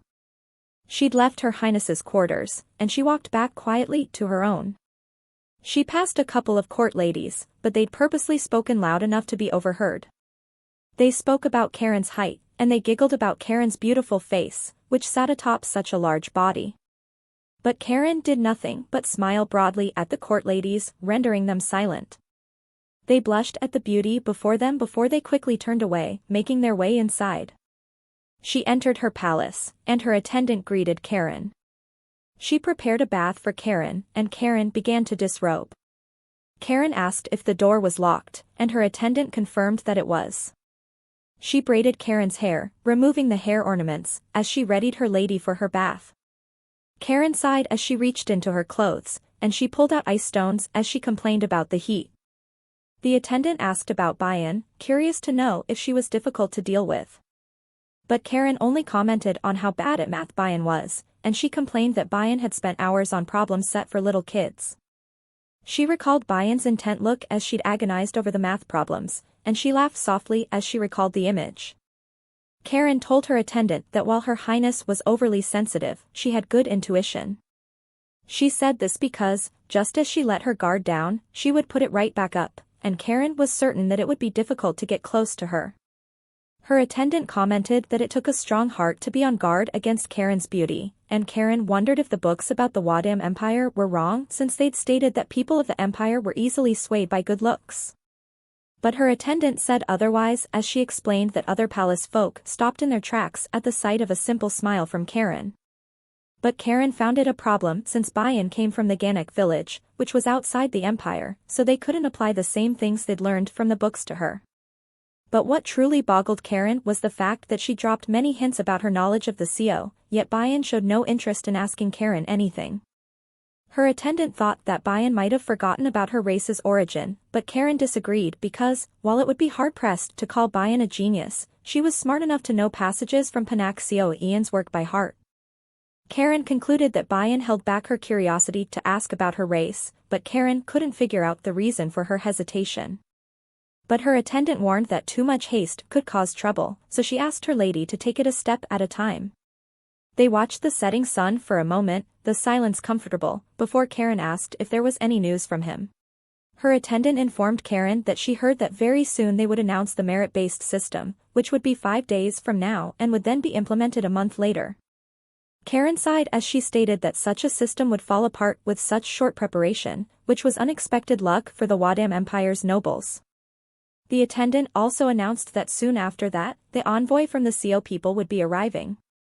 This information interested Karen, and she wanted to know the reason for their visit, to which her attendant explained that the emperor had raised their taxes tenfold. But the emperor had also stated that he would be open to negotiations. Karen had already figured out that the emperor had raised their taxes to bring them in, but he couldn't figure out the reason for his actions.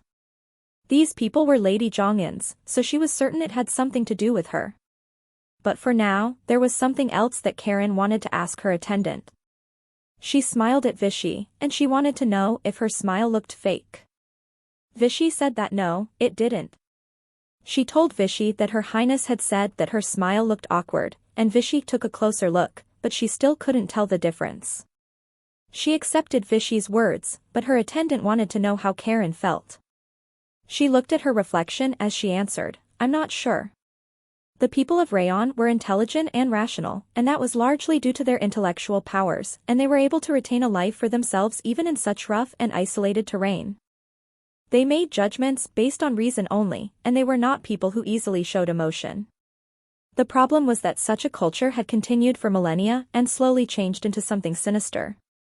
The people of Rayon were now completely desensitized to emotions, and they found it difficult to express or experience sadness or joy. There were many practical books based on cause and effect, but there was no imaginative literature anywhere to be found.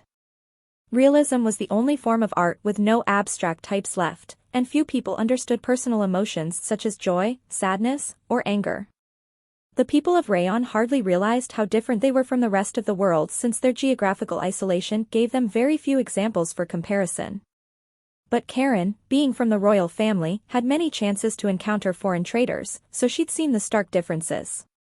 And this was why she had to change everything about herself, including her facial expressions and gestures, to achieve her goals and to hide their secret from everyone.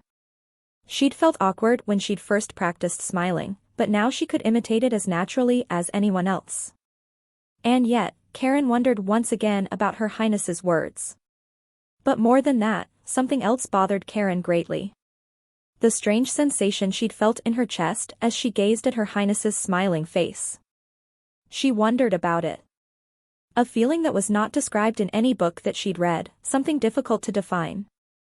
Her smile was different, Karen said aloud. Vichy wondered just how different it could be, but Karen couldn't explain it. But while she couldn't, she found Her Highness's smile to be simply breathtaking. But Vichy was just like others from Rayon, and she couldn't understand Karen's words. Karen dropped her robe, revealing her chest, but instead of the soft bosom of a female, firm pectorals lie in its place, revealing Karen's true gender and the reason for his muteness, his deep masculine voice, which would be easily distinguishable. As he spoke, he got in the bath, and Vichy tended to him. He mused aloud, "A fruit must ripen before being picked from the tree, and it is not yet time."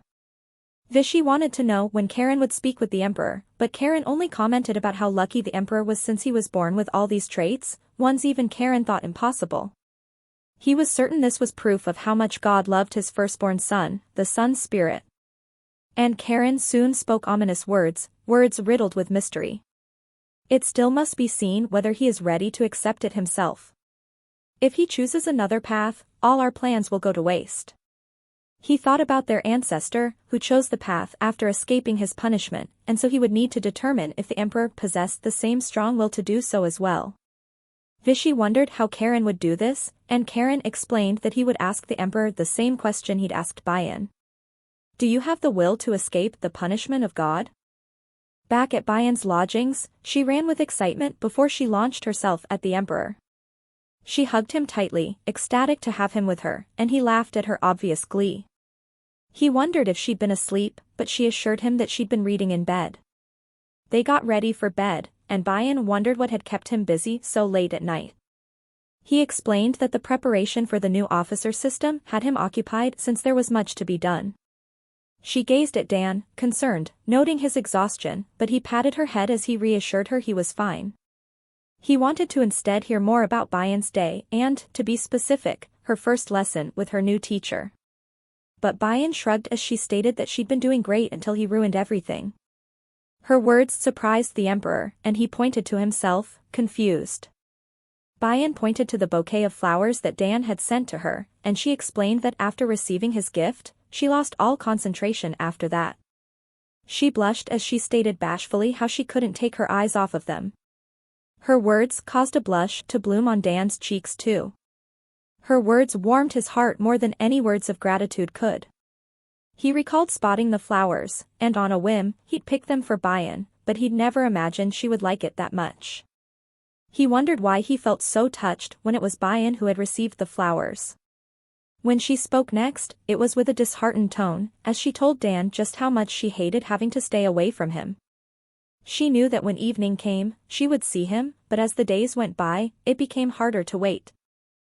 She sighed as she stated how much she resisted the urge to barge into his office, but she knew she couldn't. Dan laughed softly at Bayan's evident frustration, and he told her to wait just a little longer because in a few days, the exams would be announced, which would then take place in a month. He gave her permission to visit his chambers anytime after that. I just miss you, she declared, and Dan told her to miss him for just a little bit longer. Bayan realized from his words that people would only have a month to prepare for the exams, and she too realized how short of a preparation period that was. But Dan knew that there was nothing else to be done about that, and they would have to make do with the small pool of applicants they would receive. And because of this, they may have to loosen their standards, and from the look on the emperor's face, it was said with reluctance. Bayan noticed this, and Dan explained that officers should be chosen through the most rigorous standards, and only those who qualify should be paid from the empire's coffers. It was a principle the emperor had strived to uphold at all costs, but now he couldn't. Bayan watched Dan's downcast face, and she saw the strain it took on him to make this decision. But a sudden thought struck Bayan, and she knew this was something she could help Dan with. She asked him if increasing the number of potential applicants would help, and when he answered yes, she eagerly offered her idea. She told him that this was an extremely easy way to solve their problem. Dan leaned close, and as he kissed her cheek, he said, "Let's hear what my dear beloved have to say."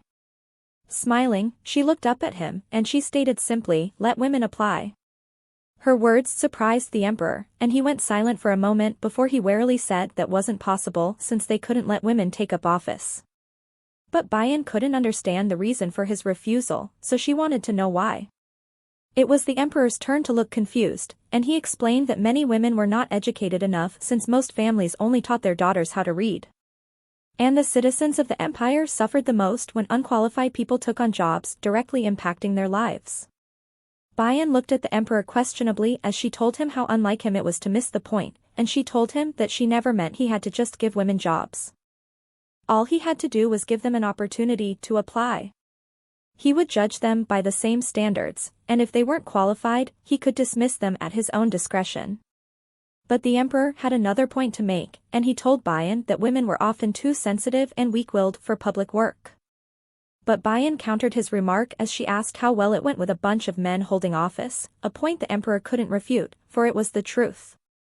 She pointed out that for that very reason they needed a bigger pool of applicants, and what better way than to include women as well to resolve this problem. Dan knew Bayan's reasoning was right, but he explained to her that social expectations are hard to change. If women were to apply and fail, many would blame them for daring to meddle in a men's working field. And many women already knew this, so they would be especially hesitant to even apply. But Bayan couldn't understand any of this since she was not from the empire and she was not restricted by such social rules. To her, the empire needed more talent, and they had it readily available with women making up nearly half its population, but why did it have to be so complicated? Everyone should be given an equal opportunity. And with this thought in mind, she proposed that all applicants wear masks. She stated that with everyone wearing masks during the exam, everyone would remain anonymous, and with this, there would be no way of knowing which family one came from, nor would there be a way to give an extra hand to certain applicants either. But Dan told her that the masks themselves could become a sign of identity, as people would just wear ones that could get themselves recognized. But Bayan only sighed as she told Dan that since this was a government exam, those things should be provided by the government since the applicants would be busy enough with studying. She suggested that Dan have the court garment makers make the masks, and what's more, they had enough cloth too. And if that wasn't enough, they could cut the budget for extravagant dresses and use the money to make more masks. But Dan didn't look convinced, and he told Bayan that social standards wouldn't change so easily with new methods. Bayan wanted to know what Dan spoke about, and he explained the concept and expectation that women should stay at home, but before he could continue, Bayan interrupted. She spoke her thoughts aloud, unafraid, as she stated that society didn't want to change because they feared that men wouldn't be able to have multiple wives under their control if women took a stand and fought for better education and higher social status. That is not a basic standard but a constraint, she stated. A constraint to uphold the dirty desires of a few. The Wadam Empire had many more men than women, yet a few strong men had control over multiple women. And men with less social power stood no chance against men like that. Dan knew that polygamy was not ethical, but it wasn't something he felt the need to change, and he admitted that his decision could stem from the fact that he was a man. Bayan's voice drew him from his thoughts, and he looked up as she said, matter of fact, that she wasn't suggesting they change the whole marriage system since a sudden change like that came with risks. She looked at him with clear eyes, set on her stance as she stated once more to just give women the chance to apply. Is it so hard to say yes to that, she questioned, but the emperor only gazed at Bayan in silence. And his silence spoke volumes as she realized that she'd been wasting her breath. Having had enough, she turned without saying a word more, and Dan watched as she got under the covers, done with their conversation. But she had one more thing to say to the emperor. I'm a little disappointed in you, she stated, and her words shocked the emperor. He called out her name, but no response came. He got onto the bed and observed Bayan, but she gave him the cold shoulder.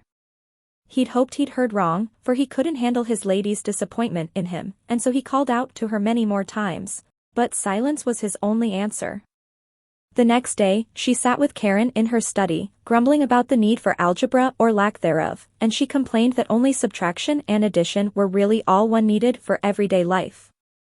But Karen jibbed about Bayan's lack of skill in even that, and Bayan glared at her. She let out a sigh as she stated her regret at having hired Karen as her teacher. But Karen told her to complain after their lesson concluded, so she ordered Bayan to pick up the brush. Bayan scowled in annoyance but said no more. Bayan had noticed Karen's different behavior when it came to their lessons. She insisted that math was an absolute necessity, as she stated that Bayan should be able to oversee the domestic budget of the palace and confirm that it was used in the correct manner. She wanted so badly to shout out to hire someone who was better with numbers, but she restrained herself well. She knew that wasn't how things worked in the palace, and she knew that mathematical knowledge would aid her in the future with her revenge, and with a determined glint in her eye, she vowed to push on with her lesson. But not even 10 minutes later, Bayan whined about the math once again.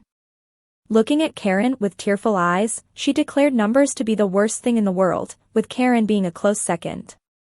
At her words, Karen broke out into a soft laugh, and Bayan noted that her laugh sounded more natural compared to her usual beautiful but still stilted smile.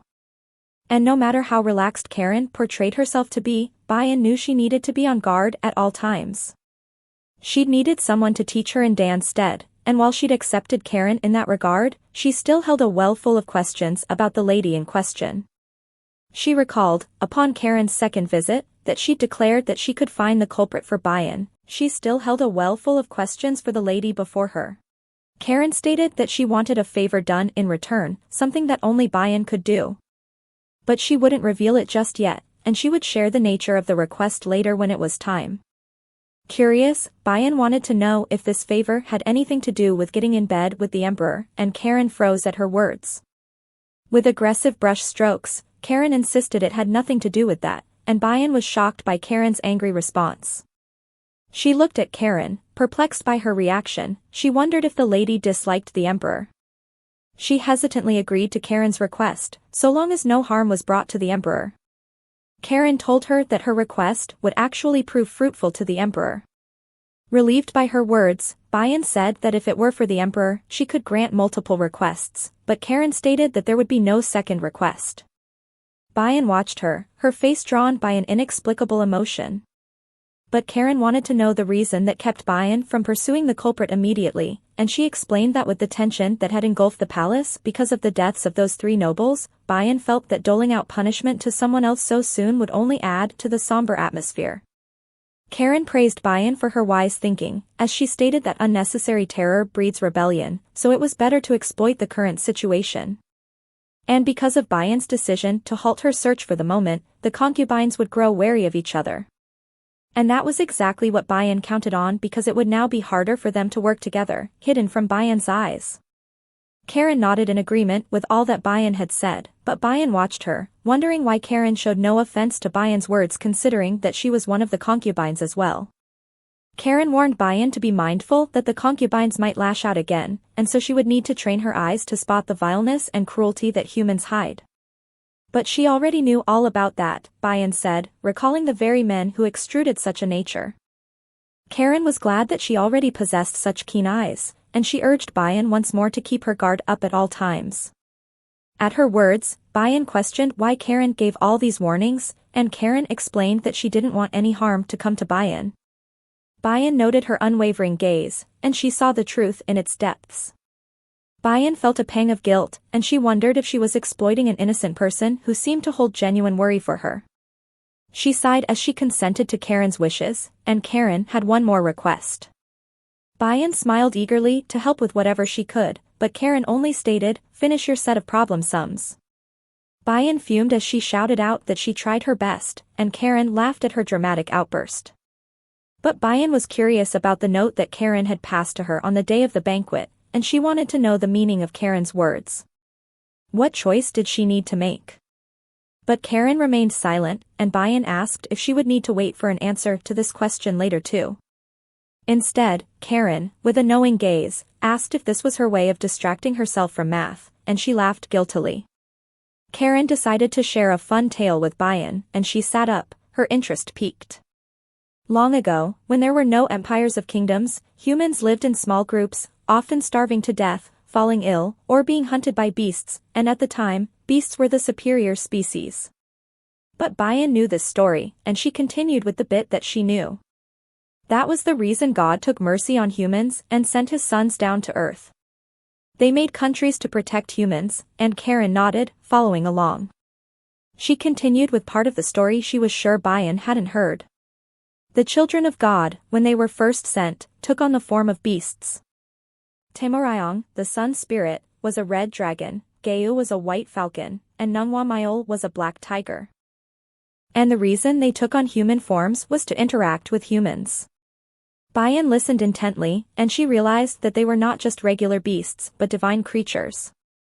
But their immense power broke the cosmic balance and tainted their once righteous hearts.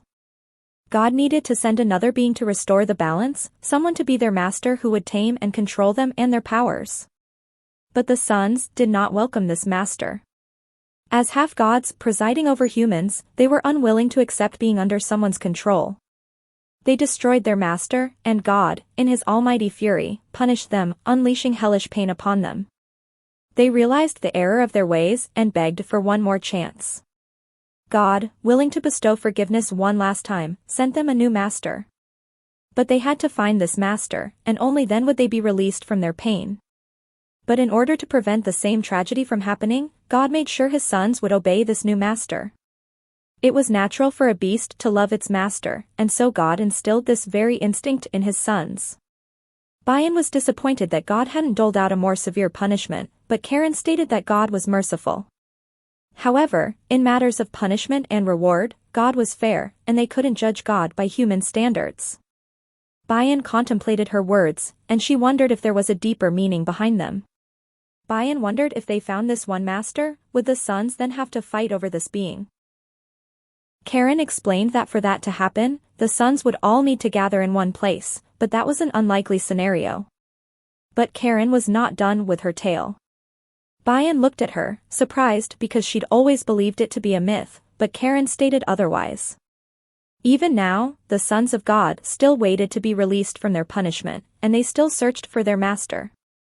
Bayan stated that Karen's words implied that the sons of God still lived on, even today, and Karen said that it was true as the Emperor of Wadam was living proof of this. Madness ran through the emperors of the Wadam Empire, and while everyone believed it was due to the overwhelming powers of the sun spirit, it was actually the punishment of God. Bayan pondered Karen's words and considered this to be the reason the sun spirit gave the name Hagi to his consort. But a sudden thought struck Bayan, and she thought about the emperor who drank Bayan's blood to starve off his madness, and she wondered, am I his master? But that couldn't be right since his madness returned not long after drinking her blood. She scoffed because how could she be a gift from God when she was nothing but a mutant freak? But what would happen once the emperor found his true master? The thought froze the blood in Bayan's veins, and she didn't like that thought one bit. She asked Karen in a quiet voice about how to identify this master because there must be a reason why no one has found them yet. Karen explained that forgetfulness was the greatest problem. Everyone knew that the emperors of Wadam were born with madness, but as time passed, they'd forgotten the rest of the tale. But if that were true, how had Karen known about it? Bayan questioned. Due to wars, many records and books had been lost, the Wadam Empire included. But in the kingdom of Rayon, the rough terrain had prevented any kind of war. Therefore, many records still remain. The citizens of Rayon also enjoyed keeping records, and Karen recalled every single one of them. This was how Karen came to know that the myths were in fact real. She also knew that this master possessed a power that other humans didn't. Bayan looked at Karen warily, and Karen said that this master had the ability to heal others, and God gave them the name Seo. Her words stunned Bayan because she was certain Karen spoke about real Seos and not a mutant like her. Bayan realized that the Emperor's master could be one of the Seo, possibly one from the Ganek village. Anxiety crashed over Bayan like a tidal wave as she wondered what would happen to her if the Emperor discovered this information. Would she still be able to stay by his side? Did he really have to know? The Emperor didn't need another master, Bayan reasoned, because, in the end, she could still help him with his madness by continuing to feed him her blood. But it soon dawned on Bayan that the Emperor hadn't drank her blood for a while. She stood up abruptly, drawing Karen's curious gaze. Her anxiety grew tenfold as questions raced through her mind. When had he stopped drinking her blood, and why hadn't she noticed until now? She wanted to know if Karen could prove her statements to be true because she'd admitted to only having read them in the records, but how sure was she that the records held nothing but the truth? Before Karen could answer, Bayan flung yet another question at her. She'd previously stated that Seos had self-healing abilities, yet none of them could heal themselves. And that should be enough to prove that the information in those records was wrong. With every word she spoke, Bayan's voice rose in pitch, her worry bleeding through every syllable, and Karen was hard-pressed not to notice. "You're troubling my mind with all this talk of groundless records," she said as she turned away. She dismissed Karen without so much as a look back, and just then, Suyin entered as she informed Bayan that Concubine Pt1-18 and Hanbia asked for an audience. She told Suyin to allow them entry once Concubine Karen left, and Karen knew that she would not have any room to speak more with Bayan for the day. And with a sigh, she slowly left the study. Bayan knew that the two things that kept her sane were her mom's revenge and the Emperor, and if she were to lose them, she would crumble like a weak, feeble sandcastle. But she vowed to never let it happen because she couldn't afford to lose the Emperor over some myth. She recognized the greed and selfishness of her decision, but she couldn't allow the Emperor to have a master who wasn't her. Soon after, the concubines entered, and they greeted Bayan officially.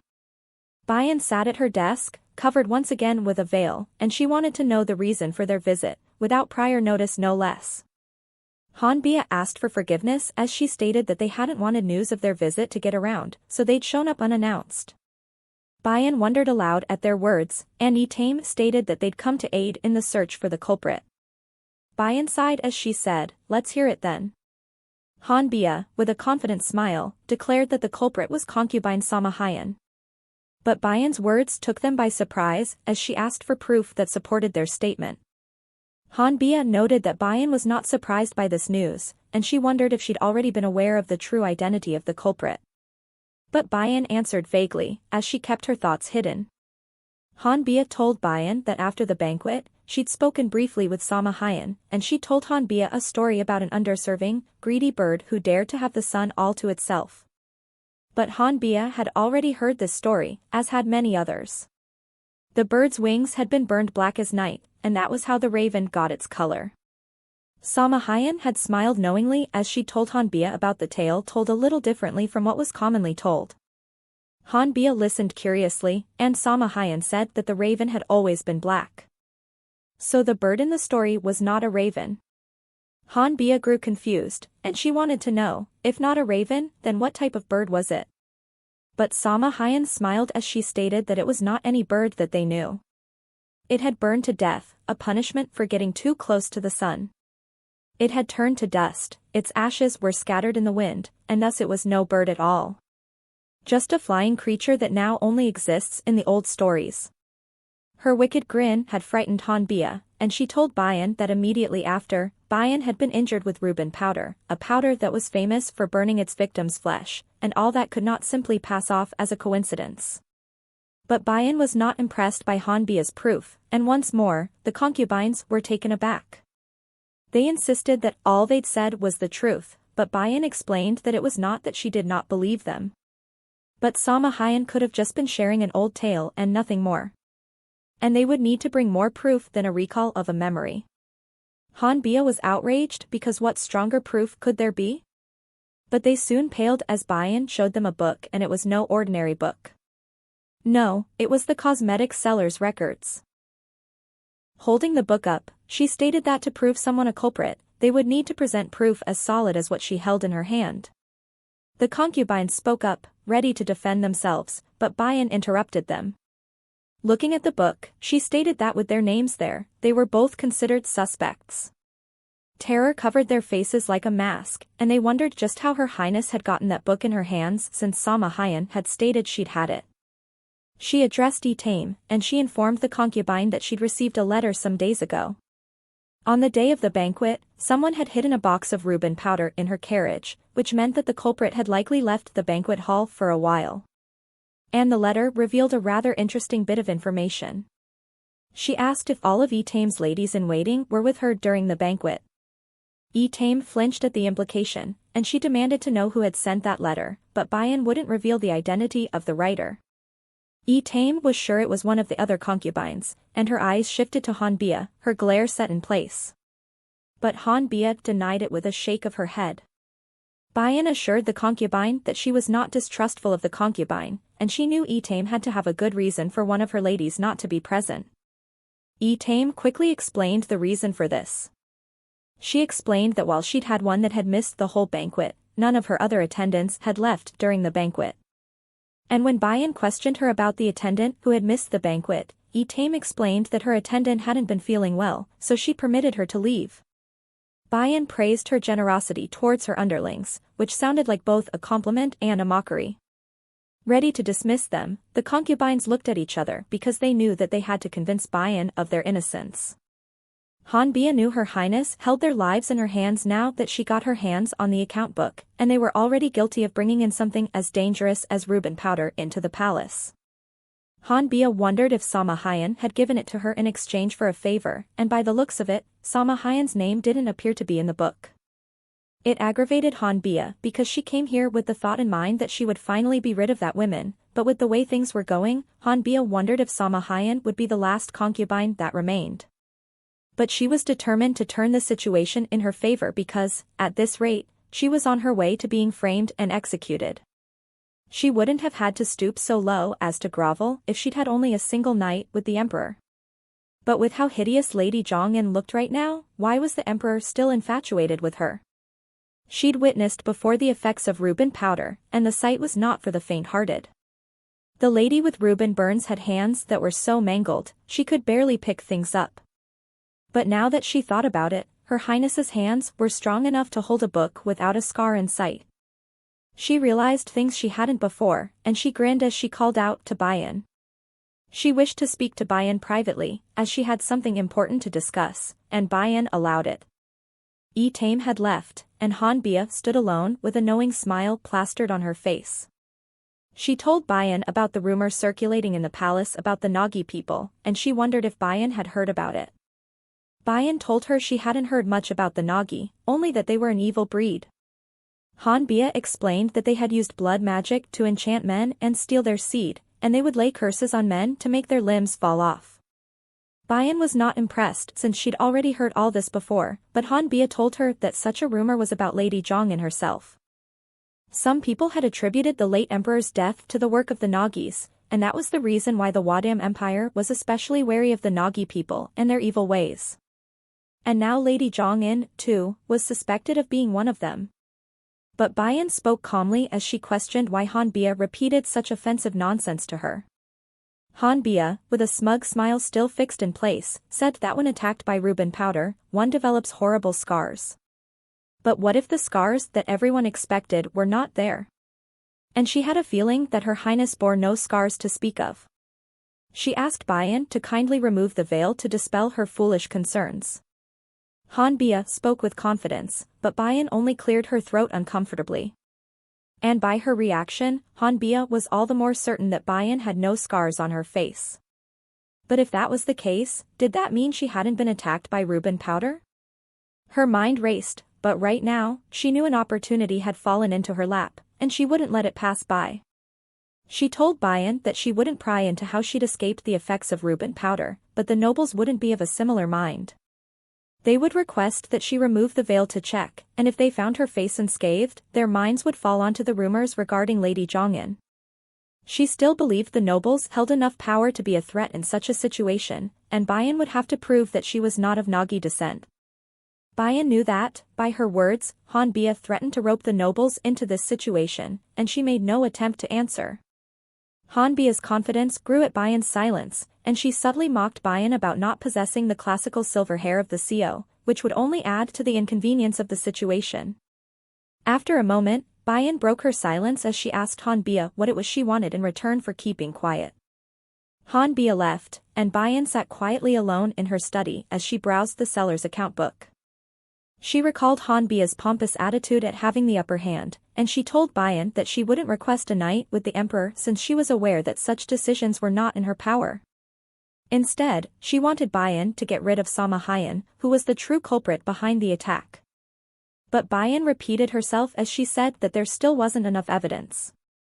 Hanbia explained that all Bayan needed to do was tweak the account book, and she would have the evidence she needed. She was to replace her name with Sama Hyan. Bayan wanted to know if she only wanted to save her own hide and not the other concubine as well. Hanbia grinned as she stated that she wouldn't share such an opportunity with anyone else, proving her greed won over her loyalty to the other concubine.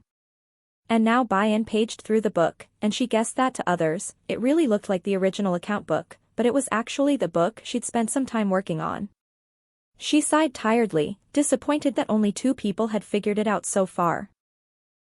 She recalled her conversation with Galy, as he told her he'd overheard the concubines discussing the cosmetics seller's account book. It listed the concubines who had bought Reuben powder, and concubine Sama Hyan was in possession of the book. They'd secretly searched her lodgings but couldn't find it. But Bayan told Galy that they wouldn't need the actual account book. And at Galy's curious gaze, she explained that only the seller herself could tell whether the book was real or not, so if they created a fake one, it would prove useful in stirring up the concubines even if they couldn't use it as actual proof. And that's how Bayan came up with the brilliant idea to write out a fake account book. She'd already been aware of the rumors thanks to the doctor, and she'd only wore a veil because she'd wanted to stir up the rumors. She thought many more people would catch on and wonder about her scars if she'd purposely kept revealing her unscarred hands to them. But she'd been sorely disappointed, as they'd all been slow to realize the contradictions between the rumors and her unscarred hands. The only concubine to notice was Karen, and Bayan had hoped she would spread the news, but she'd done the opposite. And as she thought about it, she grew certain that Karen had no interactions with the other concubines. Bayan was relieved when Hanbia finally caught on, but how stupid did she have to be to reveal her plans to her enemies? She knew Hanbia was itching to pressure her, but Bayan still found her actions to be rather dumb. Tame was too afraid to notice anything about Bayan's scars, even when she'd made up a story about the message. She fell forward onto the desk, just about to go crazy as she wondered how to resolve this situation. She wanted to solve this concubine debacle on her own. And she didn't want to live amongst these concubines since they'd hated her enough to bring Reuben powder into the palace, and she could accept new concubines in place of these ones if it meant not seeing these concubines again. She was no longer that weak, ignorant little girl because now she was the emperor's consort, and looking down on her meant looking down on the emperor. She let out a heavy sigh because she knew this would take some time to resolve. But that wasn't the only thing that bothered Bayan, and she pulled out the dagger, one of the keepsakes from her mother. She wondered why the emperor hadn't touched a drop of her blood since the day she'd been attacked. Had he been holding in his pain all this time? What if his madness exploded once again, leading to another massacre? When the merit-based system started, the nobles would watch the emperor like a cackle of hyenas, ready to pounce. Bayan couldn't understand why he would avoid drinking her blood now of all times. She touched her neck nostalgically as she remembered the little wounds she'd always had on her neck from his bites. But Bayan soon realized that the emperor refrained from drinking her blood for her sake. The day before the attack, the emperor had taken a considerably large amount of blood from her, so much so that Bayan's self-healing powers hadn't kicked in. What had he thought as he'd held her in his arms, enduring the pain? When the emperor was in pain, Bayan felt it so acutely as if it were her own, and she'd felt the same with his anger. She also wanted everyone to respect him. How had she never realized that the emperor might feel the same way about her? She recalled the words he'd spoken to her, and at the time, she thought they were nothing but light words thrown around. Why did her self-healing abilities disappear when he drank her blood? It wasn't the case with bloodletting because after, she could still see the traces of her power, but with the emperor, it always disappeared completely. Karen knew far more about the Seo than anyone else, but how was she the only one who held such knowledge about those myths when no one in the empire knew? Just how many of those stories in her nation's records were real? Bayan truly wished the records were wrong, but she knew they held some truth in them. She wanted to ask Karen if she knew the reason why her powers disappeared, but how much could she trust Karen to help her? The many questions with no answers in sight frustrated Bayan, and she shouted out angrily. She would think about all this later because right now, she had more pressing matters to take care of. And that was to get the emperor to drink her blood. Night crept up on them, and the emperor arrived. He entered, and as he apologized for his late arrival, he stopped short at the sight of her. Scantily clad in a mid-length robe, shoulders bare, Bayan exuded an innocent but sexy appearance, and it left Dan in a daze, unable to comprehend what was before him.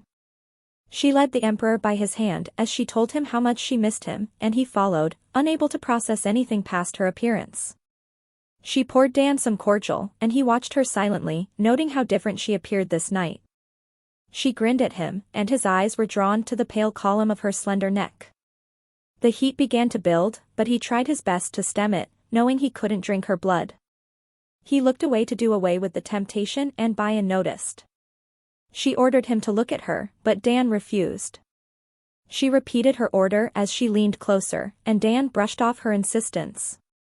Bayan grew annoyed at his lack of interest after all the effort she'd put in, and she sprang up, knowing she should have gone the direct route rather than trying to gently seduce the emperor. She grabbed Dan by the shoulders as she leaned closer. He looked up at Bayan, his face flushed, and she asked him one question. "Aren't you in pain?" But Dan said, "Not at all." But Bayan insisted that the emperor looked unwell, and he explained that it was nothing but a look of exhaustion. She noted how dry his lips were, and she was sure his thirst had to be bad. Dan realized where Bayan's thoughts lay, and he smiled as he reassured her that she didn't need to worry about that anymore. She questioned if he'd already been freed from his madness, but he said that it wasn't so. But how would he deal with his madness without her blood? Killing everything in sight just like he'd used to, she questioned, but the answer was obvious. She lectured the emperor, and he sat quietly, enduring her scolding. He knew Bayan was right, as she told him that drinking her blood was the solution to their problem.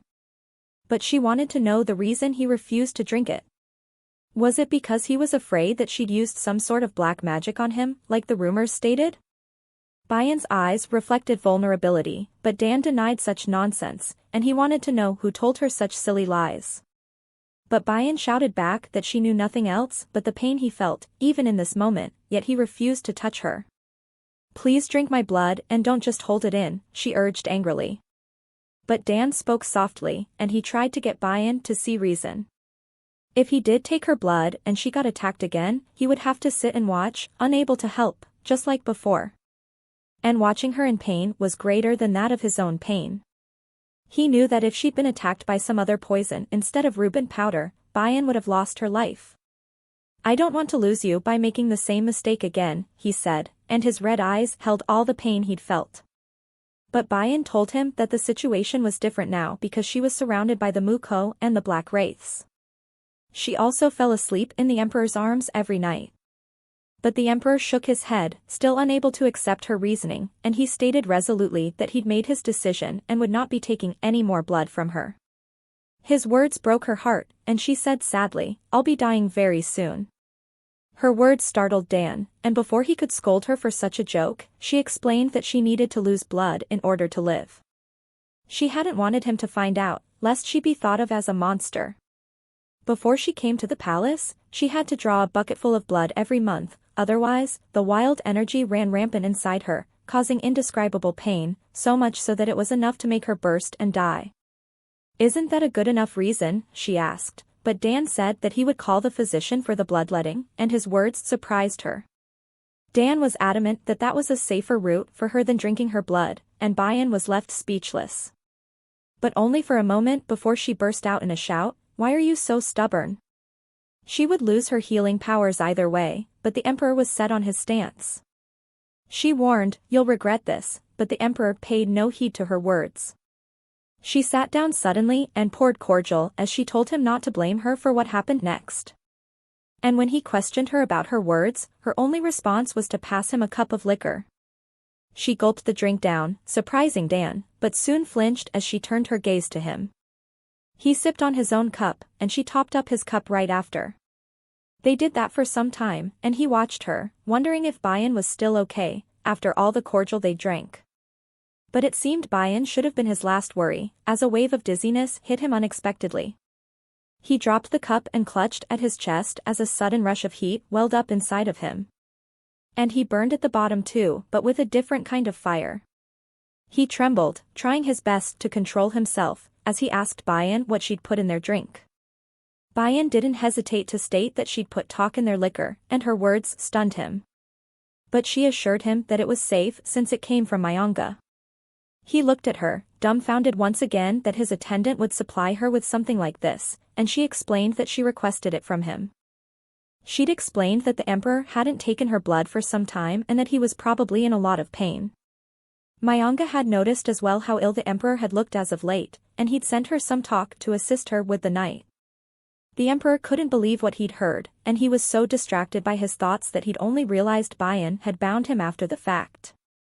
He questioned what she was doing as she worked, and she looked at him and said simply, "Tying your wrists, obviously." Her outrageous words only stunned the Emperor again as she explained that the general told her to tie someone up first if she wanted to make someone eat something they didn't want to. Dan wondered just how many people she had roped into her scheme, but soon his thoughts went to the Muko. Why hadn't they appeared when their Emperor was being tied up? He called out to them, but Bayan told him not to waste his breath. She already asked them not to come out if he'd called them for the night since what she did was for his own good. But Dan told her that was impossible since they only took orders from him. Bayan explained that she hadn't called them, but she'd only spoken into the air, and she'd later received a simple response on a piece of paper, "Yes," they'd said. Dan couldn't believe that she'd even gotten the Muko on her side. The heat inside him grew, and he tried to reason with Bayan, but she told him it was too late to talk it out. He warned her that he could pull himself free from her knot, but Bayan knew he couldn't get free so easily because she'd learned a couple of tricks from Chu Gang. The emperor grew desperate to be free because the longer he sat bound, the worse the heat grew. He ordered Bayan to release him because she couldn't treat the emperor in such a way. But Bayan grinned slyly as she asked, "Are you going to punish me?" But in the face of her confidence, the emperor felt like prey in front of a predator as he said that he was only worried about her since she drank a lot as well. But she smirked as she told him that medicines didn't work on her. Left with no other options, the emperor conceded as he told her that he would talk it out with her, so she was to untie him. Bayan looked to be contemplating his offer before she said firmly, "I don't want to." He couldn't seem to comprehend the words that had left her lips, and he argued that he'd wanted to talk it out now, but Bayan had changed her mind.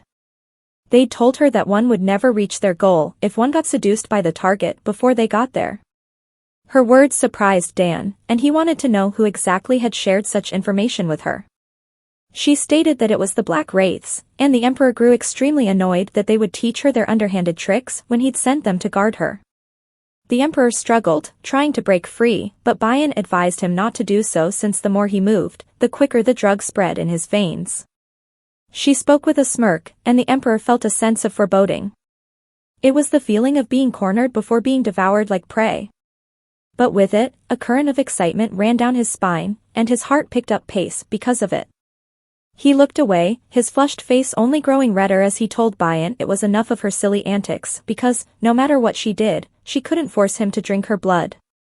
But Bayan assured Dan that there would be no forcing involved because he was going to do it willingly. She kneeled down in front of him and leaned close enough to feel her breath on his face. They kissed, and the emperor was helpless in the face of her wantonness. Bayan, too, was unable to resist the emperor's lust for her, and she noted that he was more rough than usual. But the emperor was not used to being restrained when it came to Bayan, and he despised not being able to touch her. He scowled at her as he ordered her to untie him. But Bayan wasn't intimidated by the emperor's fierce look, and with a smile, she leaned down. She licked at him, and her actions took Dan by surprise. He groaned and renewed his struggle to free himself. But that only made the heat build to an intolerable level. With a trembling voice, he begged Bayan to release him. She let him go and got to her feet. She held a cloth in her hand, and she told Dan that Makrim had explained that the best way to heighten one's senses was to cut off another sense, and so she would cover his eyes. He shouted his fury out at what the Black Wraiths had taught her, but she covered his eyes abruptly, interrupting Dan's rant. "It won't hurt, and I'll be gentle," she said, and her vague words worried the emperor. She kissed the emperor for some time. She slid her thumb into Dan's mouth, and he licked at her finger before he gently bit it, but it was all a distraction from what she did next. She pulled the hairpin from her hair, and she stabbed her shoulder. The faint smell of Bayan's blood permeated the air, only enough for the emperor to detect, and he shouted out at Bayan, worried. Bayan whispered softly into Dan's ear, "Your Majesty, I'm so in love with you." Words of sugary sweetness left her lips as she told him how much she wanted everything about him to be hers. "So please, all of your love and all of your pain, give it all to me." As she spoke, she pulled Dan towards her neck, so close that Bayan's blood smeared onto the emperor's lips. And with the taste of her blood, his last chain of restraint broke, and he bit down on Bayan's shoulder. She cried out as Dan sucked large amounts of blood from her. But as he drank Bayan's blood, clarity washed over him like a wave. Dan had already been bound to Bayan not only as his consort but also as his master, the very blood of whom he drank. He'd been rebelling against his master, and that's why his pain was even more excruciating than usual. Weakened from the blood loss, she trembled as she slowly removed Dan's blindfold. And despite her shivers caused by the emperor's bloodlust, she smiled at him as she said, "You did well." He watched her for a moment before Bayan fell forward onto his chest, unconscious. Dan softly ordered that the Mukho untie him, and instantly, one appeared ready to do just that. Dan carefully carried Bayan to the bed and laid her down gently. He watched her and observed her silently, noting her flushed face, and after a moment, he leaned down, brushing his lips gently across her own. And so it began. In the year 6783 of the Great Sun, less than a year into his reign, the Great Sun Emperor initiated a merit-based officer appointment system. A system that was held in high regard for the following reasons: the nobility, which had monopolized the offices for generations, were successfully unrooted. The examinations were open to all genders, giving opportunities to not only commoners but also women who were allowed to take up office, which tradition had held on reserve solely for male nobles. This was the first attempt at hiring women into office, which paved the way for further improvement of women's rights. This crucial point later led to the reassessment of polygamy practices. Another point to note was that the examination required applicants to be masked when writing.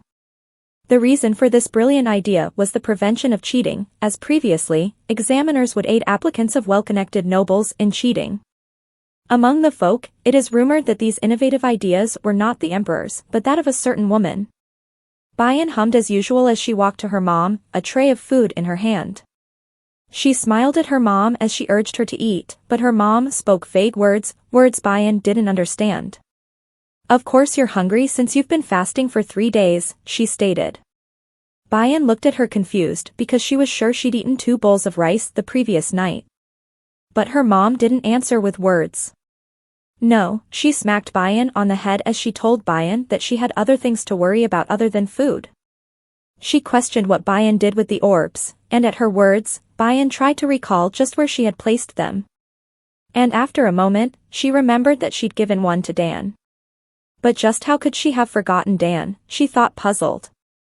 But before that, she needed to tell her mom about the man she'd fallen head over heels for, and as she spoke, a blush broke out across her cheeks. She told her mom that she'd given 1 orb to Dan, as she'd recalled that she could be linked with whomever swallowed the orb, and Dan was the one she had chosen. She smiled nervously as she apologized to her mom, but her mom didn't scold her like she'd expected. She told Bayan that it was her choice who she gave that orb to. She spoke with a stern voice, and Bayan was sure that despite her words, she was angry. And indeed, her mom was angry, as she stated that if she was going to give the orb to him, she needed to have him swallow the orb immediately. Her voice held her impatience as she told Bayan the words she had said many times before: the red orb must swallow the red. She worried that Dan might lose the orb, but Bayan told her that she'd planned to do just that after her revenge was completed. She mumbled softly, knowing what was coming. And her mother didn't disappoint, as she shouted out furiously that she'd never asked Bayan to take revenge in her name. But Bayan insisted that the revenge was for her alone. Her mom sighed, disappointed that she'd left such an immature child behind. Bayan earnestly asked if maybe she should swallow the orb first, but her mother scolded her because that wasn't the order in which things were done. Exasperated, Bayan wanted to know exactly what she was supposed to do then, but all her mom did was repeat the words she'd said previously. The red orb must swallow the red. She insisted that Bayan should only swallow hers after the emperor did so with his. But her words confused Bayan because weren't they supposed to swallow the orbs together? She wanted to know if swallowing the orb would free Dan of his madness, but her mom denied it. Her mom told her that she did all of this for Bayan's sake and no one else, and certainly not for someone who'd hurt her daughter so much. Bayan flinched at her words but soon blushed at her mom's show of concern, and she sheepishly said that it hurt much less than bloodletting. And so she pleaded with her mom not to hate Dan too much. Her mom smiled a rare smile at Bayan as she stated, "It's all for your sake," and once again stated that Bayan needed to stay close to Dan. But that was already obvious to Bayan because they would remain madly in love for the rest of their lives. Her mom knew her line of thought, and she asked Bayan, who told her that the orbs would keep them in love. But this surprised Bayan, and she wanted to know what else her mom could have meant when she told Bayan that they'd be connected forever after swallowing the orbs. But her mom's silence worried Bayan, and when she spoke, she told Bayan to think carefully back because those were not the words she'd said. Bayan began to recite her words from memory, but before she could continue, her mom stood up and walked to the door. Bayan wanted to know where she was going, and she said that she would speak to Dan herself. But before she left, she repeated words she'd spoken many times before. "Now open your eyes." Bayan wanted to know why she continued to chant those words since her eyes were already open, but her mom stated vaguely, "Not now." Once again, Bayan sat puzzled, but before she could ask, everything around her began to dissolve, leaving nothing but darkness in its wake. Myanga and the court physician stood, worry etched in their faces for both the emperor and her highness. He'd visited her highness's bedchamber several times a day for the last 3 days, and they worried that he was too busy with everything, including the upcoming examinations, to spare time to even eat. And yet, the emperor held her highness in his arms every night, and he would check her heartbeat every couple of hours. His worry about losing Bayan was evident to all those around him, but Myanga was sure that her highness would wake soon. And just as they'd said, in the emperor's arms, Bayan finally woke up. And when her beautiful chocolate-colored irises met his red ones, she smiled weakly as she told him that next time he needed to listen to her. Too overcome with emotion, the emperor could only choke out, "I will." Moving to sit beside her, he gave her some space, and as she sat up, she inquired as to how long she'd been in bed. And when he told her for 3 whole days, Bayan groaned about her obvious hunger. She wanted to know if Dan had time to spare because she wanted to have lunch with him, and he grinned back because he could always make time for his beloved Bayan.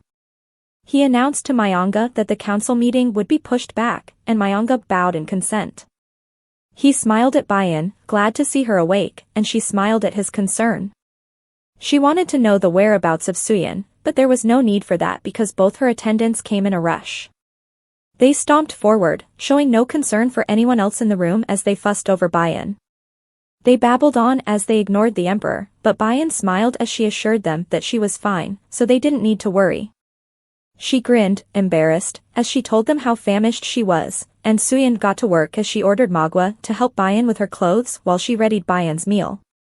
But the emperor stated that he would help Bayan with her clothes, and after her initial surprise, Suyin grew annoyed at the reason for her highness's ailment. Her displeasure was apparent, and as she walked away, Dan pointed it out, but Bayan told him it was all his imagination. Suyin's piercing glare was definitely not part of his imagination, and his look spoke volumes as he stared at Bayan. She laughed nervously because she knew her attendants had gotten a tad too brave, and she looked away, avoiding the emperor's eyes. But the emperor was not angry at their disrespect because his relief outweighed it. In fact, their behavior showed just how much they cared about Bayan, and that pleased Dan. Clothes in hand, he raised her undergarment up as he noted how tiny it was. Bayan flushed in embarrassment at his actions, and she demanded he hand it over since she could dress herself. But Dan refused because he would do it. He ordered her to stand up, and she approached hesitantly. He did as he stated, and he dressed her, and all the while Bayan stood with a bright red face. He fumbled with her drawstring, his actions indicating his first time doing such a thing. Still on his knees, Dan did something unexpected, and he kissed Bayan's belly, and his kisses surprised Bayan. But he teased her, wanting to know just where the assertive lady from the other night had gone. She did her job and left, Bayan stated, but the emperor wanted her back. Mortified, she stated that aggressive lady wouldn't be showing up anytime soon. Dan stared up at a flushed Bayan, and he grinned because he hungered for something else, now that his thirst had been quenched. He couldn't understand his lack of self-control for anything related to Bayan. He'd gone without her blood for 20 days, and his mind had been clear. Yet he'd lost his mind when her blood touched his lips. And he drank so much that she'd been unconscious for 3 days. And he couldn't help but wonder what would have happened if he'd been rooted deep within his madness. The answer was as plain as day. He wouldn't have stopped until every last drop of blood was drained from her body. He sighed, glad she'd stopped him before he'd reached the point of no return. But he stopped as he recalled the very first night she'd fled from him. Just how had she accomplished that? Upon their first meeting, Dan had been deep in his madness, and he knew a stone to his head had resulted in nothing but a minor injury. "Did someone help you?" he questioned Bayan aloud. He continued to dress her as he asked curiously about their first meeting at the lake. "How did you manage to run away?" he asked. Bayan hesitated, searching for a plausible excuse. Dan found it strange to find Bayan at the lake that night, and he wanted to know her reason for being there that night. She told him that she'd gone for a dip in the lake and she'd gotten away from him because. She stopped, unable to come up with a reasonable lie. Seeing no way out, she truthfully answered, "Sleeping powder." Taken aback once again by Bayan's words, he questioned whether she'd really thrown sleeping powder at the emperor. She knew it was foolish in hindsight, but at the time, she hadn't known his identity. You didn't know who the red-eyed man walking around on the night of the Scarlet Lanterns was? Dan asked Bayan incredulously. But looking at Bayan for a moment longer, he realized it was entirely possible for his oblivious lady. He wanted to know who had given it to her, but she lied and said that it was a remedy for her insomnia. But the emperor called her out on her lie because he knew medicines didn't work on her, and he concluded that someone had given it to her for a reason, and when he guessed the reason was himself, Bayan flinched. Makrim had given it to her because he'd worried for her, and she knew if it was revealed to be him, he would receive a severe punishment. The emperor continued to play his guessing game. It could have been her lady-in-waiting, Garang, or one of the Black Wraiths. And amongst those options, he'd banked on it being one of the Black Wraiths. Someone who knew their poisons well and would likely have something like sleeping powder on their person. As he grew closer to the answer, Bayan panicked, and she grabbed the emperor, hauling him into a tight hug. The emperor was surprised by her sudden actions. And when he pulled out of her arms, he stood up as he wondered why she'd hugged him so abruptly. But her only answer was a soft, simple-minded giggle. But Dan knew her well enough, and he read through her smile that she'd been afraid that he'd punish one of the Black Wraiths. He complimented her strong intuition since she knew well enough how to read someone's intentions. She begged Dan to let it go this one time as she told him how unfair it was to punish him now since he'd only been trying to protect her. But Dan stated that he'd actually been planning to reward him, but at her insistence, he would let him go. He'd wanted to reward him because, without the sleeping powder, Bayan wouldn't have been able to escape. And so a ruler must be just and magnanimous and should be able to honor and reward within reason. Who said these words? He questioned. He continued his task of dressing Bayan diligently as he spoke. She answered, Panaxioion, Your Majesty, and Dan complimented Bayan on her sharp memory, clearly impressed by her quick answer. Bayan wondered if her interruption had hindered the Black Wraith from getting a reward. To correct her error, she revealed to the emperor that it was indeed Makrim who had given her the sleeping powder. But he wasn't the only one who helped her because the others had shown her kindness too. They'd gifted her wildflowers, rabbits, and precious stones. She explained that they'd helped her emotionally too because on her journey to the palace, she'd been feeling in low spirits, and it was the Black Wraiths who had lifted it with their kindness. They were the first people who treated her so nicely, and because of this, she'd grown to admire them. Watching her, the emperor realized now why she called them nice men. She looked at Dan earnestly as she asked him to bestow a reward as he'd already planned, but by her pleading voice, the emperor grew reluctant, his jealousy rearing its head once again. But he would concede because he couldn't deny his beloved lady anything. He would reward them, and he would gift her a splendid present too. Bayan told him that it wasn't necessary, but Dan warned her not to beg for other men too much as he reminded her that he was a jealous man. But Bayan reminded the emperor of her declaration of love that she'd made not so long ago. She loved him and only him. Caught off guard by her direct words once again, Dan flushed bright red but quickly cleared his throat as he said, I understand, I'll do as my beloved wishes. Bayan was ecstatic, but the emperor grinned slyly because he would reward them as he promised, but he'd never promised that the reward would be good. And off on a mission, the men felt a sudden ominous chill, unaware of what awaited them. And later on, as she sat in her study, reading, she glanced at the set of sums that lay on her desk. She admitted now that she'd been too harsh to Karen. She'd let her emotions take over when she should have remained calm and listened to what Karen had to say. She knew Karen's vast knowledge of everything, including the CO, held the answers that Bayan sought, and she would need to meet with her again. Suyin came in with refreshments, but Bayan decided that she'd like to go on a walk. But Suyin reminded her that until just earlier, she'd been bedridden, and with the announcement of the new officer system, they needed to be extra vigilant with their safety. And so, Bayan was to stay inside at all times, and no audiences or gifts were allowed. But was concubine Karen not allowed as well? Bayan wanted to know, and Suyin looked at her apologetically as she told Bayan that there were no exceptions allowed. Suyin assured Bayan that it would only be until the exams took place, which would be in a month, but Bayan wasn't satisfied with that. She couldn't waste so much time, and she was certain that Karen wouldn't hurt a soul. Suyin knew this to be true because she'd witnessed the concubine's affection for her highness. When she'd been bedridden for 3 days, concubine Karen had visited her quarters. And while she'd been prohibited from entering, she would wait at length, only to turn back later with a heavy heart. This memory swayed Suyin's heart in her firm stance, and Bayan pushed as she said that she would make sure to notify the emperor about this as well. Bayan's desperation shone, and Suyin grew weak as she persisted. And with a bow, she consented to Bayan's wishes. She would have Magua deliver a message personally written by Bayan since Bayan couldn't go out. And in the letter, Bayan apologized for her callous actions and words upon their last meeting. She also requested that Karen tell her everything she knew. And later that night, Juhil told the emperor about the rumor that the nobles spread. There was a rumor that Her Highness had used black magic to seduce the emperor and obtain his power. The emperor was surprised by their quick actions, but Juhil explained that with only 1 month left until the examinations, they'd had no time to spare. But it was time the emperor made his own move, and so he announced that he would stand before the people as the chief officiant of the examination ceremony. Since ancient times, the Wadam Empire had gathered successful candidates and accorded ranks to them by way of a ceremony. At first, only the emperor was allowed the chief role of officiant, but that role was nullified as the previous emperor employed stand-ins disingenuously. If the emperor led the ceremony himself, he would improve the people's slack discipline and show them his authority. Juhil bowed, accepting the emperor's brilliant idea, as he stated he would prepare accordingly.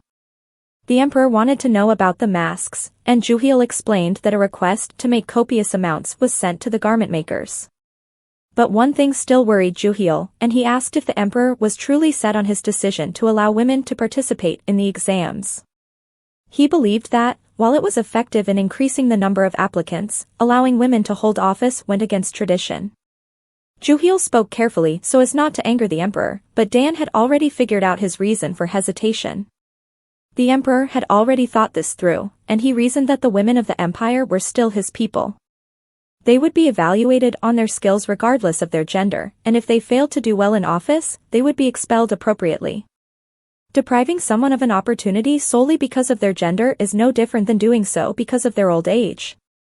He told Juhil that one doesn't have the power to control their age, and likewise with their gender. And barring people based on such choices only favored the opposition's side. Now, any objections, the emperor questioned, but Juhil had no ground left to argue, silent for a moment. He bowed as he stated, "I have none, your majesty." And without further ado, he dismissed Juhil. But it seemed Juhil indeed had something more to say as he remained in place. The emperor noticed his still form and questioned once more if he had something to say, and Juhil inquired about the reasons as to why the black wraiths were sent out of the palace. But the emperor felt no need to share such information with him, and with a dangerous glint in his eyes, he said, "That's none of your concern." Aware that he'd overstepped, Juhil bowed once more as he apologized. But before he could leave, the emperor had one last bit of parting advice to give. He told Juhil to do away with his surreptitious relations, as having them around wouldn't do him any good. Juhil flinched at the emperor's words before he stated that he would do as he was told, and he left quietly. And on a new day, bright and sunny, Bayan sat outside with Suyin, enjoying the weather. But men clad in golden armor stood in place of the black wraiths, and Bayan gazed at the many Gumwi guards that surrounded them. They stood still, with not a smile or sound from them, unlike the black wraiths. And she wondered just where the black wraiths had gone. Suyin hadn't heard much, only that the emperor had assigned them a great task to complete, which could take 2 to 3 days. Bayan wanted to know what the task was, but Suyin had no idea what the details were. Just as she questioned if Suyin had informed the Gumwi guards to allow Karen entry, she caught the eyes of one guard as he stole a glance at Bayan. With a blush, he quickly looked away after having been caught, and Bayan grinned, amused to find that they indeed did move. But her attention soon turned to the sharp object that stuck out from the boards near her hand. Upon inspection, Suyin thought it to be a needle but soon thought otherwise since it had no eye like others. She wrapped it carefully, ready to dispose of it lest Bayan get injured with it. Magua brought shaved ice for Bayan and, with a light blush, questioned if Bayan thought the Gumwi guards were better than the black wraiths. Bayan noticed her flushed cheeks, and she questioned if the Gumli guards were Magwa's type, which she quickly denied. Bayan smiled as she stated that she preferred the black wraiths since they were fun and comfortable to be around. Someone approached as she spoke, and Karen greeted Bayan with a brilliant smile. This would be their first meeting after their light spat. She sat in her study room as she served Karen a cup of tea, and Karen inquired about her well-being. Bayan said that she was better and that she'd heard about Karen's frequent visits to her quarters while she'd been bedridden. She smiled at Bayan in answer, and Bayan admired her smile, which was now more genuine. Getting down to business, Bayan cleared her throat as she explained the reason she called for Karen. She could no longer turn a blind eye to that which she didn't know. Karen wanted to know why Bayan chose to avoid the unknown, but Bayan herself was uncertain. She fidgeted with her fingers, a nervous habit, as she told Karen that it might have been because of her slight inferiority complex. Because she didn't possess the trademark silver hair of the Seo, she'd been treated unfairly by many people. And it was also the reason why the village had given her away as nothing but a sacrifice to the emperor. It was later she discovered her blood could heal others, but it was already too late by then. Thinking back now, Bayan knew that even if she'd known earlier, nothing would have changed. She gazed at her murky reflection in the red liquid, and with a rueful smile as she said that she firmly believed herself to be a Seo, regardless of what anyone said. However, she'd unconsciously cultivated a sense of doubt, and she found herself wondering, was she really a Seo? Was she really the one destined to stay by the emperor's side? She laughed, hoping to break the melancholy atmosphere, as she said that those were thoughts that plagued her. But Karen didn't return her laugh. She told Bayan that before anything else, she needed to clear up the misunderstanding that Bayan seemed to have. The Seo had self-healing powers that they'd gained by virtue of their true talent. This talent was not some intangible energy but rather the power to heal others with their blood. In other words, they had to wound themselves to heal others. Thus, self-healing powers were vital to their being. And with these words, Karen proved that Bayan was, in fact, a Seo. Bayan, until now, hadn't truly grasped Karen's words, and she explained further to Bayan.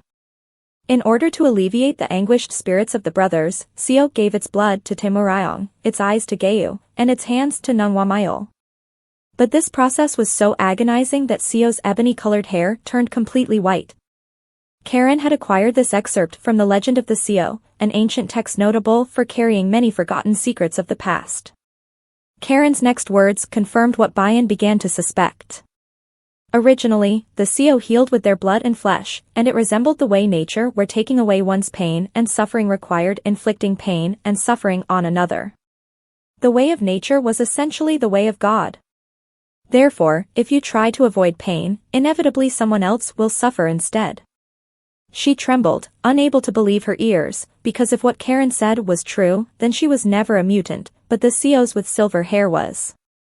She asked Karen if what she believed was true, but Karen told her that no, those people were not Seos. They were neither Seos nor mutants. They were merely humans who had played with fire by exploiting Seos for a long time. Please do not look at them as Seos, as doing so would bring insult to real Seos, Karen said. But what had Karen meant by saying they were playing with fire? When it was revealed that the Seo's flesh and blood could heal all, humans began to hunt them down recklessly. Those believed to be Seos today did not only prey on God's gift but also stripped them of their glory and acclamation. Thus, as humans, consumed with greed, fed on the ones created for the sons of God, and divine punishment was inescapable. But if they'd received divine punishment, then why did they possess shimmering silver hair and intangible healing powers? Bayan questioned, confused. And to add to that, everyone today considered them to be true Seos. Karen told Bayan to look beneath the surface. Think carefully, Your Highness. What is the source of their healing powers? Bayan believed that their powers appeared after feeding on Seos, but Karen said that wasn't the case. Rather, their original properties had transformed. She explained that all humans possessed self-healing, albeit at a much slower rate than that of a Seo. Unfortunately, the blood of the Seos also had the power to physically draw these self-healing powers out. Enough, Bayan shouted out, a desperate note in her voice, refusing to hear a word more. But Karen did not stop. No, she continued her tale, knowing that Bayan needed to hear this regardless of her pleading voice. Therefore, the healing powers used by the Seos today were originally meant to heal oneself. And overusing such power on others did not bode well, for every individual is only allowed a certain amount of healing powers, and if used carelessly, they would run dry.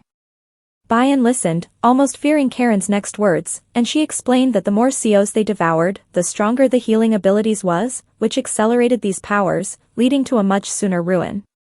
And after misusing their healing powers for generations going forward, they were met with miserable deaths. And that was their punishment from God. She recalled her mother's words that she'd uttered in her dream, and now it all made sense. Her mom had foreseen the last days of the village people who drank her blood. Her blood had turned them into strong healers, and because of their greed, they'd misused their powers. They had stored their powers and sold Ryona.